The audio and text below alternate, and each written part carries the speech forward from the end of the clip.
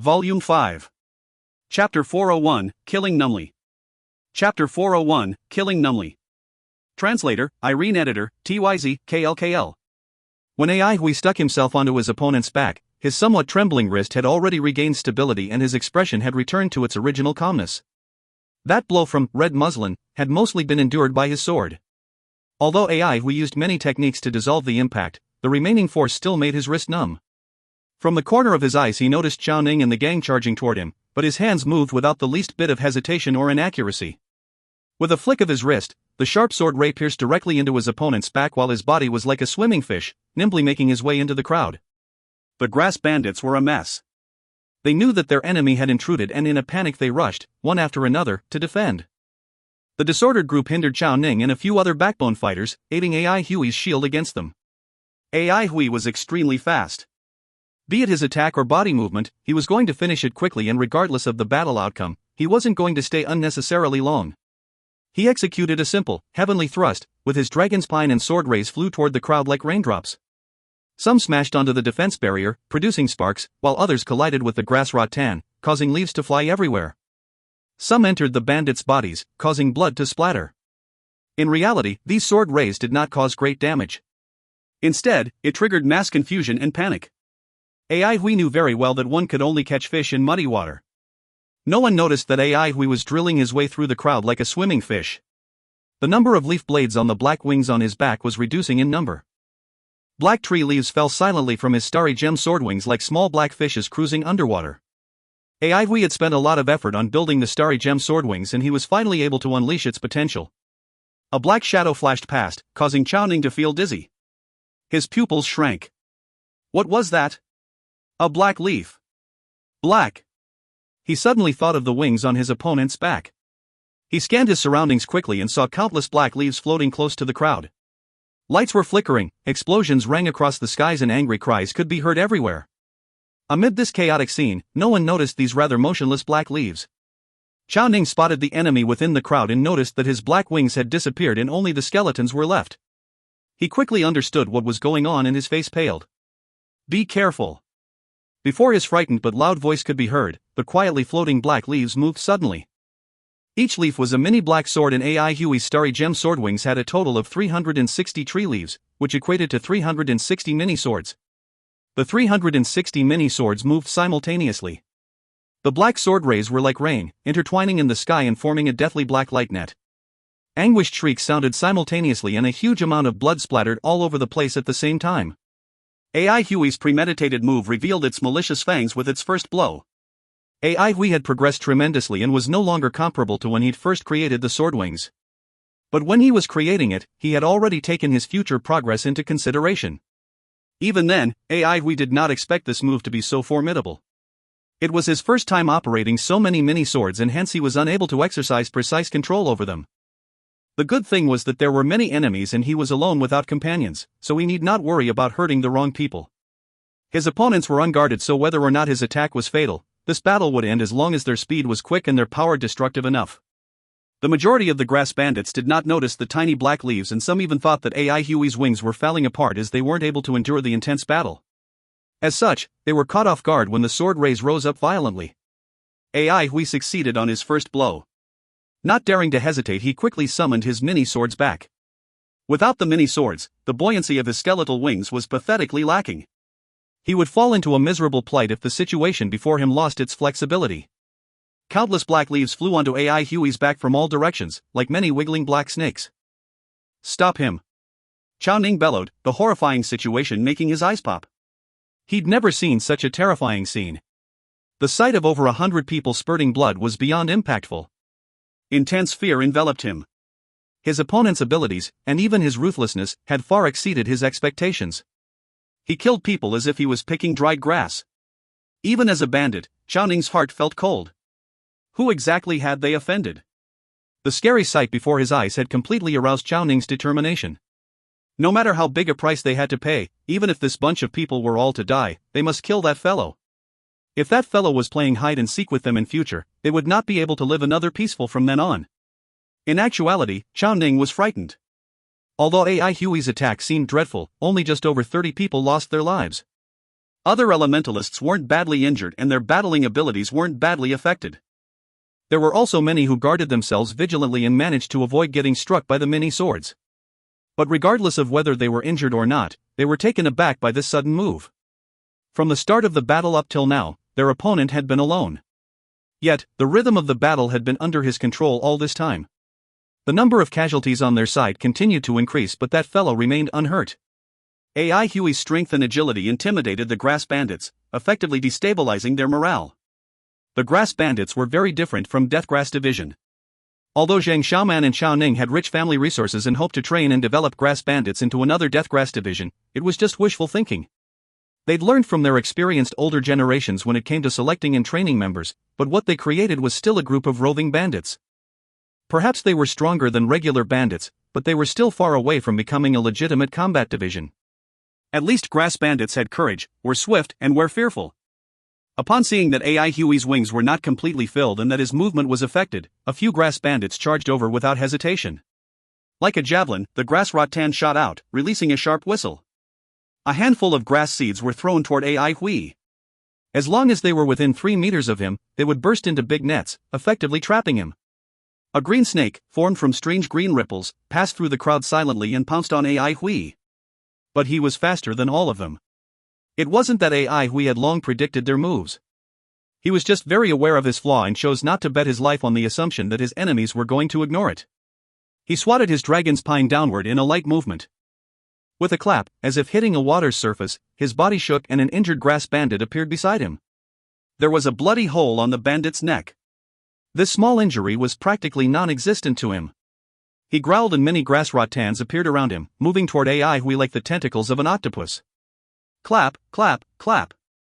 The sword in AI Huey's hand accurately struck all of the grass rattans. The bandit's body stiffened as a sword ray shot through a grass rattan, pierced his chest and exited from his back. AI Huey's legs were like springs. He stepped on the grass rattan forcefully like an agile cheetah, and with a change of direction, he entered an empty spot in between two grass bandits. The black leaves formed a black snake that flew nimbly toward the skeleton wings on AI Huey's back. The leaves quickly adhered themselves onto the wings. AI Hui was fast like lightning. His outstanding body was of an important use in this crucial moment.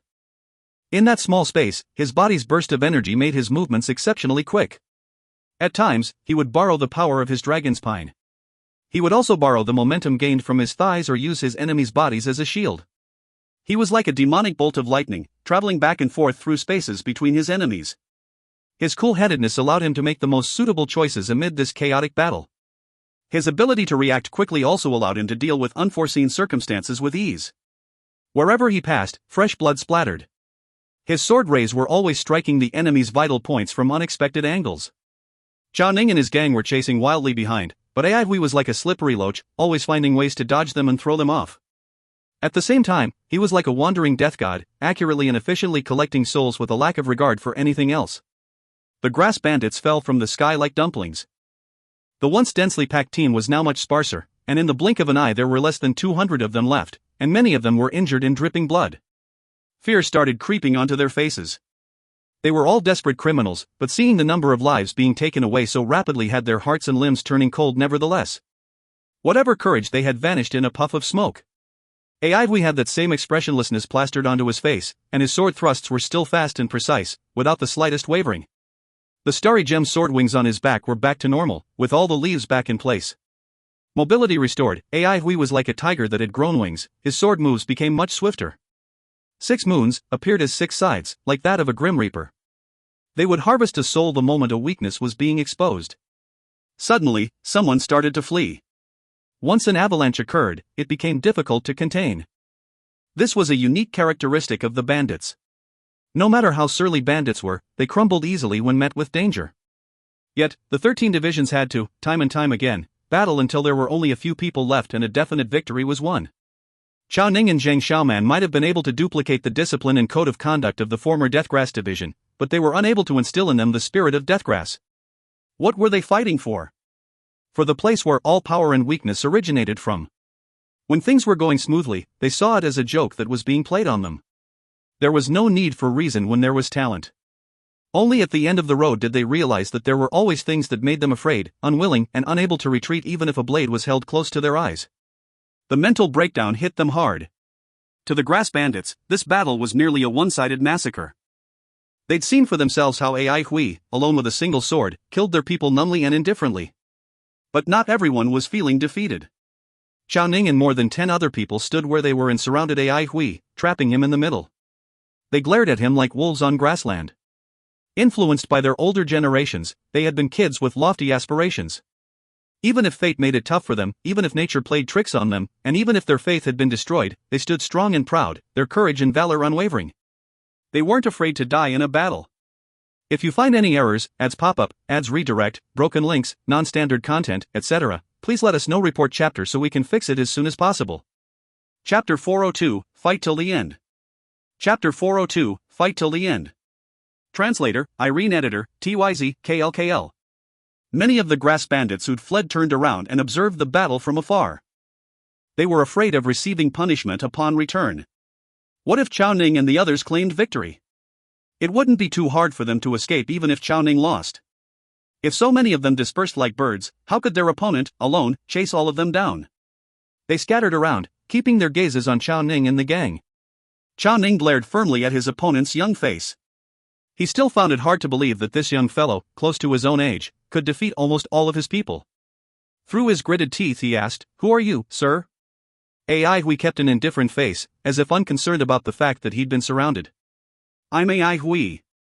Chao Ning opened his eyes wide. He finally understood why that fellow looked so familiar. The Lightning Blade's Mirage Bean Pod had spread across the whole Avalon of 5 elements and Jadeite Forest as well. And why wouldn't the grass bandits located between Jadeite Forest and Pallet Cloud Village know about it? In fact, at that time, Chao Ning couldn't help but praise that good fellow. AI Hui's performance in the Battle of Central Pine City was admirable even to those who were judgmental. A complicated look flashed across the faces of not only him, but of the other bandits as well. They'd all seen the clip and were aware of AI Hui's past achievements. Only after their real-life match did they realize that AI Hui's abilities were much stronger than what was reflected in the movie Beanpod. A person's reputation was like the shadow of a tree, never disappearing. AI Hui showed potential in becoming Central Pine Faction's leader.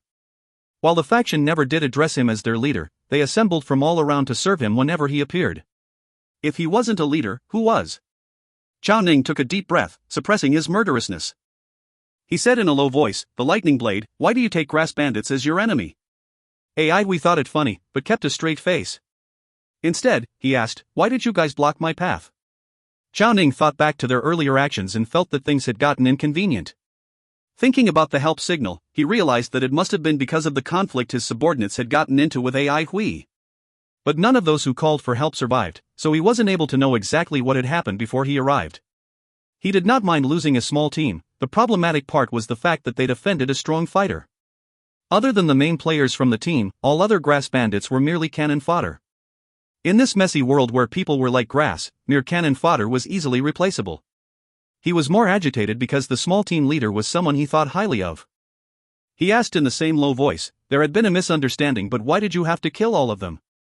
"We know about the Lightning Blade, and if the team from earlier had known about your identity, why would they have made things difficult for you?" AI Hui looked at him before responding, somewhat mockingly, "That was not what your noble subordinate said. Resist and be killed was what they said. After thinking about it, I was certain that I could not allow that to happen, so killing them was the only way out." Chao Ning replied harshly, "Seems like you're belittling us, with no desire to dissolve the misunderstanding or give us a proper explanation. In that case, we will have to talk with our swords and fight till the end." "Fight till the end?" AI Hui nodded. "All right, I did not say all that wanting to resolve this misunderstanding. I'm also uninterested in your explanation and words. I just want to let you know something, He scanned slowly across the observing grass bandits with a piercing gaze, his voice sonorous and impactful. "I, AI Hui, am heading toward Asakusa City to visit Senior Mingxiu. Those who obstruct my path shall die and those who stop me shall be killed. Senior Mingxiu stays away from worldly affairs, so whoever tries to do her harm will have to face me afterwards. I will do whatever it takes to track and destroy him and all 3 generations of his family. Just to let you know." The last sentence seemed to echo, rising in spirals along with the surge of elemental energy, causing those present to turn pale. Silence. There was an ominous glint in Chao Ning's eyes when he muttered softly, "So you're here for her." A few others made eye contact and a vengeful look appeared on their faces. A murderous-looking AI Hui lowered his head suddenly and laughed. There, a simple test was all it took. With an intense murder-lust-filled smile, AI Huey's body shot forward toward Chowning in a swift manner. Confirming his suspicions, AI Huey wasn't the least bit elated. He would rather have guessed wrongly and would rather have been overly sensitive. Grass bandits had plans for Senior Mingxiu indeed. Before, he had no malice toward the grass bandits. There was nothing strange about getting to the top by ridding oneself of those at the bottom, just like the poor folks, Gutianing, and so on. In this chaotic world, there was no disguise. The law of the jungle became even more direct and bloody.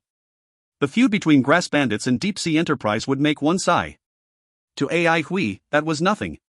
Whether or not grass bandits was admirable, good or evil, it had nothing to do with him. He wasn't the guild and wasn't required to determine others' fate. He need not rule the world. His world was very small and only a few people existed within it. Whether those outside it lived or died, whether the world lived or died, he did not care. Such was his relationship with the grass bandits. Before this, they were neither friends nor enemies and had nothing to do with one another. But Senior Mingxiu was included in his small world, so whoever made her their enemy made him theirs as well. Those who targeted her, target him too. He did not care if people treated him as an enemy. He wouldn't take it to heart. In fact, when killing, he could even understand where they were coming from. No one had it easy, right? But he could never forgive those who try to harm his senior. No, rather than being unable to forgive, he couldn't stop himself detesting them. He seldom developed such intense emotions, but when those in his world were involved he just couldn't control the hatred within. It was just the way he was, selfish and narrow-minded. He was like a stingy landlord, guarding whatever barren land he had. He was just a nobody and had little tolerance. But once his limited land had intruders, AI Huey's counterattack would be exceptionally ferocious and reckless. No matter how strong his opponents were, he wouldn't hesitate to charge toward them like moths toward flames. His world was barren and desolate to begin with and the things he cherished were few, so why wouldn't he protect them with all that he had? The hatred emerging from deep within his heart had no influence over his actions. He kept his usual calmness, throwing himself and his enemies onto the chessboard. AI Huey's objective had never been this resolute. He just wanted to kill all of them right now. Facing AI Hui, who was charging toward him, Chowning rushed forward with a growl. The elemental energy within his whole body was bubbling. Earlier, AI Hui had been slippery, like a loach and Chowning couldn't even grab hold of his clothes. He could only watch him slip away and slaughter his members. It was only natural, then, that flames were raging within his heart. Right now, AI Hui chose to meet force with force, striking those below him. They had the advantage in terms of numbers, and regardless of how strong AI Hui was, he wasn't a master. He was still in second elemental realm after all, so no matter how powerful his inherited arts and skills were, his elemental consumption was significant and definite. Chowning practiced 3 sun hatchets of Aoki. He had a tall, naturally powerful and sturdy frame, which was extremely well suited for this absolute art. Practically every generation of the Chow family had served Deathgrass Division and had rich battling experience. Chowning held onto 2 solid hatchets, a stopgap for the Chow family's most valued 3 sun hatchets since they'd fallen into Deep-Sea Enterprises' hands. His moves were well controlled, each axe producing a big sheet of green light. These green lights were firm and forceful. AI Huey's sword rays fell onto them, but only sparks lit up. His rays were unable to deal a blow to them at all. Furthermore, they did not disperse immediately upon appearing, causing Chowning's surroundings to be covered in layer upon layer of green lights that became increasingly thick. His whole body was completely engulfed in the lights, which became an incomparably solid armor. AI Hui executed different moves consecutively, but was unable to shake up these dense green lights. Some others made eye contact before moving forward to surround AI Hui. One of them reached about 20 to 25 meters behind AI Hui before throwing a handful of grass seeds forward. In order not to catch AI Huey's attention, he did not shoot them directly at AI Hui. Instead, the seeds floated toward him slowly like how duckweeds would on water. The others started attacking as well. Suddenly, the elementalist who was carefully controlling the seeds shuddered, as if being spotted by a lurking poisonous snake. Cold air tingled the back of his neck. With his rich battling experience, he just knew that he was in trouble. Not good. With a hand summoning elemental energy, he patted his neck at lightning speed, but to no avail as nothing had been struck. A moon-shaped sword ray about the size of a palm coiled around his neck and spun. A head fell onto the ground. The grass seeds lost control in midair and exploded like stir-fried beans. Chowning, who was surrounded by the green lights, shouted with his eyes popping, "Old 5." He realized at this point that he had fallen into AI Huey's evil plan. AI Hui had long figured out their intentions. Chao Ning would cling onto the enemy while the rest mounted sneak attacks. This strategy was something they were very familiar with. AI Hui pretended not to sense it and appeared as though he'd been distracted by Chao Ning when in fact he had his eyes on the others. The time that the remaining few got ready to attack was exactly the time they had their guard down. 6 Moons was like a silent killer, dealing them a fatal blow. Fresh blood splattered everywhere simultaneously once again, but the areas of attack were different. Some were wounded in their necks and hearts while others were hit in their lower vital organs, extremely treacherous and vicious on AI Hui's part. The sudden form reversal had everyone dumbstruck. Chao Ning sensed danger and the odor of death. Even during the night of the bloodbath, the aura of death wasn't this intense and palpable. He was going to die here today, he thought all of a sudden. The lightning blade indeed, living well up to his name, Chao Ning thought in admiration, without the least bit of regret. They had been planning this strategy for a long time. Lu Mingxiu was their enemy and so was the whole Lu family. Who could stand alone in this chaotic world?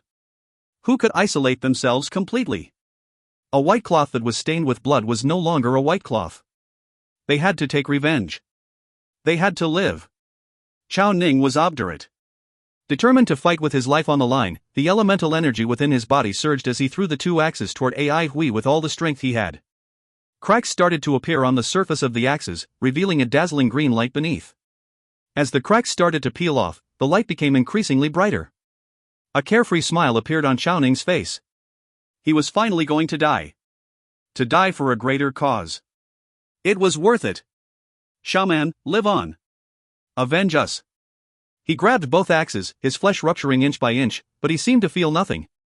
He utilized all the strength he possessed in his body as fresh blood sprayed out. The 2 solid axes, wrapped in green light, got closer and closer.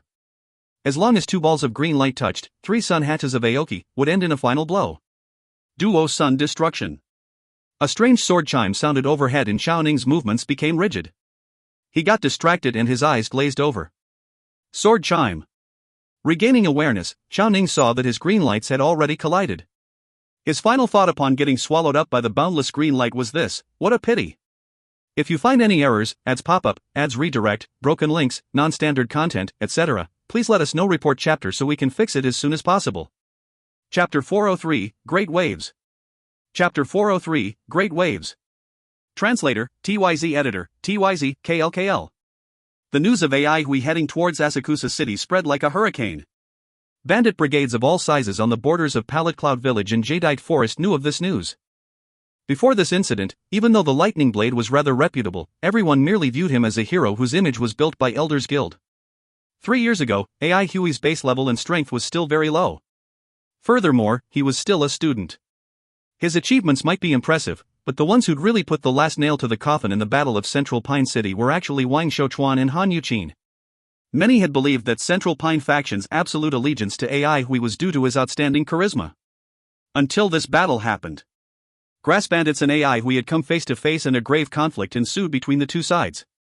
AI Hui was not injured at all, while the Grass Bandits suffered disastrous losses and sustained over 200 deaths. This was the first time the Grass Bandits had encountered such a situation since their establishment. Furthermore, the death of Chao Ning by AI Hui's hands awed various outstanding heroes and raised AI Hui's reputation to a new level. Everyone had no choice but to see the legendary Lightning Blade in a completely different light. The strength of the famous Lightning Blade was actually so powerful. He single-handedly took on all of the Grass Bandits and slaughtered them with total disregard for their lives. He'd slain one of their key commanders and routed his men. These accomplishments had certainly shocked everyone. The number of deaths in this battle also demonstrated another side of the Lightning Blade. Similarly, this result also shocked everyone. A lot of people had realized that the Lightning Blade was somebody that was not to be provoked. Another person who became famous from this battle was Mingxiu. Lu Mingxiu led a low-profile life in Asakusa City. Furthermore, the Lu family was under secret protection. Very few people knew of Mingxiu's true background. In the past, the area surrounding Asakusa City was like a tranquil and peaceful lake. However, AI Hui threw a huge rock into it and swept up great waves. The sensation caused by AI Hui caught various powers that were hiding in the dark, off guard. The serene lake had been disturbed. Before AI Hui even reached Asakusa City, the impact of this battle had already spread across the state. The stronghold of the Grass Bandits was very far from Asakusa City. One would need to fly for 2 days and 2 nights straight to get there. For the last 2 years, in a time of chaos, the expansion of the Grass Bandits had been very fast. From the initial 30 members, their numbers had grown to over 4,000 members. The current Grass Bandits had become an influential powerhouse on the border of Jadeite Forest. The stronghold of the Grass Bandits had grown from a few treehouses to a heavily guarded stockade that had a perimeter of over 5 kilometers. The canopy of numerous tall and imposing trees had covered the sky. If they were to be invaded by their enemies, the canopy would emit a protective light screen that possessed outstanding defensive capabilities. Additionally, the branches that were near the canopy were overgrown with bone umbrella rasher. The bone umbrella rasher was a type of rasher mushroom that was specially cultivated for defensive purposes. Its cap looked like a round plate and was covered with veined patterns. Since it looked like an umbrella made up of bones, it was called bone umbrella rasher. Each bone umbrella rasher had 5 to 10 bone arrows grown within it. Whenever they encountered enemy attacks, they would fire these bone arrows continuously. Vines could be seen everywhere on the trees, and calabashes of various colors were also hung on some of these vines. These calabashes were the famous calabash cannons. They could shoot out the calabash seeds within them. The color of a calabash cannon represented its elemental type. Beneath the thick and dense canopy, the houses were neatly built. Pumpkin lamps that emitted a gentle glow could be found everywhere. As such, the stronghold was not at all dark even if it was beneath the thick and dense canopy. If a stranger came to this place, he or she would have thought this was an encampment of a wood elemental combat division. In reality, this stronghold was in fact built based on the standards of a combat division. The discussion hall was formed by 4 extremely sturdy and durable diamond fleabane trees. Their trunks and branches had completely fused together to form a gigantic hall. The discussion hall was not really spacious. It could only hold up to 70 to 80 people. Out of these people, 20 of them were Jin Xiuman's trusted comrades that had been part of the Grass Bandits since the beginning. Who exactly is the one that leaked out the news? How did AI Hui know that we want to target Lu Mingxiu? It must be that AI Hui had already gotten the news beforehand and he rushed over just for her.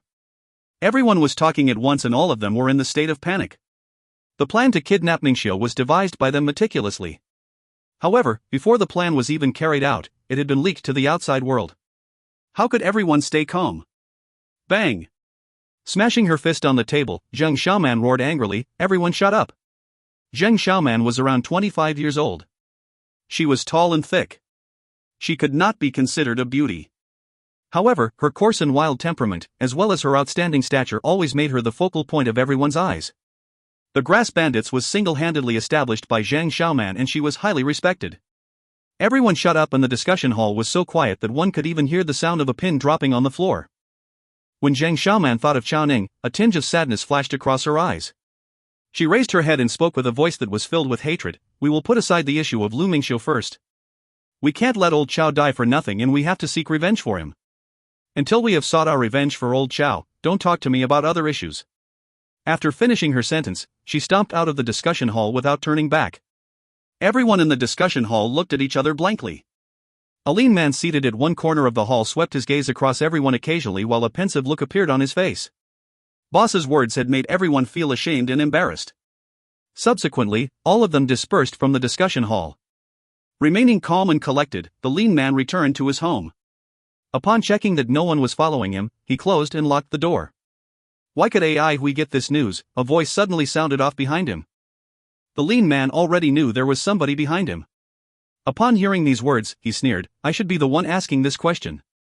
For the past few days, the stronghold has been completely disconnected from the outside world and no news or information could travel out of this place. Hiding his face in the shadow, the cloaked figure replied coldly, "My side will never divulge this information."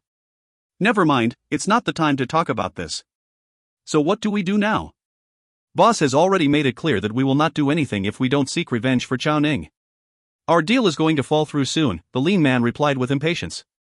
"A mere lightning blade is enough to scare all of you to this extent," the cloaked figure in the shadow mocked. "Alright then, you shall go and kill the lightning blade and I will pass his head to boss. We can immediately start planning now." The lean man laughed coldly. The cloaked figure was speechless. Chao Ning was slain and his 300 followers were either killed or severely wounded. This was indeed an impressive accomplishment. The cloaked figure muttered to himself irresolutely. Following which, he softened his tone, "We really have to think of a way. We can't blankly watch on as this great deal falls through." The lean man's facial expression became solemn as well. He knew this deal was something that the Grass Bandits definitely could not give up on. Jadeite Forest. A fiery floating cloud that bore the emblem of the Lu family was flying at top speed in the sky, apparently heading for Asakusa City. Upon seeing that the fiery floating cloud bore the emblem of the Lu family, the bamboo carts along the way quickly got out of its way. One could see how powerful the Lu family was in Jadeite Forest. Within the fiery floating cloud, in a simple and unadorned study room, an imposing man was immersed in his work. An old servant was standing in one corner of the room. An unending stream of subordinates were entering and exiting the room, stacking his tables with countless reports. Everyone that entered or exited his room was extremely careful. They tried to make as little noise as possible for fear of disturbing their division leader. The person who was immersed in his work was the current division leader of Deathgrass Division, Lu Feng. Without raising his head, he asked, "Have you prepared the gifts for Mingxiu?" The silent old servant standing in the corner of the room quickly replied, "The gifts have already been prepared. All of them are Miss Mingxiu's favorite items. Textiles that have been passed down for past generations, some famous paintings and an ancient artifact remnant." Artifact remnant? Lu Feng's hands trembled. It should be a flag and it is badly corroded. However, the embroidery on the flag is extremely exquisite. "I think Miss Mingxiu will like it and I made my own decision to add it as one of the gifts," the old servant replied respectfully. "Well done," Lu Feng praised the old servant. After staying silent for a while, Lu Feng continued, "Since you have worked diligently in handling your daily chores, I will not treat you unfairly. Ask that nephew of yours to report to the division next month." A look of happiness appeared on the old servant's face and he quickly thanked Lu Feng. "Thank you, sir." At this moment, one of Lu Feng's subordinate ran into the room hastily. "Sir, this is the report that I have just received and it's related to Miss Mingxiu. I sent it over here as soon as possible." "Related to Mingxiu? Pass it to me now." Lu Feng stopped what he was doing and raised his head. He had a majestic appearance. His lips were thin and long and his nose bridge was high and imposing. His forehead was sparkling and prominent and his eyes were bright and full of expression. After taking the report, Lu Feng began to read it carefully. Following which, he could not help but let out a gasp of surprise. Chao Ning was killed? The more he read the report, the more shocked he felt. More than 200 out of Chao Ning's 300 followers were either killed or severely wounded. This forced Chao Ning to use a move that ensured mutual destruction. However, in the end, not only was Ai Hui uninjured, but all of Chao Ning's trusted subordinates were killed. Lu Feng definitely knew about Chao Ning. The Grass Bandits were Deathgrass Division's archenemy. Lu Feng had been thinking of ways to deal with them. However, the Grass Bandits' fighting capabilities were outstanding and they were swift-moving. Chao Ning was one of the Grass Bandits' generals, but Ai Hui was actually able to take him down single-handedly. From the number of casualties, Lu Feng could tell that Ai Hui was a vicious and merciless individual that killed people with total disregard for their lives. Without raising his head, Lu Feng ordered the old servant, "Go and bring me Ai Hui's file." "Yes," the old man quickly replied. Very soon, the file containing information about Ai Hui was placed before Lu Feng.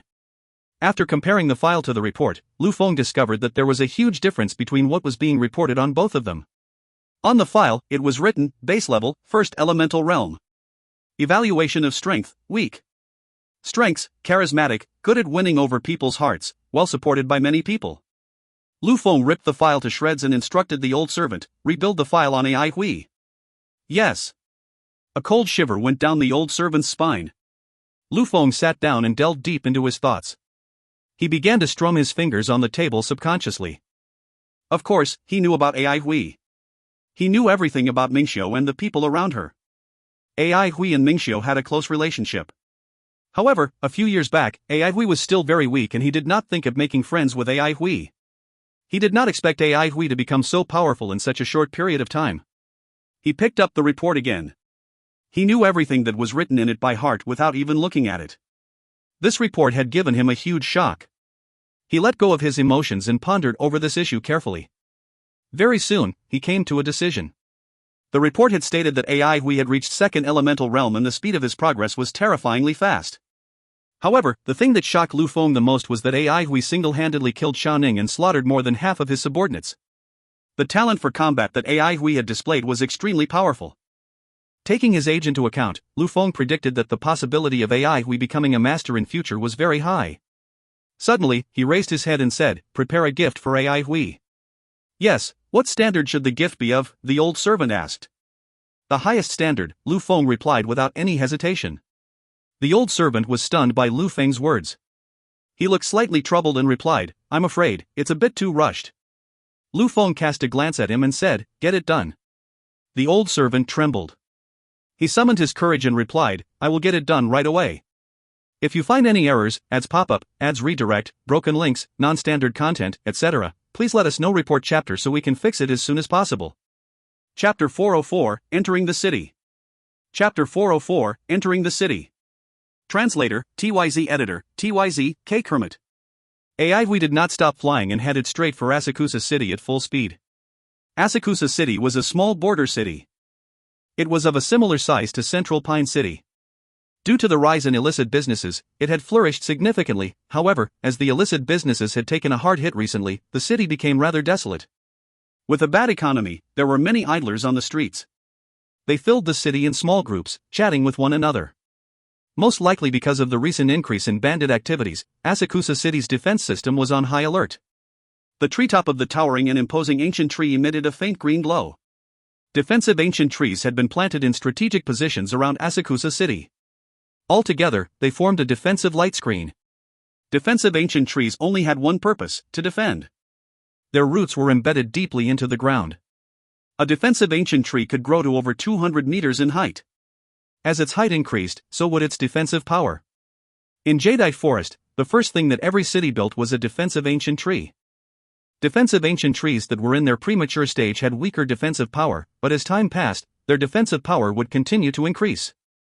The light screens formed by defensive ancient trees were useful in protecting a city from aerial attacks. Even though Asakusa City was not really huge, it was an extremely old city. It had 3 defensive ancient trees that were over 100 meters tall. These 3 defensive ancient trees had extremely strong defensive power. Any ordinary bandits that wanted to invade a city like Asakusa City were simply indulging in wishful thinking. Actually, we felt that wood elementalists were the most suitable ones to build cities in the wilderness. Defensive ancient trees could only be cultivated by specialized wood elementalists. If a defensive ancient tree was cultivated by a wood elemental master, its defensive power would be even stronger. Given the current relationship between Elders Guild and Jadeite Forest, however, asking these two factions to join hands was being even more delusional than the bandits that wanted to invade Asakusa City. We only knew that his senior's embroidery workshop was somewhere in Asakusa City and had to ask around for its exact location. He descended from the sky and landed at the city gate. The guard at the city gate looked at him lazily. We did not care about him at all. When a city was not under attack, the guards at the city gate would always behave like this. All of a sudden, the guard's lazy gaze froze. His hand involuntarily pulled on his comrade's sleeve. His daydreaming comrade returned to his senses and asked with irritation, "What?" He noticed his comrade's gaze and followed its line of sight. "Oh, an ordinary-looking fellow. His base level is only at second elemental realm. Isn't this kind of individual found everywhere? What's the fuss about? He still uses a sword. A swordsman, with black-colored azure wings, a slightly familiar face." He was dumbstruck. We did not really care about the 2 guards looking at him, but felt slightly uncomfortable when the 2 guards' gazes fixed onto him. He turned his face around and asked bluntly, "Is there any problem?" The 2 guards returned to their senses. Their faces turned deathly white as they kept on shaking their heads. We cast a puzzled look at both of them, but since they were not finding trouble with him, he did not care about them and walked right through the city gate. The entrance into the city was very long, resembling a dark and gloomy tunnel. Exiting the tunnel was like walking out of the darkness, as was engulfed by sunlight. The clamor of the streets was filled with an aura of vitality. Shut his eyes and enjoyed the warmth of the sunlight. The lively aura of vitality made him feel comfortable. Holding his sword in one hand, he spread his arms wide open and looked as if he wanted to embrace this world. The sunlight was warm and comfortable as usual. The lively clamor of the streets seemed to be slightly softer than just now. It got slightly softer once more. Silence. Dead silence. What had happened? Was stunned. He did not sense any signs of impending doom or the presence of an expert. Quickly opened his eyes to see what happened. Following which, he froze. Everyone on the street looked as if they were being cursed by a petrification spell. They were motionless. The weird thing was that their gazes were fixated on him. Silence. An awkward silence. Subconsciously looked at himself. "Oh, my clothes are slightly tattered, old, and dirty. What else? I did not wear my pants wrong." He raised his head. Whoosh. The previously statue-like figures came to life and ran off in a panic like alarmed birds. A few of them were so terrified that they tripped and fell before scrambling away. Before we could react, the previously bustling streets had become empty. Dead silence. The dumbstruck we took a long while to return to his senses. How do I ask for directions now? 1 hour later, Mingxiu was reprimanding we inside the embroidery workshop. You're no longer a teenager but a leader now, why are you always so rash? Well done, now everyone in the city knows what you did. All I want is a peaceful life and you have to mess it up.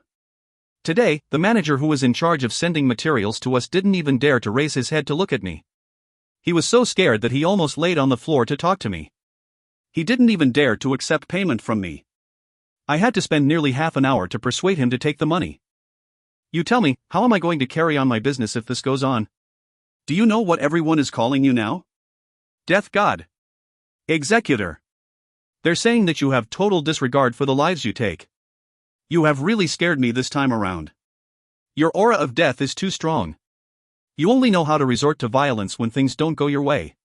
How long have you not been practicing embroidery? It's not that I want to nag at you, but it's time for you to grow up and stop resorting to violence for everything. You're not young anymore. Even if you want to kill people, you have to do a clean job out of it. Why did you leave so many survivors this time around? Do you need me to help you? Initially, Hui had an obedient look on his face. Every now and then, he would say, yes, you're right, or why didn't I think of that, or even something like, the next time I see them, I will be polite and amiable and talk about life with them, but... However, as he continued to listen to Senior Mingxiu's nagging, his facial expression became more and more blank.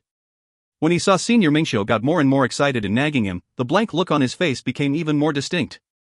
Mingxiu was very pleased with herself. Within seconds, she turned back to her usual gentle self. She softened her tone and said with a demure voice, Junior, no one understands your temperament more than I do. To be able to make you take action, they must be the ones who provoked you first. To be able to make you treat them so ruthlessly, they must have provoked you quite badly. However, killing people is still a sin after all. Killing people will demonize you. Junior, don't be like them. Be more forgiving and treat people with kindness. Don't endanger yourself. Furthermore, how can I let you draw your sword when you're in Jadeite Forest? Wouldn't that make me a useless senior? Her tone was as gentle as water. We felt weak just by listening to her. Don't make this kind of mistake in the future again, okay? Master and mistress are not around, so senior has to take good care of you. Yes, we replied obediently. The female embroiderers of the embroidery workshop were peeking at Hui. Their eyes were filled with curiosity as they discussed him in a low volume. One female embroiderer's face was filled with infatuation. So he is the lightning blade? He doesn't look fierce or ruthless at all. He is so cute. Cute? Do you know how many people he has killed? There are enough corpses to fill up the entire embroidery workshop, another short-haired girl sneered. Upon hearing these words, an uproar broke out among the rest of the female embroiderers. The way that the short-haired girl described the scene was too vivid. If I have nightmares tonight, it's all thanks to you. How can you say such frightening words? It's scary. Oh my god, how do I work overnight shift in the future? After hearing these words, the short-haired girl's face also turned slightly pale. Apparently, she had been frightened by her own words. A female senior embroiderer looked deeply worried. Boss is even fiercer than him. She has already scolded him for so long. I really hope she doesn't piss him off. What if he decides to create a ruckus in the workshop? Then all of us will be killed like a bunch of chicks. The infatuated girl's eyes lit up and she replied, am I the only who thinks that he is cute? Look at how bright his smile is. I'm sure his smile is also that bright when he kills someone, the short-haired girl sneered and blurted out. Are you trying to keep us from having a peaceful sleep tonight? Beat her up.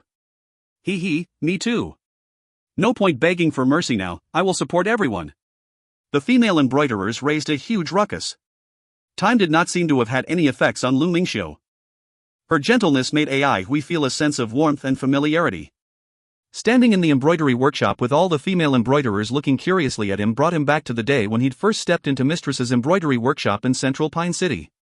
It was then that Hui realized that the arrangements of his senior's embroidery workshop were exactly the same as his mistress's. Senior must miss mistress very much. Come and help me out. Recently, the deadlines are rather tight and there are a lot of orders. We don't have enough employees as well. Luckily, you are here. Alright.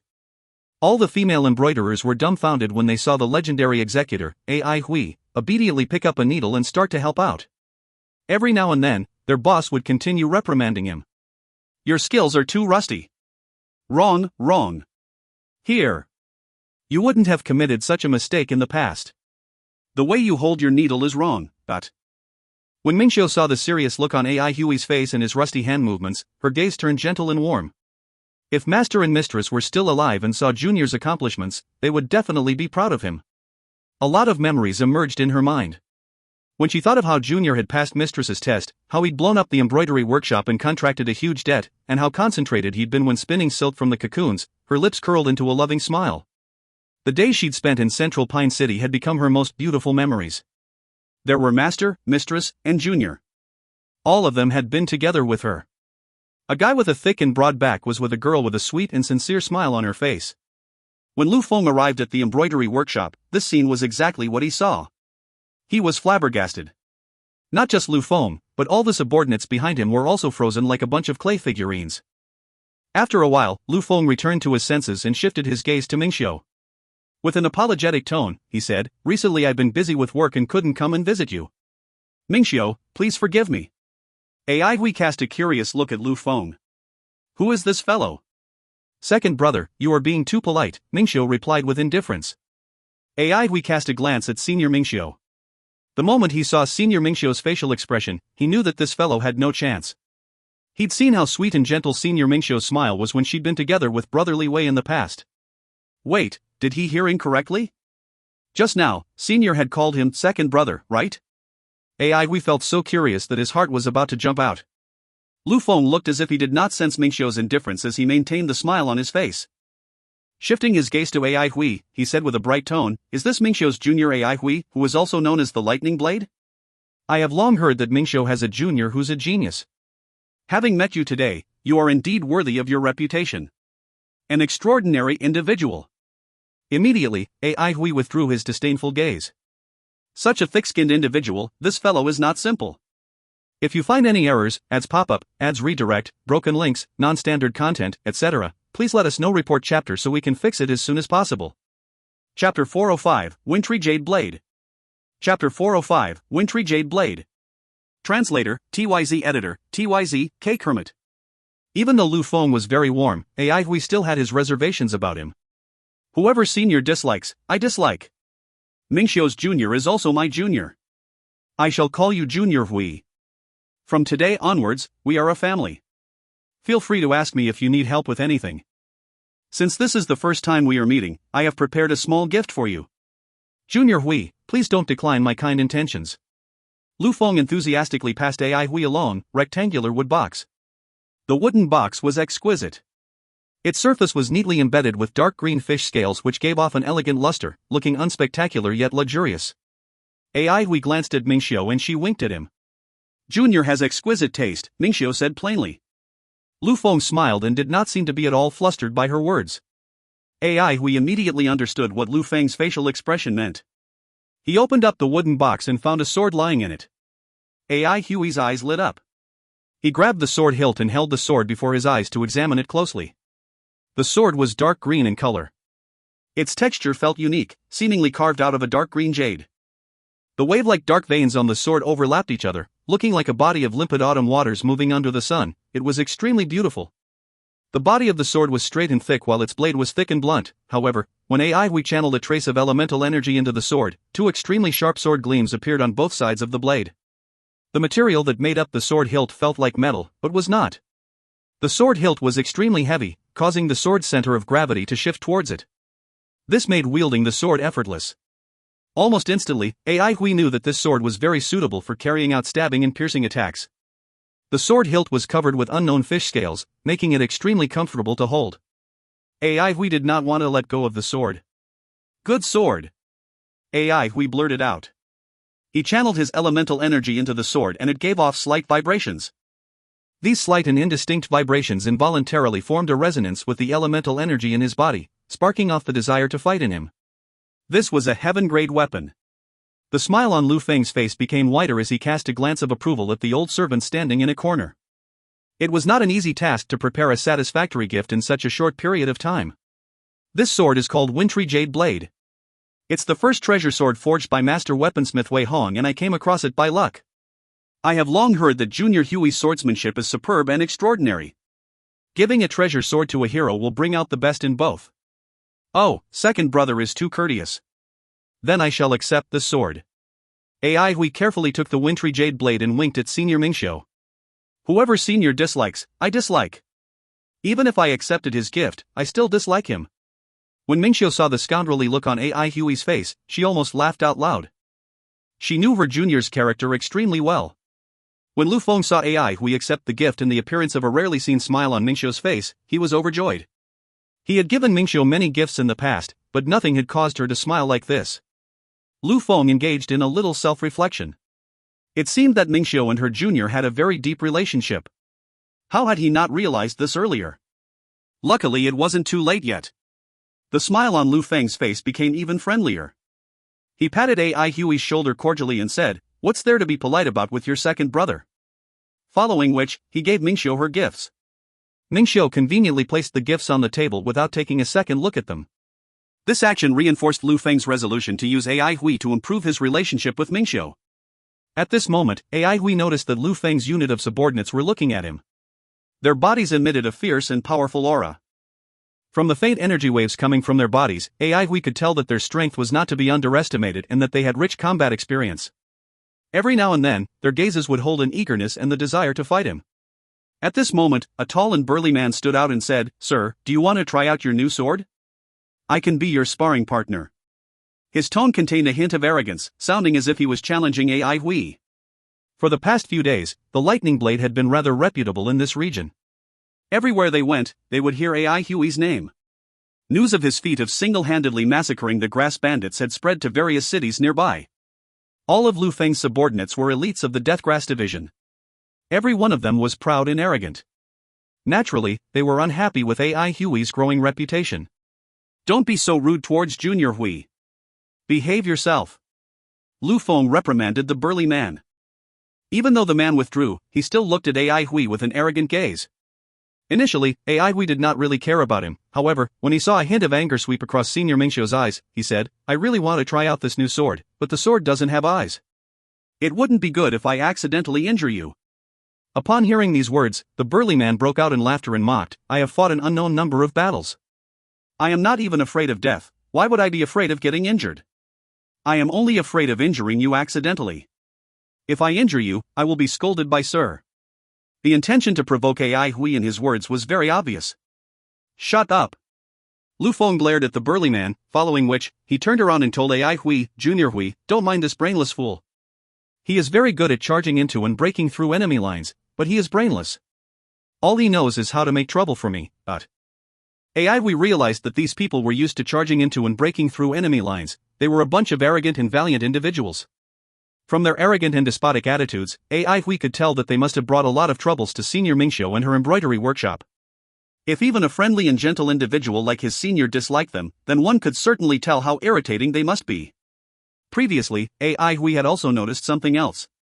One of Lu Feng's subordinates looked at the workshop's female embroiderers continuously, and when his eyes met theirs, their faces turned white with fear. Apparently, they were terrified of Lu Feng's subordinates. Ai Hui smiled. Second brother is being too serious. Only a true hero has such a straightforward nature. Why would a true man be afraid of getting injured? Only by engaging in a real fight can a weapon then display its true capabilities. I am truly interested in trying out this new sword gifted by second brother. Lu Feng pretended to be hesitant. He wanted to see Ai Hui's capabilities for himself as well. After all, he only knew the rumors about Ai Hui. Rumors couldn't beat watching him in action with his own eyes. His strategy for dealing with Ai Hui would change according to his actual strength. Ai Hui continued, "Of course, it is not possible for me to fight with him." Upon hearing this, a mocking look appeared on the burly man's face. A similar look of contempt also appeared on the rest of Lu Feng's subordinates' faces. They felt Ai Hui had bragged so much just to withdraw at the last moment. Lu Feng felt slightly disappointed as well. Just as he was about to say something, Ai Hui spoke again, "After all, I am a slightly reputable individual now. Where will I hide my face if the news of me bullying an unknown individual like him spreads to the outside world? Mingxiu chuckled when she saw her junior talking nonsense with a straight face. Lu Feng was stunned. The burly man's face flushed with anger and his eyes looked as if they could spit flame. After being called an unknown individual, a strong sense of humiliation engulfed his body like blazing flames. He felt as if he was going to explode. He clenched his fists so hard that they produced cracking sounds. The rest of Lu Feng's subordinates' faces turned ugly. Ever since the rebuilding process of the Deathgrass Division began, all of them had achieved countless accomplishments. As such, it was natural for them to be infuriated after being humiliated by AI Hui. AI Hui put a reluctant look on his face. Therefore, I have to trouble second brother to find an assistant for him. I think this fellow looks rather extraordinary. How about him then? Even though defeating two unknown individuals isn't something to be proud of, it's still not that embarrassing. I hope second brother can grant me this wish. Reputation doesn't come by easily and I need to depend on my tiny bit to make a living. The lean guy AI we had chosen was the one who had previously been checking out the workshop's female embroiderers. The lean guy did not expect to be chosen. Soon after, he stepped out and sneered, "An unknown individual like me really wants to learn a thing or two from you. I want to see how sharp the sword of a reputable individual is." AI Hui's words had also made Lu Feng's face turn slightly ugly. These trusted elites of his had been specially chosen by him. They had followed him through countless battles and were his pride. He did not expect AI Hui to look down on them, but after all, he was someone that had a renowned status. Very soon, his facial expression returned to normal and he shifted his gaze to Mingxiu to ask, "Mingxiu, can you persuade him not to do this?" Even though Mingxiu was slightly worried, her facial expression remained the same. She replied indifferently, "I think what Junior said is right." Actually, she knew that these two were not some unknown individuals. The burly man was called Huo Dun. He specialized in spearmanship and his attacks were both ferocious and precise. Among Lu Feng's subordinates, he was always the one who led the charge against their enemy lines. He was brave and valiant. The lean one was called Xiao Senator. He specialized in using grass seeds and his attacking methods were cunning and unpredictable. All of Lu Feng's subordinates were experts that had been hired by him after he became the division leader of the Deathgrass Division. All of them had accrued countless military achievements, but due to the lack of overall experience and exposure, they were not well known. Regardless, they were still considered elites among elites. These powerful subordinates were directly connected to why Lu Feng could control the Deathgrass Division with absolute power. Lu Feng nodded and said, "Since this is the case, both of you shall do your best to learn from the lightning blade. Weapons don't have eyes. You can't complain if you suffer from any injuries. Mingxiu, what do you think?" One could not tell whether Lu Feng was happy or angry. "I agree." Mingxiu's voice was calm. She would be lying if she said that she wasn't worried about AI Hui, but she had a lot of confidence in her junior. She knew that her junior was gifted in combat. Since he had agreed to this sparring session, he must have the confidence to defeat them. Her junior would never seek to impress others by bragging about his capabilities. Alright, a battle between experts can also be considered a grand occasion. "Let us find a location and not destroy Mingxiu's embroidery workshop," said Lu Feng. "No need, there is a training arena in my embroidery workshop." "Follow me," replied Mingxiu. She led everyone to the backyard and a training arena appeared before their eyes. The arena was very big and was surrounded by specially made protective fences on which hung numerous cloth strips. These cloth strips were covered with complicated-looking designs that emitted a faint glow. 4 defensive ancient trees were planted at the 4 corners of the arena. Even though the defensive ancient trees were still young, the glow they gave off was enough to engulf the entire arena. "I didn't expect the embroidery workshop to have such a beautiful arena," remarked Lu Feng. The protective glow from the 4 defensive guardian trees and the cloth strips hanging on the fences formed a powerful protective light screen around the arena. Unless one was a master, he or she would not be able to break through this protective light screen. Mingxiu ignored him and opened up the arena. Without any hesitation, Huo Dun and Xiaosun entered the arena. Every now and then, both of them cast a malicious glance at AI Hui. "Be careful," Mingxiu reminded AI Hui. "Don't worry." AI Hui smiled. Holding the wintry jade blade in his hand, AI Hui strode into the arena. "If you find any errors, ads pop-up, ads redirect, broken links, non-standard content, etc., please let us know. Report chapter so we can fix it as soon as possible." Chapter 406, Fragmented Sword vs. Swirling Dragon. Chapter 406, Fragmented Sword vs. Swirling Dragon. Translator, TYZ Editor, X, TYZ. The feeling of holding the wintry jade blade in his hands felt really good and comfortable. AI Hui actually enjoyed holding it. His dragon's spine had been forged back when he was still in Central Pine City. Now, it had already become slightly unusable. After the intense battle with the grass bandits, cracks had formed on the body of the sword. Using the silverfold plum would expose his identity as Chu Xiaoyang, making it unsuitable for him to use it as well. He had been troubled over this issue for quite a while. The best feeling in the world is when someone passes you a pillow while you're dozing off. AI Hui cast a grateful glance at Lu Feng. I will definitely display the might of the wintry jade blade and teach your subordinates a lesson. As Hu Dan and Shaoxin stepped into the arena, the look of anger on their faces was replaced by a solemn one. Both of them were veterans that had been through countless gruesome battles. They knew that anger had no place in a fight. The positions where they stood were well coordinated as well. One was standing in front while the other was standing behind. Holding a thick vine spear in his hand, Hu Dan was standing in the front. Shaoxin stood at an inclined angle behind him. In between his fingers, there were different types of grass seeds as he prepared to attack at any moment. They were indeed experts. AI Hui praised them in his heart. His facial expression was calm as he channeled his elemental energy into the wintry jade blade. The sword vibrated slightly, resembling a wild beast pawing the ground before it charged toward its prey. The reason why AI Hui chose to fight two opponents at once was not because he was trying to show off. He actually had something else in mind. After training with Qingfeng, AI Hui's swordsmanship had improved tremendously. He could sense these improvements from his battle with Chao Ning. Recently, he was on a spree where his improvement rate was exceptionally high. The more battles he went through and the stronger the enemies he encountered during this period of time, the better it would be for his growth. This was the main reason why he chose to fight two people at once. Another reason was that AI Hui could sense that Lu Feng was pressuring Senior Mingxiu, which he did not like. Whether Lu Feng behaved like this because of his nature or because of the authority and power he had, AI Hui still did not like the way he was treating his senior. AI Hui was worried that Lu Feng might use certain forceful measures on Senior Mingxiu in the future. Senior Mingxiu had spent a lot of time and effort on the embroidery workshop. It was unlikely that she would leave the workshop so soon. Furthermore, her home was in the Jadeite Forest and AI Hui would depart for the hazardous wilderness very soon, so he was very worried about her. Senior Mingxiu would stay in Asakusa City for a long period of time.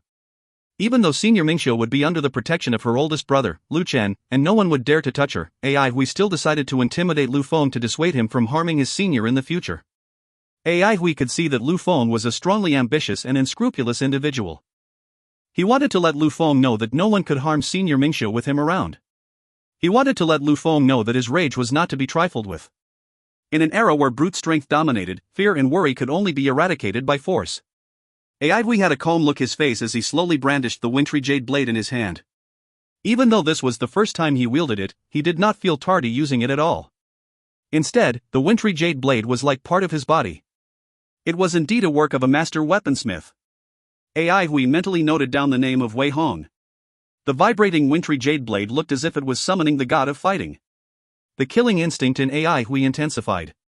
Without fooling around, he flicked his wrist and a few streaks of sword gleams were released from his sword that shot toward Hu Dan and Shaoxin like flying arrows. The base level of the wintry jade blade was higher than the dragon spines. As such, the sword gleams it produced were different from the dragon spines. This also meant that the wintry jade blade's sword gleams had a higher destructive power. Facing the incoming streaks of sword gleam, Hu Dan took a heavy step forward and charged toward AI Hui. It appeared as if he never saw the incoming whizzing sword gleams. Just as the streaks of sword gleam were about to hit him and leave a few huge holes in his body, a grass seed suddenly exploded in front of him. The grass seed transformed into a basket-sized, gray air bubble. The gray air bubble blocked the whizzing streaks of sword gleams and disintegrated them and itself at the same time. Hu Dan had anticipated this to happen. His movements were not slowed down and his charge was unaffected. The sword gleams released by AI Hui were warded off by Shaoxin's grass seed. Every time Hu Dan took a step forward, his aura intensified and his elemental energy undulation became stronger. By the time he was near AI Hui, the intensity of his aura had reached a terrifying level. His entire body was like a parcel stuffed with raging flames. As he exhaled, a burst of swirling elemental energy erupted from his thick spear and pierced toward AI Hui. AI Hui's eyes lit up. At this point of time, his eyes resembled the stars in the night sky. Good spearmanship. This spear move was extremely powerful. It could be considered the best among the moves he had seen before. The weakness of the slow build-up of this move was offset by his comrade's help. AI Hui did not have any intention of going easy on them. Upon witnessing such a unique spearmanship, the fire within AI Huey's heart burned with more fervor. He took a powerful step forward and his wintry jade blade moved like flowing water. His sword move did not seem very fast. Every movement he made with his sword was clear and distinct. Every time he brandished his sword, a different sword gleam would be shot out. The different shaped sword gleams that he shot out resembled fragmented pieces of porcelain. The slow movement of his sword was an illusion. In the blink of an eye, 13 sword gleam streaks shaped like porcelain shards shot out and formed a sword screen that braced for Huodun's terrifying spear move. When the last streak of sword gleam inserted onto the sword screen like a piece of a jigsaw puzzle, the screen suddenly trembled as the elemental energy in the arena froze. Fragmented sword. AI Huey's strongest offensive sword move. Meeting brute force with brute force. AI Huey did not bother to use other strategies. Fragmented sword collided head-on with the blazing spear move. A slight dazzle erupted from the collision. The dazzle was only pinhead-sized, yet it had blinded everyone. The sound of the collision was seemingly devoured by the dazzle. Even with the protective light screen of the defensive ancient trees, the onlookers could feel the impact, and their facial expressions changed drastically. All of them were shocked by the scene before their eyes. What kind of swordsmanship was this? After about 10 seconds, everyone regained their vision. They saw AI Huey's figure appearing all over the arena like a phantasm. The sword gleam from his wintry jade blade flashed across the air every now and then, warding off Xiao Sen's grass seeds. Upon taking a closer look, they discovered AI Huey's eyes were closed. When the fragmented sword and Huodun's attack collided, AI Huey knew that Xiao Sen, who was standing at the back, would mount a sneak attack. This was because he knew that it would be the best chance for Xiao Sen to do so. Executing the fragmented sword technique exhausted a huge amount of elemental energy and was when his body was at its weakest. Before the collision took place, he had already closed his eyes. As anticipated, Xiao Sen indeed mounted a sneak attack. However, having prepared for it, AI Huey was able to react to it calmly. Even though Xiao Sen's grass seeds were unpredictable, their destructive power was rather limited. They might be very useful as a form of support, but as a main offensive weapon, they were pretty weak and useless. This gave AI Huey the breathing room to recover his elemental energy. AI Huey's way of dealing with the grass seeds was very effective. Since the grass seeds were very unpredictable, he did not allow them to get close to him at all. He simply made stabbing motions with his sword and shot out sword gleams. At the moment, AI Huey was like an archer. Like flying arrows, his sword gleams accurately shot down the grass seeds in midair. One by one, the grass seeds exploded and could not do anything against AI Huey. Just in case some of the grass seeds would release poisonous gas when they erupted, AI Huey destroyed them with his sword gleams and followed up by forming a powerful gust of wind with his sword to blow the erupted grass seeds back to his opponents. AI Huey quickly gained the upper hand in the battle and headed for Xiao Sr. Xiao Sen had not expected AI Huey to anticipate his sneak attack. Without the protection of Huodun, he became unusually weak and fragile. Since he was unable to contend against AI Huey, he could only continuously dodge. However, he had good dodging techniques and was abnormally slippery. There were a few times AI Huey thought he was going to successfully pierce Xiao Sen, only to narrowly miss. Xiao Sen might have done a good job in avoiding AI Huey's attacks, but he did not lower his guard at all. His face was deathly pale. There were a few times when his heart stopped beating because AI Huey's sword gleams were mere centimeters away from his neck. His opponent was like a vengeful ghost that refused to go away. The thing that scared Xiao Sen the most was that his opponent was beginning to grasp his dodging patterns. His dodging techniques were what he was the most proud of. The elemental energy within his body flowed differently from ordinary people. As such, he could make many movements and maneuvers with his body that defied logic. Huodun looked extremely miserable. His entire body dripped with blood, while a section of the spear in his hand had broken off. He was at a loss. His swirling dragon technique had never failed before. No one had ever dared to directly clash against his swirling dragon. Whenever he encountered dire beasts, he had always used this move to finish them off. What kind of sword move was that? Along with the terrifying vibration, the sword move that resembled fragmented porcelain reappeared before his eyes. Old Hua. Xiao Sen's alarmed shriek woke Huodun up from his stupor, and he quickly turned around. When he saw the battered and exhausted Xiao Sen running about in the arena, he instantly returned to his senses. Holding his broken spear, Huodun roared and charged toward AI Huey. Outside the arena, Lu Feng and his counterparts heaved a sigh of relief. With Huodun returning to his senses, they saw a new glimpse of hope in the situation. The prior unforeseen event had occurred too abruptly. Everyone had yet to regain their composure. No one had expected both parties go straight for a head-on collision instead of testing each other out. This logic-defying battle tempo stunned all the onlookers. By the time they returned to their senses, the battle had become completely lopsided. When Lu Feng and his counterparts saw AI Hui chasing after Shaoxin all across the arena, their faces turned extremely ugly. It was only now, when Hu Dun re-entered the fight, that everyone could feel at ease. AI Hui's eyes lit up when he saw that Hu Dun was still capable of fighting. He immediately turned his body around and pounced on Hu Dun. AI Hui had the upper hand in the collision between the fragmented sword and swirling dragon. This was because the fragmented sword was a ranged attack, while Hu Dun had to follow along with his attack. As such, AI Hui was able to avoid the impact of the collision, but Hu Dun had to endure the full brunt of the impact. Hu Dun's body might appear to be drenched in blood, but if one wiped away his blood, he or she would discover that there were no wounds on his body. The blood on his body had directly seeped out of his skin. Even AI Hui slightly admired Hu Dun's ability to withstand the fragmented sword. Hu Dun roared and pierced his spear toward AI Hui. This attack was not as powerful as the swirling dragon, but it arrived from an extremely awkward angle, resembling a poisonous dragon striking out from its dwelling.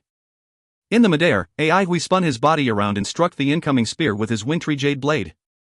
The anticipated sound of a collision did not happen. Suddenly, Hu Dun's spear became soft and flexible like a piece of rope and snaked toward AI Hui. AI Hui's reaction was extremely fast as he jerked backward. Bang! A shadow flew past him as the strong gale that accompanied it inflicted an extreme pain to his face.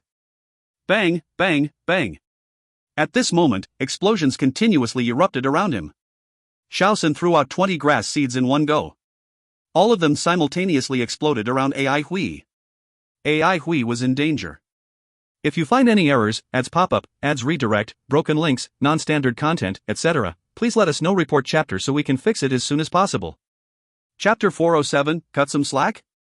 Chapter 407, Cut Some Slack? Translator, TYZ Editor, X, TYZ. Why did they always say that real combat could sharpen the fighting capabilities of an elementalist? It was because in real combat, one would encounter various types of elementalists and fighting styles. In real combat, one would also face bizarre and unpredictable situations that forced him or her to progress, think faster, and react quicker. As long as one could survive real combat, he or she would gain a new level of understanding toward the type of enemy he or she had just defeated. Life and death situations could unleash one's potential, allowing him or her to make incredible moves, display wondrous creativity, and possess unimaginable endurance. During peacetime, one could never achieve these. These were all because of fear, intense fear. Mankind had an instinctive fear of death. Whether it was a man or woman, an elderly or a youth, a genius or a mediocre individual, it made no difference. All of them had an instinctive fear of death. And right now, AI Hui could feel the instinctive fear of death. The 20 grass seeds exploded at the same time, so there was not a single gap in between the explosions for him to escape. Even at this point in time, AI Hui could not help but admire the precision and viciousness of Shaoxin's attacks. The 20 grass seeds had various types of effects. There were spiderwebs, clouds of poisonous smog, flying masses of needles, etc. No matter how one looked at it, AI Hui had nowhere to escape to. Even if he managed to break out of the surrounding explosions, Hu Dun's deadly strike would be waiting outside for him. At this moment, AI Hui, who was falling through the air while facing the sky, did something that no one expected.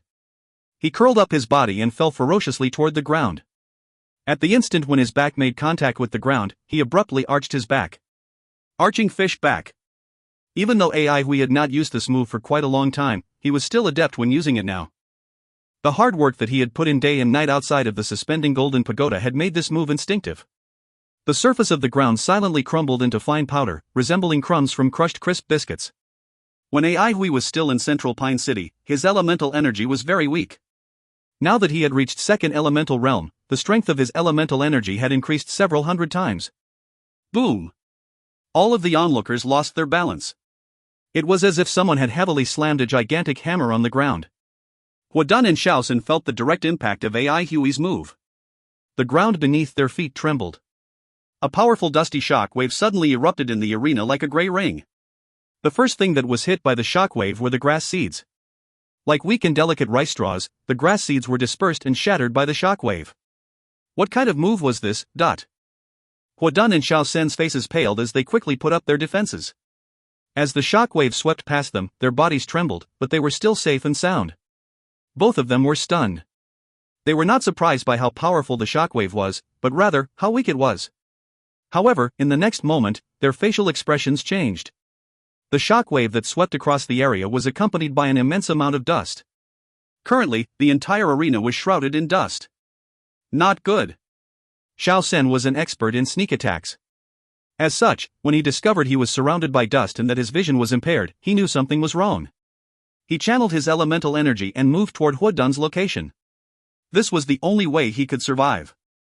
Suddenly, 3 streaks of green sword gleam silently emerged from the fog of dust. The 3 streaks of sword gleam were executed marvelously in the sense that they locked onto the position he was heading to. Xiao Sen, whose mental state was stretched taut, suddenly stopped in his tracks. His body bent awkwardly like a piece of paper. Without making use of any external force, he changed his direction abruptly and headed for another direction. He had just used his dodging techniques to change the outcome of the situation and heaved a sigh of relief. Success! Luckily, his opponent had not figured out his dodging techniques. This was the first time he encountered such a powerful opponent. AI Hui's keen observation was indeed terrifying. Xiao Sen suspected that if the battle continued, AI Hui might figure out his dodging patterns. Suddenly, Xiao Sen had a premonition, and his facial expression changed drastically. Not good. An excruciating pain erupted through his lower body, and he could not help but release a blood-curdling scream. His body curled up as the elemental energy in his body went into chaos. His completely lost control over his body and landed heavily on the ground like a sandbag. Xiao Sen's scream came too suddenly and sounded extremely dreadful. Everyone's facial expression changed drastically. Xiao Sen's scream had set off their fear and trepidation. Everyone knew Xiao Sen was a tough individual who would not have screamed if it was a normal injury. Stop it! Lu Feng yelled in panic. Huodun's face turned deathly white as well. Since he was closer to Xiao Sen, he was more frightened than the rest upon hearing Xiao Sen's scream. Huodun had rich combat experience and knew that this fog of sand was the enemy's greatest cover. Huodun adopted an impregnable defensive stance and used his vine spear to sweep up a gust of wind to blow the dust away. Immediately, he could see clearly within a 10-meter range. Suddenly, a figure shot out from the fog of dust. To Huodun's surprise, it was AI Hui, who was moving together with his sword. Huodun clenched his teeth as killing intent swept across his eyes. Unwilling to retreat, he simply pierced his vine spear at AI Hui. All of a sudden, his vine spear split into 5 thinner vine spears that simultaneously pierced toward AI Hui. Apparently, his vine spear was made up of 5 thinner vine spears. Usually, he would use it as a single vine spear. Only when a critical situation arose would he split it into the 5 thinner vine spears. Usually, this move would work perfectly in a critical moment of battle. However, he did not expect AI Hui's body to change direction and fly over his 5 vine spears. Galebat slash. Huodun's face froze as his eyes widened with incredulity. How could AI Hui increase his speed to such a terrifying level without a single sign? A sword gleam flashed past his vine spears. Ah! Huodun let out a blood-curdling scream. His right arm flew up into the sky as blood incessantly spurted out of his right shoulder. The sand and dust had completely settled, revealing the entire arena. AI Hui was the only one standing in the huge arena. His wintry jade blade was not stained with a single drop of blood. Not far away, Huodun was half kneeling on the floor while holding his right shoulder. He had an anguished look on his face. Meanwhile, Xiao Sen was lying on the ground and howling in pain. His body was curled up, resembling a dried shrimp. The lower part of his body was drenched in blood. Mingxiu was flabbergasted. She knew her junior's strength had increased greatly, but she still had not expected that he was actually so powerful. Even though AI Hui was fighting against 2 people, he was not injured at all, while the opponents were severely injured. Lu Feng and his counterparts had ashen faces. They could not believe what they had just seen. No one knew Huodun and Xiao Sen's strength better than them. Both of them suffered a crushing defeat despite joining hands to fight AI Hui, but AI Hui calmly walked out of the arena and stood beside Mingxiu. Senior, your arena needs to be repaired. It was at this moment that Mingxiu saw an enormously deep hole in the center of the arena, which looked as if it had been created by a falling meteor. She suddenly thought of AI Hui's arching fishback and remembered the marks that he left outside of the suspending golden pagoda. So, Junior had already grown to such a level. She was deeply moved. One of Lu Feng's subordinates flew into the arena and checked on Huodun and Xiao Sen's injuries. Following which, he shook his head at Lu Feng. Lu Feng's face immediately blanched. How would he not know that these 2 had been completely incapacitated? Xiao Sen's vital body part had been severely injured, and it was unknown that whether or not he would survive. Even if he survived, his nature would drastically change. Meanwhile, Hua Dun's right arm had been severed. How could he still wield a spear in the future? For a moment, the rest of Lu Feng's subordinates sympathized with them. Their eyes blazed with fury as they glared at Ai Hui, wishing that they could rip him apart. "Sir, do you not think your attacks were too ruthless?" someone yelled with hatred. A tinge of rage flashed across Mingxiu's face. Just as she was about to say something, Ai Hui held her back. He turned around and replied calmly, "Is it? It's on the behalf of second brother that I spared their lives. It seems that I should have killed them to live up to my reputation of having total disregard for human lives." Everyone's facial expression changed as they trembled with fear. It was at this moment that they remembered that this seemingly calm and indifferent man was an executor who massacred people without blinking. Ai Hui smiled at Lu Feng. "I am a straightforward individual. I will pay a debt of gratitude if I need to and will seek revenge if I need to. Second brother gifted me this treasure sword, so I have to think on behalf of second brother. The grass bandits desired to harm Senior Mingxiu, so they deserve to be killed. This issue has not been settled yet. Sooner or later, I will still have to go and deal with them. I would rather cut the weeds and completely eliminate the roots than cut them some slack. Second brother, what do you think?" Ai Hui's smile and words made everyone's hair stand on end. One could sense a strong sense of killing intent in his words. They had met all kinds of ruthless people before, but they had never encountered someone like Ai Hui who spoke so lightly of killing people. Everyone was speechless. They knew this seemingly young fellow was a merciless individual who was not to be trifled with. Lu Feng had a very stiff look on his face. He forced a smile and said, "Junior Hui is indeed an extraordinary hero. Second brother is the true hero. You're a division leader and hold great power and wealth. Everyone envies you. Everything about second brother is great. The only thing that you lose out compared to me is that I live my life as I please and I fight alone. If I want to kill somebody, I kill somebody. If I want to walk away, I walk away." By now, Lu Feng had already regained his composure, and he chuckled. "I really envy Junior Hui. Every day, I'm busy with work and fussing over trivial matters. How can a person be carefree and happy like you?" Both of them shook hands happily. One could not see any ill feelings between them. After chatting for around 2 hours, both of them unwillingly ended their conversation as Lu Feng and his men bade farewell to Ai Hui and his counterparts. Ai Hui even personally sent Lu Feng and his counterparts to the entrance of the embroidery workshop. As Ai Hui watched Lu Feng and his men walk into the distance, the smile on his face disappeared and a keen look flashed across his eyes.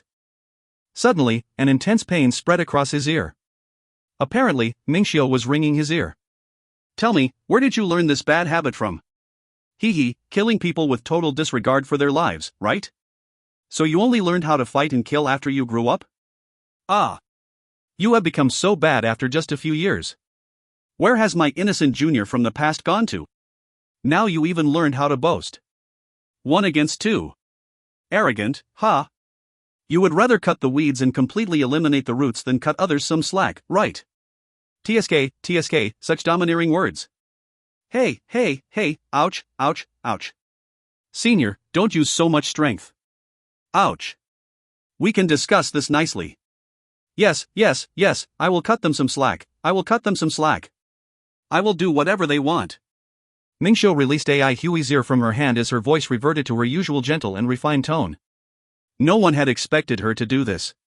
Ai Hui grimaced in pain and heaved a sigh of relief. Junior. Senior Mingxiu's tone was gentle and soothing. She gently brushed the dust off from Ai Hui's body. A cold shiver sped down Ai Hui's spine as he froze like a clay figurine. "Senior, feel free to order me around. After thinking about it, Senior thinks that it's better for you to clear the weeds.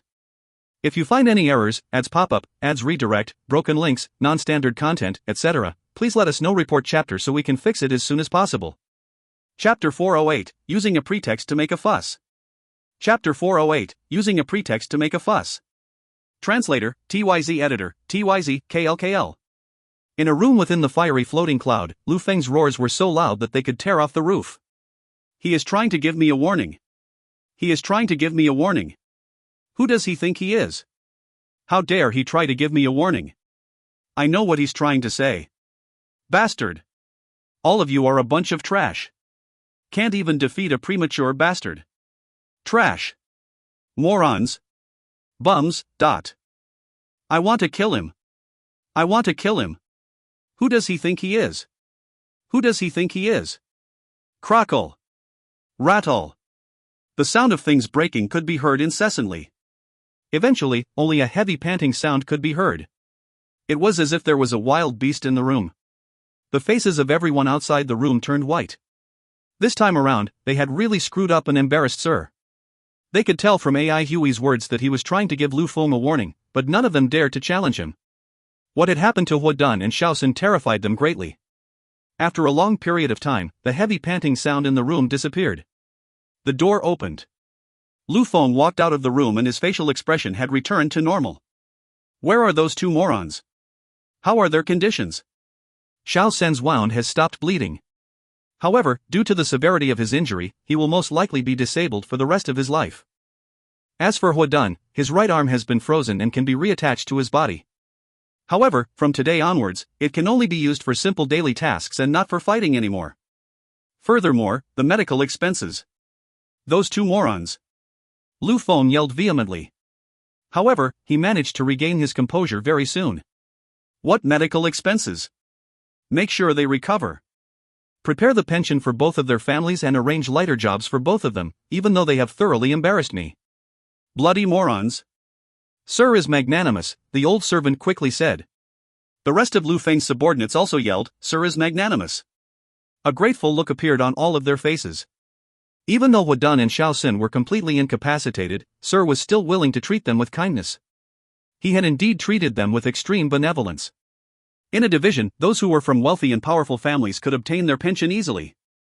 However, those who were of a commoner background would be constantly delayed from getting their pension. Disregarding these people was nothing out of the ordinary for the high-ups. Magnanimous my foot. Lu Feng's rage had yet to subside. All of you, keep your spirit up. It is normal to lose sometimes. I am not angry that He Dun and Xiao Sun were defeated. Being not as skilled as others is nothing to be ashamed of. However, if you are intimidated by others, then that is something to be ashamed of. Look at the terrified look on all of your faces. How can all of you be afraid of him when there are so many of you here? At that moment, I almost want to go up against him myself. All of Lu Feng's subordinates lowered their heads in shame. Think about it, have I ever mistreated any of you before? Do you know how many people are envious of your status and salary? Aren't people out there gossiping about what all of you do to deserve these? They say Deathgrass Division is Strawbag Division and that all of you are undeserving of your status and salary. Are all of you from powerful and rich families? No. Your strength is rather good, but there are plenty of people like you out there. Other than me, who will hire you? Other than me, who will give you such a high salary? Without me, all of you are like the dead dogs on the streets. What do you have? A pathetic life. Do you want to go back to the days when you had nothing at all? If you don't want to, then work hard and do your best. If you're alive, you will enjoy a high position and great wealth. If you're dead, I will take care of your families. If you don't want to work hard and do your best, then get lost. I don't want to take care of trash. All of you are a bunch of wolves. Do you know what a wolf does? A wolf will take 1 or 2 bites of its enemy even if it is dying. Look at yourself now. Get lost. Lu Feng shouted. Bang! The door slammed shut loudly. All of Lu Feng's subordinates were ashamed and resentful at the same time. Their faces were flushed and they were panting heavily. Everyone looked at each other and saw the blazing flames in each other's eyes. Upon returning to his room, Lu Feng regained his composure as a smile appeared on his face, without the slightest trace of anger. Ever since his Deathgrass Division was established, everything had been smooth sailing for them and they seldom encountered any setbacks. As such, these fellows had become complacent. He had been wanting to teach them a lesson for a long time, but could not find the right opportunity to do so. This opportunity came at the right time. Half of his rage was real, while the other half was making use of the current situation as a pretext to make a fuss. Even if his subordinates died, he wouldn't mind the humiliation, let alone if they were injured. The feeling of humiliation was not enough to make him lose his mind. As an adopted son of the Lu family, he had been bullied and looked down on for an unknown number of times since he was young. People only looked at how fortunate he was. They did not see how he was being neglected and looked down on. His heart had already become as cold as steel. Ai Hui had given him a huge surprise. It was at this moment that Lu Feng realized the lightning blade he previously ignored was not a simple individual. The wisdom and tactics that he displayed had shocked Lu Feng. He knew that Ai Hui wasn't a rash individual and certainly wasn't a smooth talker. Lu Feng seemed to understand why Central Pine Faction would follow AI Huey's leadership. There were a lot of new citizens in Central Pine Faction. There were also members from first-class aristocratic families like Shi Shueman and Duanmu Huanghan.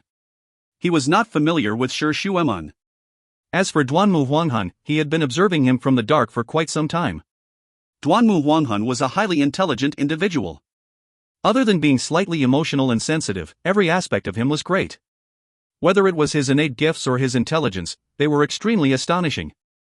There were actually so many outstanding individuals that were willing to follow AI Hui.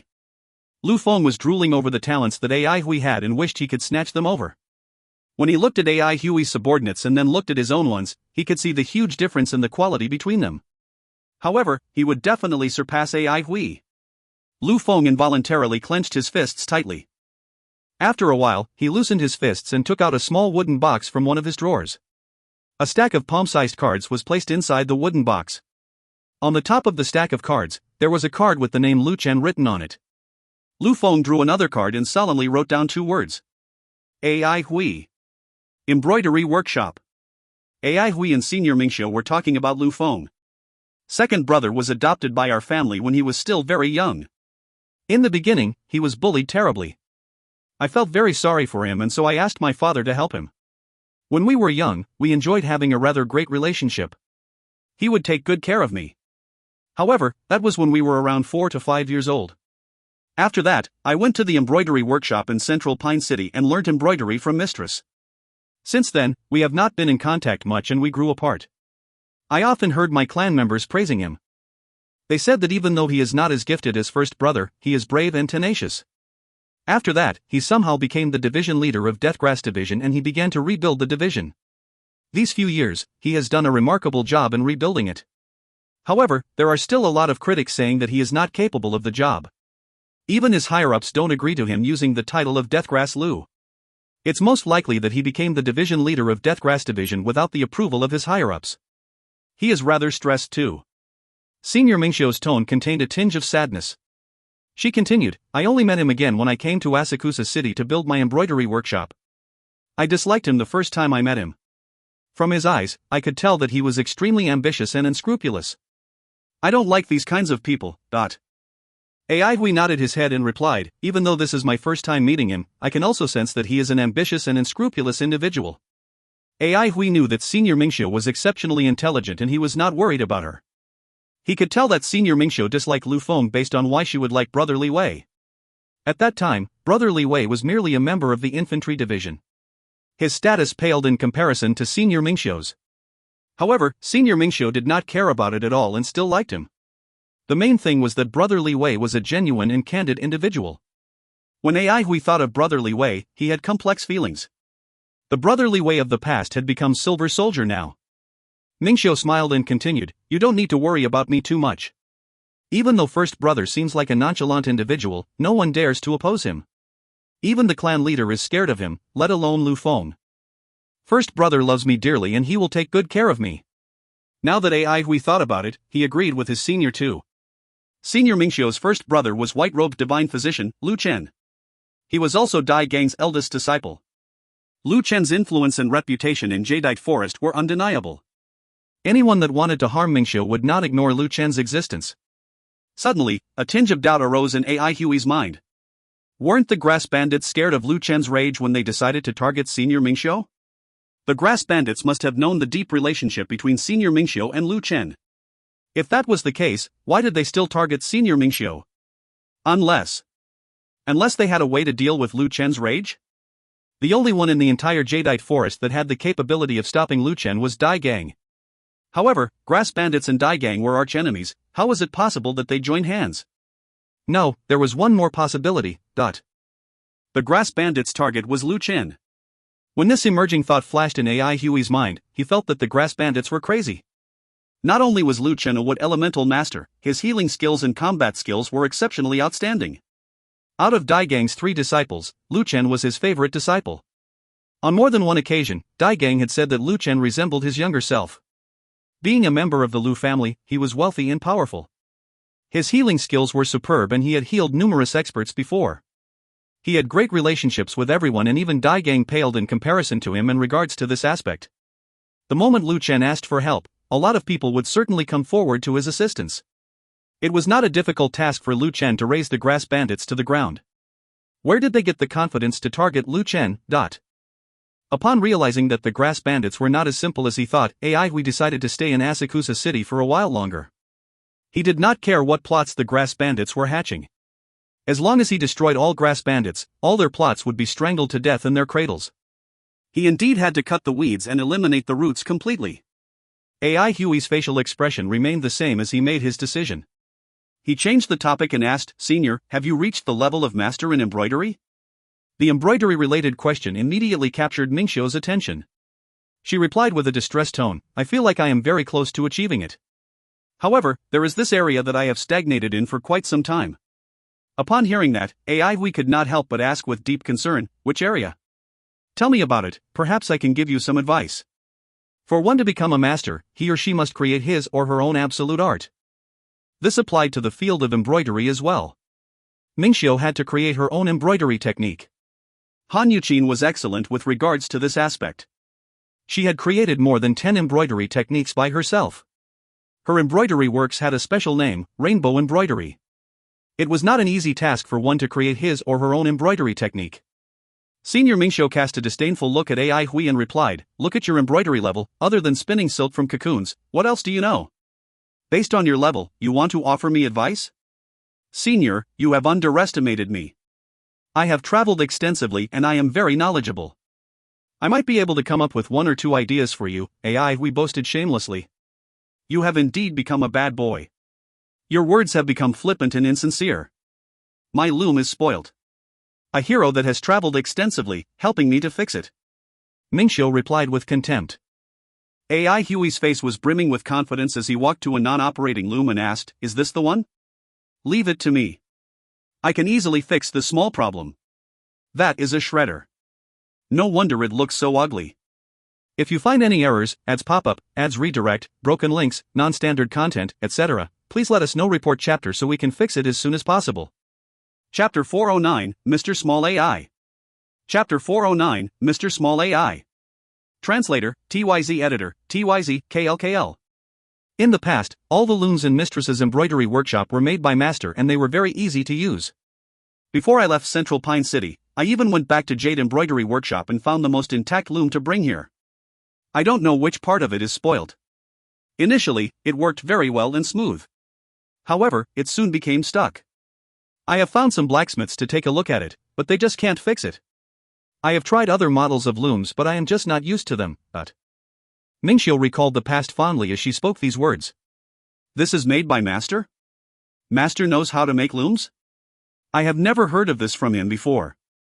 Yes, Mingxiu nodded her head, almost everything in Mistress's workshop was made by Master. Mistress will request for something and Master will make it. As the disciple of Master, it's time for your test now. Little fellow, work hard. Hui was already standing in front of the loom that his master made and examining it very carefully. This was actually the first time Hui examined a loom so closely. When he was in Central Pine City, he was specialized in spinning silk from cocoons. After arriving at Peace City, he was still spinning silk from cocoons to make see you laters. Hui was merely a rookie in the field of embroidery. Fortunately, the science behind a loom was not complicated. Thanks to the weaving experience that he'd learned from his mistress in the past, Hui was able to understand how a loom worked in an hour's time. In the past, Hui used a very basic type of weaving technique called twin weaving technique. This technique involved weaving horizontally and vertically at the same time.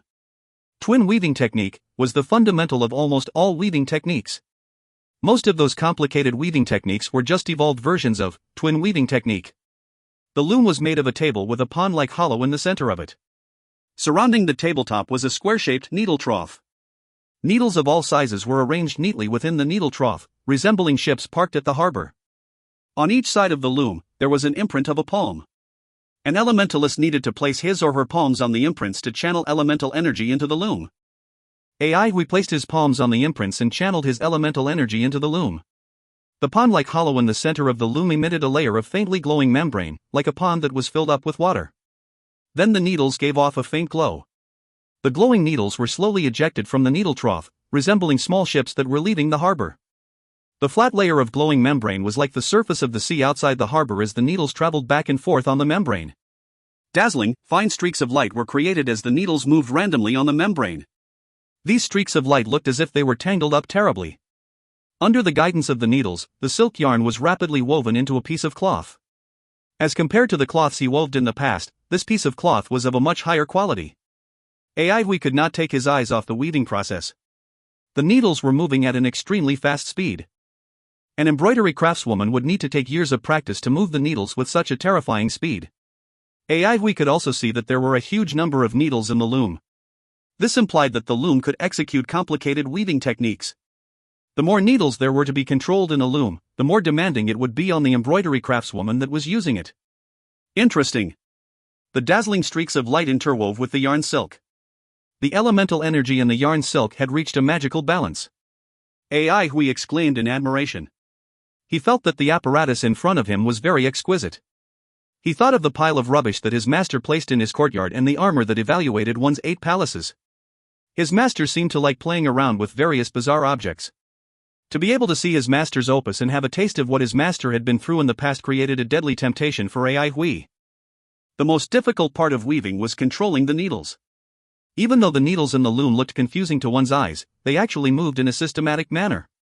When Mingxiu saw her junior had turned a deaf ear to her and completely forgotten about her existence, she pursed her lips, smiled and silently left the room.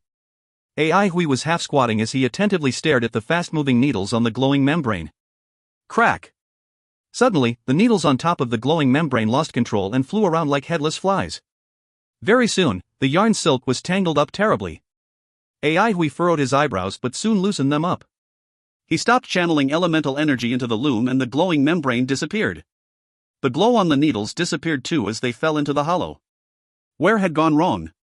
Unconsciously, Aihui tried over and over again. Mingxiu did not disturb Aihui. She knew that once her junior was in the zone, he would be completely lost in his own world. She made an inspection round of her embroidery workshop, just like how she did in the past. Actually, her motivation for starting an embroidery business was more just so she could continue a routine that she was used to, rather than because she was pursuing a personal goal. Since she was very young, she had been helping her mistress to manage her embroidery business. Every little detail of the embroidery workshop helped her to relax. A travel-worn butler entered the workshop. When he saw Mingxiu, he heaved a sigh of relief. "Miss, why is Uncle Yu here?" Mingxiu looked slightly surprised. Uncle Yu was the Lu family's butler. He had served the Lu family for decades and watched Mingxiu grow up. As such, the family head of the Lu family trusted him very much. Uncle Yu quickly explained, "During this period of time, a lot of people have visited our residence." Upon hearing that the lightning blade was visiting Miss, all of them wanted to make friends with Mr. Small AI and invite him to our residence. Family head has told us not to worry about other families. However, since a VIP like Mr. Small AI is here in Jadeite Forest, our family has to invite him to our residence. Mr. Small AI and Miss are both disciples of Wang Shouchuan and Han Yuqin, therefore, he is part of our family as well. We have a special relationship with him and we definitely can't commit any faux pas. Mingxiu furrowed her eyebrows and asked, "How do they know Junior is here? And why are they calling him Mr. Small AI?" Uncle Yu chuckled and replied, "Mr. Small AI is so famous, yet he is still so young. Everyone feels that calling him Mr. AI would make him sound very old. As such, they have decided to call him Mr. Small AI. The news of Mr. Small AI slaughtering the grass bandits has been spread throughout Jadeite Forest. Everyone has suffered a lot at the hands of grass bandits. Therefore, when they heard of Mr. Small AI's feat, they rejoiced in his victory. All of them said that it's a matter of time before Mr. Small AI becomes a master. They even said that he might become a grandmaster in the future. Furthermore, he is the leader of Central Pine faction and his future is limitless. They hope to make friends with him so that they can keep in contact in the future." Mingxiu was shocked. Her junior had unconsciously become a celebrity. Even though she did not care about what was going on in the clan, she roughly knew what these people were up to. Jadeite Forest and Elders Guild had a unique relationship.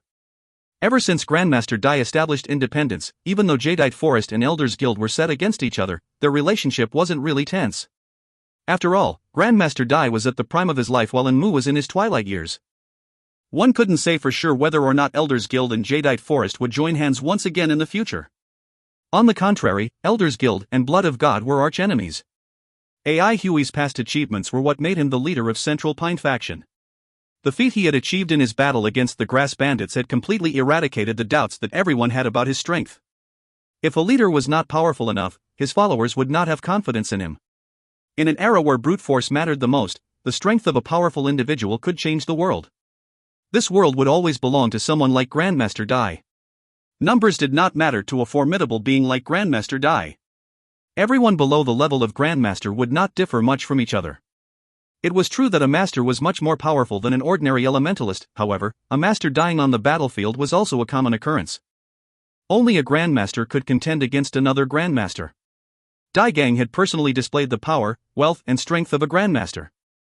People now realized that the best investment to make was in a future Grandmaster.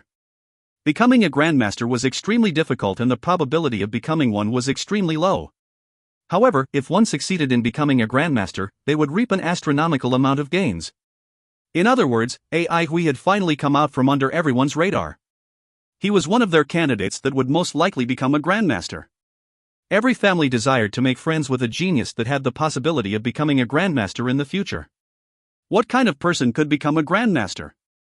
This was a difficult problem that all aristocratic families were troubled over. It was very difficult to determine whether or not an individual would become a Grandmaster based on factors like his strength, his innate talents, his teachers, etc. However, there was one essential factor that everyone would look at the most. This essential factor was age. The younger an individual was, the more time he had to reach the level of Grandmaster. The younger a genius was, the more favored he or she was.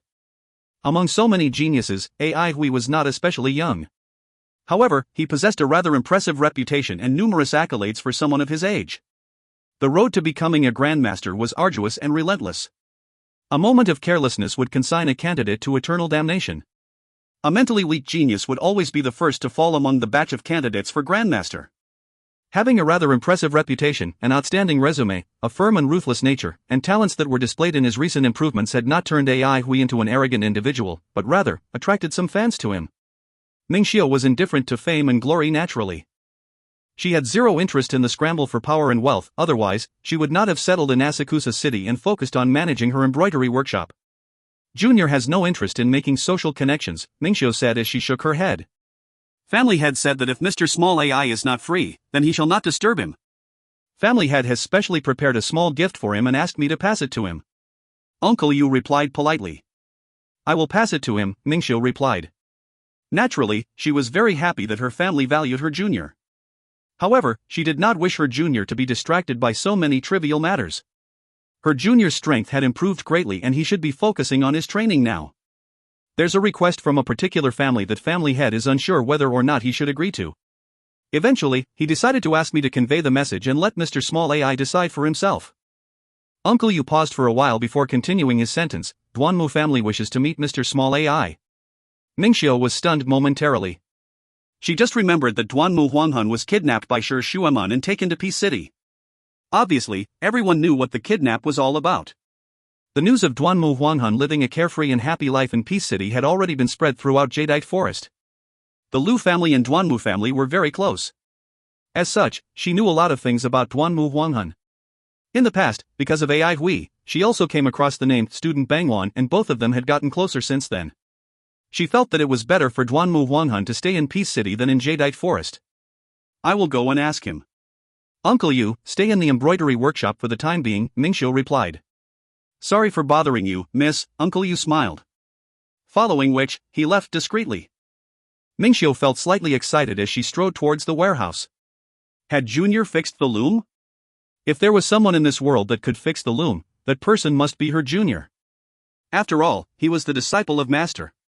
When she entered the warehouse and saw AI Hui lying on the ground and fixing the loom, she could not help but smile. However, when her gaze landed upon the loom, her face froze. If you find any errors, ads pop-up, ads redirect, broken links, non-standard content, etc., please let us know. Report chapter so we can fix it as soon as possible. Chapter 410, Glimmer of Autumn Moon. Chapter 410, Glimmer of Autumn Moon. Translator, TYZ Editor, TYZ, KLKL. Translated by, TYZ. Edited by, Kevin. Chapter 410, Glimmer of Autumn Moon. The appearance of the loom had completely changed. No matter how Mingxiu looked at what AI Hui was fiddling with, she could not link it to an ordinary loom. If this thing was a loom, it would be the oddest looking loom in the world. Whenever the previous loom was switched on, the hollow at the center of it would be filled with a glow, resembling the peaceful surface of a sea. In the current loom, the hollow had disappeared and was replaced by a peak-like object. Wait for a while more. AI Huey's voice came from beneath the loom. Apparently, he had crawled under the base of it. After a while, AI Huey crawled out from the base. His entire body was covered in dust, but he not mind at all. It's fixed. AI Huey said cheerfully. You have fixed it? Mingxiu had a puzzled look on her face. Yes, AI Huey nodded his head with confidence. When he noticed Mingxiu's facial expression, he immediately knew what she was thinking. He replied with satisfaction, "Oh, I feel that the previous loom has a lot of room for improvement and I conveniently made some modifications to it. When Master made this loom, a lot of theories that he applied to it were not fully developed yet. As such, the previous loom can be considered an outdated version." Mingxiu was filled with complex feelings. To her, this was not only a loom but an inheritance to commemorate her master and mistress. Originally, she did not wish for anything on this loom to change at all, as she did not care whether or not the loom was useful. If it was a random blacksmith who wanted to make this many modifications to it, she would not have allowed it. However, the one who modified it was her junior, a person who had the same sentiments as her towards the inheritances from their master and mistress. I think master and mistress would want us to carry forward their theories, not leave them in the corner of a warehouse for us to commemorate them with. AI Huey's voice was very calm. The sentimental feeling in Mingxiu's heart was soothed by AI Huey's voice. She smiled saying, Junior is right. Junior, come and introduce me to this brand new loom. Looking pleased with himself, AI Hui replied, in the previous loom, the operating path of every needle is fixed. Master has created a brilliant yet complicated setting for them. However, this setting has a flaw, that is, its low operating efficiency rate. The modifications I've made are inspired by God-subduing peak. Look at its shape, does it look somewhat like the God-subduing peak?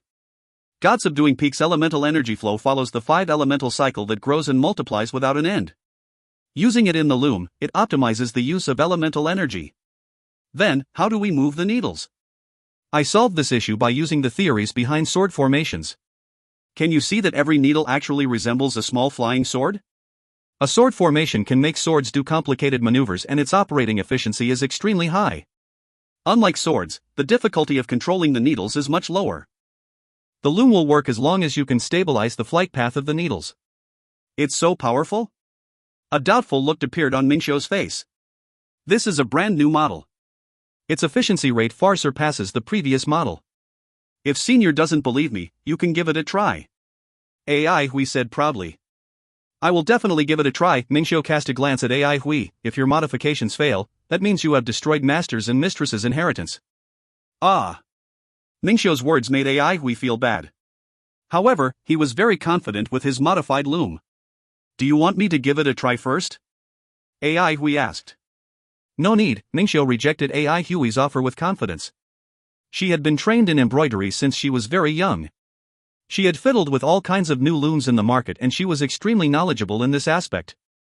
She placed her palms on the imprints and channeled her elemental energy into the loom. A buzzing sound came out of the loom as the mini peak on the table suddenly shot out a few finger-sized beams of light. Then a radiance was emitted from the peak and flowed down the peak like liquid. Everywhere it passed through began to buzz loudly. Mingxiu suddenly yelled in surprise, "Oh my god! There are so many needles!" Mingxiu understood a lot of types of looms very well. The science behind each loom was quite different. However, the logic behind the number of needles would always be the same. The more needles there were, the higher the grade of the cloth that was produced. The previous loom that was left behind by her mistress had a total of 108 needles. This was already a huge amount. Now, there were so many needles within the peak that Mingxiu could not tell how many there were. This entire peak was made up of needles. AI Hui's proud voice rang across Mingxiu's ears. 972 needles. This is already the limit of its capacity. If more needles are added in, the size of the loom will be terrifying. Mingxiu was thoroughly shocked by the number of needles in the loom. For a moment, she forgot to channel her elemental energy into the loom and the buzzing sound immediately became softer. Upon seeing this, AI Hui quickly reminded her, don't stop. Since this loom has more needles, you must channel enough elemental energy into it to activate the needles. Mingxiu's mind jolted. She quickly regained her composure and continued to channel her elemental energy into the loom. The shock she felt had yet to disappear. An unprecedented feeling arose in her mind. To her surprise, she discovered that she could easily sense the specific position of every needle. Every single position of the 972 needles could be clearly sensed. Mingxiu felt incredulous. How did her junior do it? Just as this question flashed across her mind, a whizzing sound rang across her ears. Traces of fine glowing silk erupted from the peak. They were so resplendent that she was entranced by them. Wait! This indescribable feeling of familiarity came silently and suddenly. This was waterfall weaving technique? Her junior's irritating and proud voice rang across her ears again. Do you find these needles familiar? Since there are too many needles, the usual weaving technique will not work. That's when I thought of Mistress's waterfall weaving technique. Don't tell me you don't know Mistress's masterpiece? I don't know? Of course I know. However, Han Yuqin, the person who created waterfall weaving technique, controlled a total of 947 needles. Up till now, she held the record for the most number of needles controlled at once. This loom had 972 needles. That was 25 more needles than her mistress's record. Mingxiu felt that her brain was in chaos. Her 10 years' worth of experience and knowledge about embroidery had been overturned in an instant. Focus. AI High's reminder brought Mingxiu back to her senses. She took in a deep breath of air and got rid of the distracting thoughts in her head. Following which, her gaze became focused. Wisps of light rose from the peak, resembling a school of fish that were swimming nimbly and swiftly. An observer would see a dazzling and gorgeous waterfall falling down the peak. The focused Mingxiu could immediately sense the marvels of the loom. Waterfall weaving technique was a technique that she was very familiar with. Even though she could not control 947 needles like her mistress, she could still control 600 needles. There were very few people of her age and base level that could achieve this feat. However, she had never controlled so many needles before. The surprising thing was that she did not feel it was strenuous at all to control so many needles. The pain of controlling several hundreds of needles had completely disappeared. These needles were unusually tame and obedient. Every needle would react the instant she jolted her mind. Mingxiu became excited as she understood what this meant. Elemental energy flowed into the loom in an unending stream. Traces of fine needle gleams were swirling around the peak and interweaving with each other, releasing a magnificent burst of sparks in every direction. Deafening sonic booms, hollow sounds of wood and hissing sounds created by the silk yarns rubbing against each other were produced at random. AI Hui was entranced by the process. The needles were moving in a very shocking way. The way the elemental energy fluctuated had certainly amazed him as well. Even though he was the one that created this loom, he could never weave at such a level. Senior Mingxiu's achievements in the field of embroidery were displayed in great detail at this instance. A piece of pure white cloth was formed and it swirled around the peak like a huge, snow-white fish. Countless brilliant glimmers of various colors gathered at the tail of the cloth. Needles were flying around each other with a terrifying speed at the tail of the cloth. Looking from afar, the cloth looked like a huge, snow-white fish that had a tail like colorful fireworks. The length of the cloth was slowly increasing. The elemental energy in the air was slightly changing as well. The moving piece of cloth absorbed elemental energy from its surrounding as the elemental energy undulations coming from it became stronger and stronger. Like a whirlpool, the swirling piece of cloth was devouring its surrounding elemental energy endlessly. AI Hui's face displayed astonishment. Anything that could cause changes in nature's elemental energy was definitely an extraordinary object. A layer of faint glimmer enshrouded the white-colored cloth. The needles gleaming at the tail of the cloth became increasingly magnificent. Beads of perspiration appeared on the tip of Mingxiu's nose and her forehead. Her gaze remained focused. AI Hui was slightly nervous as well. He knew that when a piece of cloth was about to be finished it was at its most critical stage, and this moment was where mistakes could be made the easiest. At this stage, Mingxiu was already very tired and the elemental energy in her body had been almost completely depleted. A moment of carelessness would cause her to fail and waste all the effort she had put in. Destroying the entire bolt of cloth while one was finishing it up was a common occurrence in the world of embroidery. The densely packed needle gleams began to give off fine, whizzing sounds. The whizzing sounds got louder and louder. At this moment, the needle gleams were moving at a speed that human eyes could not see while the whizzing sounds had turned into crisp and deafening sonic booms. The deafening sonic booms made AI Hui so nervous that he was gasping for air. When the last streak of needle gleam pierced through the white cloth, all the sonic booms disappeared. The piece of white cloth hovered above the peak while its entire body was emitting a glow.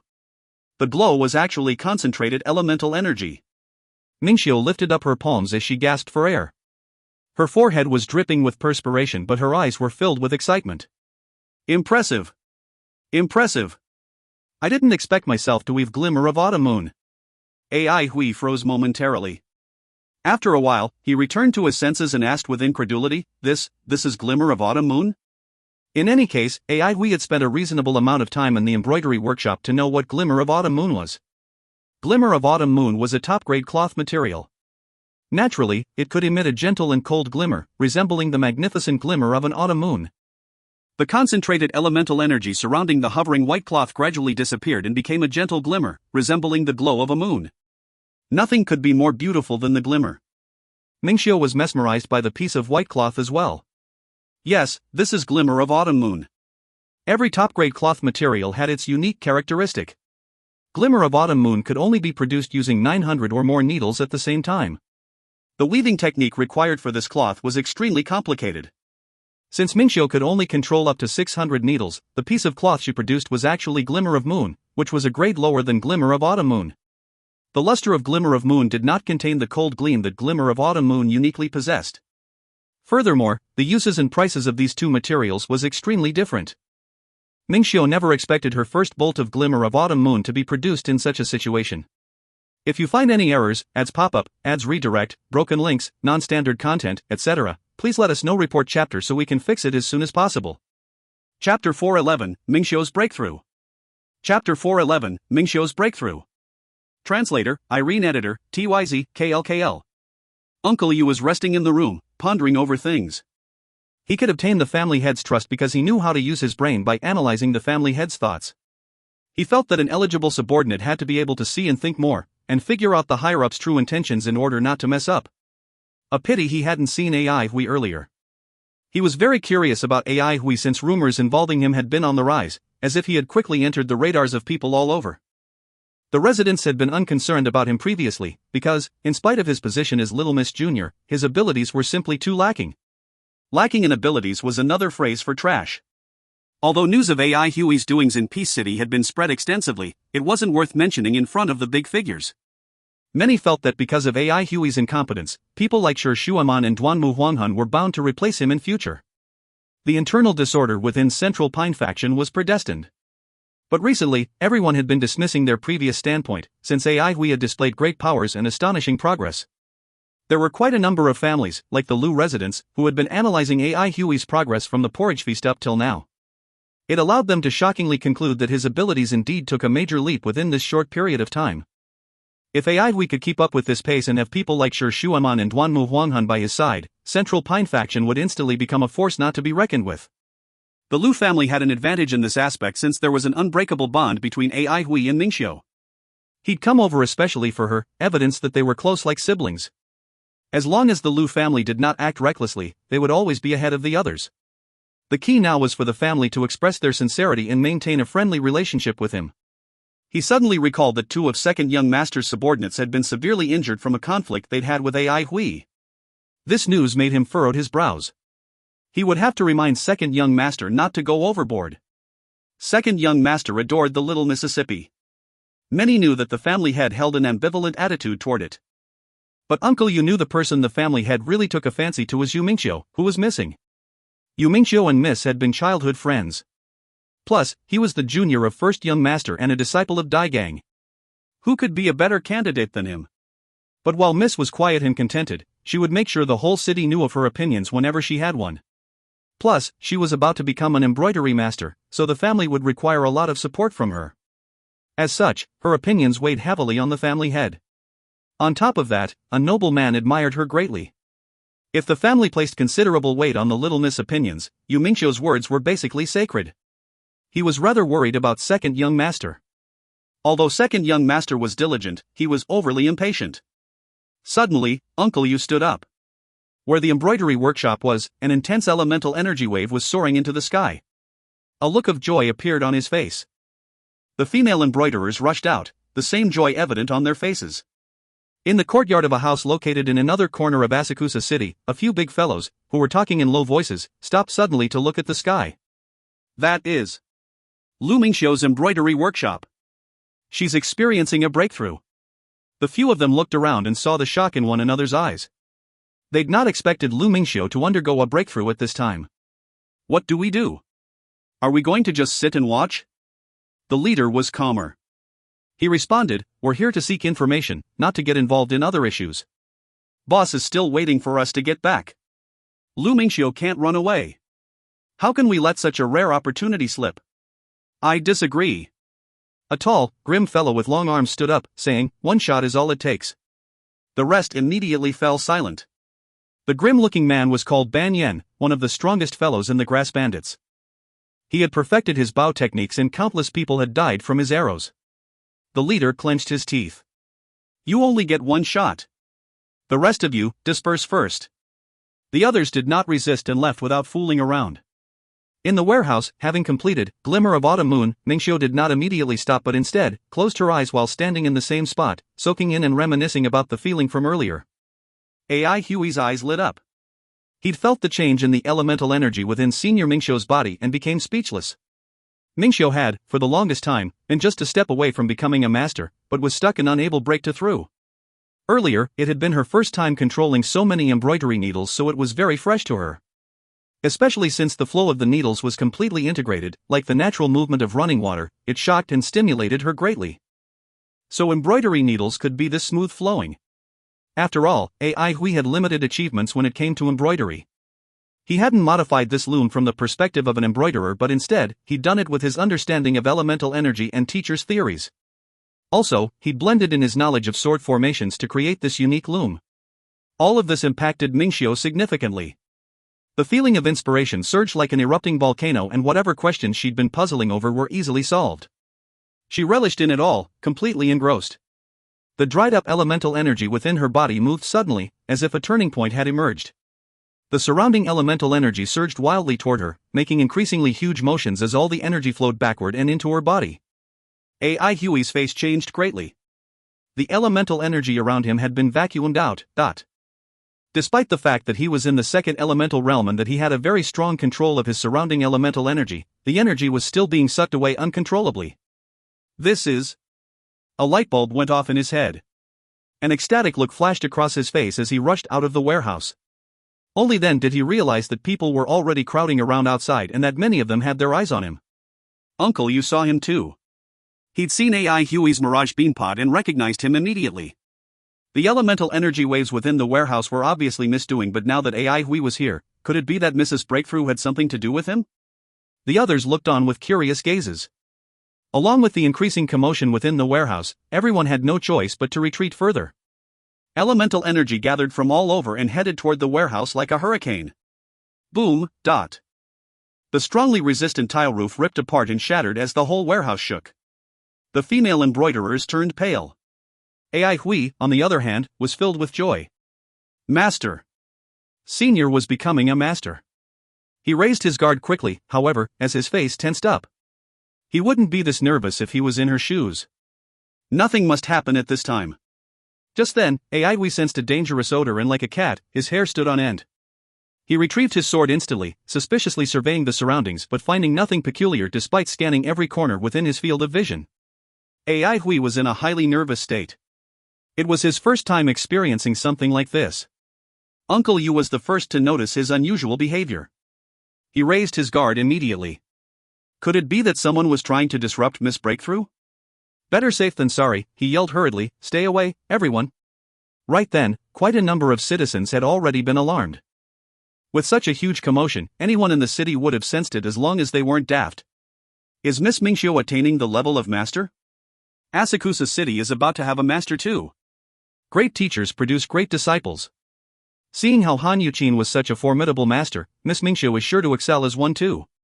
Could it be that AI Hui knew that she was about to break through and hence came over specially to protect her? Possible. But why would she seek help from far away? Isn't the Lu family's power fearful enough? True. Seeing that AI Hui hadn't relaxed at all, Uncle Yu felt even more nervous. Just then, upon seeing a few swift and fierce figures appearing, he finally let out a breath of relief. Mingxiu's safety was an issue since she lived in Asakusa City alone. As such, the Lu residents had specially arranged some men to protect her from the sly. Uncle Yu! The guards heaved a sigh of relief as well, upon seeing Uncle Yu. Without letting his guard down, Uncle Yu shouted sternly, "Be alert! Someone might cause trouble. The guards shuddered and answered hurriedly, yes. They would all be dead if something were to happen to little Miss at this time. They stiffened their faces, sweeping their sharp eyes over the surrounding crowd. Wherever they looked, the crowd quietened down out of fear. These guards were clearly the elites of the Lu residence, so to provoke them was to dig their own graves. The embroidery workshop was about to face a great enemy, currently located in another corner of the city. In the courtyard, Ban Yen took out his bow with a solemn expression on his face. His bow was ash-colored, and appeared to be made from a kind of rotten wood block. However, the bowstring was blood-red in color, exceptionally eye-catching. The arrow was over a meter long and emerald in color, resembling a mini javelin. The arrow was made from 3 fine rattan vines twisted together. It was aesthetically pleasing, with its perfectly straight and slender form. There were 3 thumb-sized, black fruits spinning around the arrowhead, and the arrow tail was carved like a golden feather, vivid and lifelike. The leader couldn't help but ask, "Are you confident?" Ban Yen responded coldly, "Within 5 kilometers, success is guaranteed." The big fellow knew he'd asked for nothing the moment the question left his mouth. They were less than 2 miles away from the embroidery workshop, so there was no way Ban Yen would miss. Ban Yen had even successfully struck a wood elementalist from 5 miles away.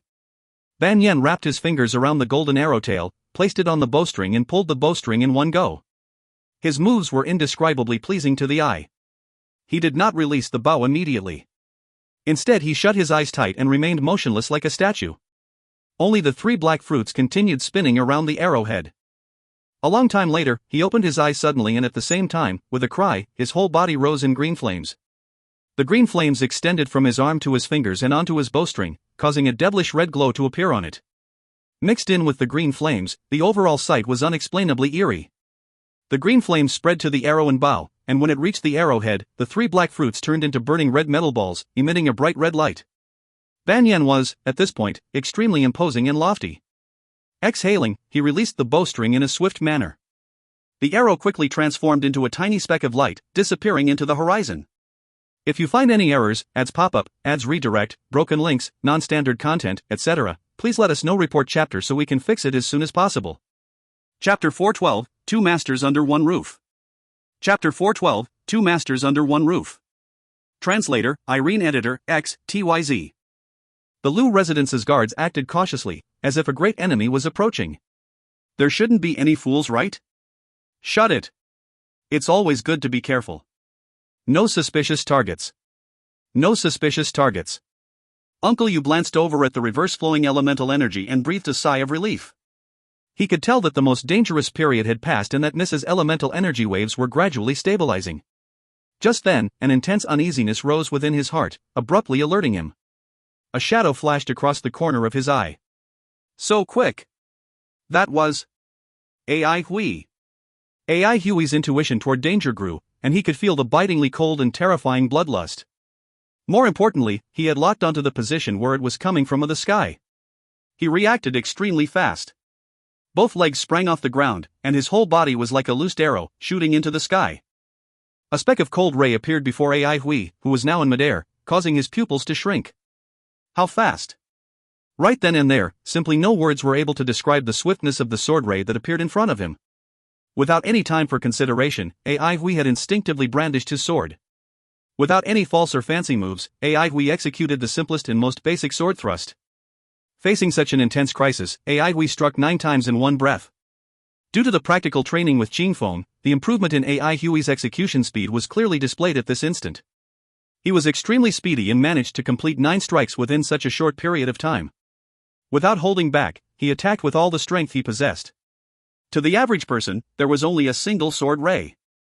A strangely resplendent and dazzling sword ray appeared in the sky all of a sudden. It was so bright that even the sun paled in comparison. The 3 fruits exploded instantly upon getting hit by the first sword ray, but even before they dispersed, the second sword ray followed closely behind. And then the third, fourth. 9 sword rays struck the arrow consecutively, all within an exceedingly short amount of time. It was a bizarre sight. An abrupt explosion occurred in front of the sword ray. It was as though the surging devilish flames had smashed onto a layer of invisible elemental energy and were unable to advance. The flames emitted burning heat and dripped from the sky like lava. Lava fruit. Uncle Yu's expression changed as he involuntarily cried out. He was experienced and knowledgeable, hence he was able to recognize at first glance that these scarlet, lava-like flames were actually lava fruits. Lava fruit was an extremely dangerous material and highly explosive. If elemental energy was first channeled into these fruits, the range of the resulting explosion would expand. All it took for the embroidery workshop to fall into ruins was a single lava fruit. And the perpetrator had used at least 3.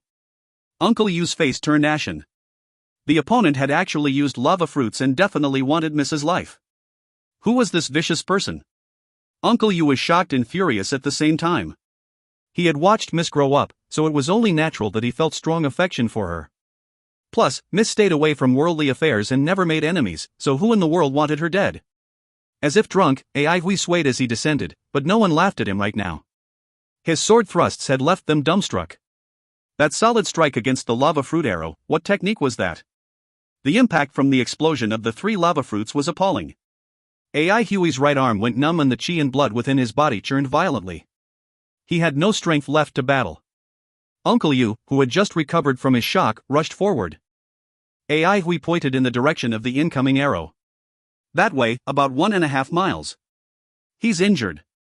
Having no time for questions, Uncle Yu quickly ordered 2 guards to pursue. Ai Hui's right arm was still numb and fear rose within his heart. That arrow was simply too frightening. He felt that it was unbelievable that he had actually been able to block that terrifying arrow. In the courtyard, as if inflicted by a heavy blow, Ban Yin spat out a mouthful of blood, his face white as sheet. Run, quick! The leader turned pale with fright. Without a word he pulled Ban Yin up and fled. Fear filled his heart. He had thought about the possibility that Ban Yin would fail, but had not expected him to be injured. Shortly after they disappeared, 2 figures descended from the sky. Seeing the bloodstains in the courtyard, their eyes lit up. Here! He's injured! They saw the joy in each other's eyes. If the perpetrator had been unhurt, they would absolutely lack the courage to chase after him. Those able to hit their target from a few miles away were definitely strong individuals and not people they would want to provoke. Since the enemy had lost so much blood, however, it was a golden opportunity bestowed by heaven. Chase! Both left hurriedly. In the courtyard of the embroidery workshop, Ai Hui's whole right arm was swollen and looked like a radish bloated with water. Ai Hui crinkled his brows. Poison? His arm was still numb, and his hand palace was unresponsive as well. He used his left hand to grasp the wintry jade blade. Mr. Ai, this is my family's antidote. It was refined by our first young master. Lava fruit is very toxic and can easily inflict internal injuries. Uncle Yu promptly delivered a transparent, jade green bamboo joint. There was only one section, about the thickness of a thumb. A pill could clearly be seen inside.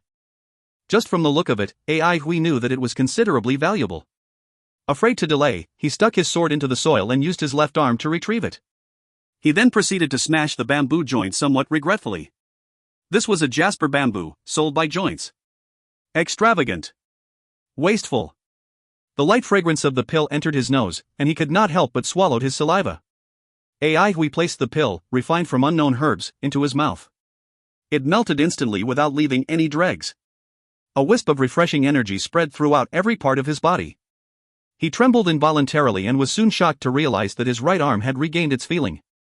The swelling reduced rapidly, and his arm quickly returned to normal along with his right hand palace. How effective! Seeing its effectiveness, Uncle Yu started to relax. Ai Hui was an important guest. If anything were to happen to him, they were all going to be punished without fail. Boom, dot. The warehouse, which was in imminent danger, was finally unable to endure the elemental energy blast and transformed into countless shattered pieces that flew everywhere. Mingxiu's silhouette entered everybody's field of view.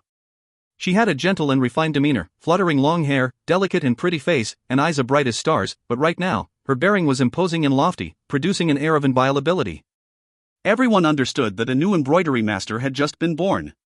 Considering who her teacher was, this came as no surprise, but to witness it for themselves, they could not help praising her. She really was a fairy-like figure. Quickly, many started to notice the table and the artificial rockery. What was that? Many looked on curiously since the whole warehouse had been destroyed by the wild elemental energy. Only this table and artificial rockery were intact. What is this? No idea. A treasure probably, or else why would she preserve it? Definitely not any ordinary treasure. What treasures does the residence not have? Why would they protect that one at this crucial time? Probably an embroidery object. Miss Mingxiu, no, we have to call her Master Lu now. The Lu brother and sister, 2 masters under one roof. How impressive of the Lu residence. There's nothing exceptional about having masters within a residence, but to have 2 in the direct lineage? The Lu residence's geomancy is done right. Indeed. And they're both so young. The Lu family's fortune has just started. Uncle Yu also noticed the table and artificial rockery beside Miss, but quickly diverted his attention toward her. Happiness filled his face as pride suffused his heart. The second master of the Lu residence was born. This news spread like wildfire across Jadeite City, causing a sensation. Uncle Yu felt somewhat rueful. Mrs.'s position in the family will shift. Her attitude toward matters will not be overlooked from now on. She had been quiet and content since young, stayed away from worldly affairs, and everybody loved her. After following Han Yuqin, she became even more sensible and business-minded. More than once, the family tried to get her to return home. With regard to her marriage, many had opinions about it. There would no longer be any of those vexing matters to fret over from now on. Miss would be free. The Lu brother and sister, 2 masters under one roof. If this news spread, the Lu residence would once again occupy the spotlight. Judging from the siblings' characters, however, Uncle Yu did not know whether to laugh or cry. They enjoyed peace and were uninterested in worldly affairs. If one was committed to handling the family affairs, wouldn't there be nothing left for second young master? He shook his head. This major matter was not something a mere servant like him should think about. The turbulent elemental energy waves around Mingxiu gradually calmed down. Her fluttering hair fell gently in place as the external imposing aura faded as well. She opened her eyes and smiled, looking at everybody. Uncle Yu bowed. Congratulations, Miss. The other guards cheered in unison, Congratulations, Miss.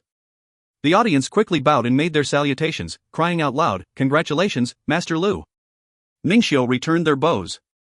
Thank you everyone. Master Lu's bearing is really worth learning. Yeah, not the least bit arrogant. Wonder who's going to be the lucky fellow to marry her. The crowd ceaselessly praised, each offering their own compliments. Mingxiu walked toward Ai Hui and said in all seriousness, Thanks, Junior. Ai Hui scratched his head.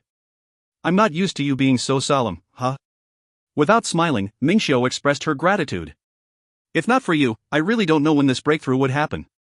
Your contribution is the greatest. Ai Hui smiled inwardly and was just waiting for her to say, I really don't know how to express my gratitude, so he could uprightly answer her with, You can convert my service into money.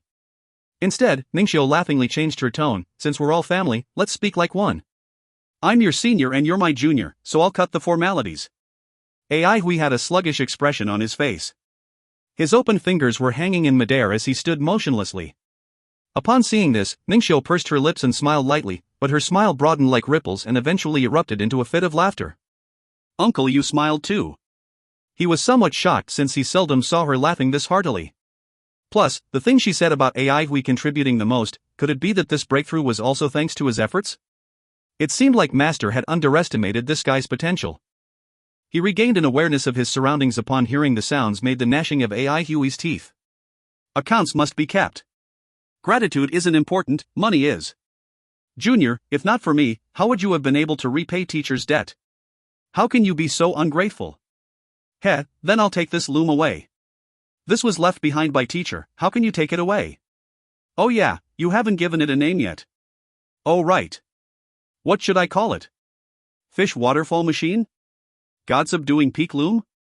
Ha, let's call it Needle God Peak. Our loom is the God subduing peak of all looms. Junior, you just might get beaten up if you keep going on about the God subduing peak in Jadeite Forest. If you find any errors, ads pop up, ads redirect, broken links, non-standard content, etc., please let us know. Report chapter so we can fix it as soon as possible. Chapter 413, Farewell. Chapter 413, Farewell. Translator, Irene_editor, X, TYZ. Grass Hall, Hall of Ancient Records. Ai Hui was busily browsing through the collections. Many guests had come forth in an endless stream upon receiving news about Mingxiu's embroidery master attainment. Ai Hui happily withdrew himself to the backyard to continue his search. Just when he thought he was going to go home empty-handed, his eyes lit up. The handwriting on the notebook he was holding was careless and almost illegible, but his eyes widened in fear of missing a single word nevertheless. When he had almost finished flipping through this stack of the collection, we finally found the notebook that the old man had been talking about. The old man correctly remembered the author's name. The notebook indeed belonged to someone with the surname Xiao, but the only difference was that these notebooks were actually a compilation of different records. Hui rejoiced. He would have missed this collection for sure if not for the fact that he had flipped through each and every book from start to finish. Suppressing his excitement, he attentively skimmed over the notebook. The old man was right. The notebook did talk about a land with all 5 elements. 16th, cloudy, strong wind. Met a pterosaur dire beast yesterday, fought and won after half a day, completely exhausted. Found a valley to recuperate and there were many red rocks. The slopes were precipitous. Trekked 2 miles to arrive at a wide clearing. It was a land containing all 5 elements and each position was specially marked out. 9th, heavy rain, couldn't see anything beyond 100 meters. Chased by 2 unknown dire beasts, entered deep into the forest by mistake, and found a land containing all 5 elements. 20th, night. The moon was bright and stars sparse. There was a red glow flickering at the mountain peak.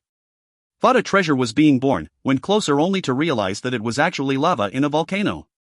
There was low-lying ground at the side of the mountain peak that contained all 5 elements. The 5 elements bred and flourished, starting from the fire element. Bizarre. We finished reading every word and felt increasingly impressed. Alone, Senior Xiao had entered deep into the wilderness, was surprised to chance upon a land with 5 elements, and started to pay attention.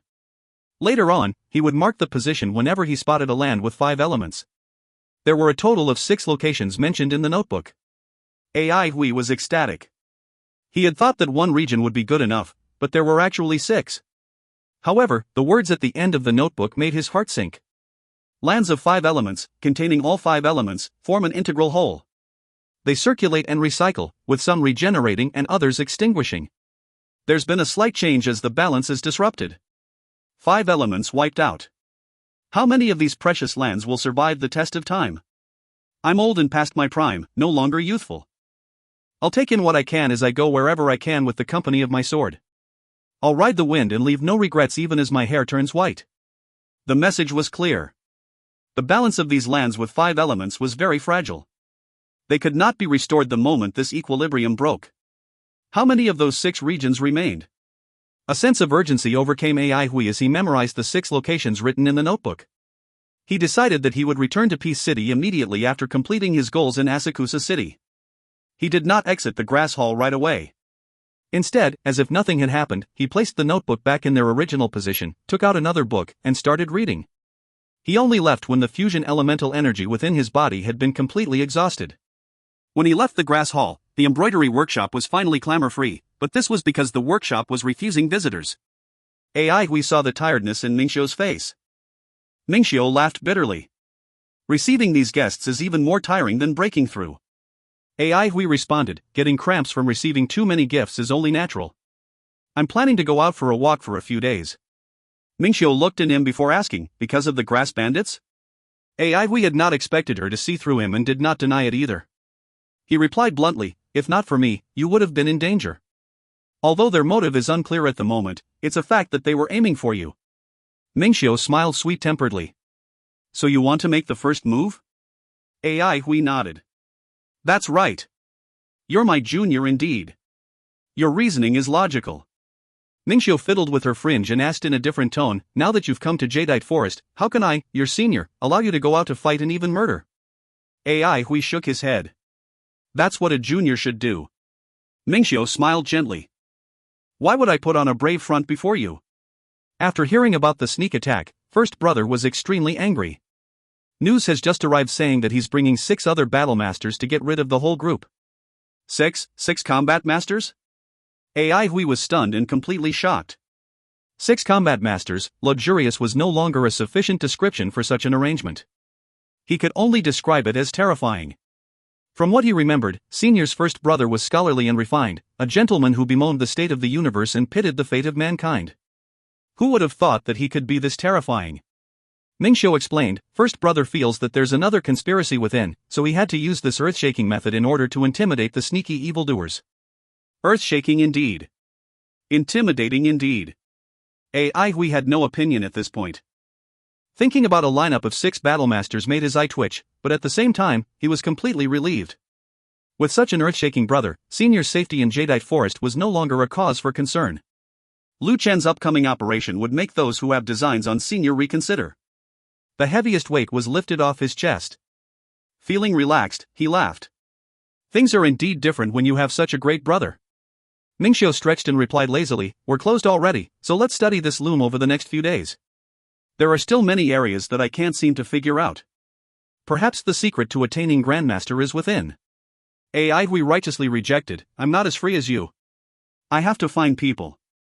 Mingxiu was taken aback. Find people? What people?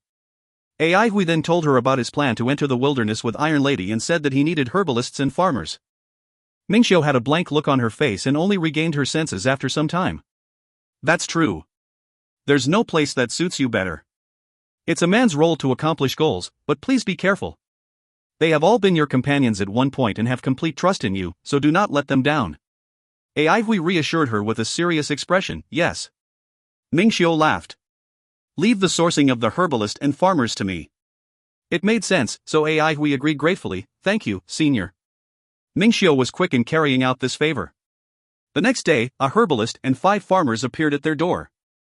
They looked honest and had a reserved look on their faces. Mr. Zhou is a veteran herbalist, has over 20 years of experience managing a herb farm, and is able to grow most herbs. His salary will be 500 heaven merit points a year. If he breaks into the realm of Master Herbalist, his pay will increase to 2,000 heaven merit points a year and a fifth of the farm's yield. The 5 farmers are all decent, and Mr. Tian here can grow elemental energy beans. Mr. Tian's salary will be 500 heaven merit points a year while the rest will be 100 a year. She added, they've been sourced by First Brother. What this implied was that these people had no associations with the family. Hui was pleasantly surprised. The herbalist and farmers before him were much better than what he had wished for. Without hesitating, Hui cried, "I'll take all of them." While 1,400 heaven merit points was over his budget, they were worth it. A farmer who was able to plant elemental energy beans was hard to find. It was even harder for him to find a herbalist who was about to experience a breakthrough. Everyone exchanged bows. Hui did the same. "Nice to meet you all." Mingxiu waited for the ceremony to end before saying, "Since you're set on your plans, I shall not keep you any longer. I've already arranged for a fiery floating cloud, and the things on board are for you to keep. Do let me know your location in the wilderness when you settle down." We greatly admired Senior Mingxiu's generosity and sincerity. She was never bashful and high maintenance. He sincerely bowed. "Thank you so much, Senior. I'll leave now. Take care." The fiery floating cloud, having transported a whole load of goods, had long since been waiting in the garden. Hui was not overly sentimental either as he quickly boarded with the herbalist and farmers and waved goodbye to Senior Mingxiu. Mingxiu waved enthusiastically. Fixing her eyes on the disappearing fiery floating cloud, she was somewhat lost in thought. "Uncle, you could not help but chime in, Miss, why didn't you make him stay a little while longer?" Mingxiu replied dully, "He's carrying a heavy burden, born to be heroic and well-known, overcoming all obstacles within the wilderness, and having no regard for anyone. How could he fall into this maelstrom?" "Uncle, you shuddered." Mrs. words carried a deeper meaning, and he knew that it was not something he could grasp. After thinking for a bit, he changed the topic. "Where are the people from the Duanmu family?" Mingxiu shook her head. "Let them settle their own matters." "Uncle, you left it at that upon hearing her response." Instead, he asked curiously, "What are your plans?" Mingxiu's gaze fell upon the loom as a smile appeared at the corner of her mouth. "Rebuild the workshop." "Uncle, you nodded. That's indeed necessary. It's quite badly damaged." Mingxiu corrected him, saying, "No, I'll build a workshop in Jadeite City." The familiar workshop had been destroyed and thrown into disorder, while Teacher's loom was beyond recognition. She had just entered the realm of Master, and everything was changing and becoming part of the past. The image of a silhouette kneeling before a grave under the pouring rain made her heart ache. She did not know how many times she had blamed herself for being weak and indecisive during that time. She dared not imagine the pain and despair Hui had felt when stabbing that sword. She knew very well how she had been holding up for the past few years. She could not imagine how Hui had kept it together since the pain he felt must have been 100 times worse. Now that there were expectations set for him, he stood up once again. Those so-called heroes probably referred to people like Junior. People who were as brave as him, she thought to herself. Hui was shocked by the pile of supplies on the fiery floating cloud. All kinds of seeds, wood elemental ingredients, wood elemental energy beans, defensive equipment, and weapons. They were all of outstanding quantity and quality. Other than those, there were blood cores, blood crystals, and jade fruits. It was extremely challenging to gather so many materials within such a short period of time. AI Hui was beyond moved. Not only was the value of the goods astonishing, Senior had spent a lot of thought on these supplies. After taking Zhao Bowen and the others on board, the fiery floating cloud headed straight for Peace City. Seeing the faraway horizon, a myriad of strong feelings filled AI Hui's heart. He was looking forward to the future. He was about to have a brand new beginning. Little did he realize that this brand new beginning was not just for him. It was for the world as well. If you find any errors, ads pop-up, ads redirect, broken links, non-standard content, etc., please let us know. Report chapter so we can fix it as soon as possible. Chapter 414, Crossing Over. Chapter 414, Crossing Over. Translator, Irene. Editor, TYZ, KLKL. Lemon Camping Ground was seldom as lively as today. Many had walked out from their tents and wooden houses. It must be a big troop. Lemon Camping Ground was an forward camping ground located at the edge of the Pallet Cloud village. It was famous for its wild lemon trees found nearby. Ever since the city expansion order was issued, respective forward camping grounds were greatly excited. They were temporary camps built at the fringe of the wilderness, the final supply station for those who were about to enter deep within the wilderness. They housed mostly small merchants and some elementalists who'd retreated from the wilderness, who made a living there. When Lemon Camping Ground was first built, it was bustling with activities. Back then, Elders Guild had just declared its city expansion plans, and every day, Mirage Beanpods shared a story about how a penniless pauper found an unremarkable stone from the wilderness and sold it for a heavenly sum upon his return to the city, hence he became a wealthy person overnight. This story brought about many fanatics who rushed forth to the wilderness, as if treasures could be found in every corner. But the cruelty of the wilderness quickly dealt these ignorant people with a heavy blow. There were many casualties and the fever died down gradually. People then realized that not only did the wilderness offer opportunities and wealth, it was also lurking with dangers. Nevertheless, the huge influx of elementalists had significantly expanded the volume of human activities within that region. Following that, several mini-cities were built like the sprouting of bamboo shoots after a rain. Although these cities were very small, they possessed an elemental energy pool which attracted surrounding elementalists, causing the forward camping grounds to decrease in popularity. Lemon Camping Ground was in a better state compared to the others, since the city closest to it was about 180 miles away. Because it was situated further in, it was basically the last depot. Nevertheless, its popularity was still affected. What had arrived was a majestic team of groundbreakers. There were at least a few hundred of them. Were they planning on establishing cities? Li Yuanliang sized up the team rather curiously. Generally speaking, one could tell the scope of a team's mission by looking at the scale of it. An exploration team would not usually have over 12 members. The greater the number of people, the easier it was to attract unwanted attention from the dire beasts and encounter ambushment. A team of hundreds of members usually meant that positions had already been marked and they were ready to build the cities. It had been over a year since the order had been issued. As long as they hadn't been destructed, most expansion teams that were slightly larger scaled had most likely started on their construction. Currently, many cities were already significantly developed. The new ones, for example, had already gathered a huge volume of new citizens, and already surpassed 200,000 people.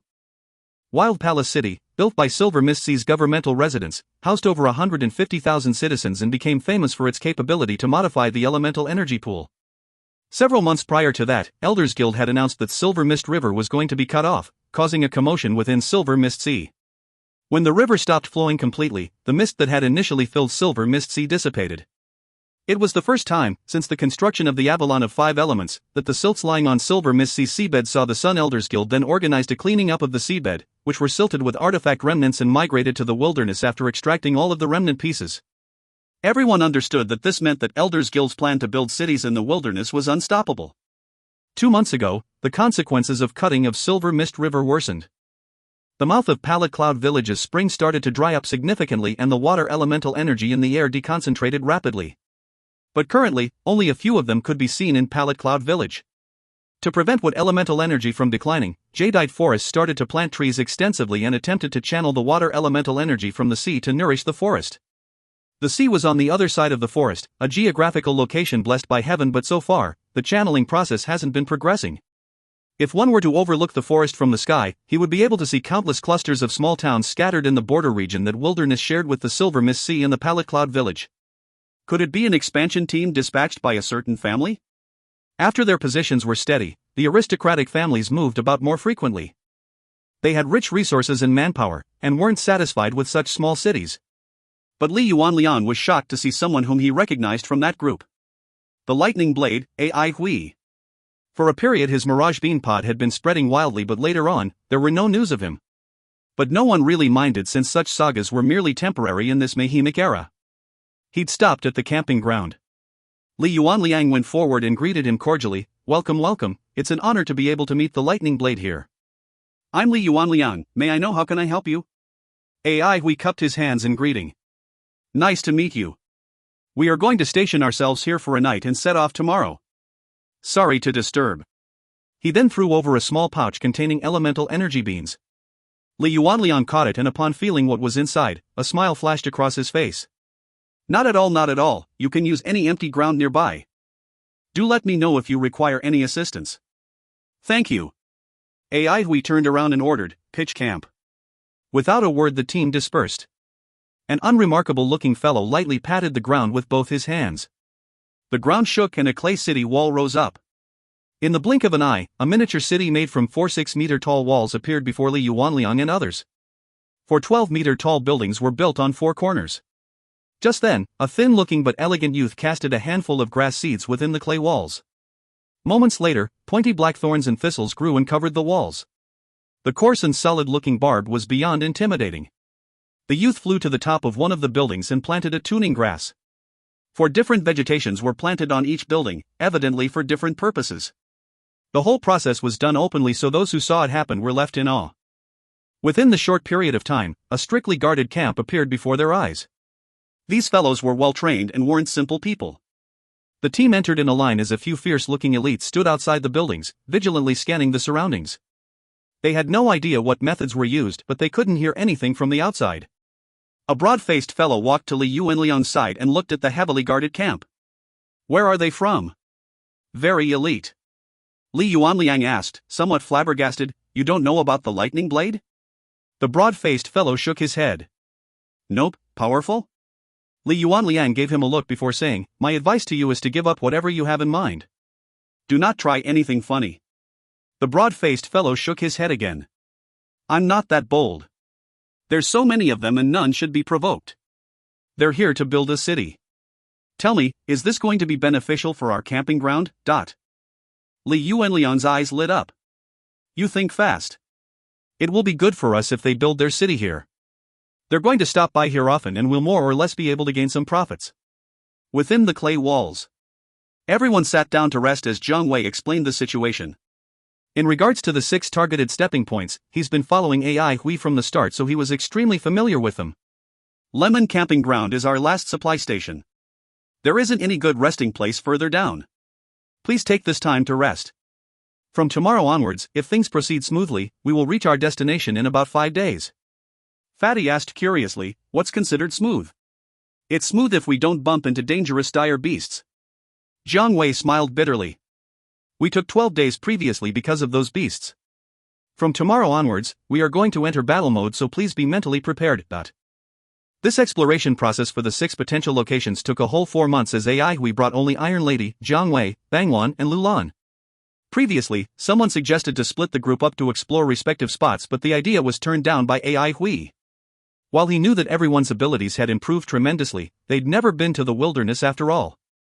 In the wilderness, at times, experience was more practical than abilities. Facts proved Ai Hui's apprehensions and worries were a necessity, as the 5 of them almost lost their lives several times within the past 4 months of exploration. It was throughout this period that Iron Lady and the others truly experienced the dangers of the wilderness. Only 1 out of the 6 locations was still a land of 5 elements. Even if it was the only spot left, there were many other issues. Nevertheless, after much consideration, the team decided to build the city there. While the issues were tricky to handle, it was even more difficult to get hold of a land with 5 elements. So far, even with the innumerable cities being built, they hadn't heard of one that contained all 5 elements. Just this point alone was sufficient for them to take a gamble. After a night of rest, everyone felt energized, their weariness vanished. A few children, weapon masters, herbalists and so on were told to stay in fiery floating cloud while all kinds of supplies and materials were piled in other corners. The battle crew, all fully armed, surrounded fiery floating cloud as if they were expecting the arrival of a great enemy. Li Yuanliang and the broad-faced fellow saw them off. The broad-faced man asked, "How many of them do you think will survive?" "I don't know." Li Yuanliang shook his head. "But I hope they all do." The broad-faced fellow was rather surprised. Old Li, you're kind-hearted now, . Or else who's going to give us the money in future?" Li Yuanliang asked as a matter-of-factly. His gaze followed the disappearing team and said moments later, "I've seen their Mirage Bean Pod. They're decent fellows." As the team left the camping ground, the atmosphere tensed up. Not only them but even AI Hui was very nervous. It was his first time leading so many new hands deep into the wilderness, so the pressure on him was tremendous. In spite of how he was feeling, there was no indication on his face at all, which actually made people feel calm and composed. Bangwan, use the tuning grass to listen for any sounds of activities. Iron Lady, guard the side. Fatty, hold the shield properly and don't glance all around.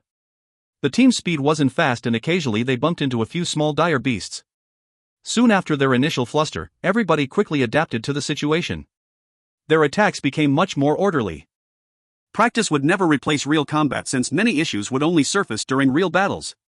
But they'd been unlucky, getting caught in a rainstorm, lost their way and had to take a detour. But the team did not fall into disorder.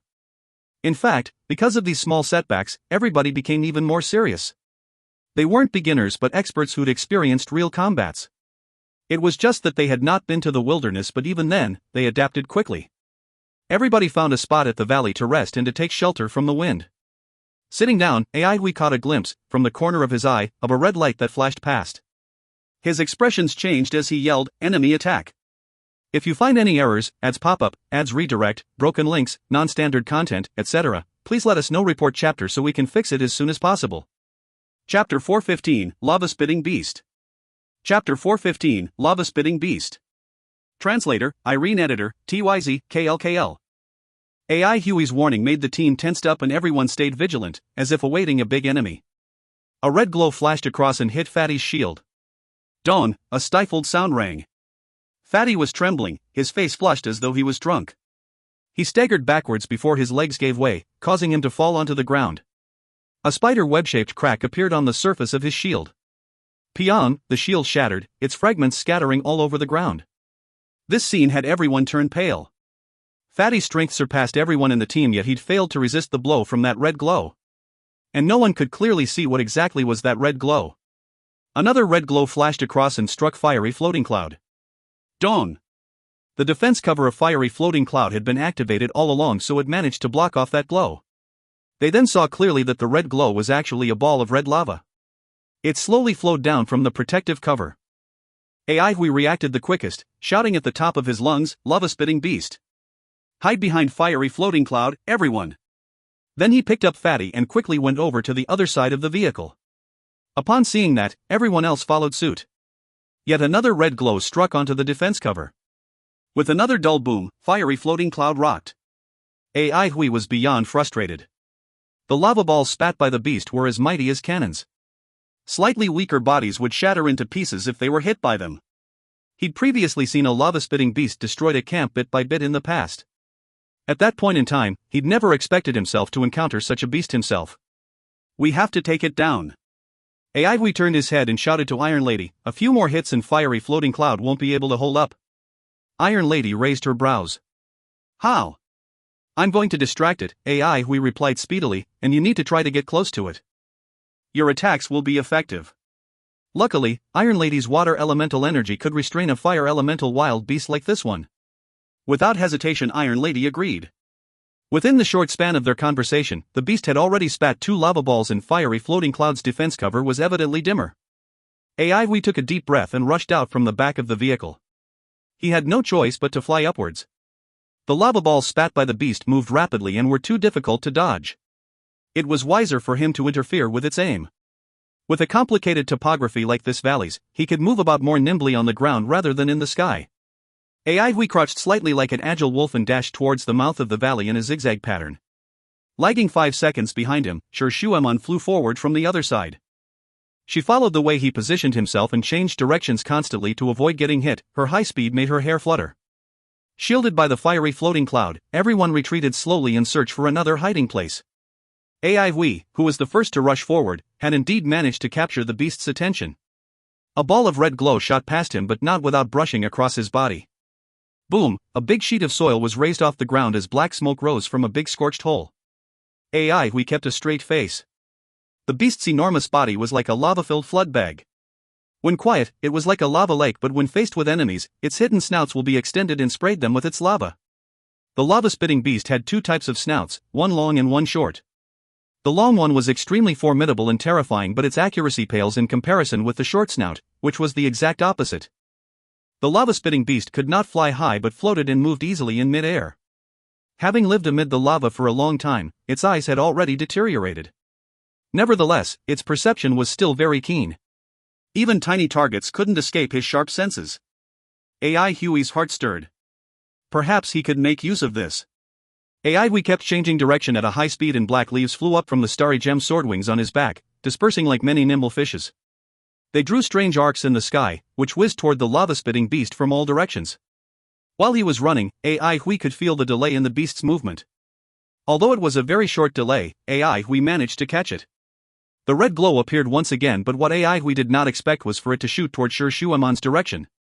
By now, Shi Shuemon had already followed AI Hui into the wilderness a few times, so she was rather experienced and had been careful as she was dashing and switching directions. The red glow swept, about a meter away, went past her, causing her to tremble. AI Hui rushed towards her, shouting, "It's sensitive to water elemental energy." Lava-spitting beasts were purely fire elemental beasts that lived amid the lava. They absolutely abhorred water elemental energy. Being exceptionally intelligent, Shi Shuemon understood immediately, and 3 short water candles appeared on her hands. She channeled water elemental energy into those candles, and upon lighting them up, they transformed into balls of vapor. As they left her palm, they became an exact copy of Shi Shuemon, dashing forward with that same posture. In a flash, 3 vapor forms of Shi Shuemon appeared by her side. Smart, AI Hui praised inwardly. Previously, Shi Shuemon never would have used water candles, a move she deemed inferior and harmless. After she followed AI Hui around the wilderness a few times, she realized that combat strength solely wasn't sufficient at times. Many seemingly unremarkable moves usually had great potential. The vapor images formed by the water candles could easily be distinguished by capable elementalists, but not the wild beasts. All the lava-spitting beast could perceive was the water elemental energy that it loathed so much. With her current abilities, controlling the vapor image was extremely easy for Shi Shuemon. And the people being shielded by fiery floating cloud were already hiding in another corner. Everyone heaved a sigh of relief and were ready for battle. They did not wish to see AI Hui and Shi Shuemon risk their lives. Duan Mu Honghun had a grave look on his face. Proud and arrogant, he felt extremely unpleasant that he wasn't able to be of any crucial help. Without a word, he retrieved a grass seed from his waist pouch. He unfolded his palm, allowing the seed to roll onto the center. He channeled wood elemental energy into the seed, which caused it to sprout and to grow quickly. A few seconds later, a jade crystal grass appeared on his palm. He said coldly, "Archers shooting beyond a 2-mile range, tear a leaf and swallow it." Sang Zijuan and Jian Wei made eye contact before tearing out a leaf each, and which was then swallowed. A few other decent archers came over and did the same. Entering their mouths, the leaf transformed into a green liquid. Sang Zijuan couldn't help but ask, "What is this?" "Eagle-eye grass. Time is limited, only 30 seconds. The archers flew off immediately. Sang Zijuan exclaimed, "I see it." The rest jolted as they spotted the beast too. Their visions had sharpened significantly, and they could see AI Hui and Shi Shuemon sprinting at the faraway valley. They could even spot Shi Shuemon's vapor figures from where they were. Jian Wei said gravely, "Let's not waste time." He drew out a shockingly long arrow and the others followed suit. AI Hui's black swords were the fastest. They were like a group of black bees, which appeared over the beast's head. Feeling threatened, the beast started to spray lava unceasingly from its short snout. Its short snout was exceptionally precise. In the blink of an eye, AI Hui's black leaves shattered into pieces, stinging his heart badly. But the black leaves had a number advantage. While many had been destroyed, there were a lot more to intervene with the beast's attack. What AI Hui did not expect, however, was that the black leaves brought no substantial harm to the beast, only causing concentrated clanking sounds upon landing on its body. Just then, sharp whistling sounds rang across the sky. As the lava-spitting beast sensed danger, it raised its short snout and quickly spurted a huge volume of lava. The lava left its snout and opened up like a web, layer upon layer, which formed a red lava shield above it. Clang! An arrow pierced through the shield, which revealed its head. Clang, clang, clang! The lava shield trembled continuously. An extremely low whistle sounded and the lava shield crumbled. An arrow struck the beast's body with astonishing force. Dong! It pierced the beast's round body. The lava-spitting beast let out a sharp shriek as flames rose, which burnt the arrow in split seconds. The lava within its body surged and its wound was quickly patched up, although the color of its new skin was obviously darker. It looked like a scar.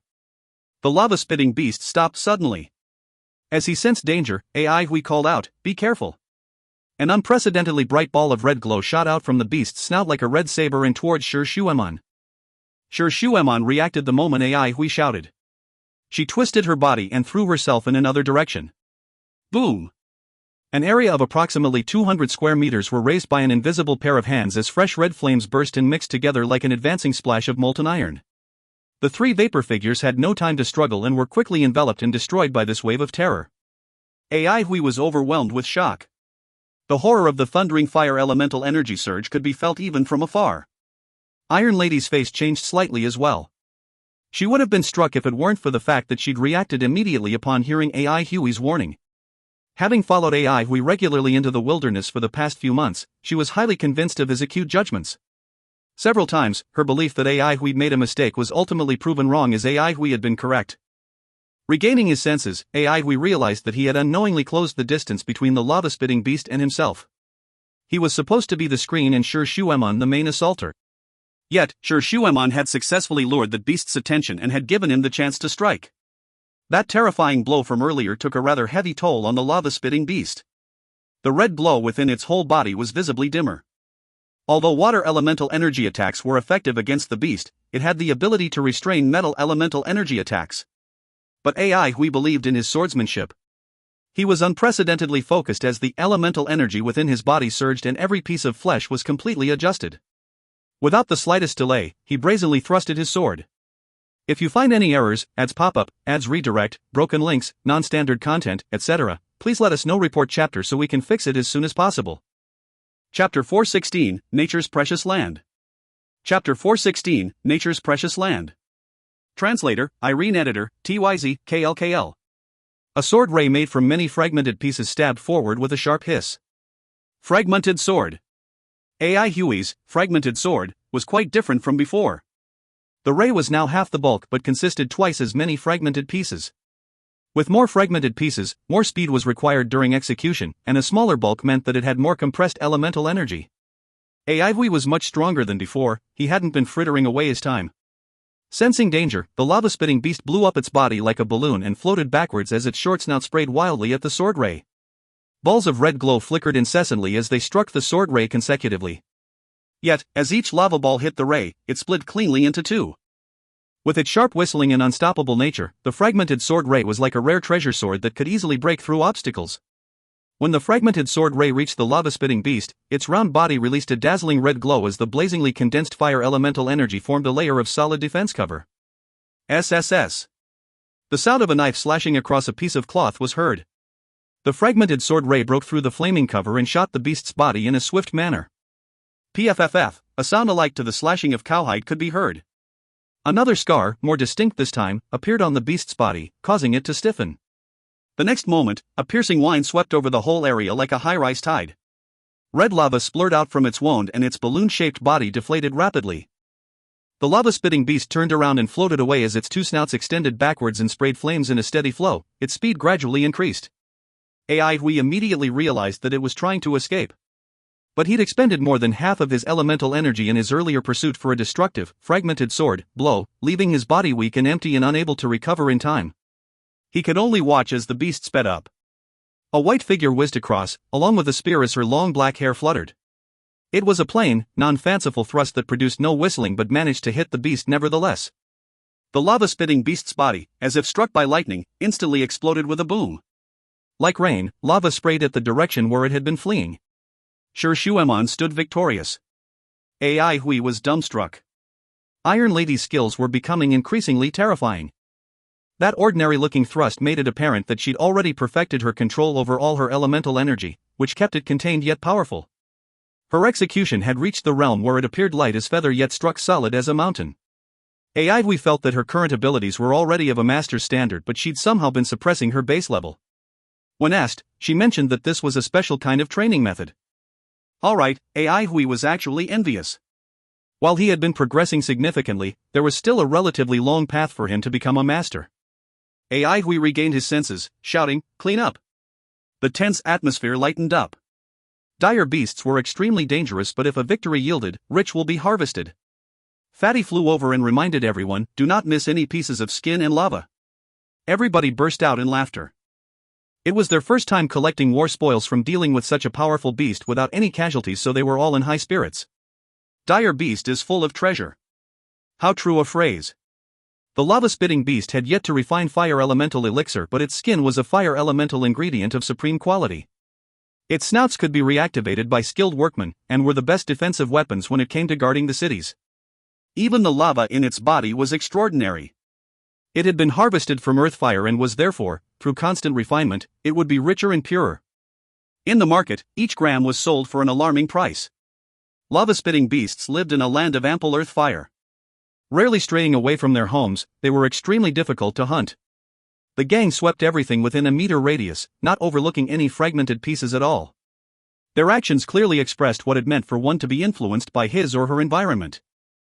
Hui was rather moved. "I did not expect that I would have had the opportunity to hunt down a lava-spitting beast." No one responded. Among the team, Iron Lady already possessed a standard equivalent to a master's. Hui and Duanmu Huanghun excelled as well. While the others were slightly weaker, they were all in the third elemental realm. Plus, none of them were lacking in standard. In fact, they made an outstanding city expansion team. Only Lulan praised loudly with an approving look on his face, "Hui is amazing." No one let down their guard. They rested and recovered their elemental energy on the spot. The thick fire elemental energy in the valley was exceptionally eye-grabbing. Lava-spitting beasts' breath would disperse weaker dire beasts. Elemental energy in the wilderness was in a mix, so to everyone, training efficiency was drastically reduced as they needed a longer time and more revolutions in order to recover their elemental energy. The team set off upon full recovery. They were in the right direction since they bumped into a lava-spitting beast. Their destination was exactly a place where earth fire surged. The team did not meet any dangerous dire beasts again.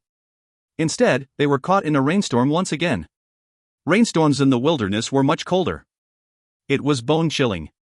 Advancing through a storm like this required active elemental energy to withstand the cold, hence, elemental energy consumption was very high. And because the elemental energy amid the rain was very disordered, the team could have easily lost their way. Having learned from their previous experiences, the team stopped in a cave on the cliff to wait it out. No one had expected Wang Xiaoshan to be the most useful person in the wilderness. A simple technique of turning rocks into clay had been perfected and was made magical by him. Drinking Lulan's brewed soup in the cold night was simply a wonderful indulgence. The rain went on for a whole night and was taken over by a clear and boundless sky the next day, raising everyone's spirits. Nevertheless, no one dared to fly high as the extremely strong dire beasts residing in high altitudes weren't monsters they could contend against right now. Fiery floating cloud was only a few feet above ground and the gang scattered around in pairs, strongest with the weakest, strictly guarding. A few days were all it took for everyone to feel the difference between the wilderness and Avalon of 5 elements. Take the rainstorm as an example. Rainstorms in the wilderness were more powerful, cold, and even more dangerous. In the Avalon, rainstorms had no effect on their flight. They could still pass through cumulonimbus clouds and fly freely. Hui was at the far front. There were many extremely dangerous plants and he had to remind the gang to avoid poisonous plants, swamps and so on. The wilderness was a place where experience reigned supreme. Even with master-like abilities, one would not survive long in the wilderness without experience. Apart from dangerous dire beasts, there were many hidden poisonous insects, which was a pain in the ass. Although Hui was equipped with insecticides, there were some poisonous insects that were immune to it and hence unaffected. After 20 days of arduous traveling, they had finally reached their destination. In the wilderness, teams consisted of more than 10 members operated in diminishing efficiency. It was difficult to calculate the exact number of attacks they had been subjected to. The only glad-worthy fact was that they hadn't met any other dangerous dire beasts aside from that lava-spitting beast. Fatty looked at the towering and fuming volcano before him, his eyes lit up. Is that our destination? The fire here was exceptionally rich, a good training place for him. Sang Zijuan disliked the sulfur smell very much. This stinks, she said while crinkling her brows. Fatty responded with a drunk look on his face. Stinks? Not at all. Such a beautiful fire elemental energy odor. AI Hui ignored both of them. He brought everyone across a mountain range and pointed towards the front. This is the place. Crossing over the range, everybody looked over and were pleasantly surprised. The huge valley was enveloped in a thin layer of mist. The lush green forest could faintly be seen and even the babbling of river streams could be heard. How magical! How can there be such a lively and flourishing place near a volcano? Is it dangerous inside? The gang was excited. Other than fire elementalists like Fatty, no one liked the blistering hot and barren volcano land. Already checked. No dangers. Sure, Shueman, too, broke into a smile. She remembered how happy she was to see this valley when she accompanied AI Hui over to explore. AI Hui was excited as well since he'd finally brought everyone over safely. In time, they were going to build a city in this valley. A city that belonged to them and a city that was going to be the foundation of their future. Alright, this is our territory now. AI Hui declared. Go down and take a look. He led the way as others followed suit, excitement evident on their faces. Upon entering the valley, it was as if they'd been transported into an entirely different world. The unpleasant sulfur smell was completely gone. The air within the valley was filled with the scent of grass and flowers. The exterior of the valley appeared to be engulfed in mist, but the mist seemed to become milder and did not affect their vision at all on the inside. The terrain in the valley was uneven, so they were able to spot lakes, grasses, and trees. With a closer look, one would notice that the valley's shape was like an irregular pentagon and could be divided into 5 sections.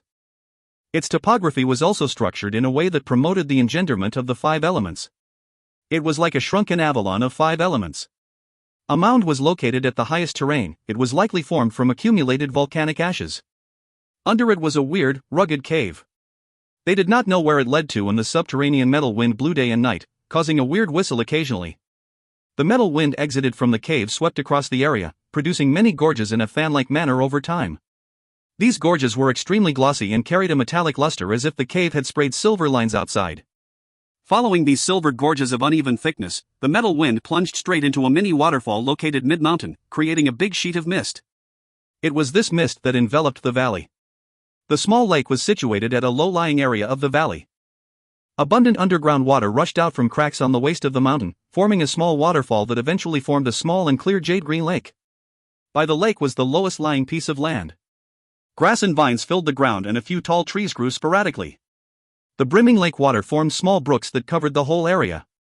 Beside the grassland were raised black rocks in wrinkled folds. Red glow could faintly be seen within the folds as they emitted great heat. Not even a blade of grass grew on those rocks.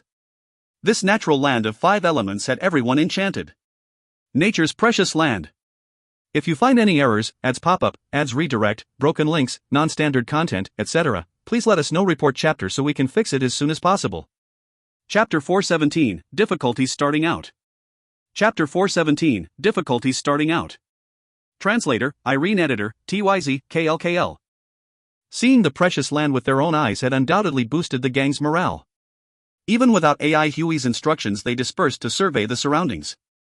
Benefits of having enough people were made apparent here, since quickly, all kinds of information were gathered one after another. Soon, everyone had a rough understanding of this precious land, which surprised them even more. The volcano sat in the west of the valley and would not block off the morning sun. This was also an important reason why the plants could grow so healthily here. This valley's formation and the engenderment of the 5 elements relied on many natural coincidences. Ample earth fire supplied unlimited elemental energy like an energy source powered by the elemental energy cycle. There were countless tunnels and holes underground, a key condition for the metal wind to flourish. It was also a coincidence that the metal wind came out from an exit beside the volcanic ash mound, and on the eastern part of the valley, the waterfall that flowed out from the cracks on the cliff carried water elemental energy. Having the high and low-lying land in the west and east respectively also gave the valley sufficient sunlight for plants to grow. With consistent vegetation growth, there would be endless amount of wood elemental energy.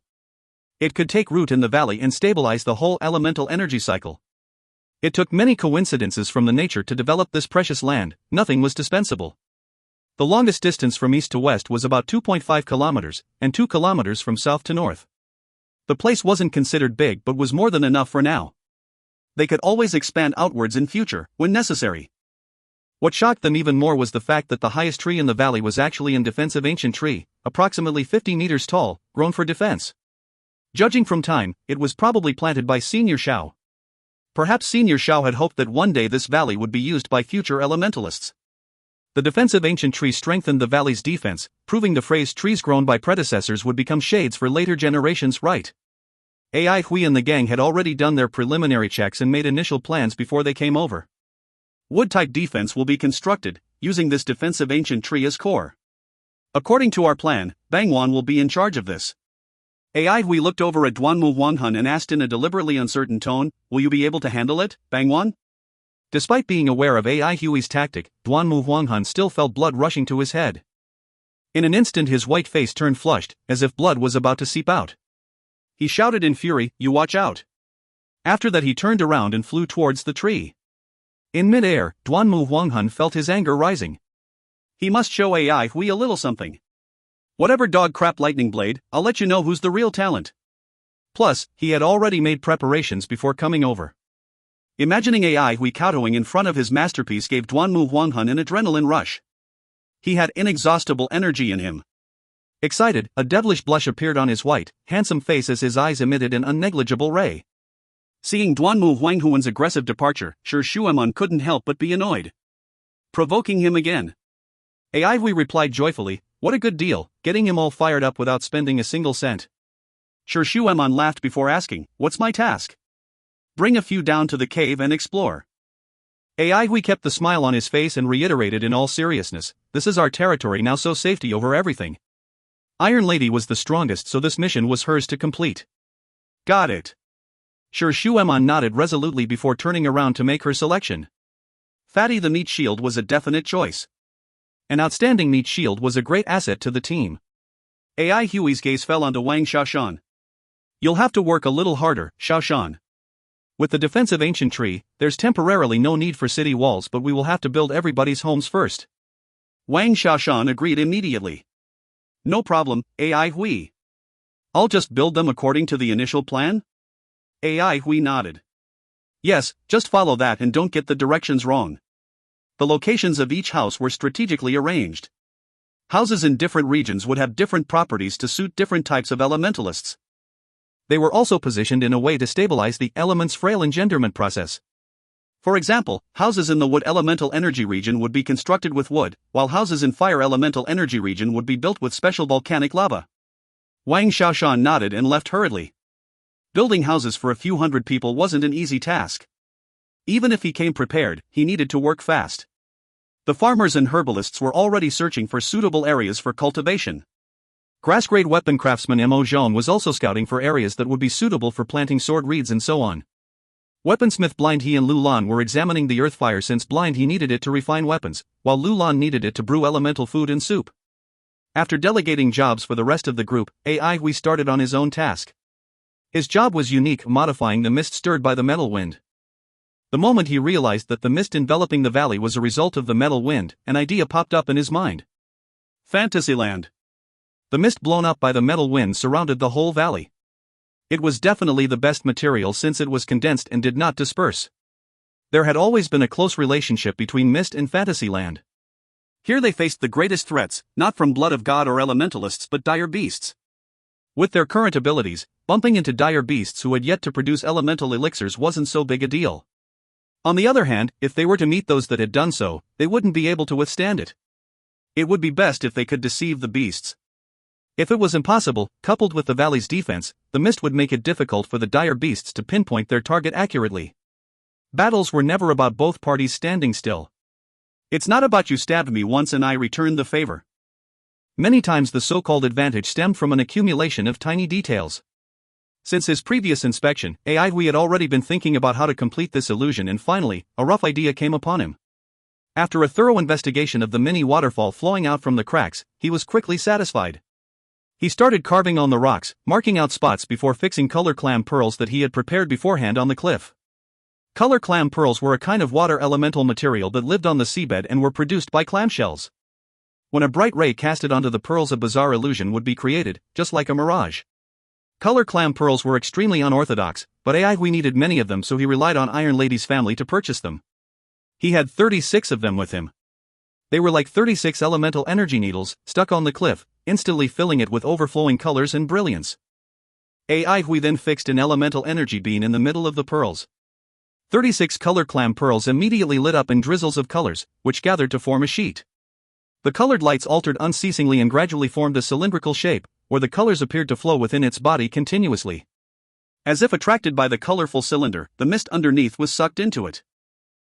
A soft sound was heard. A wisp of colorful flame rose from the cylinder that looked like a colorful candle. That was right. Aihui was borrowing the idea of water candles.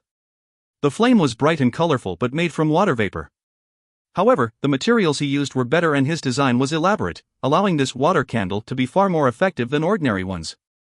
The flame rose in spirals, producing wisps of colored mist that continued to circle within the valley, along with the metal wind. If you looked down from the outside, you could see that the colored mist enveloping the valley were undergoing changes.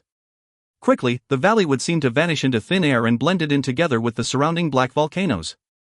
No matter how closely you look, you won't find any abnormalities. Nevertheless, no one in the valley was affected. In fact, no one sensed the changes in the mist. Aihui did not stop after finishing his first task.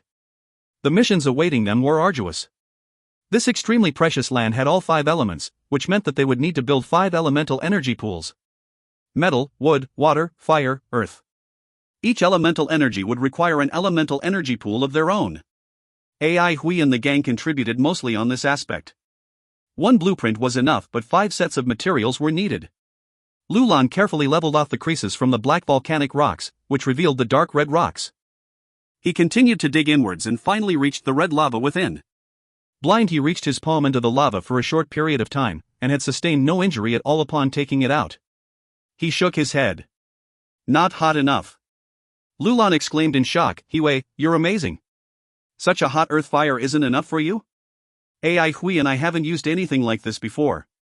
Blind, he responded warmly, nothing amazing. He liked Lulan a lot. He appreciated his delicious elemental soup and his ever-cheerful voice.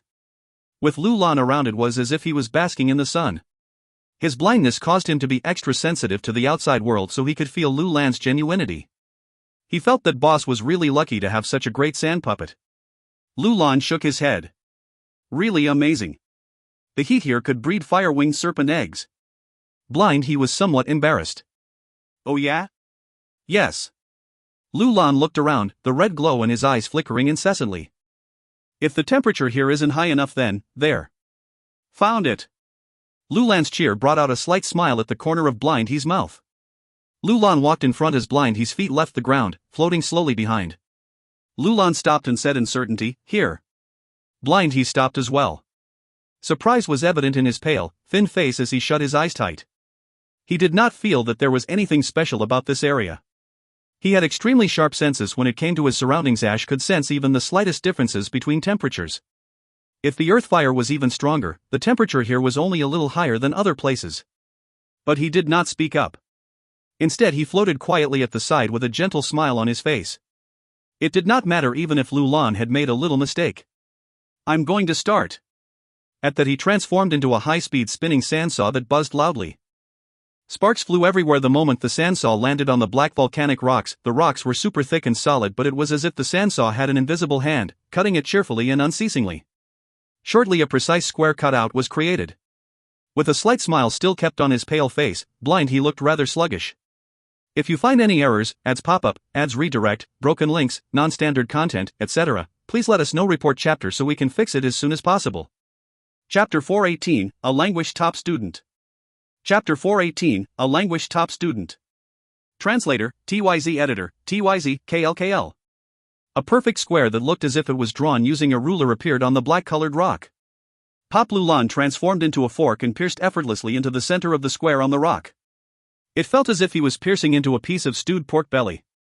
Accompanied by Blind He's astonished gaze, the fork trembled and pulled out a cube of black rock wobbly. The thickness of the back rock cube was at most 1 meter. It was thicker than what Blind He had expected. The bottom of the black rock cube was dark red and it was still dripping with lava. For some reason, when one looked at it, he or she would think of a chunk of red braised meat that was dripping glistening braised sauce. Of course, blind he couldn't link it to a chunk of red braised meat. He was only surprised at the temperature of the earth fire in the square-shaped hole. Heat waves blasted his face. Without using his hand, he could clearly gauge the temperature of the earth fire here. The earth fire in this area was much hotter than the previous areas. However, he was still a meticulous weaponsmith. Blind he floated down slowly from the air and kneeled on the ground. He inserted his fair and flawless palm into the square-shaped hole and shut his eyes tightly with a solemn look on his face. With a bang, Lulan transformed back to his usual form and looked curiously at Blind he. Lulan also knew how to forge weapons. However, his forging skills still paled in comparison to Blind he's. Most of Lulan's knowledge of weapon forging came from books. When Master Sha was still around, he spent all his resources on upgrading Lulan's sandcore. This was how Lulan's midnight came about. As for Lulan's second master, Ai Hui, he was also a poor bloke. However, in the process of making see you laters, Lulan had gained a decent amount of experience in weapon forging. Lulan was like a baby that was filled with curiosity towards everything new. This characteristic of Lulan completely set him apart from his master Ai Hui. Ai Hui was a practical individual. Whether or not he would be interested in something depended on the utility of thing itself. If it was something that he deemed useless, he wouldn't be bothered looking at it. However, if it was something that he deemed useful, he would become abnormally greedy and thirsty for it and would try to obtain it at all costs. Lulan's eyes were flickering with a red glow. He was recording and analyzing Blind he's elemental energy flow. Even though there were multiple areas that he did not understand, he still recorded the entire process patiently. The new sand core was exceptionally powerful. Lulan could feel the surging power that it contained, which resembled the unpredictable, calm and tranquil sea. Even though he still had not figured out how to activate and use this powerful force, up till now, all his abilities had not reached Midnight's limit. Sometimes, Lulan would wonder why Master Shao named the new sand core as Midnight. Midnight was the darkest moment of a day and the darkest moment of nighttime. Was the name implying that the sand core was as unpredictable as the darkest moments of nighttime or as bright as the daybreak that would come after midnight? Did Master Shao fulfill his wish? How was his life now? Distracting thoughts flashed across Lulan's sand core. Sometimes, Lulan felt that he behaved lesser and lesser like a sand puppet. It was really abnormal for a sand puppet to have distracting thoughts. His gaze returned to Blind he. Blind he withdrew his palm and stood up slowly. Let's build the smelting furnace here. After settling a huge issue, Lulan was very happy. We shall build the smelting furnace according to Ai Hui's design? Yes, Blind he replied. Lulan shall begin then. Lulan said cheerfully. A faint smile appeared on Blind he's pale face. He did not say anything, but he was filled with expectations. The earth fire in this area was abundant. This was the best spot to build a smelting furnace. Furthermore, the design of the smelting furnace had been improved by Ai Hui's modifications. That's right. This was the first time he met a metal elementalist that knew how to modify a smelting furnace to such a successful extent. Even though they had only roughly tested out the modifications, the trial was enough to prove that the firepower of the smelting furnace did increase significantly. No wonder Elders Guild would confer the title of Master on Wang Shouxuan. The standard of abilities Ai Hui displayed had certainly enlightened Blind he. Blind he was filled with anticipation for the resulting flames produced by the modified smelting furnace coupled with the abundance of earth fire. Clink, thud, clink. Lulan's movements were very fast. Very soon, the building process was in full swing. Shi Xuemon and her counterparts returned to the valley without good news nor bad news. The inside of the cave was shaped like an inverted trumpet. The entrance of the cave was small, but the inside of the cave was enormous in size. And the powerful metal wind was formed precisely because of the unique shape of the cave. There were numerous passageways in the cave. This was also why Iron Lady and her counterparts had to turn back. Scouting a cave was an arduous process that would take up a lot of time. There were pros and cons to having a cave that was connected to the outside world. The terrain of the valley was small and narrow. It would be impossible for them to escape if someone had blocked the entrance of the valley. The good thing of to have a cave connected to the outside world was that it provided the best escape route for them. However, the bad thing about the cave was that it also provided a route for dire beasts to invade the valley. Therefore, appropriate arrangements had to be made. Iron Lady looked at the drifting fog that dazzled with a flash of radiance every now and then above the valley. A look of amazement flashed across her eyes. Was this inspired by water candles? Sometimes, she really wanted to crack open Ai Hui's head and see what was contained inside of it. She saw that Ai Hui was busy, hence, Iron Lady did not disturb him. She began to deploy sentries and patrols around the valley. Right now, they were situated in the depths of the wilderness where danger might occur anytime. Meanwhile, Duanmu Huanghan was leading a team of wood elementalists to perfect the wood elemental defense system. Various types of seeds were meticulously planted in different positions. Using their wood elemental energy, the wood elementalists were able to speed up the growth of the seeds. Within 2 days, there were lots of young sprouts around the defensive ancient tree. If Ai Hui was an unorthodox elementalist, then Duanmu Huanghan would be an orthodox elementalist. Due to the talent he displayed since young, his family had placed high hopes on him. Duanmu family was one of the oldest families in Avalon of 5 elements. Since young, Duanmu Huanghan received the most traditional and orthodox education. If Duanmu Huanghan never met Ai Hui or encountered the blood catastrophe, he would have graduated from induction ground as the best student and became a role model for all the students in induction ground. His style of defensive arrangements were very traditional. One could even say it was a classical style. His style of defensive arrangements was completely different from his arrogant and elitist nature. In the hands of a so-called genius, any theories or styles could shine brightly and amaze everyone in the world. Initially, the rest of the wood elementalists did not find anything special about Duanmu Huanghuan's defensive arrangements. All they could see was that some of his requirements were too demanding and unnecessary. For example, every plant must be of a certain distance from each other, or the order in which the wood elementalists sped up the growth of the seeds must be correct. On the contrary, the concoctions that Duanmu Huanghan used to prepare these plants were commonly seen and ordinary. There were nothing special about these concoctions at all. However, as time passed, everyone began to shut up. All their complaints had disappeared. Everyone sincerely admired Duanmu Huanghuan's defensive arrangements. They had been convinced by his genius. If this was a wood elementalist's homework or examination in induction ground, Duanmu Huanghan would have received full marks. Everyone believed that even the teachers in induction ground could not have handled this task better and more impressive than Duanmu Huanghan. Perfect. Meticulous. Impregnable. His defensive arrangements did not seem to complement each other, but in reality, they did fit together perfectly. The ideas behind his arrangements were ingenious and the details involved were brilliant. Jiang Wei and his counterparts had been through multiple battles before and they had rich combat experience. As such, they were familiar with storming heavily fortified positions. However, when they faced Duanmu Huanghuan's defensive arrangements, their faces turned white with fear. Up till now, no matter how hard everyone tested and rehearsed, they could not find a single loophole in his defensive arrangements. Just by the make of the distribution chart of the seeds that had been planted and looking at it, everyone's eyes tangled up. At this point of time, all the wood elementalists then remembered that Duanmu Huanghan was the legendary top student of induction ground. Didn't everyone say that he had languished? Didn't everyone say that he fooled around in brothels day and night? Didn't everyone say that he was utterly defeated by Shiyu? All the wood elementalists submissively followed behind the top student, sowing seeds and channeling their elemental energy. After being crushed by Duanmu Huanghuan's superb intelligence, everyone seemed to have gone through a mental roller coaster. Right now, all of them were filled with anticipation.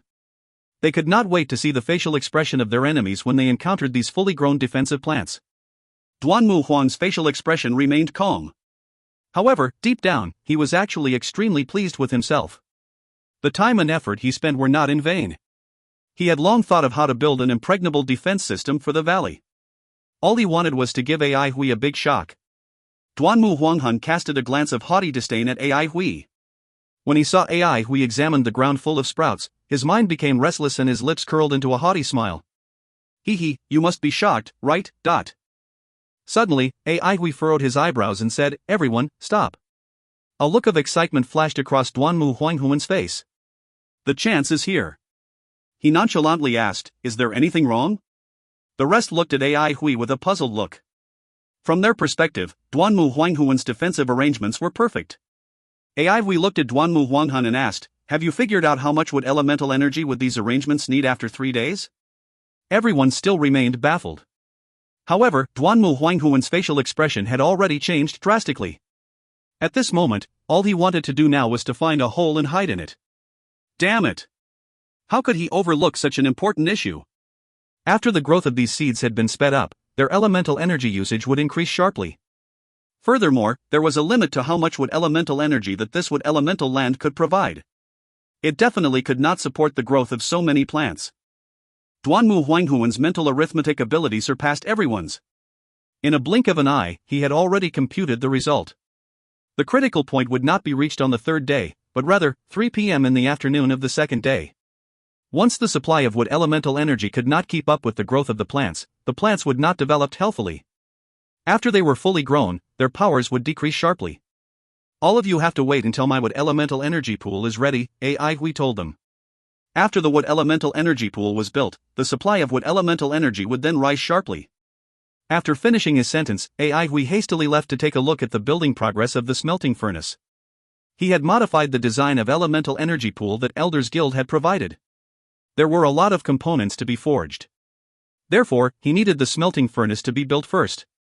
Furthermore, he had to consult Blind He on some of the components needed for the 5 elemental energy pools. Duanmu Huanghuan's face turned black, resembling the bottom of a wok. An extremely strong aura of anger emitted from his body, causing the rest of the wood elementalists to steer clear of him.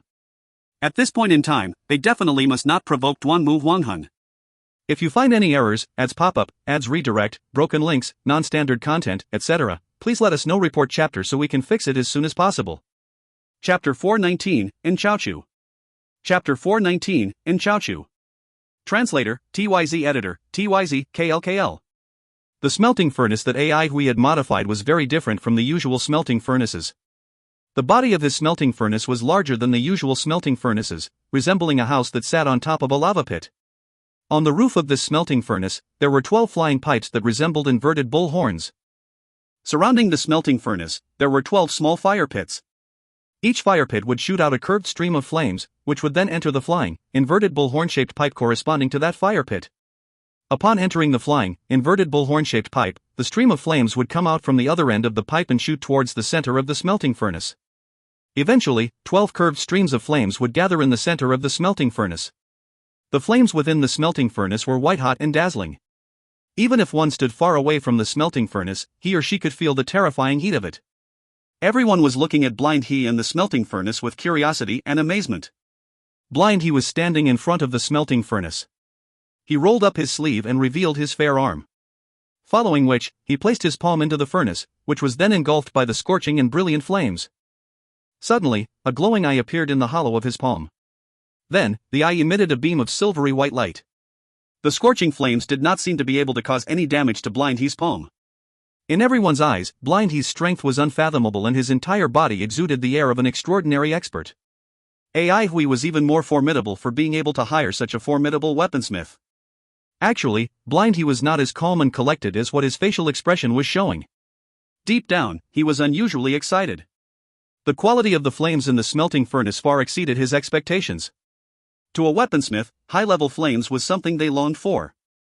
The higher the base level of the flames, the higher the base level of materials it would be able to melt. Those truly capable weaponsmiths would always forge their weapons in Fire Prairie. The base level of the earth fire in Fire Prairie was extremely high. It was most suitable for forging weapons. That was also why the cities of Fire Prairie were built underground. Being underground, the cities would be able to better utilize the earth fire. High-level flames. He had never seen such high-level flames. He forcibly regained his composure and asked, "What kind of flames is this? Does it have a name?" AI Hui was stunned momentarily and shook his head, "No." "Give it a name," Blind He replied. Actually, AI Hui felt that as long as the smelting furnace was complete, he did not really care about the name of the flames. However, he knew that Blind He's temperament and nature was not like an average person's. Therefore, AI Hui decided to treat him with deference and replied casually, "Since this kind of flame is formed by clustering earth fire, and its color is whiter than the usual flames, let's call it white cluster flames." With a serious look that contained a tinge of sincerity on his face, Blind He replied solemnly, "Then it shall be called white cluster flames." Upon seeing the nonchalant look on AI Hui's face, the rest did not care much about the flames too. But no one had expected that white cluster flames would make an immense reputation for itself in the future. Eventually, it would be carried forward by future generations and a series of high-level cluster flames would be developed. In the future, there would be an addition of the title Creator of High-Level Cluster Flames to AI Hui's resume, and he would be revered by countless weaponsmiths. Only Blind He seemed to have vaguely realized this. As long as you're happy, AI Hui did not care about the name of the flames at all. Following which, he asked, "When can we start the forging process? Let me get familiar with the smelting furnace first." After finishing his sentence, Blind He did not pay attention to AI Hui anymore. He only cared about adjusting the smelting furnace. "Does He Wei need Lu Lan's help?" Lu Lan widened his eyes and asked. Thanks, Lu Lan. Blind, he smiled at Lu Lan. Upon seeing this, AI Hui rubbed his nose. Even as the employer, he did not get the same level of respect and fondness as Lu Lan from Blind He. New Light City was a city designed and built for new citizens. It was also the second largest city in Beyond Avalon. Elders Guild had named the wilderness regions that were expanded into and developed as Beyond Avalon. Back then, the number of cities in Beyond Avalon had exceeded 10,000.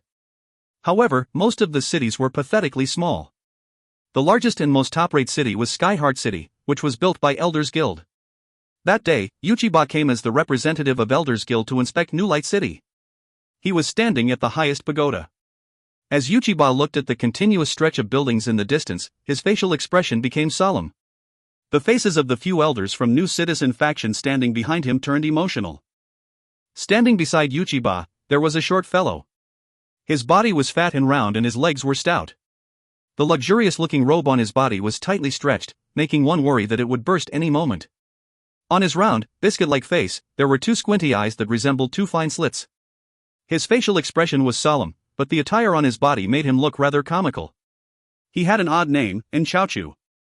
However, no one dared to laugh at him. Among the new citizens, Enshaochu had become a legend. His strength was very weak and he had not even attained elemental externalization yet. No matter how one looked at him, he or she could not see any worth in him. However, he was the mayor of New Light City now. No one knew where Elder Yuchi had found him. Initially, when Elder Yuchi gave such a heavy responsibility to an unknown individual like him, everyone raised their objections. When the internal department of New Citizen faction saw him in person, everyone was disappointed.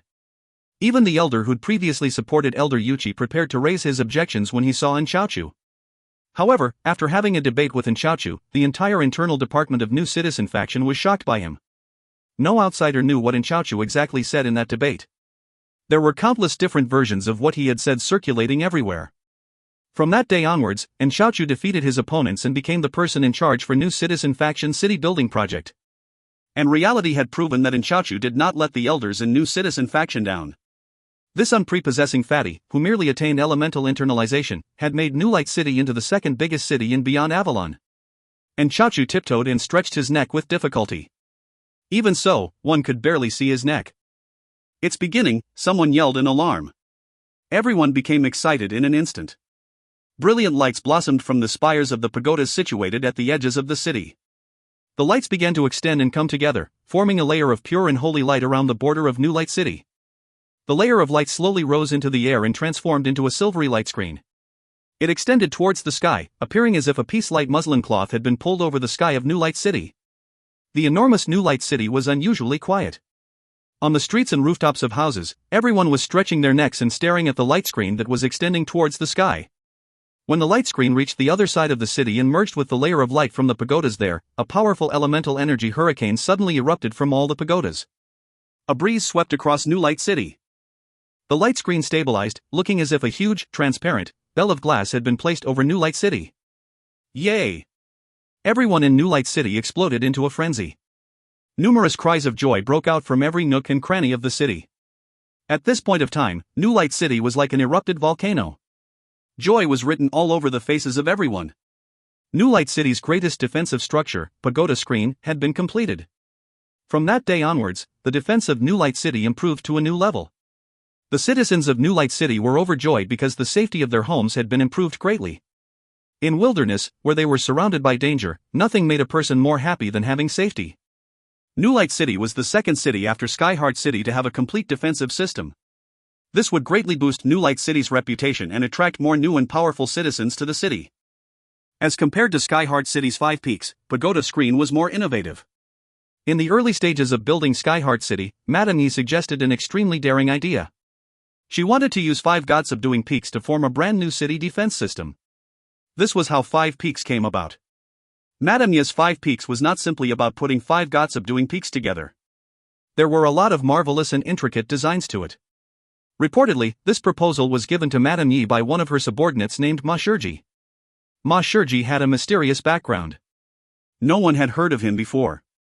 This person had an extremely deep understanding of Wang Shouchuan's research works and theories. Even though Yuchi Ba was an elder of Elders Guild, he could not deploy a God subduing peak to New Light City without explicit approval. Luckily, Wang Shouchuan's research works and theories were in high demand. Apparently, the birth of God subduing Peak had popularized Wang Shouchuan's research works and theories. Even though Elders Guild tried its best to withhold this information from the outside world, the information continued to leak. Since the leakage of the information could not be stopped, Great Elder decided to sell the information on, treating the city as a piece of cloth, to the public. Its price was exorbitant. However, for aristocratic families and powerful forces, they did not mind paying such a small price for it. Pagoda Screen was built upon Wang Shouchuan's theories, but it was developed and produced by New Citizen faction. This was something that Yuchi-Ba was extremely proud of. It has been hard on you, Xiaochu.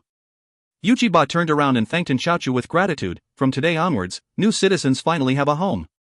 Everyone surrounding Yuchi-Ba became very emotional.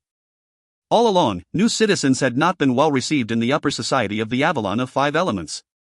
The conflicts between New Citizens and Old Citizens had never ceased before. Similarly, elders who were New Citizens and Elders Guild were always at a disadvantage. Not hard at all.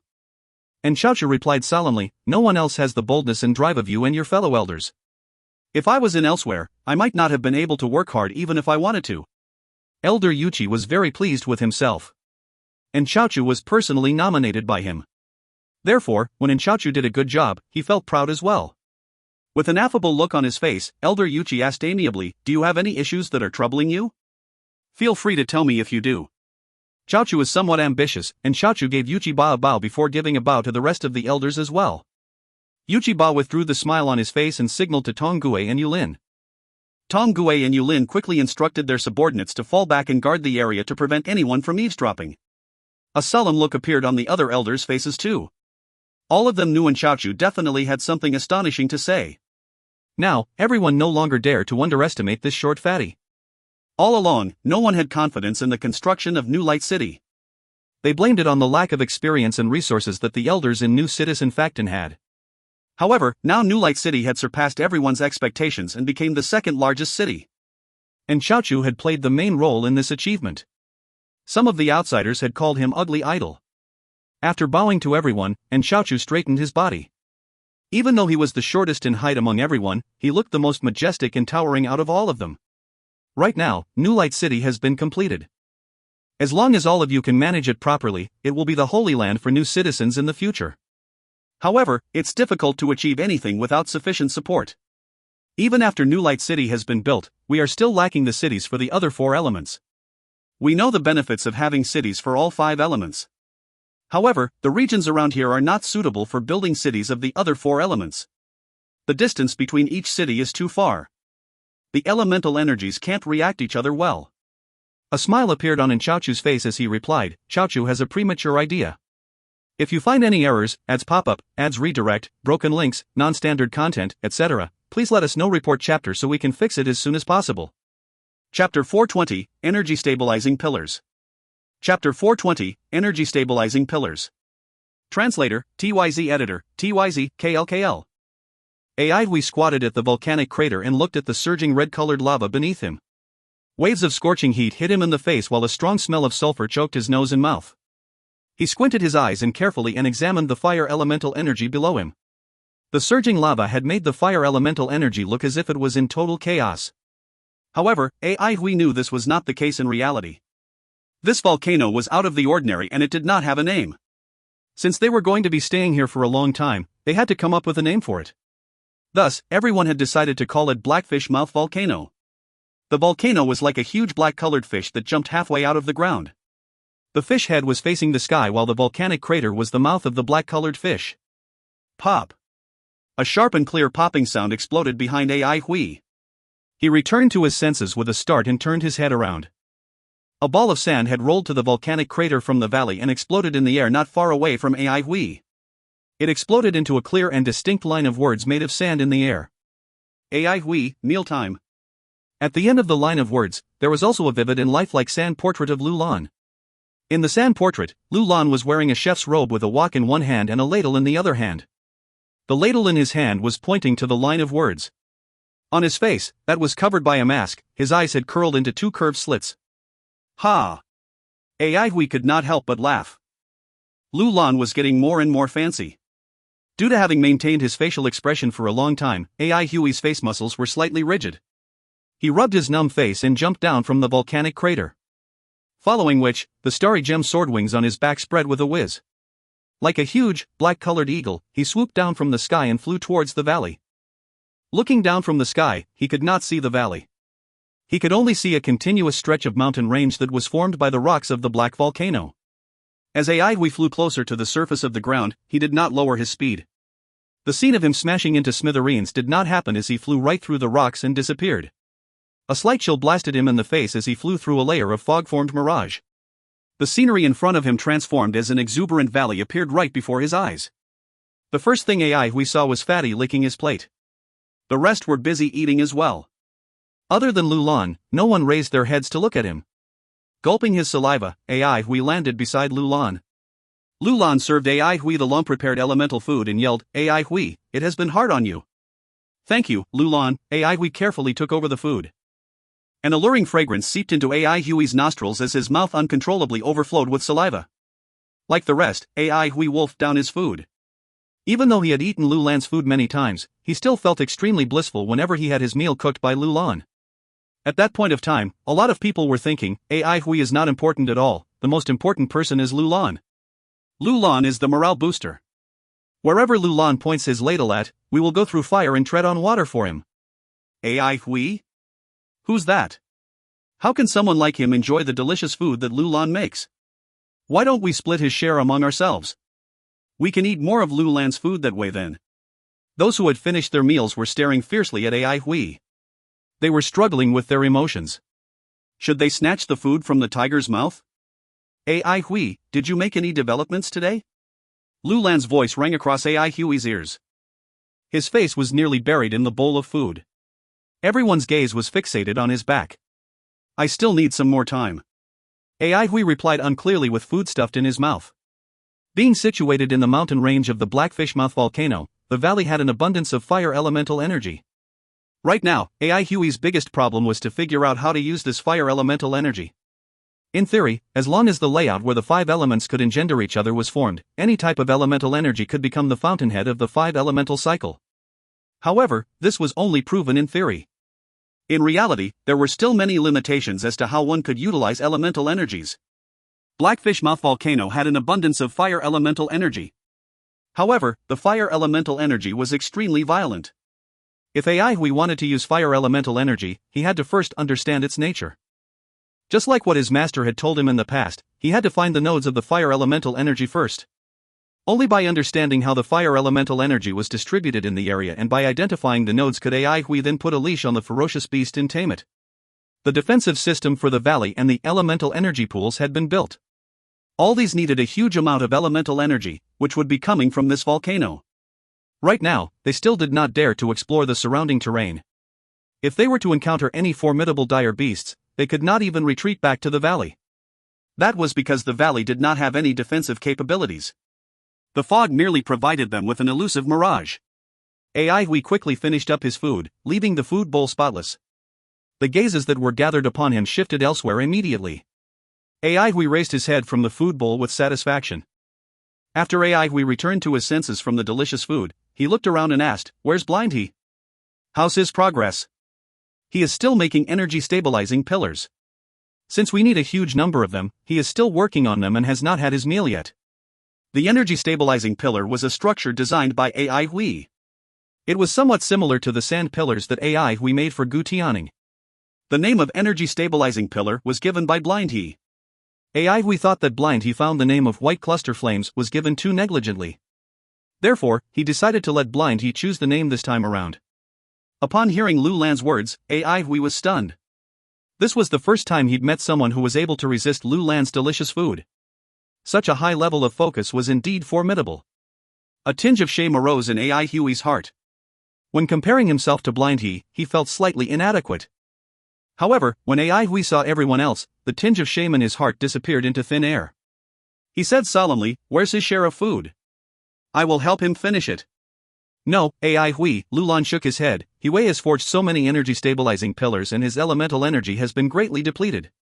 He needs to replenish his elemental energy in time." Aihui was defeated by Lulan's bright and clear gaze. He laughed unctuously and replied, "Ah, that's true, I forgot about that. Otherwise, I would have given him some of my share. Disdainful sneers broke out around him, unrestrained. AI Hui glared at Iron Lady. What are you laughing at? Finished. Blind He's weary voice suddenly rang across AI Huey's ears. Like a weightless ghost, he slowly drifted from AI Huey's side to Lulan. Blind He's unique way of walking resembled the drifting of a ghost. His seemingly weightless body hovered a few centimeters above the ground and moved forward slowly, resembling a ghost. Initially, when everyone saw him moving around like this, their hair stood on end. However, as time passed, they got used to it. Blind He was blind and he created this moving method. Since there were too many obstacles on the ground, hovering a few centimeters above the ground would allow him to avoid these obstacles.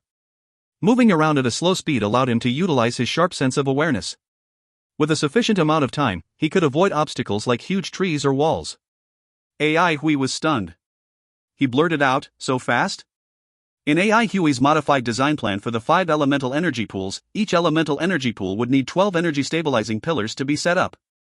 Since they had 5 elemental energy pools, they had a total of 60 energy stabilizing pillars.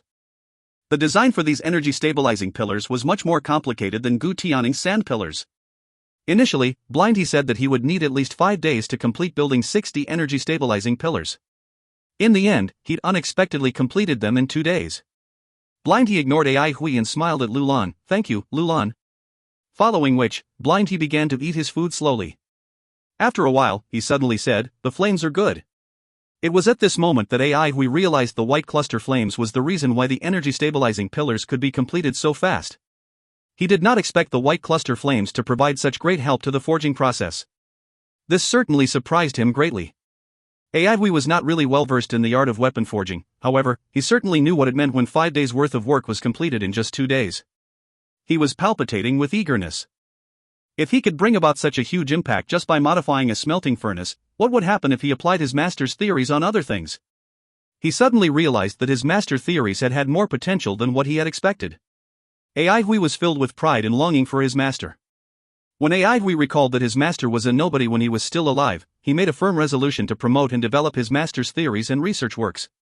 Brimming with emotions, AI Hui flew towards the smelting furnace. The 60 energy stabilizing pillars were piled up like a small mountain in front of the smelting furnace. AI Hui landed on the ground and examined the energy stabilizing pillars carefully. As AI Hui understood his master's theories more and more, his new designs of the energy stabilizing pillars became smaller and smaller in size. Their effects were more remarkable as well. Every energy stabilizing pillar was as thin as the size of a fist. Each pillar was 1 meter in length. Different materials were used for different elemental types of energy stabilizing pillars. Some were made up of silvery metal, some were carved out of wood, and some were made up of rocks. All of them were extremely exquisite, and their bodies were covered with complicated and mysterious veined patterns. A faintly discernible glow was circulating through these veined patterns silently, looking like an art piece. Beautiful. Shi Shuemon's voice rang across the air as she landed beside AI Hui. She was admiring the energy stabilizing pillars as well. "Let's go and set up the elemental energy pools." AI Hui was high-spirited. The rest had also gathered around them by now. Setting up the elemental energy pools was no doubt the most important thing for them to do. With a sufficient supply of elemental energy, their defense system could be activated and they no longer needed to ward off dire beasts with their physical bodies. The effects of AI Huey's modified smelting furnace were remarkable. Everyone was filled with anticipation. What would AI Huey's modified elemental energy pools be like? Everyone in the valley went into a frenzy as all of them stopped what they were doing. AI Hui decided to set up the water elemental energy pool first. His partner for this task was Iron Lady. The lake in the valley was not really big. AI Hui had already identified the locations of the nodes. Under AI Huey's instructions, Iron Lady nailed the energy stabilizing pillars in the bottom of the lake. This was a task that needed to be carried out meticulously. Not only must she accurately nail the energy stabilizing pillars in the exact spots, she must also make sure that the pillars were not damaged at all. A solemn look was upon Shi Shuemon's face as she cautiously nailed the 12 energy stabilizing pillars into the nodes. Doing this caused her to be drenched in sweat.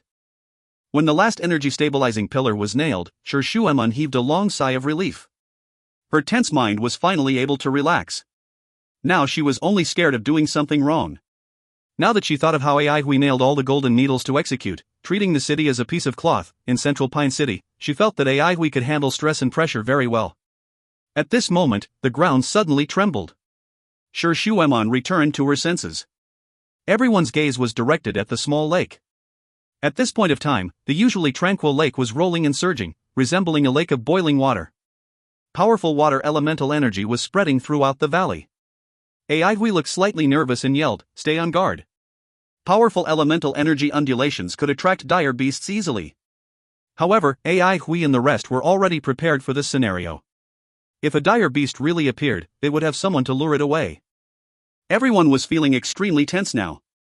Fortunately, no dire beasts appeared. The boiling lake began to change. If you find any errors, ads pop up, ads redirect, broken links, non-standard content, etc., please let us know. Report chapter so we can fix it as soon as possible. Chapter 421, Elemental Energy Pools, 1 by 1. Chapter 421, Elemental Energy Pools, 1 by 1. Translator, TYZ Editor, TYZ, KLKL. The surface of the previously boiling lake suddenly became sleek and smooth like a mirror. It looked like a hand had smoothed out a creased bedsheet. Wisps of mist rose from the surface of the lake, making the lake look like a misty fairyland.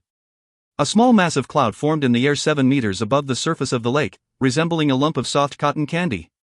No one had ever seen such a mini cloud that flew so low to the ground.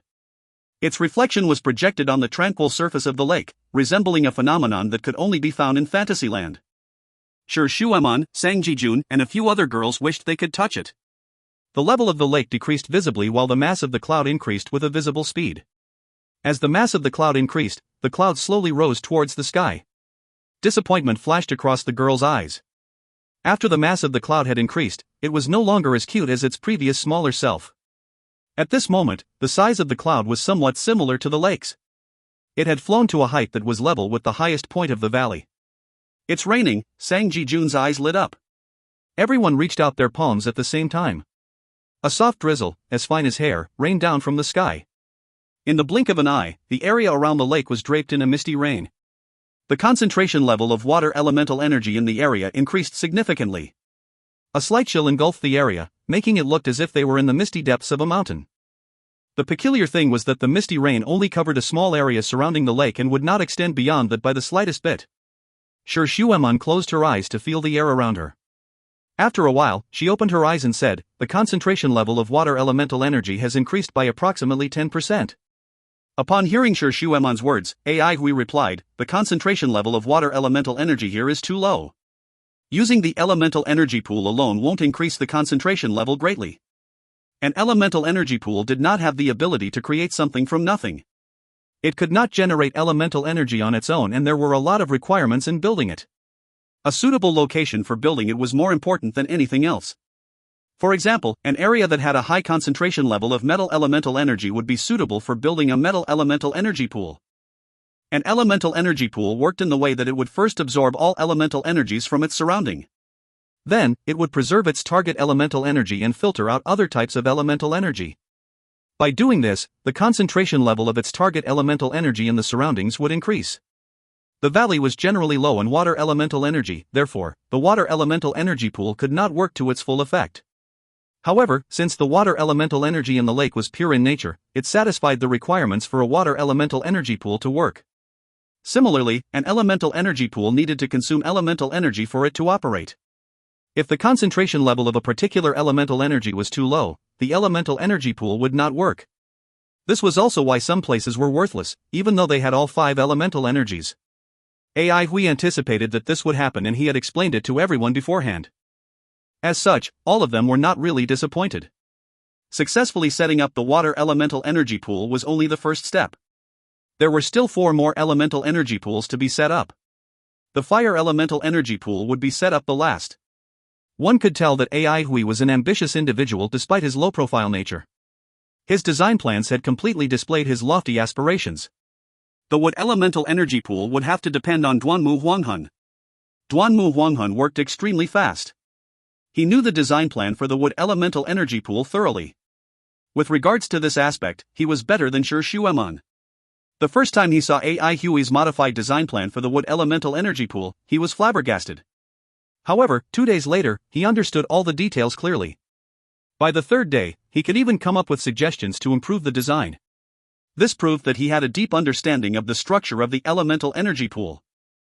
The use of drifting jade sword bamboos was his suggestion, and it was accepted by AI Hui.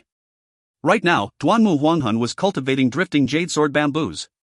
He planted them near the brook so as to ensure there was a sufficient amount of water elemental energy flowing into the bamboo forest. Before this, Duanmu Huanghan had already nailed the 12 energy stabilizing pillars into the ground. The body of a drifting jade sword bamboo was long and thin. Its bamboo leaves were long and narrow like the blade of a sword. The bamboo was jade green in color. These were the reasons why it was called drifting jade sword bamboo. The bamboo leaves of drifting jade sword bamboos fell throughout all 4 seasons. When they fell and drifted in the air, they resembled dancing butterflies, looking extremely beautiful. There would be swishing jade green bamboos, the whispering of the wind and the sword chimes from the fallen leaves.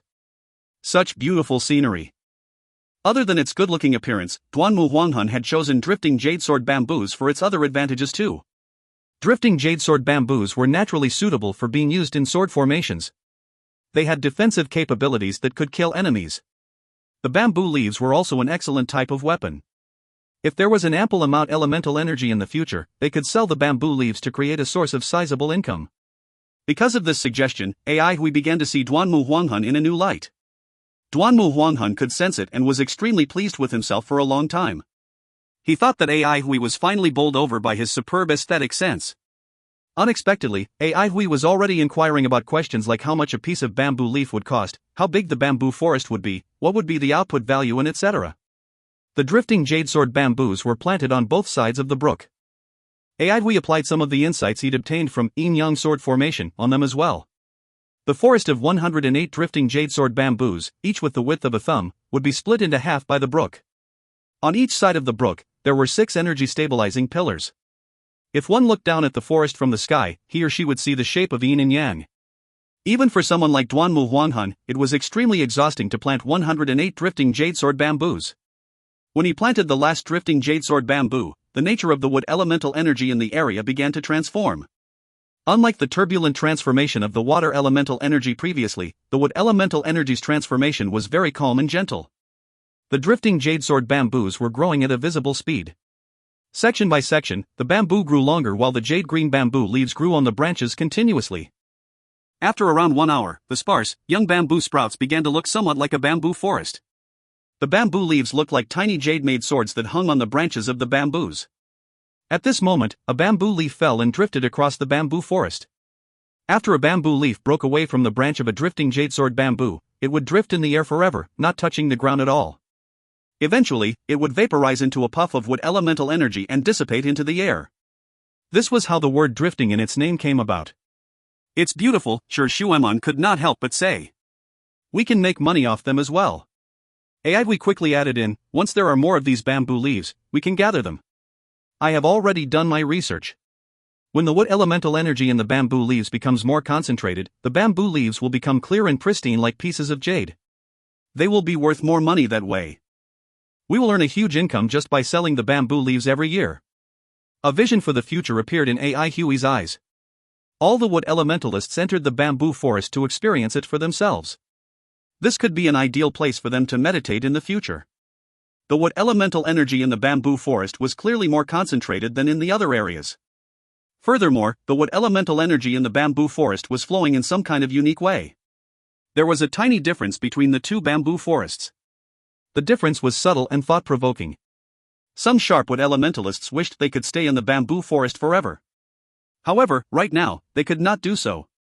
The wood elementalists reluctantly walked out from the bamboo forest. Before the entire set of design plans was executed, all the 5 elemental energies in the valley would be extremely weak.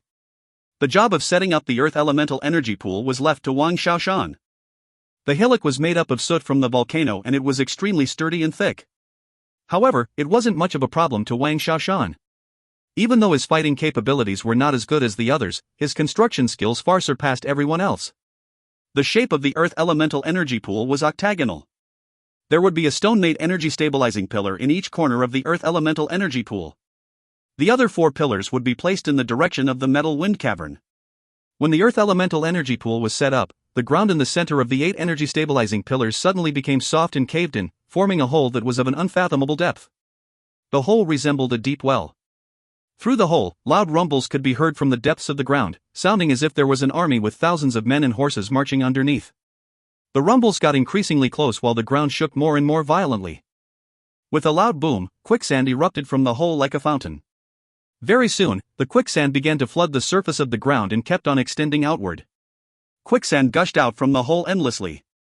Using the other 4 energy-stabilizing pillars as direction markers, a portion of the quicksand slowly flowed towards the entrance of Metal Wind Cavern. A small river of quicksand was formed. Wang Xiaoshan could not contain the joy on his face as he stood on the quicksand. The earth elemental energy made him felt extremely comfortable. In the blink of an eye, the earth elemental energy pool's surroundings was fully covered with quicksand. Lulan curiously asked AI Hui, will this place become the next Yellow Sand Corner in the future? Lulan has never been to Yellow Sand Corner.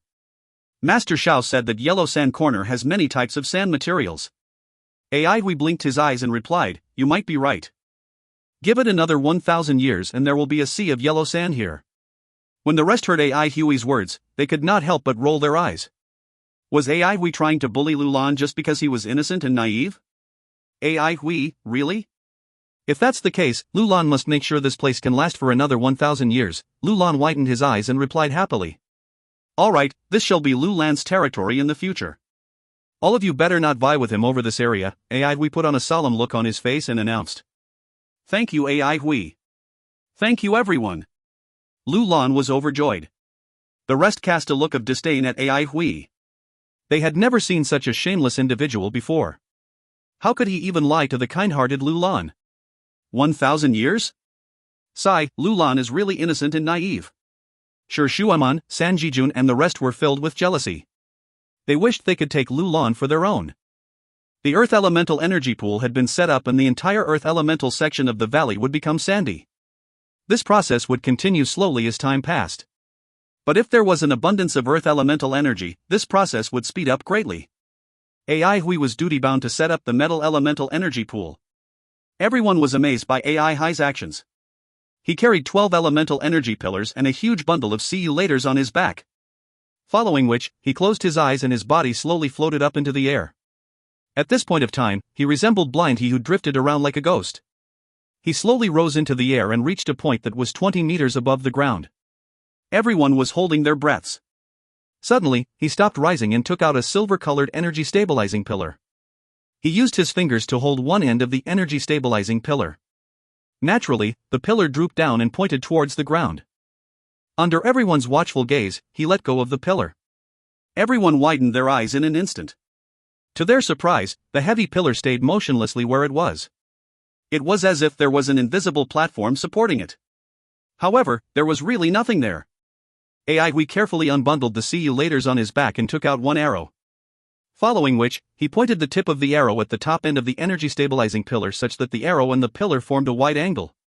Once again, he let go of his hand and the see you later stayed motionlessly where it was.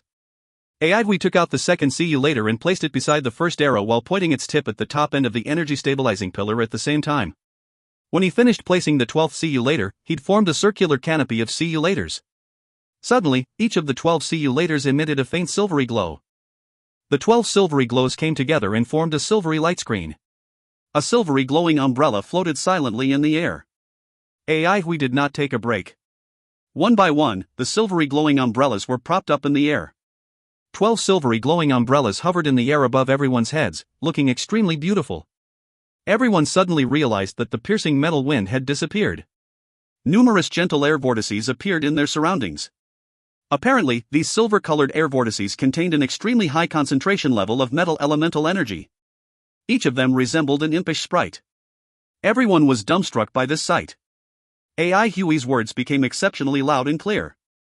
Now we are left with the fire elemental energy pool. If you find any errors, ads pop-up, ads redirect, broken links, non-standard content, etc., please let us know. Report chapter so we can fix it as soon as possible. Chapter 422, Skyheart City.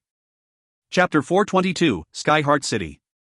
Translator, TYZ Editor, TYZ, KLKL. While New Light City was making triumphant progress, Skyheart City did not stand still without advancement as well. Skyheart City remained indifferent when they heard of the success of Pagoda Screen in New Light City. That's right. Indifferent. Skyheart City was a city where the rich and powerful aristocratic families gathered. To them, New Light City was just a city with weak foundations and it would suffer a total collapse after a few rounds of attacks from powerful dire beasts. Furthermore, what was so powerful and special about Pagoda's screen? At this point of time, the construction of the newest elemental energy pool was about to begin in Skyheart City. This new elemental energy pool will produce a result that is 50% better than the old models. The building process will take about 3 months.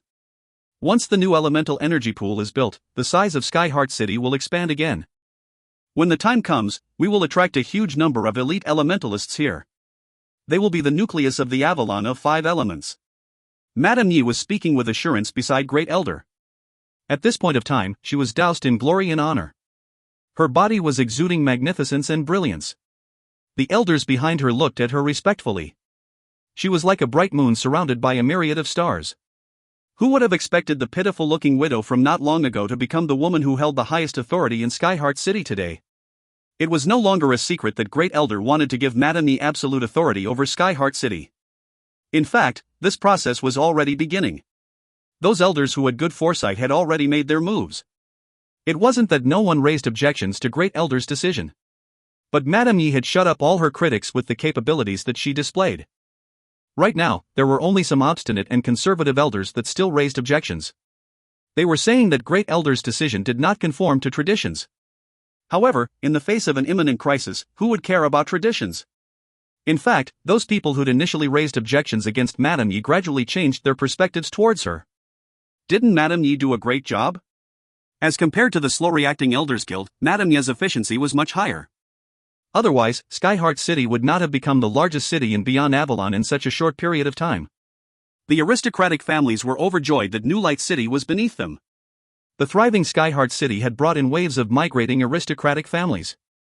Those aristocratic families that initially ventured into wilderness on their own eventually bowed their heads to Madame Yi in a servile manner after encountering endless obstacles and seeing Skyheart City had progressed so well.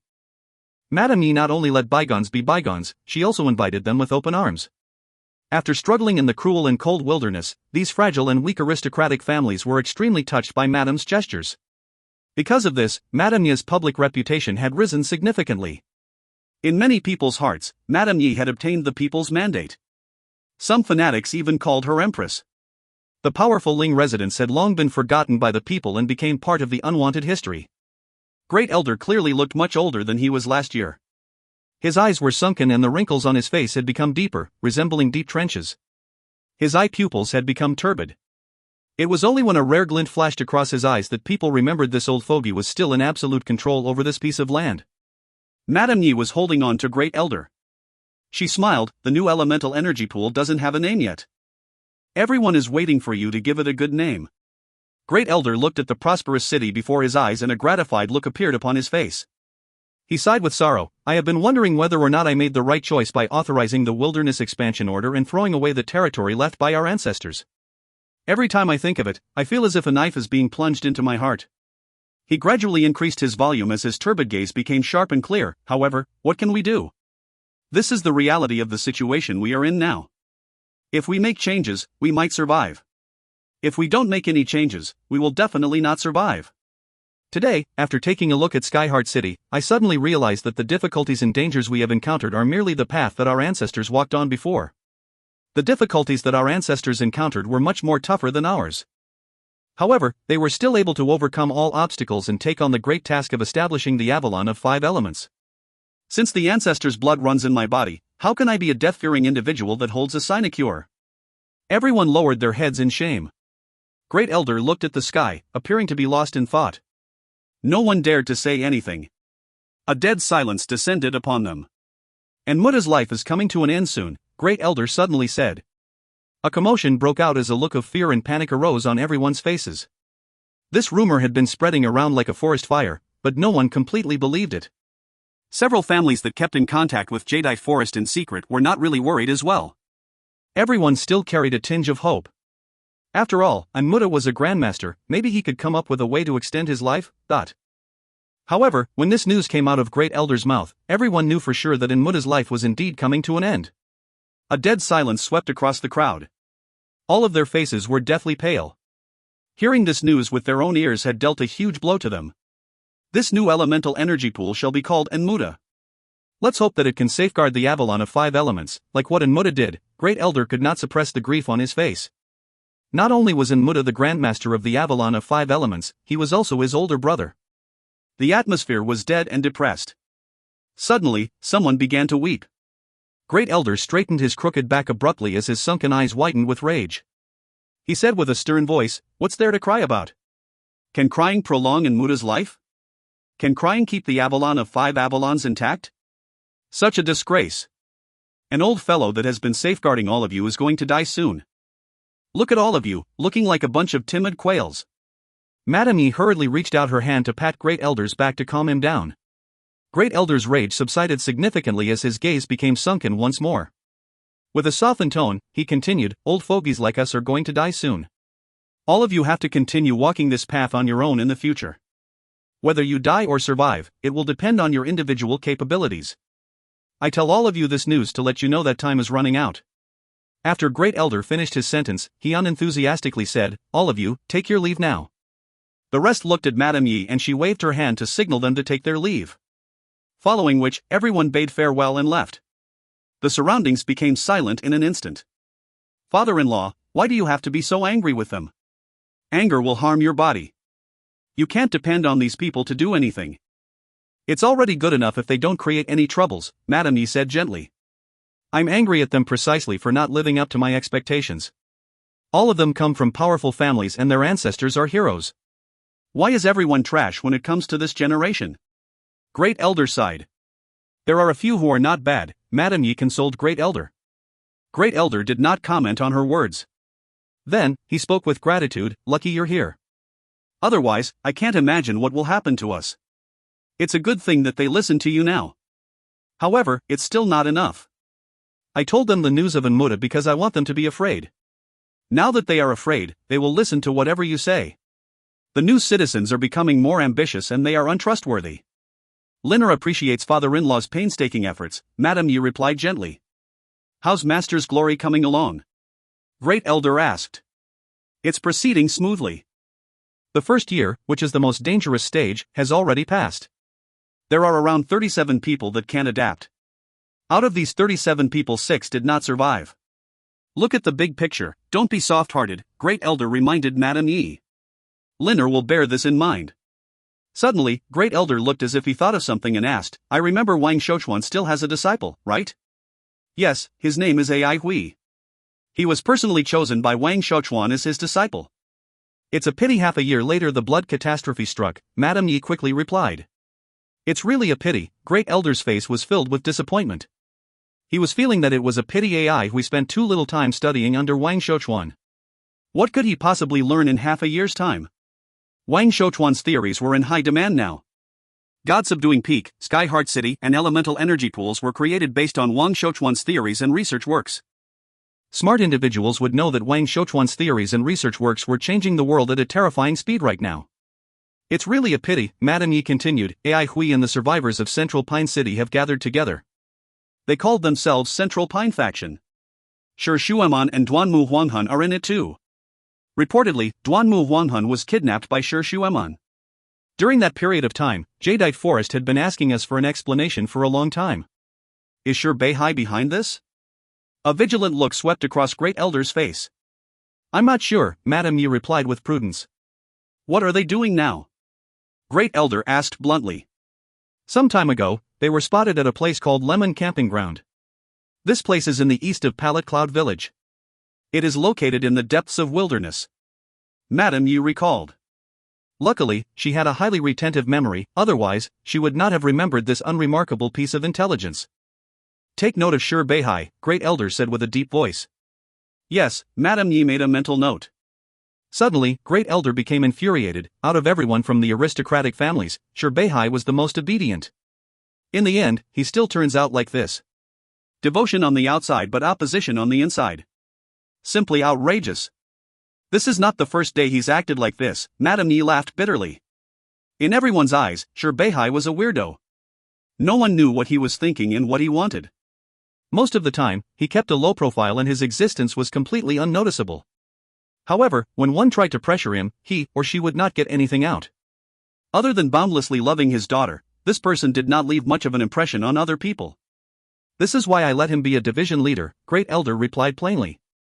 The Valley, Blackfish Mouth Volcano. Ivy was encouraging Fatty, just do it according to what you have practiced so far. Didn't I ask Lulan to arrange many practices for you? Just relax and don't worry.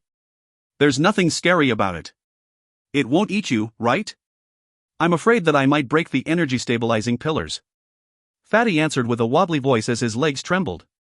Upon seeing the terrified look on Fatty's face, Ivy was filled with anger. Smack! He slapped the back of Fatty's head and said, if you continue to behave like this, you're going to be dead today. Ah oui, if I mess it up, don't blame me. Fatty was crying miserably. I will not blame you. No one will blame you. It's okay as long as you try your best. Ivy was trying to suppress his anger. Ah oui, why do you have to set up the fire elemental energy pool last? Why do you have to choose me to set it up when there are so many fire elementalists around? If I mess it up, you will definitely blame me, beat me and... Fatty was still trembling with fear. After persuading for nearly an hour, Ivy finally lost his patience and exploded with rage. I'm going to beat you now. Fatty curled his body up on the ground with his hands covering the back of his head. Iron Lady quickly ran over and stopped Ivy. Ouch! My chest hurts. How can she elbow my chest so hard? Iron Lady has such huge strength. Ivy heaved a deep sigh. When he turned around and saw Lulan, his eyes lit up. He beckoned to Lulan. Lulan. Ivy, do you need Lulan's help? Lulan widened his eyes and asked. I'm very hungry, make us some elemental soup. Ivy winked at Lulan. No problem, Ivy. Lulan yelled. From the corner of his eyes, Ivy saw Fatty's ears twitch. Following which, Ivy sneered, Lulan, go and make the elemental soup. We will drink the soup first. Fatty will only drink the soup whenever he is done with the fire elemental energy pool.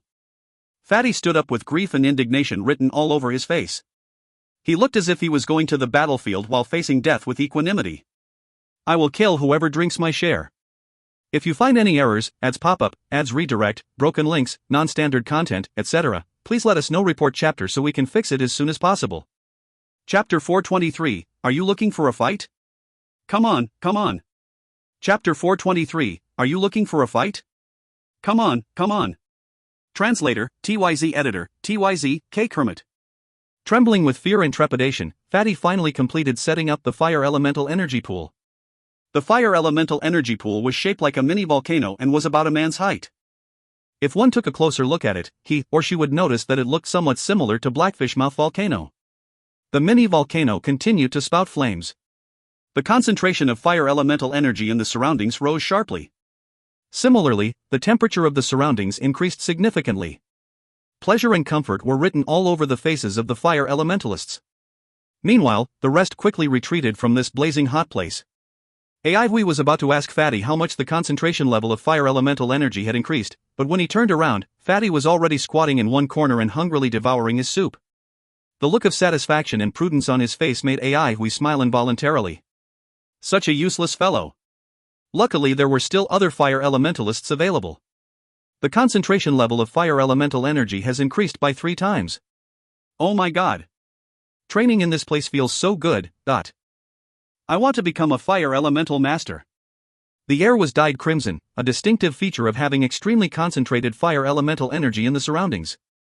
The fire elemental energy that was given off by the fire elemental energy pool was extremely pure in nature, making it very suitable for fire elementalists to train with. Suddenly, a brilliant ball of flames shot out from the fire elemental energy pool. Like a feather, it gently and gracefully floated to the ground. When it landed, instead of extinguishing, it transformed into a dazzling blazing flower. Fire flower? Sure Shuemon was startled. She ran over and squatted to take a look, following which, she yelled in excitement, it's really fire flower. Each petal was as thin as paper, bright red in color, and shaped like a ball of flames. Its black-colored stem was thick and short. Its texture felt exactly like that of volcanic rock. The rest reacted immediately upon hearing the news and crowded around Sure Shuemon. A look of joy appeared on their faces. Fire flowers were a unique material found only in Fire Prairie. Ever since Fire Prairie was annexed by Blood of God, fewer and fewer fire flowers were appearing on the market. Upon seeing the fire flower, everyone felt happy and deeply moved. Who would have expected to see fire flowers in this nameless valley? Another ball of flames shot out from the fire elemental energy pool and swayed as it floated to the ground.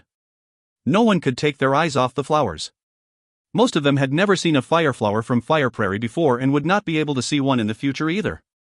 When I was young, my grandfather brought me to Fire Prairie once. It just so happened that Calabash Mountain erupted and flames rained down from the sky, engulfing 50 kilometers around the mountain. On the ground, there were numerous fireflowers. When we arrived, there was nothing on the black-colored plains. In a night's time, fireflowers grew and filled the plains. It was a breathtaking sight to behold. People rushed in from all directions to gather the fireflowers.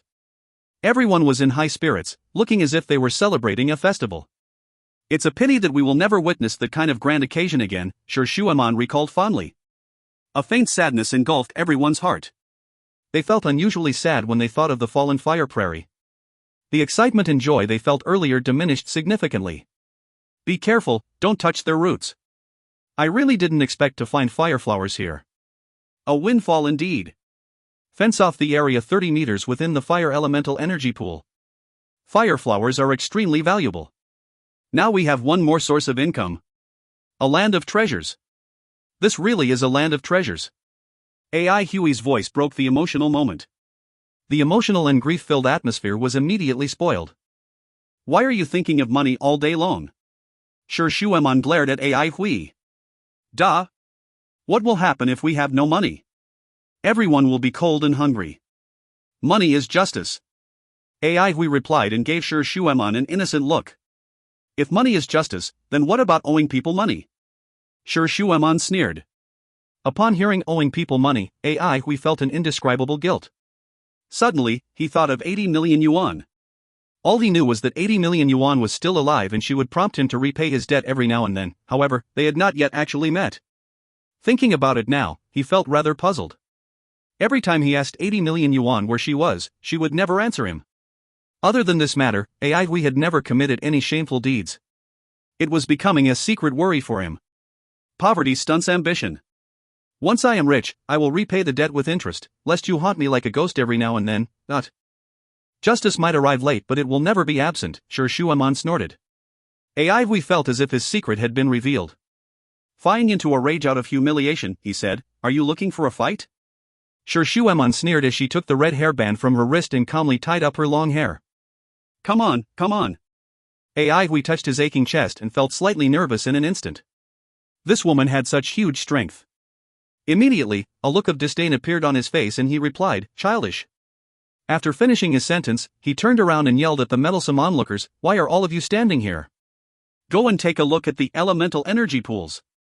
Ah Hui, how can a man say no to a girl? Someone yelled out. True hero AI Hui, big sister is asking you for a fight, heckled another person. AI Hui is asking, where can they fight? Another person joined in the fun. Bed. An aura of death engulfed the air. Sure Shuaman's hand was already touching her cirrus. Everyone roared with laughter and dispersed instantly like a bunch of alarmed birds. Most of them had spent the last 3 years as members of various divisions. They were no longer the innocent students they used to be. Sure Shuaman held her spear and stood in an imposing manner.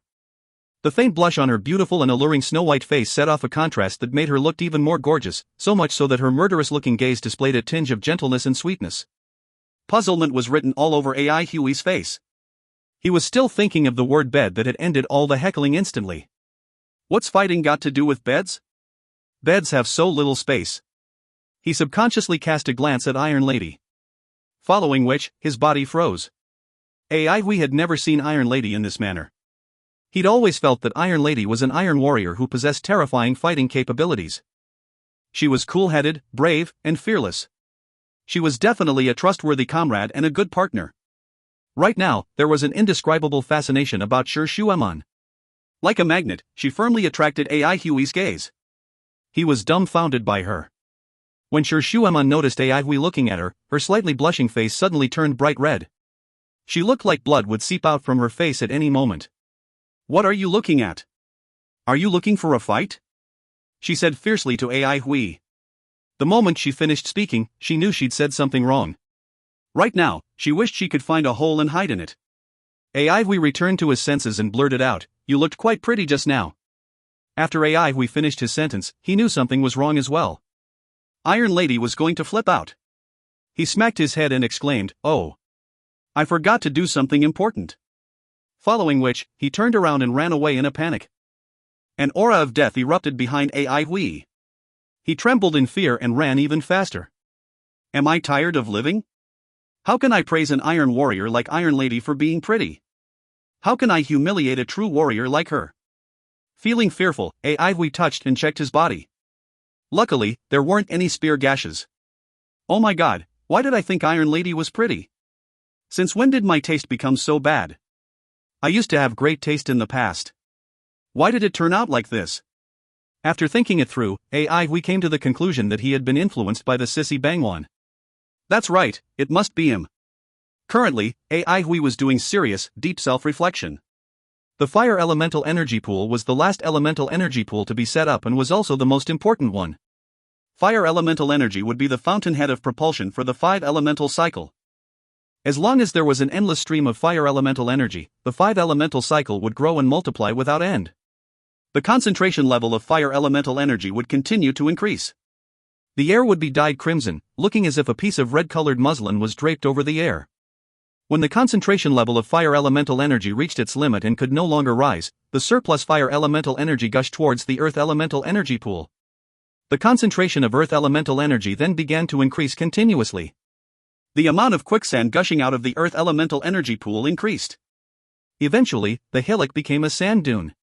When the earth elemental energy's concentration level continued to increase, the air became dry and the sand dune increased in size. When the earth elemental energy's concentration level reached its limit, the narrow river of quicksand started to flow. The river of quicksand flowed towards the metal wind cavern. The metal wind cavern was situated at a lower ground level than the sand dune. The quicksand gathered around the entrance of the metal wind cavern, which looked as if it had put on a ring made of quicksand. The wind speed of the metal wind in the metal wind cavern became stronger. AI Hui was extremely familiar with metal wind. The wind speed of metal wind could be determined just by listening to the nature of its whizzing sound. If the wind speed increased, the whizzing sound of the metal wind would become sharper and more intense. The metal wind became stronger and stronger. The ear-piercing whizzing sound had become deep and low. The deep-sounding booms made everyone tremble in fear and trepidation. There was also an obvious change in the color of the metal wind. The metal wind gave off an abnormally bright metallic luster. Every now and then, one could even see silvery lines within the metal wind. However, no matter how violent the metal wind was, the 12 silvery umbrellas hovering in the air stayed motionless. When the violent metal wind collided against these silvery umbrellas, they were broken down into numerous gentle spinning air vortices. AI Hui felt an indescribable sense of comfort. Streaks of faint silvery light swirled around his body. These streaks of silvery light were metal elemental energy. He had never been to a place that had such high concentrations of metal elemental energy. At this point in time, he was filled with an extremely strong sense of achievement. He felt that all the hard work he'd put in was not in vain. He immediately restrained himself from carrying out a circulatory cycle revolution. He could not start training now. He had to wait for the other elemental energy pools to stabilize before he could truly train at ease. When AI Hui sensed that the metal elemental energy's concentration level had reached its limit, he quickly flew over to the lake. Sure Shuemon was already keeping watch at the lakeside. She looked normal and calm. AI Hui sneaked a glance at her and felt at ease when he had made sure that Iron Lady would not suddenly attack him. Sure Shuemon did not look at AI Hui. It was as if she did not see him. The surplus metal elemental energy gushed into the mini waterfall. The waterfall did not become stronger, but the color and the luster of the lake began to change. The lake became sparkling and clear, resembling a gigantic sapphire. The cloud above the lake began to change as well. It became spotlessly white and thick. The misty rain became denser as the fine raindrops drifted and danced in the air. One could feel an abundance of water elemental energy entering his lungs every time he took a breath. AI Hui raised his head and stared attentively at the transformation of the cloud. Sure Shuemon closed her eyes and reached out her palm to experience the vigorous water elemental energy in her surroundings. Two figures stood side by side at the lakeside that was shrouded in misty rain. The rest of the people dispersed. They looked at each other and smiled. AI Hui heaved a sigh of relief and withdrew his gaze. He was relieved when he saw the condition of the cloud was very good. Following which, he could not help but sneak a peek at Iron Lady, who was standing beside him and had her eyes closed. He almost gave himself a slap on the face. It appeared that he had not done enough self-reflection just now. The guilty AI Hui began to tiptoe toward the bamboo forest. AI Hui walked past Iron Lady behind her back. On Sir Shuemon's beautiful snow-white face, the eyelashes on her closed eyelids flickered unnoticeably. If you find any errors, ads pop up, ads redirect, broken links, non-standard content, etc., please let us know. Report chapter so we can fix it as soon as possible. Chapter 424, Central Pine Valley. Chapter 424, Central Pine Valley. Translator, TYZ Editor, TYZ, K. Kermit. The wood elemental energy pool in the bamboo forest operated smoothly. Nothing went wrong. The awkward atmosphere between AI Hui and Sir Shuemon had finally disappeared, appearing as if nothing had happened. AI Hui had enough of his mysterious feeling of guilt. He did not even know why he felt guilty. After all, he did not owe Iron Lady any money. This was something that continued to trouble AI Hui. From his understanding of himself, he would only feel guilty when he owed other people money. If Sir Shuemon knew what AI Hui was thinking, she would have sneered at him non-stop. After 3 days, the elemental energies in the 5 elemental pools finally stabilized.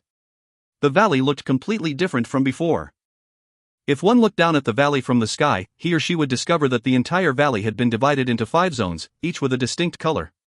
The water elemental zone was like a dreamland shrouded in misty rain. The wood elemental zone was covered with lush and verdant trees. The fire elemental zone was a piece of naked, crimson land. The earth elemental zone had a prominent, yellow-colored sand dune. The metal elemental zone gave off a bright metallic luster. The 5 elemental zones were completely different from each other. In the center of the valley was an empty circular space. This space was where everyone lived together. The point of them living together was to enable them to react aptly to sudden situations. If all of them lived separately in the valley, then they would easily get caught in individual battles if they were attacked by dire beasts. Safety would be everyone's main priority for the time being. AI Hui was still pondering over this issue. As the elemental energies became plentiful, Duanmu Huanghuan's plants began to grow frantically, becoming verdant and lush. The glow that the defensive ancient tree emitted became brighter while its defensive capabilities became more powerful. However, AI Hui still felt that these were not enough. The area of the valley was too large. The defensive coverage of just one ancient defensive tree could not cover such a huge area. Wood elemental defense systems had the unique characteristic of being directly connected to time. As time passed, the wood elemental defense system would gradually become stronger. Duanmu Huanghuan's defense system was flawless, but it still needed time before it could take complete effect. However, the dangerous dire beasts would not wait for their defense system to be completely set up. Not only did they need to guard against dire beasts, they also needed to guard against other elementalists. This valley possessed all 5 elements. If the news were to spread out, the valley would attract powerful and covetous elementalists, including the Elders Guild. No one could resist such a powerful temptation. Even if Iron Lady's father was to try to protect them, he would not be able to single-handedly contend against so many people. Sure, Beihai would be unable to protect the valley, let alone bums like them. The Wilderness Expansion Order clearly stated that whoever completed building a city possessing all 5 elements first would be granted the position of Great Elder, but AI Hui and his counterparts knew that this was too good to be true. Just because one was named Great Elder, would he or she really be the Great Elder? Could he or she then govern the Elders Guild without any obstacles? Stop dreaming. AI Hui and his counterparts had no interest in the position of Great Elder. It was worthless to them. Originally, the plan had been to sell this city, but now no one could bear to do so. This city had high concentrations of elemental energy and exceptionally fertile lands. Where could they find such a place again after selling it? They might put it up for sale in the future, but definitely not now. They needed to think about how to safeguard the city. AI Hui and his internal department had come to a common understanding that they could not let the outside world know about the existence of Central Pine Valley before they developed enough defensive capabilities. Central Pine Valley was the name everyone had come up with for the valley. It was to remind them not to forget where they'd come from. AI Hui wanted to turn Central Pine Valley into an impregnable fortress. Doing so would make those covetous elementalists think about the heavy price they would have to pay if they were to invade Central Pine Valley. Only then would they negotiate and do business with AI Hui. The rest understood this as well. Every combat elementalist was training with all their might. It would be a waste if they did not train hard in such a perfect training ground. Meanwhile, the herbalists and farmers were preparing to grow herbs and elemental beans respectively. They were extremely enthusiastic and hardworking. They had never seen such fertile lands before. They could cultivate any types of herbs and elemental beans in this place. One should take note that the prices of fire elemental resources and earth elemental resources were exorbitant nowadays. With such high concentrations of elemental energy, they were very confident that they could cultivate high-grade herbs and high-grade elemental beans. If they could do this, the valley would not need to worry about a lack of financial capabilities. Even the herbalists and farmers themselves would benefit. They were filled with gratitude towards Miss Mingxiu. At this time, nothing was more important than joining a faction with a bright future. Unless one was a grandmaster, his or her individual strength would be extremely insignificant. After spending some time together, all of them grew to love being in this team. No one asserted his or her authority and there were no complicated etiquettes to follow. Those who were capable would be respected. In battles, everyone was taken care of and no one would be neglected. Furthermore, with Ai Hui and his friends taking care of the front line, what was there to be worried about? Could this place get any better? They were already envisioning the countless accomplishments they would achieve in the future. Everyone was extremely busy. Not an idle soul could be spotted. Even the children were helping out. Wei Yan followed behind everyone. His body was thin and weak, resembling a bamboo pole. He had left his aunt who had been taking care of him since he was very young to follow his teacher. Naturally, he knew who the legendary Lightning Blade was. When Ai Hui suddenly visited Wei Yan at his house and told him that he was his teacher, he felt as if he was dreaming. If not for the fact that Ai Hui's face was rather recognizable, he would have thought that he had encountered a swindler. Wei Yan certainly had not expected his aunt to agree to Ai Hui's request without any hesitation after seeing the token Ai Hui gave her. Following which, he boarded a fiery floating cloud and was sent to this valley. The period of time he spent here felt like a dream. Even until now, he still felt that he was in a dream. Fortunately, there were other children in this valley as well. Otherwise, he would be bored to death. Su Qingye and the rest were longtime disciples of his teacher. Since he came the latest, he was the youngest disciple. Being the weakest and the youngest disciple, everyone took great care of him. Wei Yan had only been through some basic training in the past. His strength paled in comparison to that of his seniors. Other than the daily trainings, they had to follow Grandpa Mo Zhong to cultivate plants like sword reeds. Everyone in this place worked very hard. No one dared to idle around. The busiest person was his teacher. Wei Yan seldom saw his teacher take a rest. Sometimes, he did not even have the time to teach them. Whenever this happened, Lu Lan or Aunt Xuemon would come and teach them. Wei Yan felt that Aunt Xuemon was the most beautiful woman he had ever seen, but they still liked Lu Lan more. Other than teaching them, Lu Lan would supervise their trainings and give them snacks. When Wei Yan thought of snacks, he could not help but start drooling. He could never let the hateful Uncle Fatty see that he had snacks, otherwise, Uncle Fatty would use his malt candies to swap with their snacks. Wei Yan heard that Uncle Fatty and his teacher had been through numerous life and death situations in the past. Wei Yan could not understand why their characters were so different. Uncle Fatty always liked to idle around. Furthermore, he was so fat. Fortunately, there was Lu Lan to supervise Uncle Fatty and stop him from idling.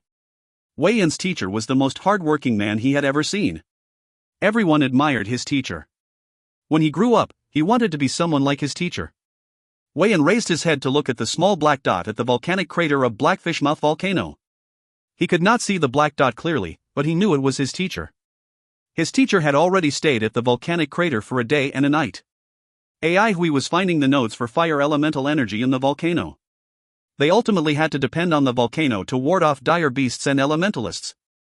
The volcano contained a boundless amount of fire elemental energy. It was their greatest resource. Before they could use the immense fire elemental energy of the volcano, however, they first had to identify the nodes within it. Despite this, due to the surging lava, the high temperature, and the terrifying destructive power of the violent fire elemental energy, even Ai Hui did not dare to step into the lava. This was the most complicated elemental energy flow Ai Hui had ever encountered. Since the fire elemental energy was extremely violent, Ai Hui's perceptive energy could not reach the depths of the lava. The fire elemental energy in the depths of the lava was unusually turbulent. Ai Hui heaved a sigh. He knew that he still could not fully grasp the energy flow of the fire elemental energy in the volcano with his current capabilities. He had to wait until he reached the level of master before he could utilize the elemental energy of the volcano. As Ai Hui thought of this, he felt that he was too greedy. One step at a time. Upon realizing that his idea was unrealistic, Ai Hui immediately changed the direction of his thinking process. A plausible defensive design plan quickly emerged in his mind. He thought of the lava-spitting beast that they had previously encountered. Among the spoils of war, there were 2 intact spitting snouts. Perhaps he could think of some uses for these 2 spitting snouts. Ai Hui's eyes lit up. Blind he was fiddling with the white cluster flames. He was feeling slightly bored. Right now, there were a lot of things to be done in the valley. Everyone was busy with either training or cultivating plants. No one needed him to forge any weapons. By having nothing to do, Blind he felt that he was wasting such high-grade flames. However, the amount of materials that they had brought on this trip was limited. They only brought the bare necessities. There was still some time before they searched for newer veins. Furthermore, since the valley was cut off from the rest of the world, he could not buy any materials. Blind he felt that if the city expanded in the future, the smelting furnace could be rented out. The white cluster flames were burning for nothing now. Such a waste. Whenever Blind he thought of how the high-grade flames were being wasted, he felt as if his heart was bleeding. Who wants to forge something? If you don't need weapons, I can forge farming tools as well. Blind he had already put away his ego and aloof attitude. Asking a master weaponsmith to make farming tools? What a joke. Very soon, the news of Blind he's willingness to forge farming tools spread among the farmers and herbalists. Everyone thought they heard the news wrongly. Their farming tools, such as hoes and sickles, needed to be forged specifically. Then again, there weren't master weaponsmiths that would lower themselves to forge farming tools. As such, when Blind he told everyone his intention, all the farmers and herbalists came over anxiously, including Mo Zhong. Blind he took over a hoe and examined it. With an indifferent voice, he said, "Its sharpness is passable. The materials to upgrade it are not of high grade." "Alright, I get it. Elemental energy needs to be channeled into the blade of the hoe. It can't be too sharp, otherwise, it will damage the roots of the plants." Blind he's casual remarks won everyone over easily. He was truly a master. Anything he said hit the nail on the head. "Thank you, Master He." "Master, sorry for troubling you." The farmer bowed respectfully to Blind he. "No big deal," Blind he replied plainly. Following which, he picked up the hoe and placed it in the white cluster flames. The white-colored flames spurted over the surface of the hoe while Blind he continued turning his wrist. He was adjusting the angle from which the white cluster flames were spurting at the hoe. The surface of the hoe became bright red. As Blind he's wrist continued to turn, layers of wave-like patterns began to appear on the surface of the hoe. The hoe became smaller and the glow on the hoe's blade also disappeared, but all the farmers' eyes turned red at this moment. They had rich experience and could tell that the hoe's quality had improved by 1 grade with a glance. "Thank you, Master He." "Thank you, Master He." The farmer thanked Blind he incoherently. "No big deal," Blind he blurted out and continued involuntarily, "Is 1 hoe enough? How about 5 hoes? Each for 1 type of elemental energy. Don't all of you want to grow all 5 types of elemental energy beans?" The farmers were stunned. They had never heard of anyone willing to forge such a high-grade hoe for every element. A covetous-looking herbalist ran over. "Master. No big deal. Is it enough? I thought there were 5 types of elemental energy. What about herb baskets? Cannot be forged? Nonsense. I shall forge it for you. Do you need a millstone? No big deal. Equipment for forging grass-grade weapons? No big deal. 1 set? Do you want a spare set? Troublesome? No, it won't be troublesome. No big deal. If you find any errors, ads pop up, ads redirect, broken links, non-standard content, etc., please let us know. Report chapter so we can fix it as soon as possible. Chapter 425, Scarlet Fire Flying Foxes. Chapter 425, Scarlet Fire Flying Foxes. Translator, TYZ Editor, TYZ, KLKL. By the time we came to Blind he to talk about his idea, Blind he had already satisfied his cravings for using white cluster flames. As such, now he responded indifferently to AI Hui. AI Hui felt that Blind he seemed to be unhappy with him ever since he'd met Lulan. Why was he unhappy with him? AI Hui couldn't wrap his head around it. He had not really offended Blind he before. If Blind he wasn't blind, he would have rolled his eyes. How could someone like AI Hui have such a good sand puppet in Lulan? Fortunately, Blind he had not forgotten that AI Hui was his employer and his salary was paid by AI Hui. However, after he used the eyes on his palms to scan AI Hui's design plan, he was startled. "You want to use lava-spitting beast snout?" AI Hui could not help but praise Blind he in his heart. Blind he was indeed a master. He knew AI Hui's intentions with a mere glance at this design plan. However, AI Hui did not praise Blind he openly and asked, "How? Can you make it?" When it came to work, Blind he immediately went into his zone. He became a completely different person and his nonchalant attitude disappeared without a trace. He sat up straight with his back bolt upright and his facial expression turned cold. His perception became sharp and his entire body was brimming with confidence. This area needs to change, this area as well. I roughly understand your plan. This area can be changed in this way. You see, am I right? As blind he was explaining to AI Hui, a rough structure model was forming in his hands. The more AI Hui listened to Blind He, the more he admired him. When AI Hui took over the structure model, he adulated Blind He. The strength of a master is indeed formidable. One could tell whether or not a person was an expert just by looking at his actions. Even though Blind He had not completely understood AI Hui's idea, his rich experience allowed him to give a lot of valuable suggestions. These suggestions stemmed from Blind He's years of accumulated experience, something that AI Hui was lacking in.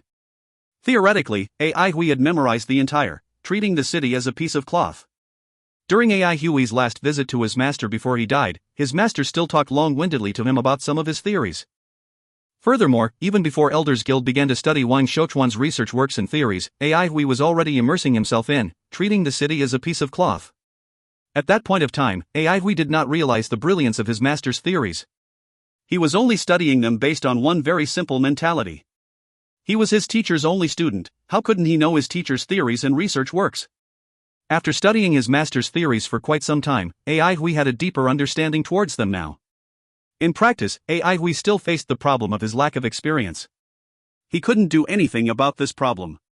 After all, he did not have many opportunities to practice and there was no one to guide him along. For example, he could understand the science behind God subduing peak, but he did not know how to build it. Other than knowing that an immense amount of materials was needed to build it and how these materials could come together to create the highest possible destructive power, AI Hui knew nothing else. Only if he possessed a huge number of skillful blacksmiths, like Elders Guild, could he then build a powerful war machine like God subduing peak. Blind He's superb attainments in his craft were extremely important to AI Hui at this point of time. This could be seen in the energy stabilizing pillars. Blind He's completed energy stabilizing pillars were finer than the ones in AI Hui's design plan. The slight reduction in the thickness of the energy stabilizing pillars was derived from a countless amount of experience and wisdom. AI Hui's previous unhappiness had vanished without a trace. It was alright for a master of his level to treat him with slightly less respect. Suddenly, the warning alarm rang in the middle of their discussion. AI Hui's facial expression changed. He quickly ran out and looked at the sky. A bat-like dire beast was circling in the sky above the valley. Scarlet Fire Flying Fox. Scarlet Fire Flying Fox was a type of dire beast that lived in caverns that were near a volcano. Their faces looked like a fox's and they had pointed mouths. Their bodies had a wide, darkish red membrane that allowed them to fly.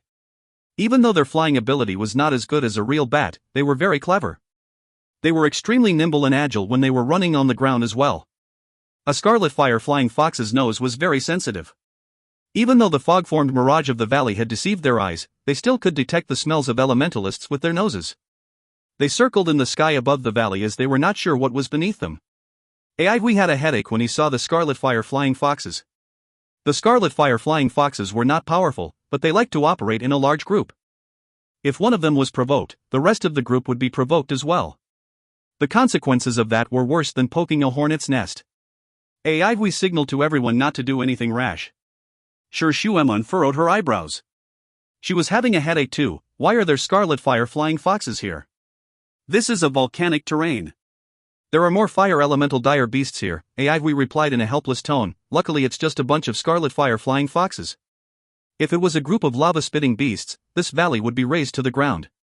Upon hearing the alarm, Jiang Wei and the rest ran over. What shall we do? Sang Jijun was unhappy with this situation. Are we going to let them circle above our heads like this? Initially, AI Hui wanted to find something to assail their nostrils with. Scarlet Fire Flying Foxes had sensitive noses and this was something they could make use of. However, when AI Hui's gaze swept across the distant mountain ridge, a cold shiver went down his spine. AI Hui had just spotted a red glow. He subconsciously knew that he had just seen the eyes of some dire beast.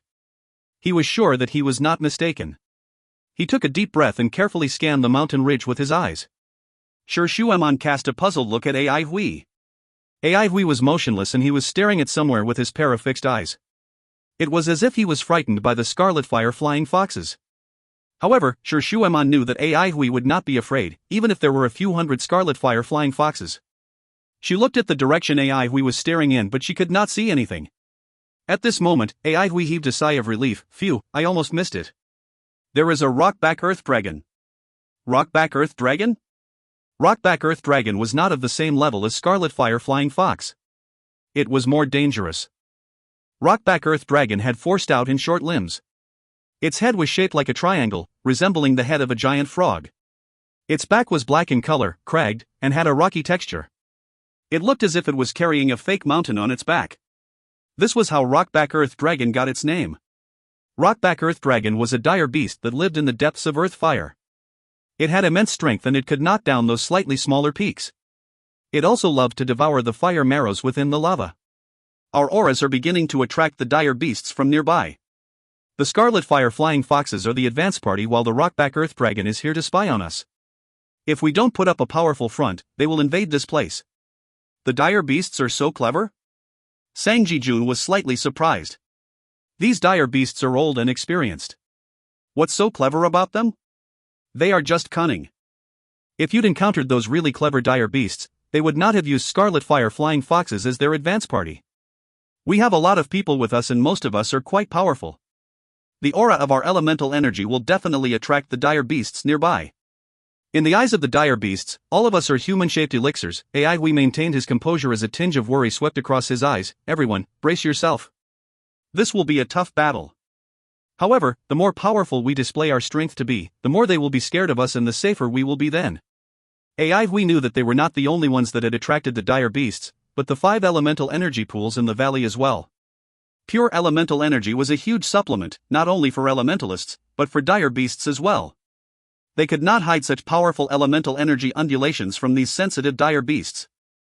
Now that AI Hui thought about it, he realized he had overlooked a lot of things. The earth fire that a huge volcano like Blackfish Mouth Volcano contained definitely nourished a huge number of fire elemental dire beasts. He was too greedy as he tried to get everything done at once. Now that he had encountered a problem which was too difficult for him to handle, the time and effort he spent on building a large-scale defense system had gone to waste. At this point, it was too late for him to think about all these things. AI Hui calmed himself down and got rid of all the distracting thoughts in his head. A tinge of ruthlessness swept across his eyes.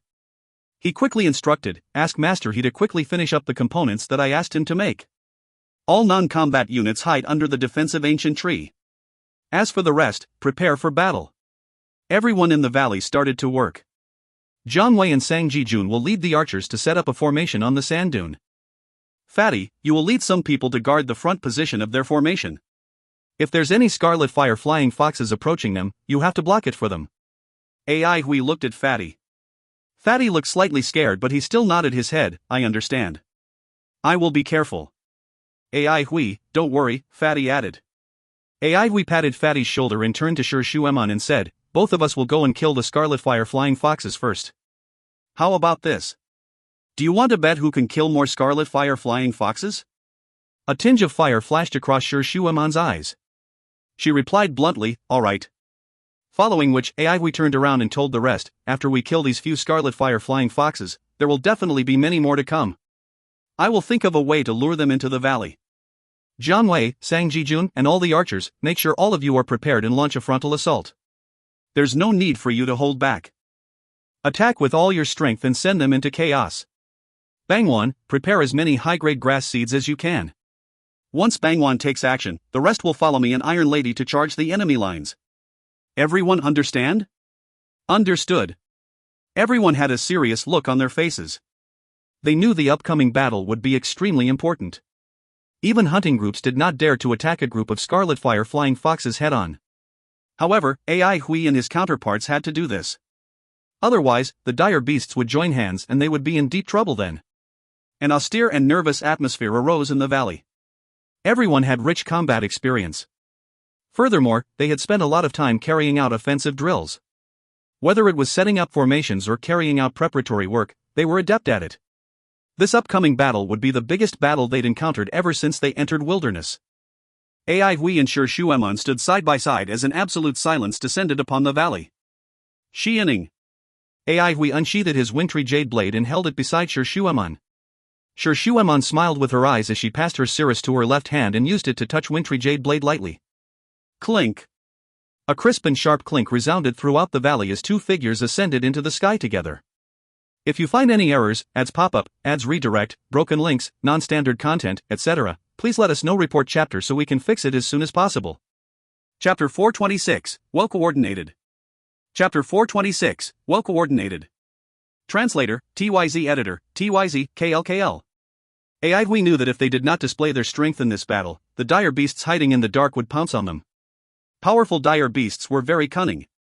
Bullying the weak and avoiding the strong was one of their key characteristics. Therefore, not only must they kill this bunch of scarlet fire flying foxes, they also must do it in a fearsome fashion. AI Huey's brain was working extremely fast. The starry gem sword wings on AI Huey's back gave off a layer of faint glow as their operating power reached its maximum. Like a streaking arrow, AI Huey shot out from the fog-made mirage. The scarlet fire flying foxes were circling over the valley. They were feeling slightly puzzled. The black rocks beneath them weren't any different from their surrounding terrain, but they could smell the scent of humans from within them. A cold streak of sword gleam appeared below them.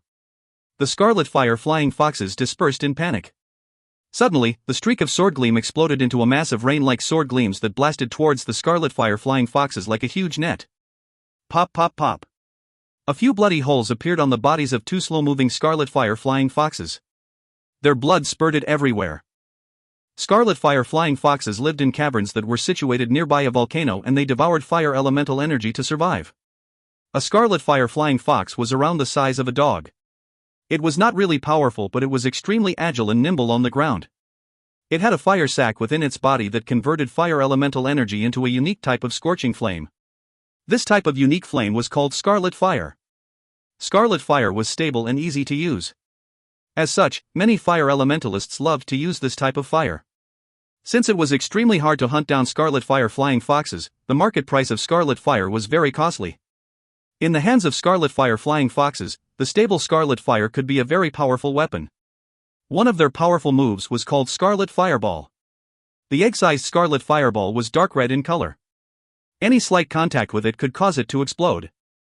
One of the scarlet fire flying foxes had its fire sac punctured, causing scarlet fire to leak out from it. In the blink of an eye, the leaking scarlet fire exploded into a burst of blazing fire and engulfed the scarlet fire flying fox. The traces of white mist from Sir Shuemon's spear gleam spiraled forward rapidly and went in between two scarlet fire flying foxes. Like a bunch of white-colored whips, the traces of white mist sucked the two scarlet fire flying foxes into them. After being struck by the traces of white mist, the two scarlet fire flying foxes exploded into a rain of blood with a loud bang. It was as if they were being struck by lightning. The whip-like traces of white mist were made up of concentrated elemental energy, possessing terrifying destructive power.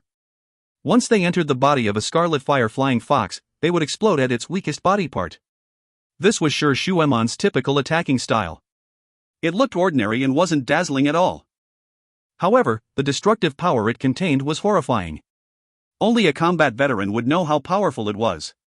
Out of the 4 scarlet fire flying foxes, not a single one survived. AI Hui and Sir Shuemon looked at each other and they could see the sullenness in each other's eyes. Before the scarlet fire flying foxes died, an invisible elemental energy wave had erupted. Without any doubts, both of them knew that this elemental wave was a distress signal. After 10 seconds, a black-colored cloud rose from the other side of the mountain ridge and flew towards them with a terrifying speed. "They are coming," AI Hui told Sir Shuemon without shifting his gaze. "Okay," Sir Shuemon acknowledged AI Hui. AI Hui stretched his wrist and released a few sparks from his sword. With an emotionless look on his face, he said, "Let's exhaust their scarlet fireballs first." He did not want to test the immature defense system of the valley with scarlet fireballs. "All right," Sir Shuemon replied. Following which, both of them flew towards the army of scarlet fire flying foxes. In the shortest amount of time, they increased their speeds to the maximum. Both of their speeds were similar as they flew forward side by side. AI Hui involuntarily cast a glance at Iron Lady, who was beside him. He felt that both of them had coordinated quite well with each other today. They were rather well coordinated after all. Sir Shuemon noticed AI Hui looking at her and asked, "What are you looking at?" "Iron Lady is rather energetic today, huh?" AI Hui replied cheekily. "Are you implying that I'm usually not energetic?" Sir Shuemon replied expressionlessly. "I'm saying you're more energetic than usual. Battles would always make one energetic. Here they come." AI Hui chuckled. AI Hui raised his volume abruptly as he said the last 3 words, "Here they come." Excitement arose upon his face. He had never thought that one day he would face an army of scarlet fire flying foxes like now, but this felt extremely good. Less than 600 meters away from the black-colored cloud, they could already clearly see the densely packed scarlet fire flying foxes that would make one's hair stand on end. Numerous red, glowing spots appeared in their line of sight. A cold shiver suddenly went down AI Huey's spine. At this moment, the strong sense of danger had created a strange feeling of excitement in him. Every inch of his muscles was twitching and burning right now. At this moment, it just so happened that AI Hui and Sher Shuemon were looking at each other. Sher Shuemon saw the excitement and battle fervor on AI Hui's face, and AI Hui saw the glittering star-like eyes on Sher Shuemon's face. All of a sudden, a knowing smile appeared in both of their eyes at the same time. Like a dragon that emerged from a sea of clouds, Cirrus flew towards AI Hui. Like a star that fell from the sky, wintry jade blade flew towards Sher Shuemon. The sword and the spear collided. A terrifying force erupted at that instant. Like two rubber balls colliding against each other, both of them bounced apart ferociously. The force was so great that both of them looked as if they just disappeared into thin air. Boom! The next moment, rain-like scarlet fireballs flooded the position that both of them previously were at. The scarlet fireballs missed their targets and bombarded the mountain ridge below, causing countless deafening explosions to go off continuously. The mountain ridge was shrouded in smoke and dust, and the ground beneath it was shaking. After the smoke and dust dispersed, everyone in Central Pine Valley could see a huge chunk of the Rocky Mountain ridge disappeared. It was as if a huge spoon had scooped a spoonful of rocks from it. The hole was 300 meters deep, resembling a mini valley. Pieces of huge rocks surrounding the hole were collapsing. Everyone's face turned white. Now they understood why no one dared to provoke the scarlet fire flying foxes. How many scarlet fireballs had they shot out just now? No one could grasp the exact number. Its area of damage was extremely huge. If one was to get caught in the attack, he or she would not be able to escape. A small city would not even be able to withstand a single scarlet fireball. Duanmu Huanghuan's facial expression turned ugly. He was the one that understood the defense system of Central Pine Valley the best. Right now, their defense system could withstand, at most, 3 waves of attack of such a degree. A cold shiver went down AI Hui's and Sher Shuemon's spines. However, both of them did not have the luxury of time to be frightened at this moment. A slight moment of negligence in battle would result in a defeat. In a high-intensity battle like this, defeat would lead to only one result: death by being shattered to smithereens. The two of them had no time to think about any plans. That was because the army of scarlet fire flying foxes had split into 2 smaller armies. 2 arc-shaped armies of scarlet fire flying foxes flew towards AI Hui and Sher Shuemon separately. After the two of them witnessed the destructive power of the previous wave of scarlet fireballs, they did not dare lower their guards at all. If they were hit by the rain-like scarlet fireballs, they would face absolute death. Furthermore, the scarlet fireballs were extremely huge in number and their area of effect was extremely huge. It would be very hard for Sher Shuemon and AI Hui to dodge the scarlet fireballs. AI Hui's brain was operating at a very fast speed. The destructive power of the scarlet fireballs was extremely powerful and there were many scarlet fire flying foxes. The only weakness of the scarlet fire flying foxes that they could make use of was their poor flying ability. At the same time, AI Hui realized that they had to exhaust more of the scarlet fire flying foxes' fireballs. Otherwise, the valley would be razed to the ground after a few more waves of bombardment by the scarlet fireballs. If they wanted to exhaust the scarlet fire flying foxes' scarlet fireballs, they could not let the scarlet fire flying foxes think that they couldn't hit them. In other words, AI Hui and Sher Shuemon had to get closer to the scarlet fire flying foxes. This was the time to test their dodging ability. Luckily, the fire sacks of the scarlet fire flying foxes were not huge and they could not contain too much scarlet fire. AI Hui was very calm and his mental state was unwavering. He began to make continuous maneuvers in the sky.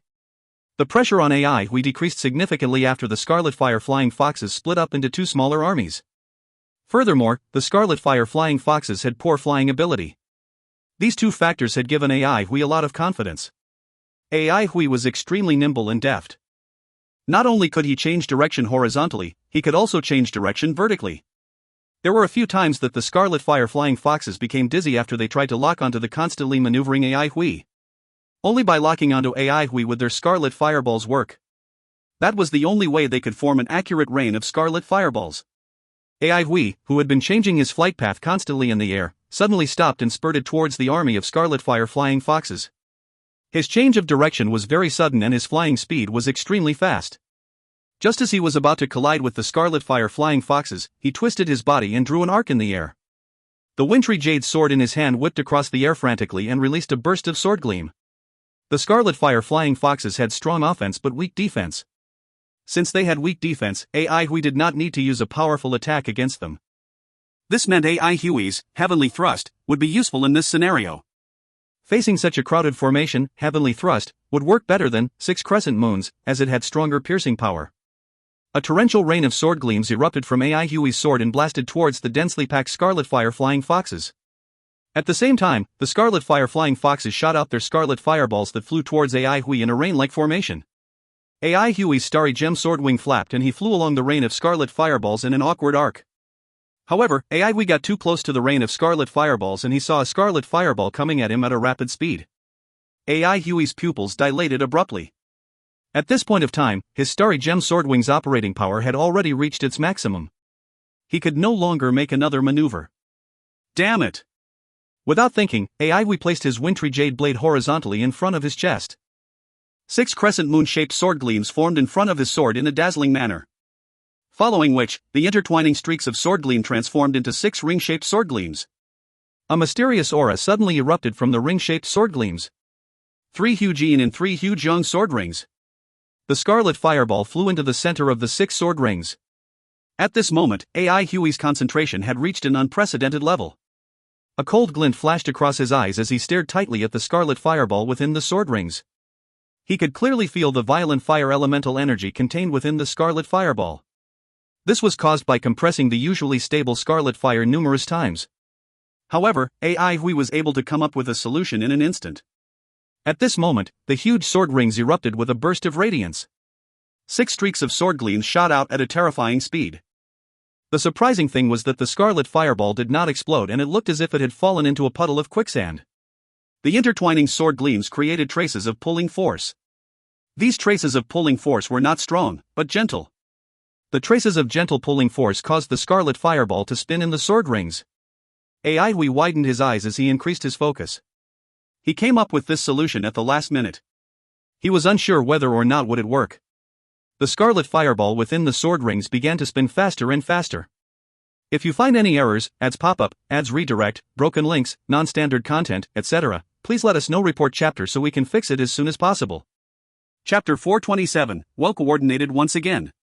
Chapter 427, Well Coordinated Once Again. Translator, TYZ Editor, TYZ, KLKL. The 3 huge yin and 3 huge yang sword rings were a seldomly seen defensive move in AI Hui's arsenal. The trip to Silver City was the turning point for AI Hui's swordsmanship. In Karakoram Sword League, he had witnessed various impressive sword formations. He also read the incomplete swordplay encyclopedia compiled by Karakoram Savant, who was now known as Karakoram Polaris.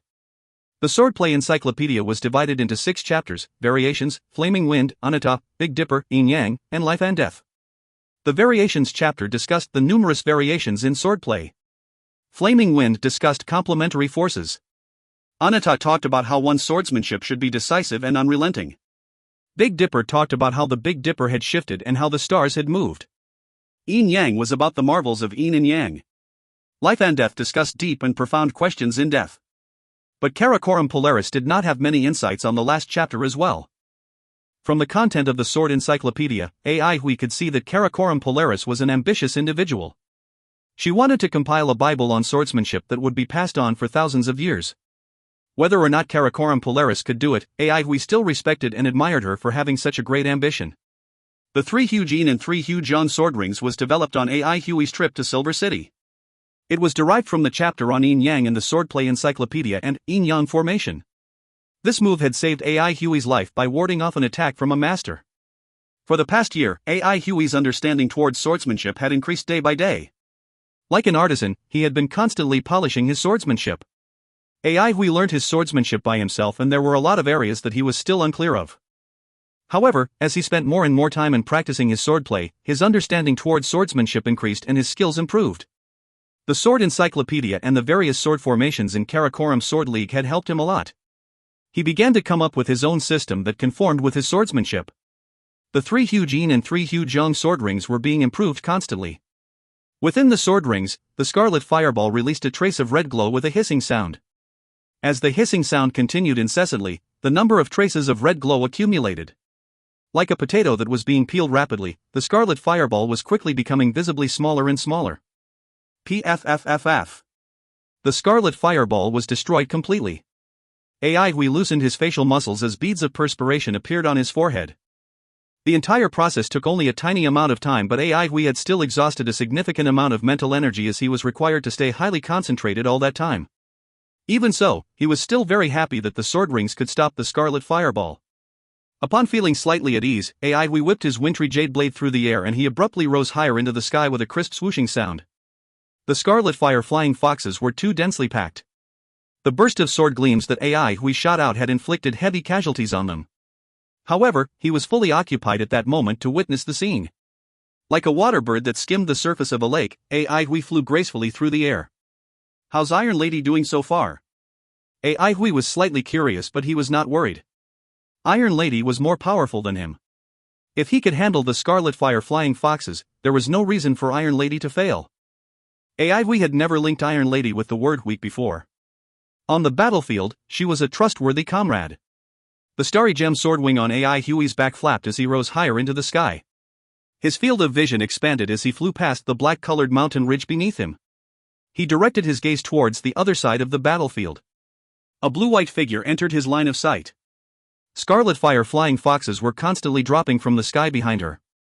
The scarlet fire flying foxes were extremely clumsy when they faced the nimble Iron Lady. Iron Lady's azure wings were much lighter and nimbler than Hui's. Starry gem sword wings were heavy and powerful. In terms of power, they were definitely much better than Iron Lady's azure wings. However, in terms of maneuverability, they paled in comparison to Iron Lady's azure wings. How could he make use of the scarlet fire flying fox's clumsy nature? Suddenly, Hui's mind jolted as a daring thought emerged in his brain. At this moment, Shuemon happened to cast a glance at Hui. Quickly, Hui made a hand signal and pointed to his front left. Following which, the screeches of the scarlet fire flying foxes erupted behind him, causing him to change his direction abruptly. Hui did not know whether or not Iron Lady had seen his hand signal. His movements did not slow down and he changed his direction a few times in a row. There were too many scarlet fire flying foxes and their attacking range was very wide. As such, they just needed to tweak the angle of their flight path by a bit and Hui would be within their line of sight. Hui had no choice but to keep changing the direction of his flight path. Only by changing the direction of his flight path constantly could he then prevent the scarlet fire flying foxes from locking onto him and break free from their line of sight.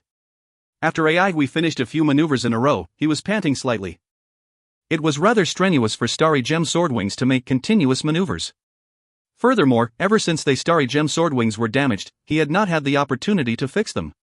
The maneuvers had consumed his energy greatly. Hui finally completed his series of maneuvers and shifted his gaze in the direction of Shuemon. His eyes lit up at what he saw. Iron Lady was flying towards the direction that he was pointing at. She understood his intention. As compared to Hui, who was already panting, Iron Lady appeared calm, her hair was neat and tidy, and her movements were live. However, Hui did not have the time to admire Shuemon now. The starry gem sword wings on his back erupted with a burst of radiance and shot towards his destination. If one looked down at them from a higher height, he or she would see two figures being followed by two black-colored floods of scarlet fire flying foxes. The two figures kept on changing their directions while the black floods behind them were pursuing them tightly.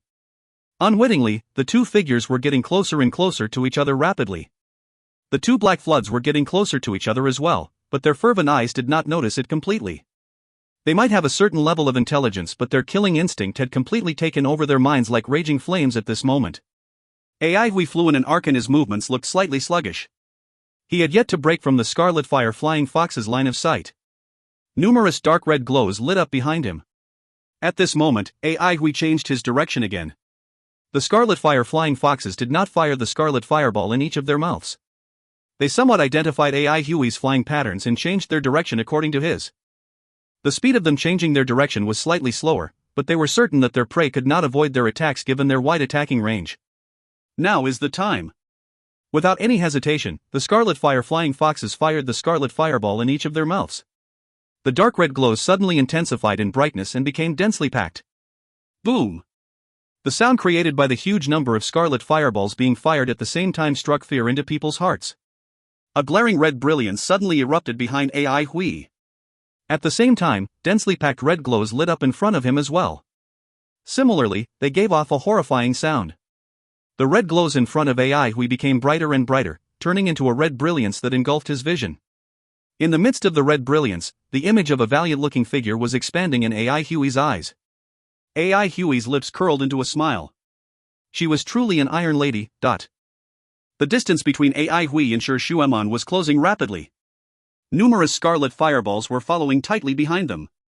AI Hui and Shi Shueman looked at each other and smiled. It was as if time had frozen for them. AI Hui was very happy. Iron Lady must have been happy because of their good coordination as well. He merely made a hand signal and both of them could coordinate perfectly. It was as if they had been partners for many years. Wintry Jade Blade and Cirrus collided against each other once more. Perfect coordination. AI Hui and Shi Shueman flew towards each other in a straight line. As they got closer to each other, they abruptly soared upwards at the same time. The Scarlet Fire Flying Foxes realized they were going to get caught in a head-on collision with their comrades and the Scarlet Fire Fireballs. They were panic-stricken and their formation went into a chaos. Sharp screeches resounded through the air incessantly. They wanted to escape, but it was already too late. In the face of the fast-flying and densely packed Scarlet Fireballs, they were extremely clumsy. The two masses of Scarlet Fireballs collided against each other in the air and released a dazzling burst of blaze. Most of the Scarlet Fireballs flew past each other and smashed heavily into the two black-colored floods of Scarlet Fire Flying Foxes. Boom, boom, boom. Huge bursts of blazes and radiance dyed the sky red. The incessant deafening explosions resembled thunderclaps within the depths of storm clouds, striking fear into people's hearts. The scene was exceptionally spectacular, causing even AI Hui and Shi Shueman to be dumbstruck. The Scarlet Fire Flying Foxes' charred bodies fell from the sky like dumplings. Most of them were ripped to shreds by the violent shock wave. The fact that the fragile Scarlet Fire Flying Foxes couldn't withstand their own Scarlet Fireballs was indeed an irony. Cries of joy broke out in Central Pine Valley. No one had expected AI Hui and Shi Shueman to be able to create such heavy casualties in the ranks of Scarlet Fire Flying Foxes. All of them were dazzled by the battle. Children like San Xiao and Wei Yan were jumping and yelling in excitement. Their faces were filled with pride and adoration for AI Hui and Shi Shueman. However, not everyone in the valley behaved like this. There was an indifferent-looking individual, Duanmu Huanghun. Duanmu Huanghun hovered above the bamboo forest, appearing as if he was standing on a green-colored sea of bamboos. He was trying his best to keep his facial expression calm, but he still could not hide the flickering flames in his eyes. He'd let this fellow take the limelight again. He subconsciously ignored Shi Shueman and stared at AI Hui with a pair of blazing eyes. He did not know whether or not it was the traumatization he'd received from AI Hui in Central Pine Academy that caused him to act like this. As long as he saw AI Hui was in the limelight, he would be triggered. No, there was a switch in his head. Once this switch was flicked on, his brain would only hold one thought. He must not lose to that fellow. A strong sense of battle fervor spread throughout his body like a forest fire. Duanmu Huanghun withdrew his gaze and his face turned ashen. He snorted with disdain while his robe fluttered, even though there was no wind. A green-colored glow rose from the sea of bamboos beneath his feet, resembling the mist above the surface of a sea. This green glow was the pure wood elemental energy. The wood elemental energy became increasingly concentrated and slowly swirled around Duanmu Huanghun. Bamboo leaves from the bamboo forest began to rise up into the air as well. Like numerous jade-made tiny swords, they swam and danced silently in the green-colored mist. After Duanmu Huanghun withdrew his gaze, his facial expression became focused. He took out a bag of grass seeds and scattered the grass seeds all around him. The grass seeds hovered in the green mist and moved along with the flowing wood elemental energy. Very soon, the bag of grass seeds was emptied. Duanmu Huanghun's facial expression did not change as he took out another bag of grass seeds and scattered them around him. His movements were smooth-flowing like water. He looked extremely casual, but one could tell from his facial expression that his ordinary-looking movements weren't easy to carry out. Everyone in the valley was focused on AI Hui and Shi Shueman in the sky. No one noticed that Duanmu Huanghun had already scattered a lot of grass seeds above the bamboo forest. As the number of grass seeds being scattered increased, Duanmu Huanghun's gaze became increasingly excited and zealous. His devilish, handsome face looked charmingly demonic. If you find any errors, ads pop up, ads redirect, broken links, non-standard content, etc., please let us know. Report chapter so we can fix it as soon as possible. Chapter 428, Where's the Promised Chemistry? Chapter 428, Where's the Promised Chemistry? Translator, Irene Editor, TYZ, KLKL. AI had not expected the coordination between Iron Lady and himself to actually cause such a colossal amount of damage. When the aftermath of the explosion dispersed, fear and confusion could still be seen on the faces of the sparse scarlet fire flying foxes in the sky. Approximately only half of the scarlet fire flying foxes survived. The scarlet fireball was simply too powerful, as its explosion reached across an extremely wide range. Who would have thought that heaven had blessed the scarlet fire flying foxes with such strong scarlet fireballs, but such frail bodies and even an exceedingly revengeful character? The fear and confusion in their eyes vanished and was replaced by hatred. Deep-rooted hatred. That disastrous impact taught the scarlet fire flying foxes a big lesson. They did not return to their originally concentrated formation but dispersed instead. They also did not continue their chase but flew toward the valley instead. Ai Hui and Shu Shuemon's faces turned grave simultaneously. Only half the scarlet fire flying foxes were left, but there were still over 300 of them. Especially since they were moving separately now, the pressure brought by the whole crowd of them was tremendous. They looked at each other before dispersing swiftly. They harassed and disrupted the big team of scarlet fire flying foxes from different directions, but only those closest to them were affected. The whole team was still flying toward the valley slowly but steadily. Ai Hui felt a sense of urgency. If these scarlet fire flying foxes were to appear overhead and release a few waves of scarlet fireballs, the valley would be razed to the ground. What should they do? Ai Hui racked his brain searching for a solution but to no avail. He took a deep breath. The more tense a situation was, the more he had to remain calm. Only then would he be able to find a way to solve the issue. Nervousness would only consume time and energy. Ai Hui had considered the fact that while there was the vapor illusion disguising the valley, the scarlet fire flying foxes would simply blow up the ground with their scarlet fireballs.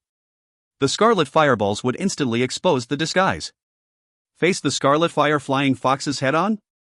Ai Hui denied this plan since the scarlet fireballs were extremely fast and not many from the gang could withstand or dodge them. Facing their rain screen-like attack would only cause more casualties and damages. The scarlet fire flying foxes were determined to attack the valley, so no matter how Ai Hui and Shu Shuemon tried to intervene, they continued toward the direction in which the elementalist's odor was the richest. The atmosphere in the valley became tense as everyone could sense the scarlet fire flying foxes' resoluteness. Ai Hui and Shu Shuemon's perfect guidance was due to the fact that they had managed to attract the scarlet fire flying foxes' attention. Now that the scarlet fire flying foxes were clear-headed, they were no longer lured by them.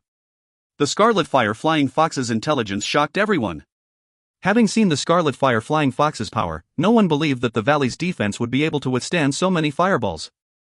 The only thing in the valley that they could count on was the defensive ancient tree. Other plants needed more time to grow. If the scarlet fire flying foxes did not charge into the valley, Ai Hui's previous plan would be fruitless. Judging from the situation, it wasn't very likely that the scarlet fire flying foxes would enter the valley. These clever dire beasts were very alert and would not go down until the disguise of the ground was removed. Everybody had a solemn expression on their faces. The battle that was about to come was going to be exceptionally challenging. Having 300 scarlet fire flying foxes was like having black, gloomy balls of cloud floating toward the valley, doubling the pressure the gang felt. But while the atmosphere was extremely grave and tense, no one panicked in fear since they were all experienced by now. A battle between elementalists and dire beasts was crueler than a battle between elementalists only, since it always ended with the death of the defeated. A light bulb lit up in Ai Hui's head. He shouted at Shu Shuemon, who wasn't very far off, "Return to the valley." Shu Shuemon's eyes, which had practically not left Ai Hui from the start, lit up. She relaxed her tensed heart and mind as well. From the time she'd realized that the situation was worsening, she'd been waiting for Ai Hui to come up with a solution.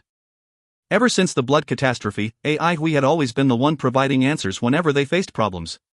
In certain aspects, Shu Shuemon was no different from the rest of the gang. They had a kind of blind trust in Ai Hui. Hearing his voice abruptly lightened her tensed heart. She knew that Ai Hui must have found a viable solution. Her figure disappeared and at the same time, Ai Hui felt his whole body tighten, realizing shortly after that he'd been grabbed by Shu Shuemon. Ai Hui's face flushed, his heart about to crumble. What a joke! He could fly by himself. No matter how tough Iron Lady was, how could she grab him? How was he going to face people? Where's the promised chemistry? Did she not understand what respect was? Did she not understand what a real man was? Hey, let me go. Release me, I can fly by myself. In spite of Ai Hui's struggling limbs, Shu Shuemon responded, deadpan, you're slow, but. Nevertheless, the corner of her eyes curved as she couldn't help but smile. AI Hui, as if struck by lightning, stiffened up. You're slow. He was actually unable to refute this. He'd been mocked by Iron Lady. When AI Hui realized this cruel fact, he wanted to cry. Didn't everyone agree to have a mutual understanding? Didn't they promise to fight the battle together, shoulder to shoulder?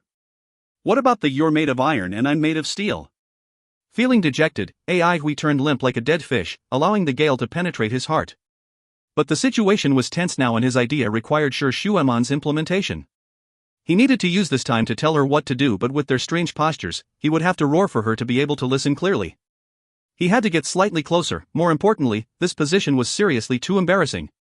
AI Hui grabbed onto Sir Shuemon's wrist to borrow some strength. His body was like a nimble snake and he crawled upward with his limbs as if climbing a tree. He turned around and grabbed hold of her body.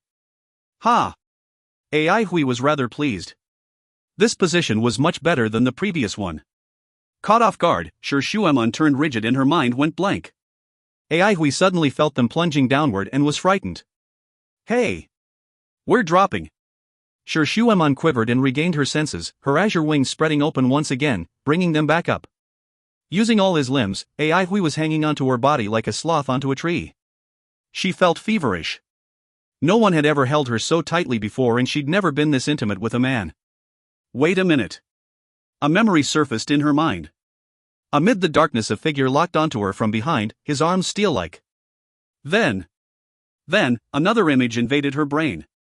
Those despicable arms. All of a sudden, Sir Shuemon's nervousness and anxiety vanished. He was merely grabbing her. Wait.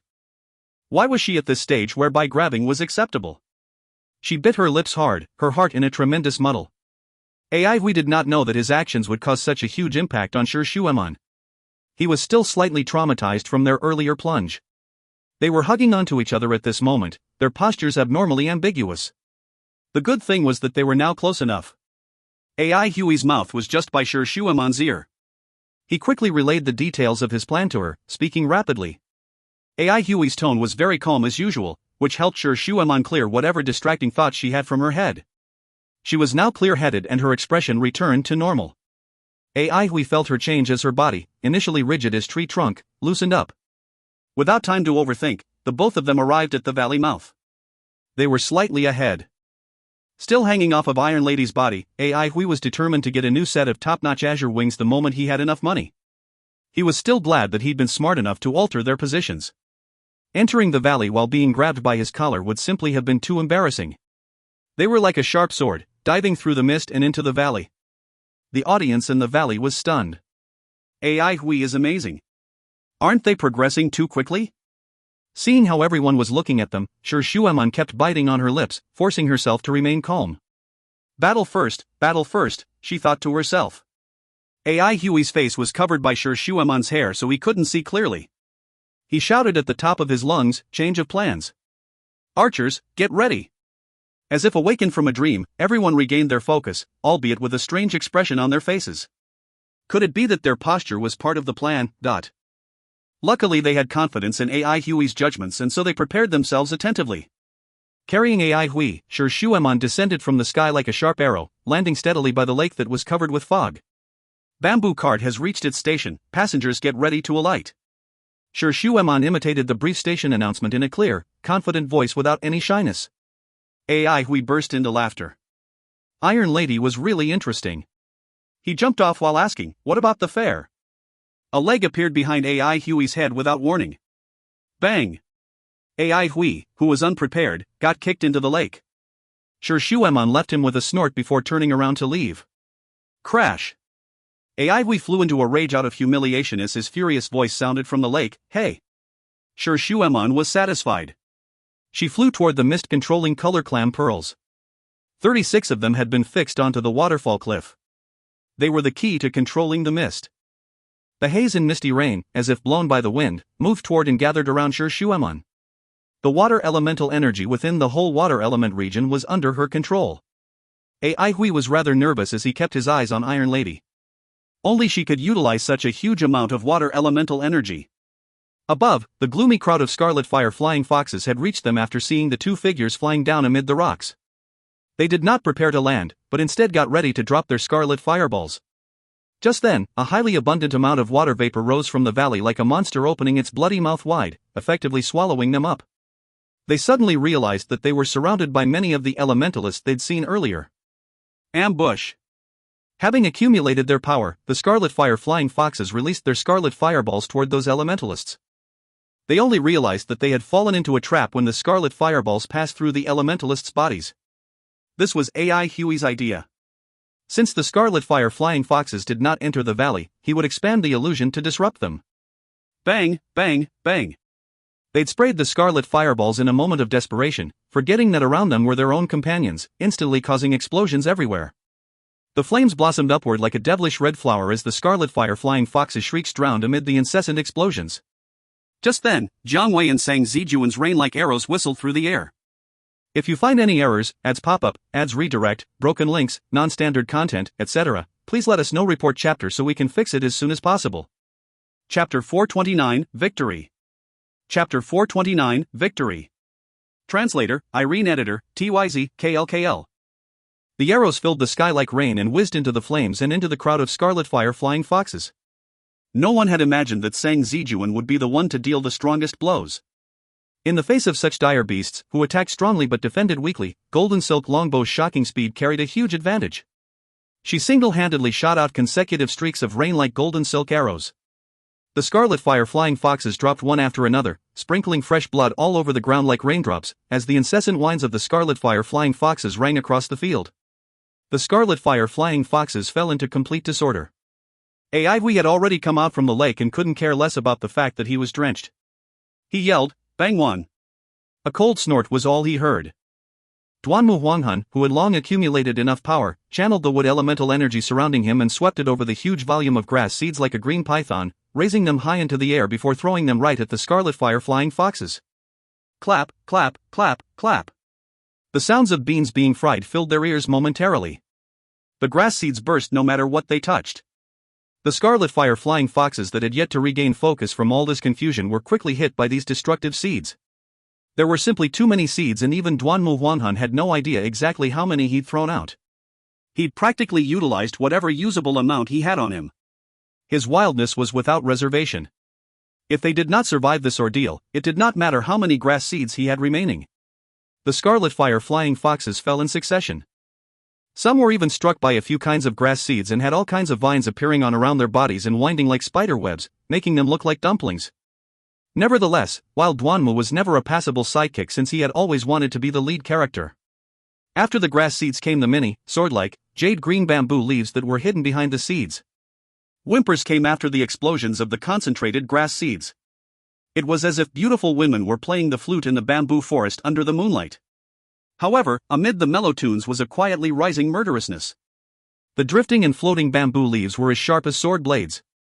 Scarlet Fire Flying Foxes that were wrapped up by the seeds had no time to struggle free as they were quickly killed by these silent, yet powerful assassins.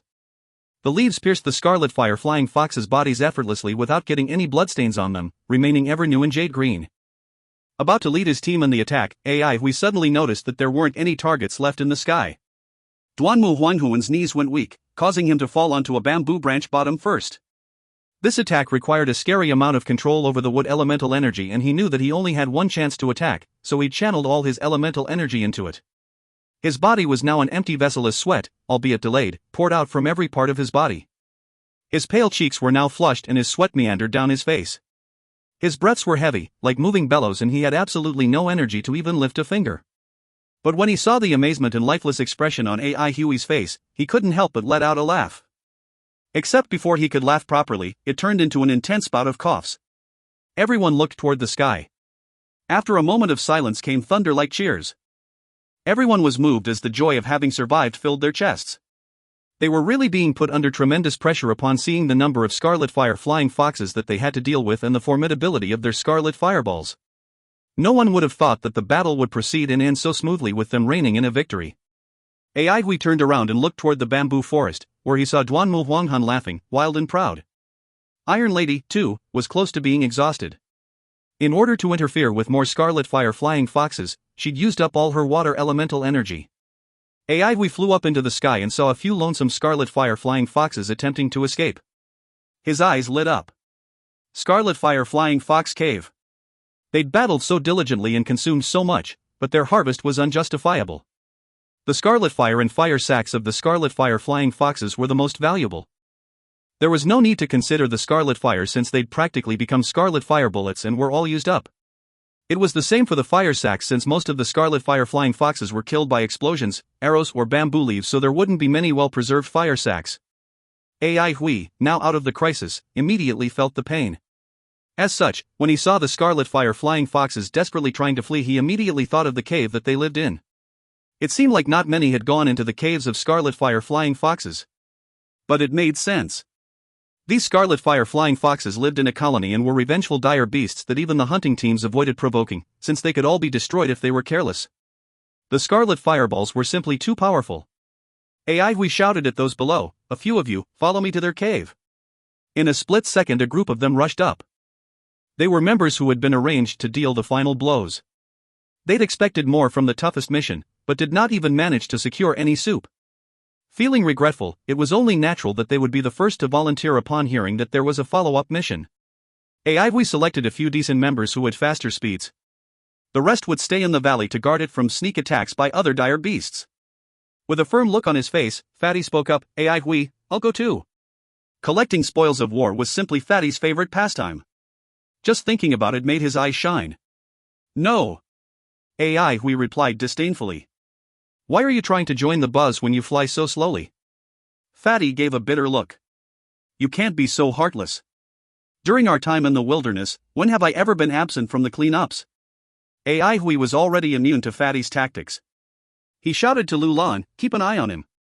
"No problem, Ai Hui, dot." Fatty yelled indignantly, "Mr. Ai, are you just going to disown me? Are you feeding our years of friendship to the dogs? You'd better give me a proper explanation." Ai Hui bore his teeth as he responded, "I'll clear things up with you today." Fatty sensed that the situation was amiss and got frightened. He smiled meekly before saying, "Brother Hui, calm down, we can talk things over slowly. There's no using of fists among brothers. You're really hitting. Ow, easy, easy. I'm wrong, I'm at fault, it's my bad. Brother Ai. Father Ai. I'm going to flip if you keep hitting me. I'm about to flip. The scarlet fire flying foxes are escaping." His last sentence convinced Ai Hui. "I'll teach you a lesson when I'm back." He then led the team and made chase. Fatty let out a sigh of relief. He'd pulled a fast one fortunately and saved himself by luring the enemy. He raised his head and saw Lu Lan looking back at him. He walked toward Lu Lan with a solemn expression on his face. "Lu Lan, Ai Hui asked you to keep an eye on me." Lu Lan opened his eyes wide. "Yes, he did." Fatty continued seriously, "Lu Lan, I'll promise not to go anywhere if you bring out your elemental food." Lu Lan blinked. "Really?" Fatty was secretly delighted but kept a straight face, replying in a righteous manner, "I'm a man of my word." Lu Lan cheered. "Then we have a deal." Lu Lan brought out pieces of elemental food and placed them in front. Fatty swallowed his saliva greedily, his heart bursting with joy. "You're still the best. There's so much. I'll enjoy them." Fatty reached his palm out but was blocked by Lu Lan. Fatty asked in shock, "Didn't we have an agreement? You're going back on your words." Lu Lan shook his head. "You asked me to bring them out, which I did. I kept my word. Then why are you stopping me? I did not agree to let you eat them." Fatty wanted to run himself over. Why? Why did he make such a fatal mistake? The pain of being able to look but not eat was more unbearable. The enticing fragrance filled his nostrils, yet he wasn't able to taste them. Fatty was convinced that this must be the world's cruelest punishment. "Fatty, do you want me to keep these? You don't look good." "No. Even if I can't taste them, I'm going to look all I want. I can still smell their fragrance." Fatty's voice was filled with struggle and determination. He sprawled out in front of the food, his eyes wide open. Ai Hui led the small team and followed the remaining two scarlet fire flying foxes. The entrance of the elementalists into the wilderness turned it into an even more brutal place. Elementalists were all dire beasts' number one enemy. The scarlet fire flying foxes weren't fast enough, so Ai Hui and his team quickly caught up and were following them from far behind. The scarlet fire flying foxes were already beyond frightened, so all they wanted to do was to return to their warm and safe cave, and couldn't care for anything else. AI Hui paid attention along the way and noticed that the place where he'd been ambushed by the rockback earth dragon was now empty. He did not notice any other beast's odor. The earlier battle had raised too big of a commotion, so few dire beasts would provoke the scarlet fire flying foxes. The scarlet fire flying foxes had frail bodies but were powerful in their attacks. Plus, with that many of them, there could easily be trouble. The rockback earth dragon, too, would not initiate an attack on the scarlet fire flying foxes. Following far behind, AI Hui and gang maintained a strong defensive stance. Danger lurked in every corner of the wilderness. The seemingly barren and desolate Blackfish Mouth volcano was home to many dangerous dire beasts. Any slight negligence could possibly cost them their lives. Over the mountain range, the Scarlet Fire Flying Fox's cave was no more than 3 miles away from central Pine Valley. The close proximity shocked AI Hui. It was no wonder these Scarlet Fire Flying Foxes appeared near the valley. But this fact increased his vigilance. He would have to conduct a thorough exploration of Blackfish Mouth volcano once the valley's defense was constructed. How could one sleep soundly knowing that his territory was susceptible to invasion? If there were powerful fire beasts, he must think of a way to get rid of them. Just a rockback earth dragon was enough to give all of them a headache. Suddenly, the Scarlet Fire Flying Foxes flew down and into the rocks. AI Hui and gang flew closer and realized that there was a deep crack behind the rocks. The crack was about 6 meters tall, but its width was wide enough for a person to go through. AI Hui stood in front since he was the strongest and had the most experience. The cave mouth was narrow, but it was actually wide and big inside. It was spacious and the ceiling of the cave was about 20 meters above the ground. No one could have imagined how such a narrow opening could lead to such a huge paradise. It was very dry inside the cave and there was a faint sulfur smell as well, the most distinct feature of caves near the volcanoes. Advancing into the cave, AI Hui did not walk quietly on tiptoe. He knew that the Scarlet Fire Flying Foxes had incredible hearing and must have already sensed their presence the moment they stepped in. What they had to do now was to guard against the Scarlet Fire Flying Fox's sneak attacks. The passage within the cave was curvy and uneven. The Scarlet Fire Flying Fox's excrement could be seen everywhere. Fortunately, there wasn't any odor, or else the smell within the cave would be even worse. AI Hui did not feel any obvious air movement, a clear sign that this was a cave with only one opening. He dared not let himself be even the least bit careless. If you find any errors, ads pop-up, ads redirect, broken links, non-standard content, etc., please let us know. Report chapter so we can fix it as soon as possible. Chapter 430, Hellfire Pagoda Cannon. Chapter 430, Hellfire Pagoda Cannon.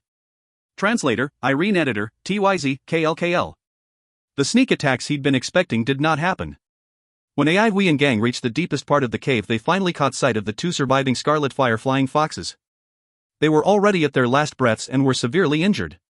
Flying into their cave had exhausted their last bit of energy. This land was probably the bat community's place for activities and rest. The cave was shaped like a copper bell, narrow on the top and wide at the bottom, its height not exceeding 60 meters. A vague, dark red glow could be seen through the cracks on the black, rugged cliff. The fire elemental energy within the cave was plentiful, no surprise why the Scarlet Fire Flying Foxes chose to reproduce and inhabit this place. The cave was absolutely empty. Save for a huge pile of ash-colored skeletons in a corner, covered in dust and spiderwebs. The last 2 Scarlet Fire Flying Foxes were killed by AI Hui and everyone finally let their tensed hearts down. AI Hui called them over to flip the mountain of skeletons. Lifting the dust-filled skeleton mountain, they noticed that most of the bones belonged to the Scarlet Fire Flying Foxes. The Scarlet Fire Flying Foxes' bones were easy to recognize since their bodies were very small. AI Hui recalled how some wild beasts that were about to die would select a certain spot to await death.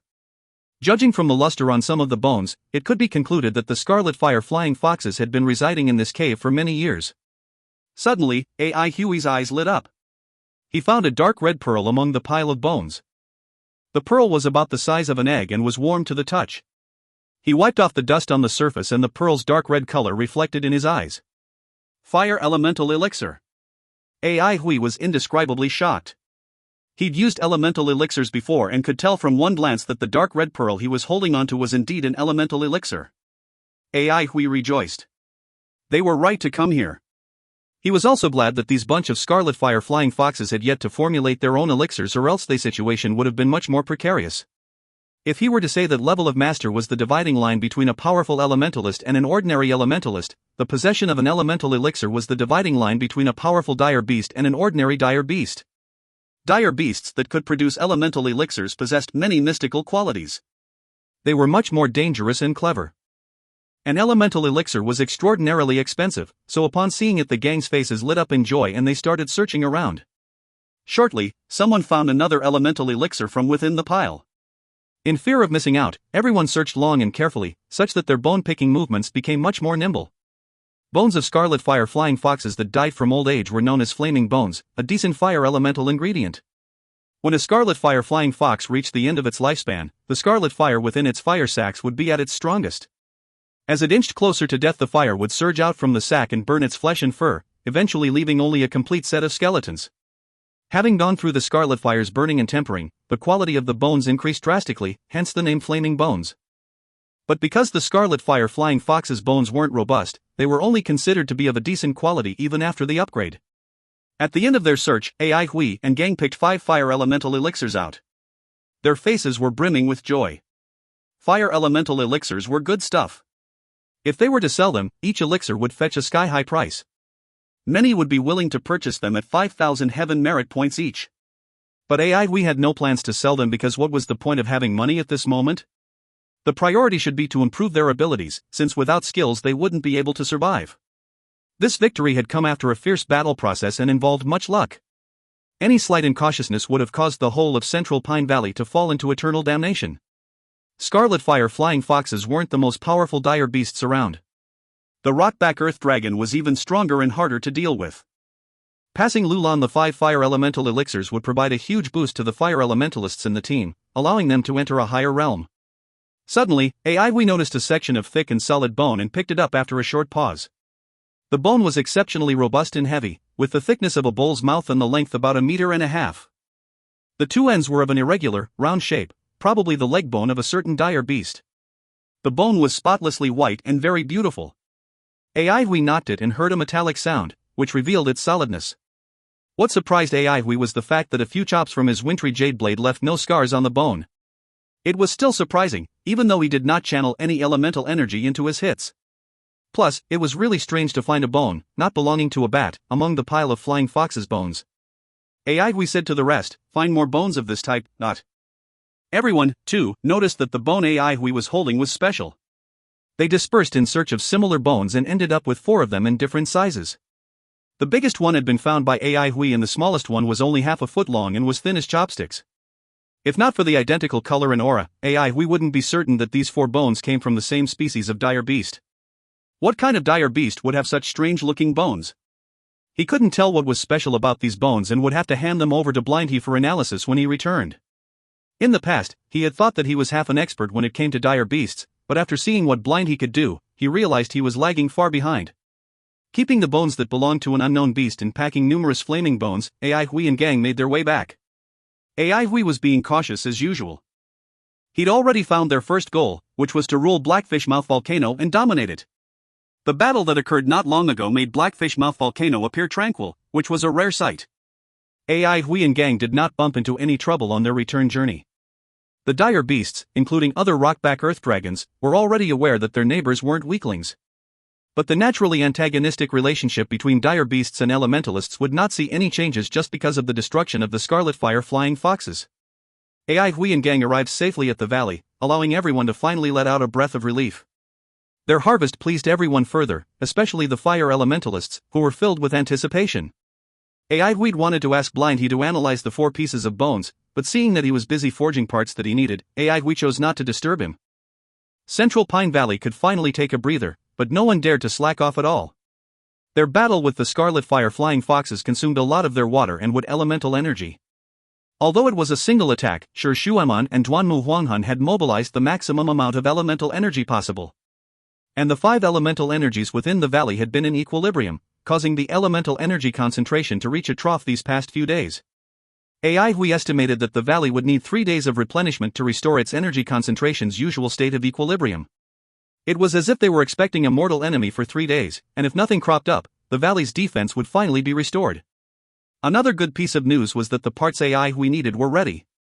Upon hearing that AI Hui wanted to fix up something new, everybody abandoned what they were doing and ran over to join the buzz. Clanking sounds could be heard as AI Hui was hard at work. He'd piled the parts up not far away. They were all items forged by Blind He, and quality-wise there was nothing much for AI Hui to complain about. AI had long been used to being watched, and so his actions weren't the least affected. First, he chiseled a fire well mouth, the red lava shining upon his face, making it appear bright red in color. His eyes were so focused, as if there were flames burning within. He then started to put the parts together in a swift manner, as if he'd long visualized how the final product would look like. As the parts came together slowly, everybody finally saw some development. It was actually a pagoda. Following the capping of the roof, a black pagoda appeared before their eyes. It was about 10 meters tall and had 3 stories. Its entire body was forged from a mix of volcanic rock and metal. At the tower peak was a stem of round tube which everyone found familiar looking. Wasn't that the long, spraying snout that belonged to the lava-spitting beast? The long snout on the top of the pagoda changed angle constantly and was very nimble. AI had a satisfied look on his face. Clapping his hands, he declared, "Finished." The audience, who'd long felt impatient, started crowding over and discussing. "What's that?" "The long snout that belonged to the lava-spitting beast." AI was pleased. He cleared his throat gently and answered earnestly, "This is a Hellfire Pagoda cannon." "So it spits lava like the lava-spitting beast?" AI quietened the crowd. "We'll do a demonstration now so you guys will see for yourselves." Everyone became silent and looked on in anticipation. Fatty was called over since the Hellfire Pagoda cannon required a fire elementalist to control it. Fatty went inside the spacious tower, where each level was over 3 meters tall. Getting inside was effortless despite his bigger size. The black pagoda cannon turned red rapidly like burning steel. A wave of heat surfaced instantly and spread to its surroundings. The others moved away. Suddenly, a bright earth fire rose up the 6 pillars in spirals before entering the eaves of the first story. Shortly after, flames surged up the pillars on the second story. The flames were brighter than before, appearing whitish. This scene seemed quite familiar as well. Someone shouted, "White cluster flames." It was no wonder everyone felt that this sight was familiar. Wasn't this the smelting furnace AI we'd made for Blindhe? Their eyes fell subconsciously onto Blindhe. He was floating in mid-air, looking unconcerned. They quickly noticed that the Hellfire Pagoda cannon was more powerful than the furnace since the earth fire had undergone 3 amassments. The flames got increasingly white with each level and everyone could feel the terrifying power the flames contained. When the flames gathered at the 3rd layer, they were snow white and actually seemed cold. But everyone was aware that they were in fact unbelievably hot. Blindhe appeared extremely calm, but his heart was actually greatly stirred. The white cluster flames seemed to be a genius's invention. He'd not expected AI to give him an even bigger surprise so quickly. The appearance of this layered cluster meant that the flames could be upgraded again. To him, this was beyond ingenious. After 3 levels of amassments, the aura released by the white flames made Blindhe palpitate. As a weaponsmith, he was exceptionally sensitive to the auras of flames. Just from smelling the emitted aura, he knew that the white flames, having gone through 3 layers of amassments, were no longer endurable by ordinary materials. Ordinary ingredients would instantly be destroyed under such powerful flames. If a 3-layered amassment produced such good results, what would 6 layers do? What about 9? A whole new world seemed to be opening its door for him with a loud bang. If you find any errors, ads pop up, ads redirect, broken links, non-standard content, etc., please let us know. Report chapter so we can fix it as soon as possible. Chapter 431, Snow Lava. Chapter 431, Snow Lava. Translator, Irene. Editor, TYZ, KLKL. Not everyone was as far-sighted as Blindhe. Their eyes were fixed on the spray snout on the pagoda roof. They were curious and excited. Since the pagoda cannon was actually called a cannon, it should work similar to the lava-spitting beast. The lava spat by the beast was shockingly formidable and had left a deep impression on them. If the pagoda cannon was anything like the beast, it meant that Valley's defense had been added with a lava-spitting beast. This could enhance its attacking powers. Gulu gulu. The sound of lava being extracted was heard, intensifying the curious looks on everybody's faces. Only Fatty, who was inside the pagoda cannon, could clearly see what was going on. The lava was being extracted from the fire well before being tempered within the white cluster flames, its volume rapidly shrinking. Standing outside, AI explained, the lava will undergo 3 phases of tempering, causing it to shrink significantly but also increase in quality. As to how much its quality will improve, we will only know after some tests. Oh, the pagoda cannon can temper lava consistently on normal days, so it will be ready for battles. I feel that tempered lava is a very good fire elemental material. Wonder if it's possible to sell? I'll get Blindhe and Lulan to evaluate when the time comes. We will have an additional income source if it's sellable. Everyone was used to AI Huey's habit of linking everything to money. People who did not know him would definitely think that he was the president of an enterprise, opening his eyes wide at the sight of profit. Iron Lady had a different perspective. How powerful is it? After some thought, AI Hui answered uncertainly, we would have to try it to know. We got to wait for a bit more. There's a lava reservoir in the pagoda to store tempered lava, so there's no need to do it at the last minute when there's a battle. But we will have to wait for the first batch to be completed before firing the first cannon. AI Hui answered her freely, as if nothing had happened between them. Ah, he'd done it in battle and under urgent circumstances. As an outstanding fighter, how could he have bothered about these minor details?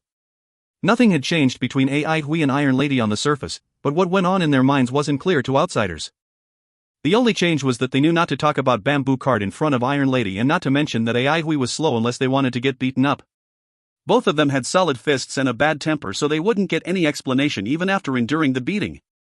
These two guys were really unfathomable. The spray nose on the pagoda started to rotate, catching everyone's attention. They opened their eyes wide, in fear of missing any detail. Boom! The sound of the cannon blowing off wasn't loud at all in spite of their expectations. It was really soft, and if the pagoda cannon had been further away, they might not have heard it at all. A splendid white light shot out from the cannon barrel, toward another mountain ridge outside the valley. It was definitely nowhere as mighty as the lava-spitting beast. The oppressive hissing made by the beast when spitting lava was sky-shaking. Just as everyone was getting slightly disappointed, the white light struck the mountain ridge far away. There wasn't any of the predicted boom, rising smoke, or earthquake. It was as if nothing had happened. But Sure Shuamon's pupils shrank suddenly. Without a word, she flew toward that mountain ridge speedily. Upon seeing her go, the rest followed in unison. They knew that she must have noticed something. AI Huey's gaze fell upon that mountain range and fell into a short daze. Lagging half a beat, he immediately took flight. The mountain ridge was about 2 miles away from the valley, a distance that required little time and effort to reach. Everybody got there in the blink of an eye. Upon reaching it, everyone took in a breath of cold air, disbelief evident on their faces. There was a table-sized tunnel in the mountain ridge that reached all the way to the other side. The pagoda cannon had actually bored a hole through the whole mountain ridge. While the light had struck a weaker region, the rocks that had been blasted off were 40 meters thick. Boring through 3 to 6 meters of rock wasn't so big of a deal. But no one was able to blast through 40 meters of rock. There was a hole the rough size of a table, and the glossy inner wall had a melted ceramic texture, a clear sign that the strike was not only shockingly forceful but also shockingly hot. No one dared to imagine what such a terrifying attack would do to a person. Would the defensive ancient tree's energy screen be able to withstand such an attack? Duan Muhonghun thought this over, and the conclusion he arrived at distorted the expression on his face. Perhaps once? He noticed AI Huey's satisfied look and felt even more displeased. Amid the shock, everybody was cheering and celebrating. With such a strong firepower, just one hit was more than sufficient to send the dire beasts crying. This murderous weapon could catalyze their establishment in central Pine Valley.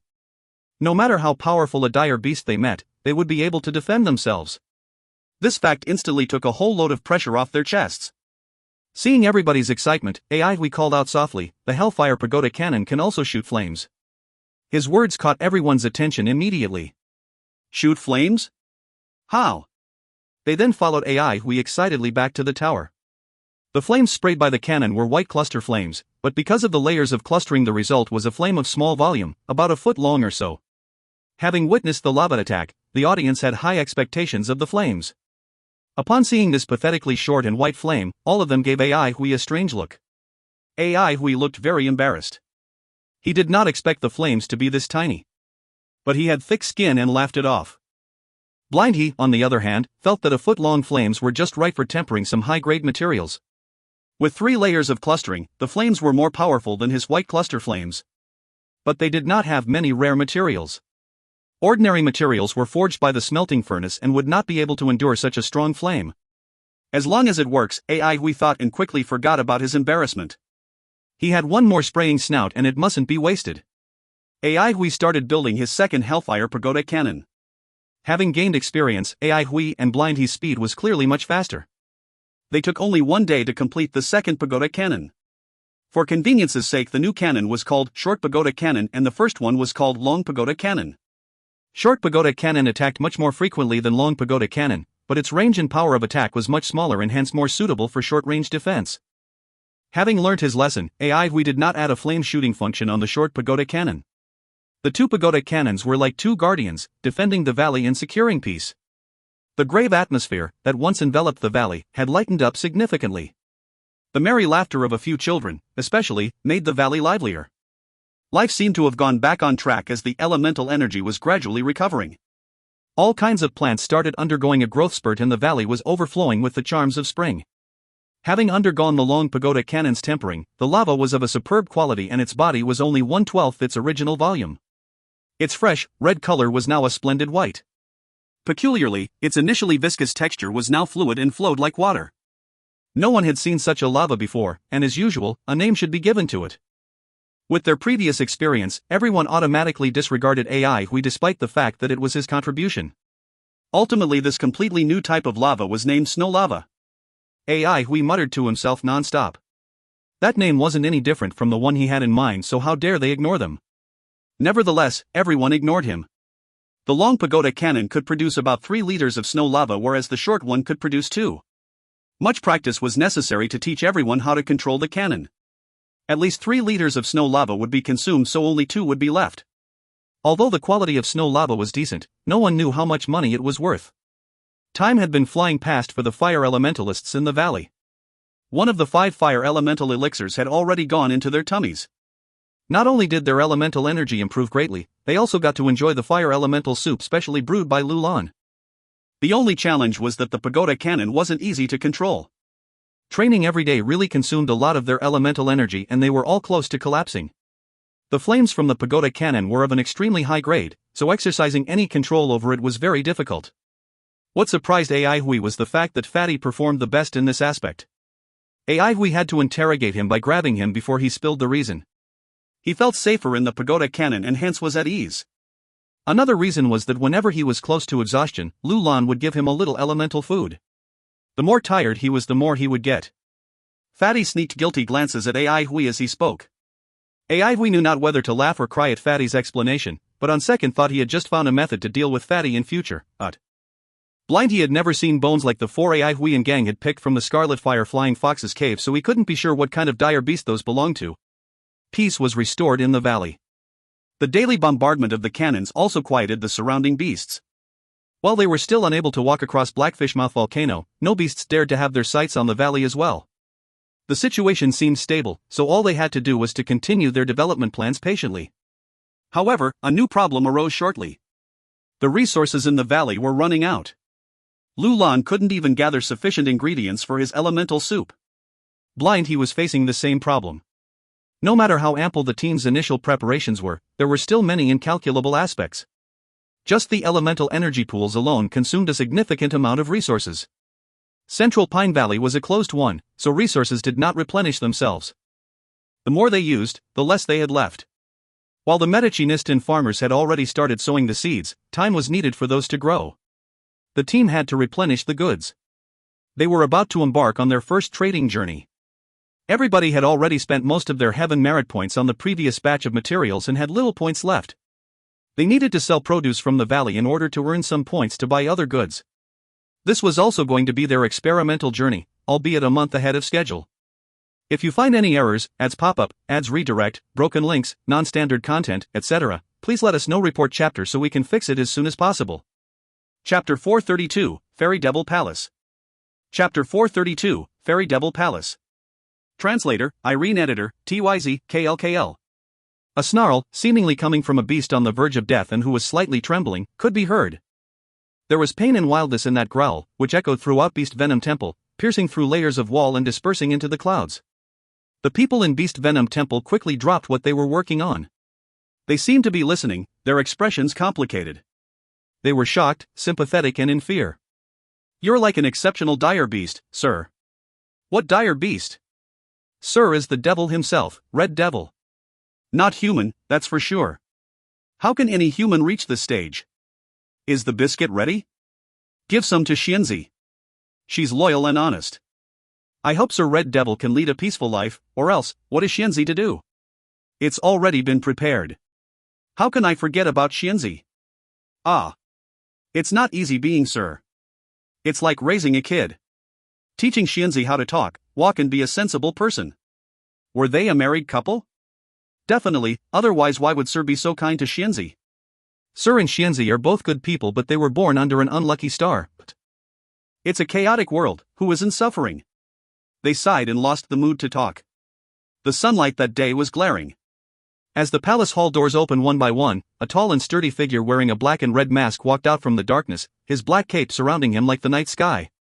Sweat could be seen on the lashes of the eyes behind the mask. His blue, seawater-like pupils were steady and motionless, but beneath these deep blues was a faint blood color. Congratulations, sir. The guards outside the door bowed simultaneously with their heads lowered, the zeal and worship on their faces unconcealed. This figure, appearing to be shrouded by darkness, had broken the previous record of Beast Venom Temple. It was his 21st time undergoing blood refinement. No one could even begin to comprehend this number. Even the Holy Emperor was greatly moved and bestowed him with countless treasures before his refinement. Today, Red Devil has become Beast Venom Temple's emblem. Each time one went through blood refinement was like charging through hell. Steel-like willpower wasn't enough to bring the blood refiner back from hell. Countless iron men had died from explosion. Red Devil really was a miracle. A living miracle. No one knew how he'd done it. But he did. He did not reek of blood at all. He stood at the entrance, his gaze pouring down. He was like an unmeltable ink block, blocking off all sunlight. A group of powerful-looking guards, dressed in armor platings, whizzed down while supporting a woman in red and landed in the temple. The golden flag represented the blood of God's supreme holy emperor.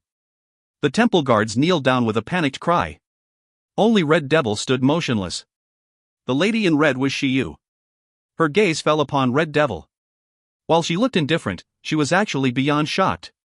Red Devil was obviously standing about 10 meters away, but she felt only emptiness. 21st blood refinement, simply too terrifying. She dared not forget her manners, bending her head down respectfully. Congratulations, Master. His Majesty had heard of your success and was very excited about it, mentioning that our nation has another pillar. He'd specially instructed me to congratulate you and gift you a palace hall, 90,000 god cores, 300 carts of jade fruits, 10,000 servants. Daily expenses will be allocated to you by the palace. His Majesty wishes to become Xianzi's godbrother and wants me to ask for your opinion. As if he'd heard nothing, Red Devil threw his gaze far away and stood still like a statue. Shiyu maintained her posture, not daring to move even the slightest. She was dumbstruck in fact. It felt as if the surrounding air had been frozen. She seemed to mistakenly feel that any slight movement on her part would result in an instant blood splash. She would have blown him up if it had been anyone else who was being rude, but at this point Shiyu simply couldn't get herself to feel resentful. Anyone who had the ability to survive 21 blood refinements had the right to be rude. Sir Red Devil was now one of the most powerful people in the whole of God Nation. A beautiful figure charged into the temple, and upon seeing Red Devil her eyes lit up. She shouted cheerily, "Little Devil!" Her tender yet crisp voice carried a deep yearning and admiration. The icy atmosphere melted instantly as the dull sunlight regained its dazzle. Shiyu and the rest relaxed their muscles only to find their backs filled with sweat. The beautiful lady rushed over and stopped before Red Devil, putting her pitiful-looking face close to his. She pleaded, "Little Devil, stop undergoing blood refinement." The lady looked over 20 years of age, but her voice resembled that of a 7 or 8-year-old child, tender and crisp. All the graveness and darkness had vanished, as if a dire beast had quietly retracted its sharp claws or a hedgehog had flattened all its spikes, in fear that she would be hurt the slightest. The king, who had returned from war, took down his crown, placed his scepter down, untied his sword, removed his war clothes and washed himself. Without all the halos, Red Devil looked ordinary. He placed his warm palm on her tear-stained cheek, gently removing them. The lady shut her eyes, revealing an expression similar to that of a relaxed kitten. "All right, I won't do it anymore." He reassured her in a low voice, a slight smile appearing on his face. With her eyes closed, Xianzi acknowledged his words with a face full of joy. A good while later he answered without even turning his head, "I'll thank His Majesty on the behalf of Xianzi." Shiyu let out a breath, exultation filling her heart. She responded deferentially, "His Majesty will be ecstatic to know." "I shan't disturb your rest any longer. I'll ask to be excused." At that she left quietly with her guards. "Thanking His Majesty on my behalf? You're about to have a powerful brother." "Is it you, Little Devil?" "But I don't want Little Devil to be my brother." "Ha, it isn't me of course." A pair of guards entered the palace with a huge pile of gifts, bowing respectfully. "Congratulations, sir. Mr. Bass heard about your success and was unable to contain his joy. He specially instructed us to bring you some congratulatory gifts. Yet another group entered the courtyard as the head greeted, "Congratulations, sir. I'm the person in charge of War God Palace and am here to present you with a little something on behalf of my master." He couldn't stop praising you upon hearing about your success, calling you a heroic youth. Group after group entered to congratulate Red Devil and offer gifts, filling up the courtyard quickly. As though nobody was present, Red Devil paid no attention at all. His gentle and warm gaze was only focused on the beautiful face in front of him. "We're about to have a palace. You are going to name it." "Really? Let's call it Devil Palace." "But Xianzi's living in it?" "Let's call it Fairy Devil Palace." "Little Devil, I'm hungry." The sunshine was perfect now. In Skyheart City, citizens suddenly noticed that there were many elementalists from Infantry Division and Sky Edge Division walking on the streets, emitting an unusual trace of odor.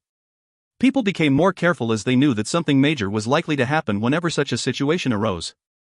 Madame Yi stood guard before the bed couch, her eyes red. Xiaobao had fallen asleep while leaning on the edge. On the bed lay an unconscious old man.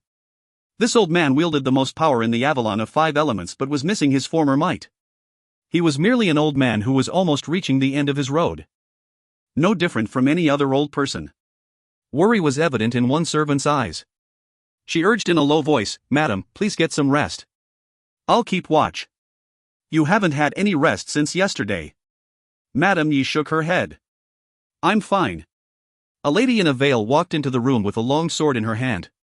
Seeing Madame Yi, she called out softly, "Aunt Yi." Madame Yi let out a breath upon seeing her guest. "How is it? How's the situation outside?" This young-looking lady was today's Karakoram Polaris. "We've already sealed Skyheart City off. Families are still at peace but they're all asking around, so I reckon it will be difficult to hide it for long."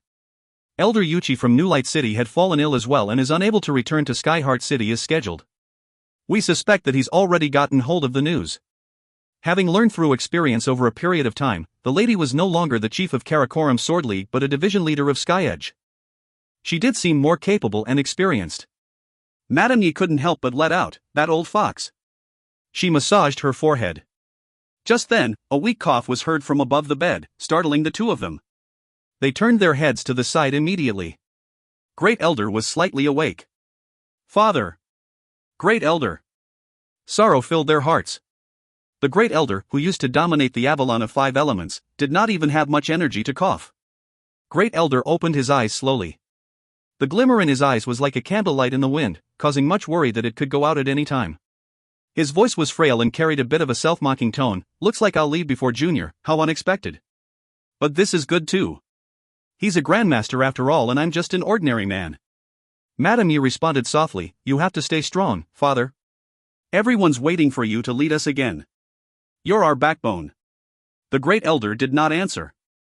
He was rather absent-minded. Countless images appeared before his eyes. He'd had the glory of ruling over the world. Every one of his strategic decisions affected and changed the Avalon of 5 elements. But thinking about how they had to resort to struggling their way into the wilderness, an intense guilt rose within his chest. He did not know what he'd done wrong. But he knew that he must have done something wrong.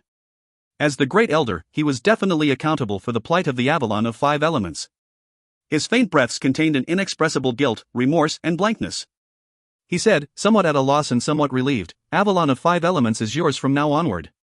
You're stronger than me. Maybe you'll think of a solution. Do not lose to Blood of God." Madame Yi reassured unhesitatingly, "We won't lose to them." Her voice carried such an intensity that sent Karakoram Polaris and the servants trembled inwardly. Madame had always been composed, virtuous and sweet-tempered. It was their first time seeing Madame so resentful. But thinking about her dead husband and her muddle-headed boy, everyone was relieved. The Great Elder's eyes lit up a little. "Order the 3 central divisions to withdraw from Old Territory and defend Skyheart City. Have the 3 division leaders meet me. Order North Sea Division to launch an attack against Blood of God. There's a need to boost the morale of the Avalon of 5 elements. Tell Shur Beihai not to worry about casualties. The 3 central divisions will provide assistance when the time comes." Karakoram Polaris shuddered and couldn't help but take a quick glimpse at Aunt Yi. Madame Yi stood up immediately. "I'll get to it right now. If you find any errors, ads pop-up, ads redirect, broken links, non-standard content, etc., please let us know. Report chapter so we can fix it as soon as possible." Chapter 433, Clearwater City. Chapter 433, Clearwater City. Translator, TYZ Editor, TYZ, KLKL. Uchiba looked at the distant, flourishing city with fear and bewilderment in his eyes. Up until now, the situation had been very optimistic. From now on, all of their hope and fate was placed in this newly built city. There was no other way out for them. The other elders beside him looked absent-minded as well. Their faces contained an unconcealable worry. When the news of Great Elder being seriously ill was disseminated, Uchiba knew that the fragile balance of power in Elders Guild would be immediately toppled. The conflicts and divergences between new citizens and aristocratic families could no longer be concealed. Both parties would try to limit each other's strength and authority. No one would be able to stop the collapse of Elders Guild. Uchiba knew that Madame Yi was shrewd and formidable, but he still did not think that she could pull Elders Guild out of this critical crisis.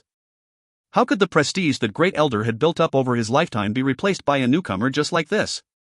New citizens were filled with both fear and respect for Great Elder. Uchiba had fantasized about taking over the position of Great Elder numerous times. However, when he knew that Great Elder was gravely ill, his first reaction was to panic. Where would their path lie in the future? What would happen to New Light City in the future? Where could he lead the new citizens to? Were they able to withstand Blood of God? He did not know the answers to all of these questions. Now he truly understood that there was an uncrossable gap between him and Great Elder. Initially, everyone resented Great Elder. Whenever things went wrong, they would direct numerous complaints at him. However, now that Great Elder suddenly collapsed, they came to the realization that he was the pillar supporting everyone. In the past, New Citizen faction felt that Great Elder was their number one enemy. However, now that Great Elder was on the verge of collapse, instead of rejoicing, they were feeling deeply troubled. Great Elder truly lived up to his status. He was a ruthless individual. Uchiba regained his composure. Shirbehai is in trouble. The other elders understood what Uchiba was trying to say. The New Citizen faction and the aristocratic faction were clearly at odds. Both parties had relatively strong foundations. Neutral faction would most likely be devoured by aristocratic faction first. Being a member of neutral faction, Shirbehai was neither favored by New Citizen faction nor aristocratic faction. This could be seen from Great Elder's order as well. Great Elder sent the 3 central divisions to guard Skyheart City, but he'd sent Shirbehai to attack Blood of God. Obviously, he was trying to diminish Shirbehai's strength. Another elder could not help but ask, can we win over Shirbehai? We used to have a rather good relationship with the neutral faction. Aristocratic faction always made up the majority of Elders Guild.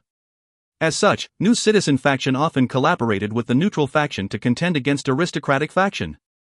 The relationship between New Citizen faction and neutral faction was rather harmonious. We can try, but we can't have too high of an expectation. Even though neutral faction sympathizes with New Citizen faction, they are mainly made up of aristocratic families as well. Uchiba replied with a non-committal tone. Taking a deep breath, Uchiba continued, from today onwards, Elders Guild ceases to exist except in name. We have to depend on ourselves for our future. If we are powerful, we can do anything we want. If we are weak, even if the aristocratic faction don't devour us, Blood of God will not let us off. Everyone, please work hard. Everyone bowed respectfully and replied, yes. Uchiba's eyes were blazing as he spoke with an aggressive tone. Right now, since the situation hasn't been fixed, we will wait for Tongue and Yulin to come back and build a combat division that can safeguard New Light City. We will have a combat division that belongs to the new citizens. He turned and said to Chaochu with a deep voice, prepare to execute your plan. Yes. Chaochu's chubby face was filled with excitement. The news of Great Elder being severely ill did not only affect the higher-ups. Its effects were spreading and developing gradually. Clearwater City, situated in the east of Pallet Cloud Village, was not affected much by the news. The locals' lives still went on as usual. Clearwater City was a medium-scale city. It was also the nearest medium-scale city to Central Pine Valley. Even so, Ai Hui and his counterparts needed to go on an arduous journey of 26 days to reach there. In wilderness, the distance between each city was exceptionally long. Dangers lurked everywhere and they needed to be vigilant at all times for surprise attacks by dire beasts. Other than the developed trade routes set up by the few large-scale cities nearby, the rest of the cities still lacked the capabilities to solve this issue. There had been situations where trading caravans were being attacked by dire beasts. Some cunning and vicious dire beasts were even specialized in hunting elementalists. Those small-scale cities that lacked sufficient defensive capabilities would become the main targets for dire beasts. Some dire beasts even formed groups to attack these small-scale cities. In areas where the situation was critical, organized attacks were being launched upon some small-scale cities. The dire beasts that carried out these organized attacks were able to form elemental elixirs. Mankind had no choice but to invade wilderness. Like their ancestors, they were trying to establish a new home for themselves. This war had just begun. Who was the real prey? Who was the overlord of wilderness? Only time would tell. The number of small-scale cities was decreasing sharply as they were starting to gather to form medium-scale to large-scale cities. This trend was becoming an undeniable reality. Some people even predicted that only large-scale cities would survive in wilderness in the future. Clearwater City also gradually strengthened itself and became a middle-scale city under such circumstances. The city kept on expanding and it would become a large-scale city very soon. Other than being a relatively short distance away from them, the healthy economy of Clearwater City was another reason why AI Hui and the rest chose to come to this city. Clearwater City owed its healthy economy to its mayor, Xiao Meiqi. Before Xiao Meiqi built Clearwater City, he possessed a powerful and rich enterprise, Meiqi Enterprise. Xiao Meiqi knew how to manage his business properly and he had deep relationships with some aristocratic families. For example, he and the Gong residence's eldest young master, Gong Qingxiu, were bosom buddies. When the wilderness expansion order was announced, Xiao Meiqi knew that the future lay in wilderness. Without any hesitation, he decided to build a city in wilderness and his decision was supported by the Gong residents. After expending a huge amount of time and effort blazing a new trail into wilderness, Xiao Meiqi finally built Clearwater City in the east of Pallet Cloud Village. After Clearwater City was established, he actively supported people to open up trade routes and start businesses. He even offered highly priced bounties for the surrounding dire beasts. After annexing a few small-scale cities that were defeated by dire beasts, Clearwater City strengthened rapidly. Now, Clearwater City had become a prosperous city. Dangers could not stop people's desire for wealth. Clearwater City was hugely appealing for combat elementalists. As long as one could hunt down a dire beast, he or she could obtain a huge bounty. The purchase prices for dire beast materials were very fair and generous as well. Those capable elementalists could obtain prestige and wealth in Clearwater City. Having a huge amount of dire beast materials also attracted many trading caravans to the city. Among the crowd of trading caravans and travelers, AI Hui and his counterparts were not really noticeable. This time around, there was only AI Hui, Iron Lady, Lulan, and Zhao Bowen. AI Hui and Iron Lady were in charge of safety for this trip. Zhao Bowen was in charge of handling business deals and Lulan was in charge of replenishing supplies. Central Pine Valley's exports were pathetically little. Other than the snow lava, they only had some fire sacks from the Scarlet Fire Flying Foxes. These were their spoils of war. They had very few intact fire sacks. AI Hui and his counterparts could only gather 40 of them. The cleverest housewife could not cook without rice. How could they buy or trade for anything if they did not have exports to sell in the first place? AI Hui thought of the flaming bones in the Scarlet Fire Flying Fox's cave and ordered everyone to bring them back. Even though the selling price for the flaming bones was not high, there were a huge number of them. All the flaming bones had been tempered with the smelting furnace's white cluster flames to increase their quality. The base level of Hellfire Pagoda Cannon's snow cluster flames was too high for the flaming bones. They could not take it and were reduced directly to ashes. After the flaming bones were tempered, their quality had clearly upgraded. Blind He's interest was piqued and he used some of these flaming bones to create a few unique weapons. However, all of these weapons were fire elemental ones and they were only suitable for fire elementalists. They did not need to worry about market demand for fire elemental weapons. After Fire Prairie was annexed by Blood of God, there was a shortage of fire elemental materials and production of fire elemental weapons was stopped. Right now, the market prices of fire elemental weapons were exorbitant. When everyone heard of this news, all of them became very excited.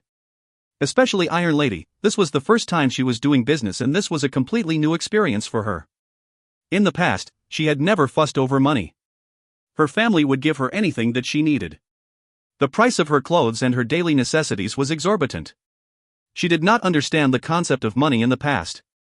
Otherwise, she would not have offered up her calming indigo bracelet as collateral for the money for a bowl of noodles.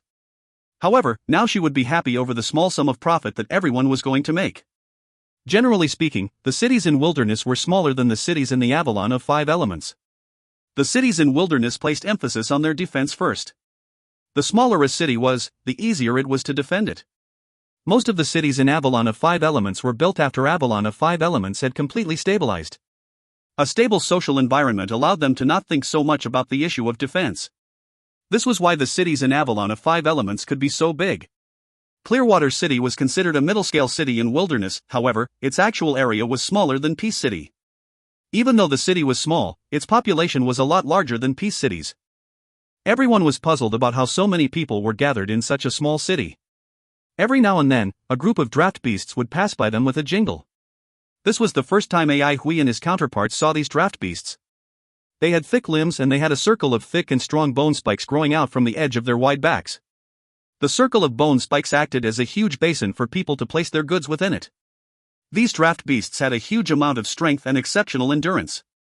They were very cheap to rear as well.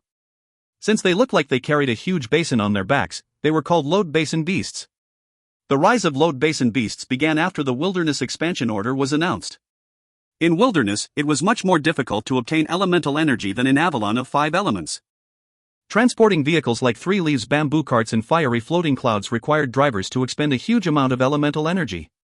They were gradually replaced by load basin beasts. Furthermore, the airspace above Wilderness was lurking with dangers everywhere. Traveling on ground was much safer than traveling through air. Reportedly, load basin beasts were somewhat related to Blood of God. It was reported that load basin beasts were initially a failed experimental blood fiend that beast venom temple bred.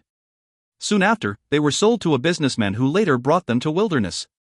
Very soon, people began to discover their worth. They used forbidden spells to induce reproduction and multiply their numbers. After a few generations of the load basin beasts being bred, the blood poison within their bodies became more and more diluted. Eventually, the load basin beasts no longer contained any trace of the blood poison. Strangely speaking, blood poison was invincible in the Avalon of 5 Elements, spreading everywhere without much difficulty. In Old Territory, it spread and progressed much slower. In Wilderness, it could not even spread at all. One could not help but be amazed at how mysterious this world worked. Groups of load basin beasts that were carrying tons of goods walked on the road. Elementalists that were draped in animal hides were riding on top of these load basin beasts. Copper bells were hung on the bone spikes of the load basin beasts, producing jingling sounds as they walked through the market. Ai Hui and the rest felt as if they had returned to the primitive ancient times. If you find any errors, ads pop up, ads redirect, broken links, non-standard content, etc., please let us know. Report chapter so we can fix it as soon as possible. Chapter 434, Bargain. Chapter 434, Bargain. Translator, TYZ Editor, TYZ, KLKL.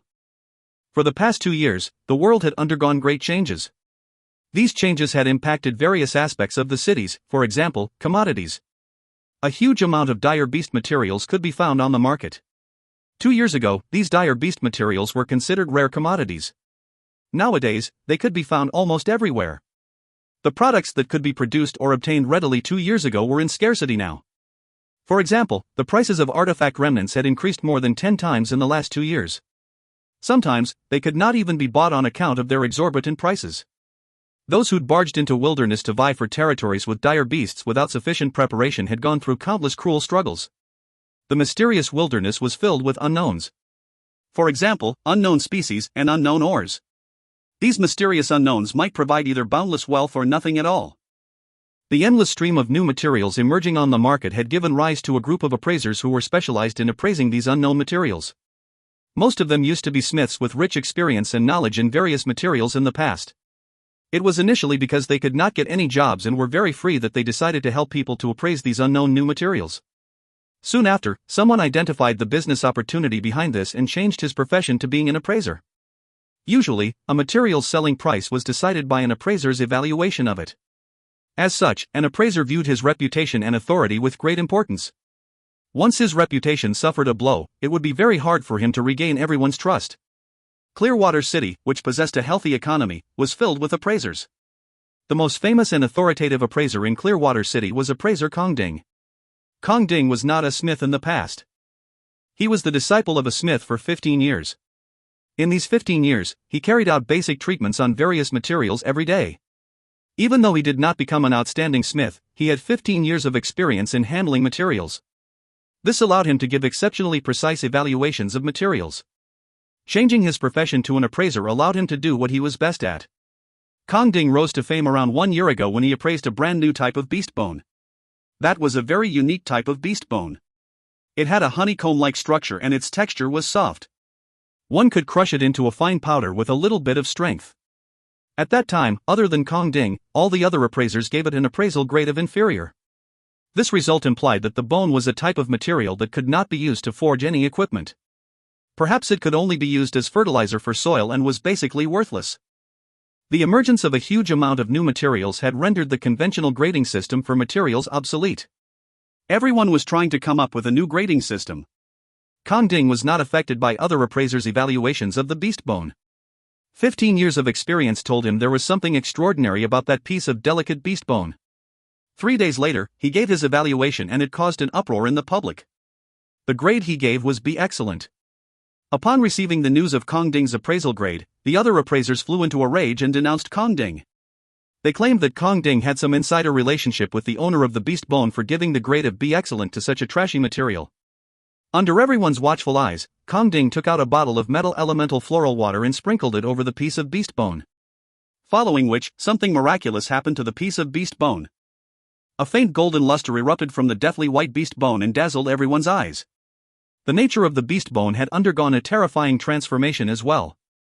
The previously delicate and weak beast bone had become tough and solid, so much so that a sword couldn't even leave a scratch on it. Furthermore, it could float in the air without ever landing on the ground like a feather. The owner was exceptionally excited. He named this unknown piece of beast bone as Kong Ding Feather Bone. Eventually, 12 Kong Ding feather bones were being bought by Mayor Xiao Meiqi for an astronomical price. The owner of the Kong Ding feather bones wanted to pay Kong Ding 10 times the usual appraisal fee, but Kong Ding rejected him tactfully and accepted the normal fee. This incident helped Kong Ding to attain an extremely good reputation. If it was a greedy appraiser that appraised the beast bones, he might have bought the beast bones from the owner at an extremely low price and then resold them to earn a huge profit.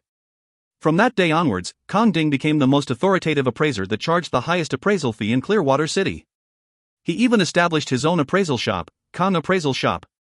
The appraisal fee was not a big issue to Ai Hui and the rest. They handed over their items to Kong Appraisal Shop and went to explore the market in Clearwater City. They were filled with curiosity towards this city.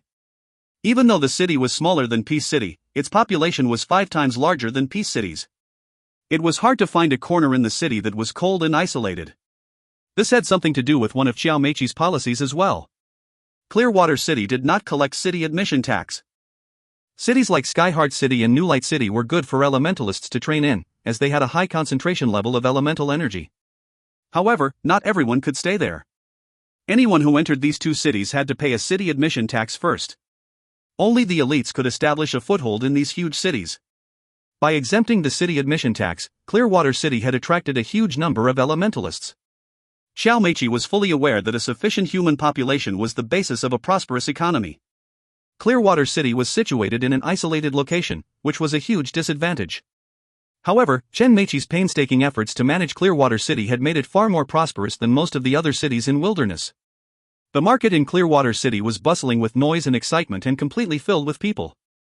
Since the market was not spacious enough, many people placed their goods on the ground and hawked them. Most of these people had just returned from the wilderness. They did not have many goods and the quality of their goods was not high. If they sold them to shops, they would not make much profit. As such, they decided to set up their own makeshift stores on the streets. Many people liked to shop here as a lot of the things sold here had been appraised.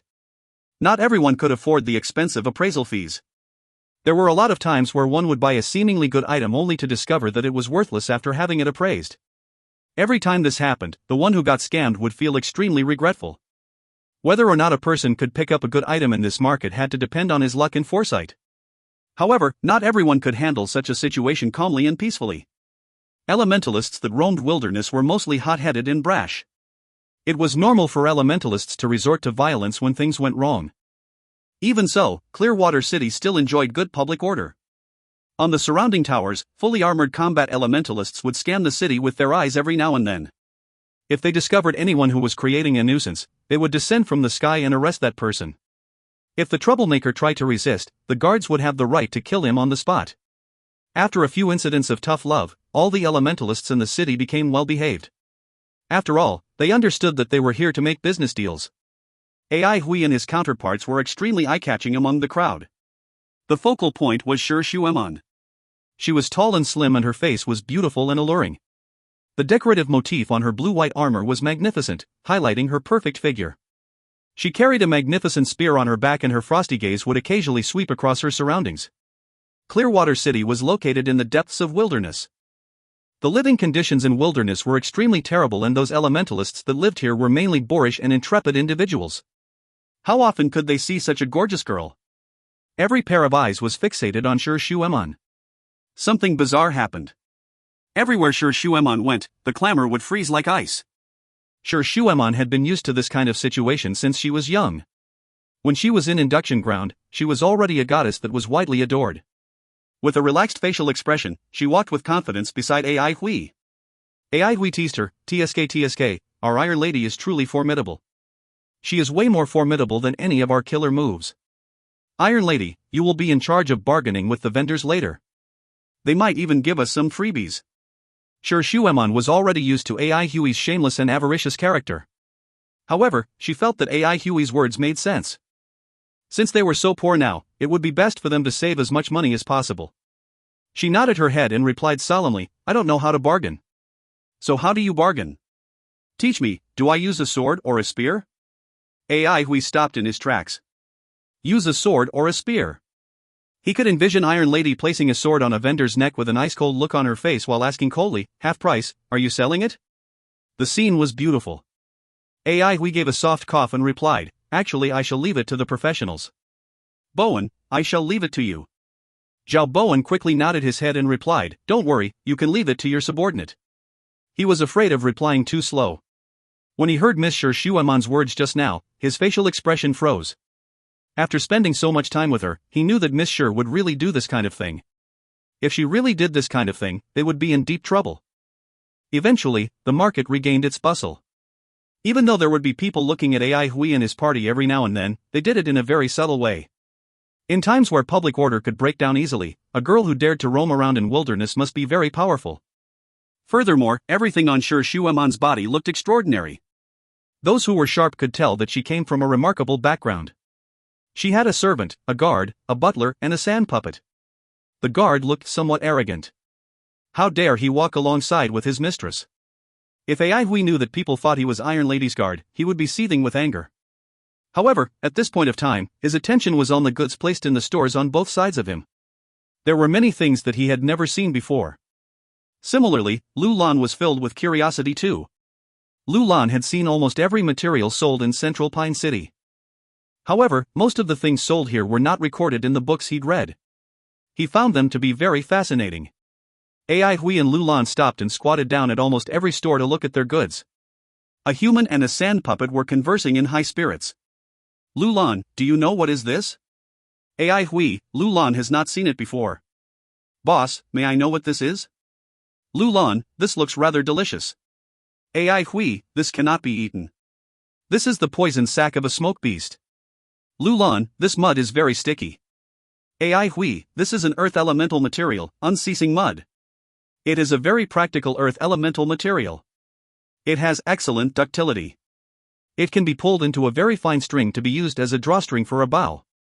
Upon hearing Lu Lan's words, the vendor could not help but exclaim in admiration, brother, your sand puppet is very formidable. Is that why boss wants to give us a discount?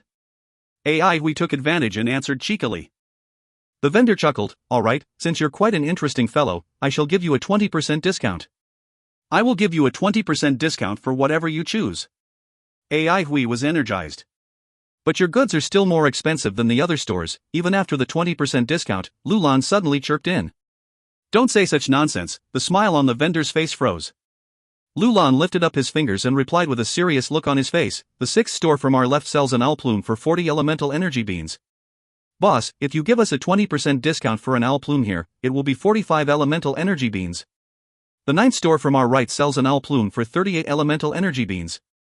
The body of that plume is thick and strong. The feathers are fine and durable without any flaws.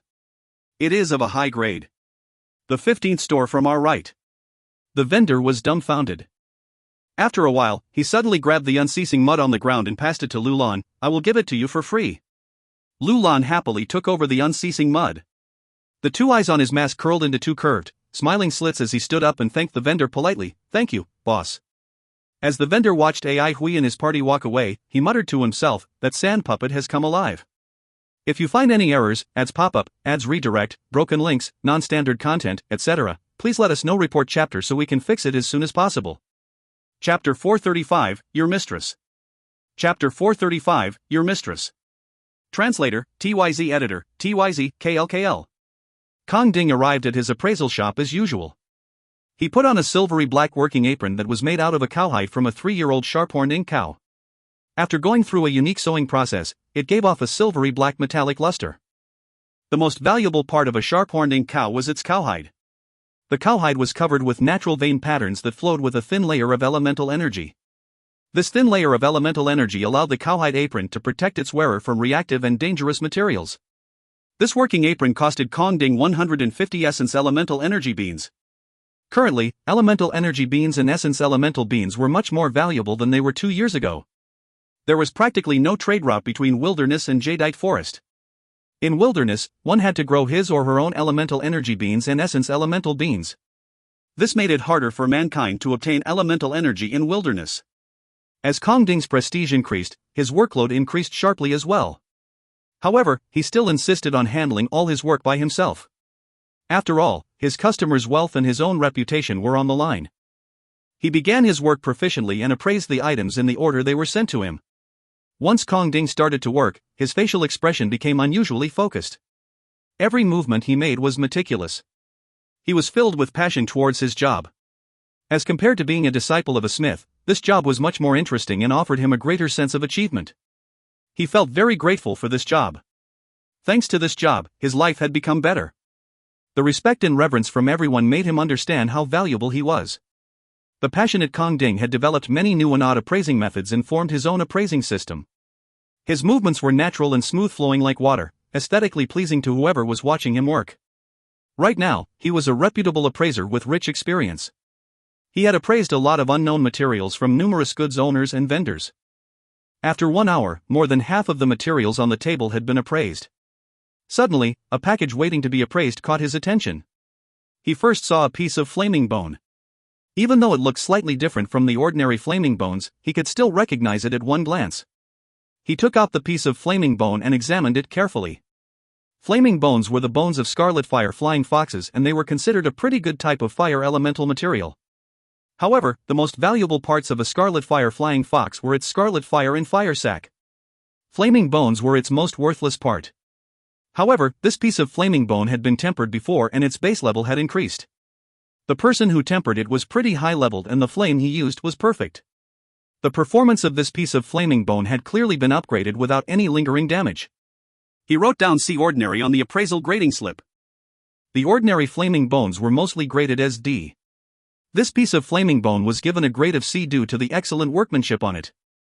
The old grading standards for materials were no longer suitable for the current times as the world had changed too much. Every appraiser's grading standards were different. Up until now, a unified grading system had not been formed yet. Kong Ding appraised a material based on 2 things, its physical nature and its elemental nature. Physical nature referred to physical characteristics such as toughness, weight, durability, etc. Elemental nature referred to elemental characteristics such as elemental energy capacity, elemental energy purity level, special elemental effects, etc. From the best grade to the worst grade, there were 4 grades, A, B, C, and D. Each grade was further classified into excellent, good, and ordinary. Kong Ding estimated the selling price for such a piece of flaming bone to be, at most, 50 elemental energy beans, and that was given the fact that fire elemental materials were in scarcity nowadays. For the other party to have brought a piece of flaming bone to be appraised, they must have a huge amount of them. Was it possible that they wiped out an entire clan of scarlet fire flying foxes? Kong Ding was somewhat curious. After all, his conjecture wasn't baseless. Whether it was flaming bones, fire sacks, or the more expensive scarlet fire, they were in scarcity on the market. Groups of scarlet fire flying foxes spelled disaster. He thought of a regular customer who often purchased low-level fire elemental materials in bulk. This kind of flaming bone was suitable for him. He did not immediately notify that regular customer, but merely noted it down.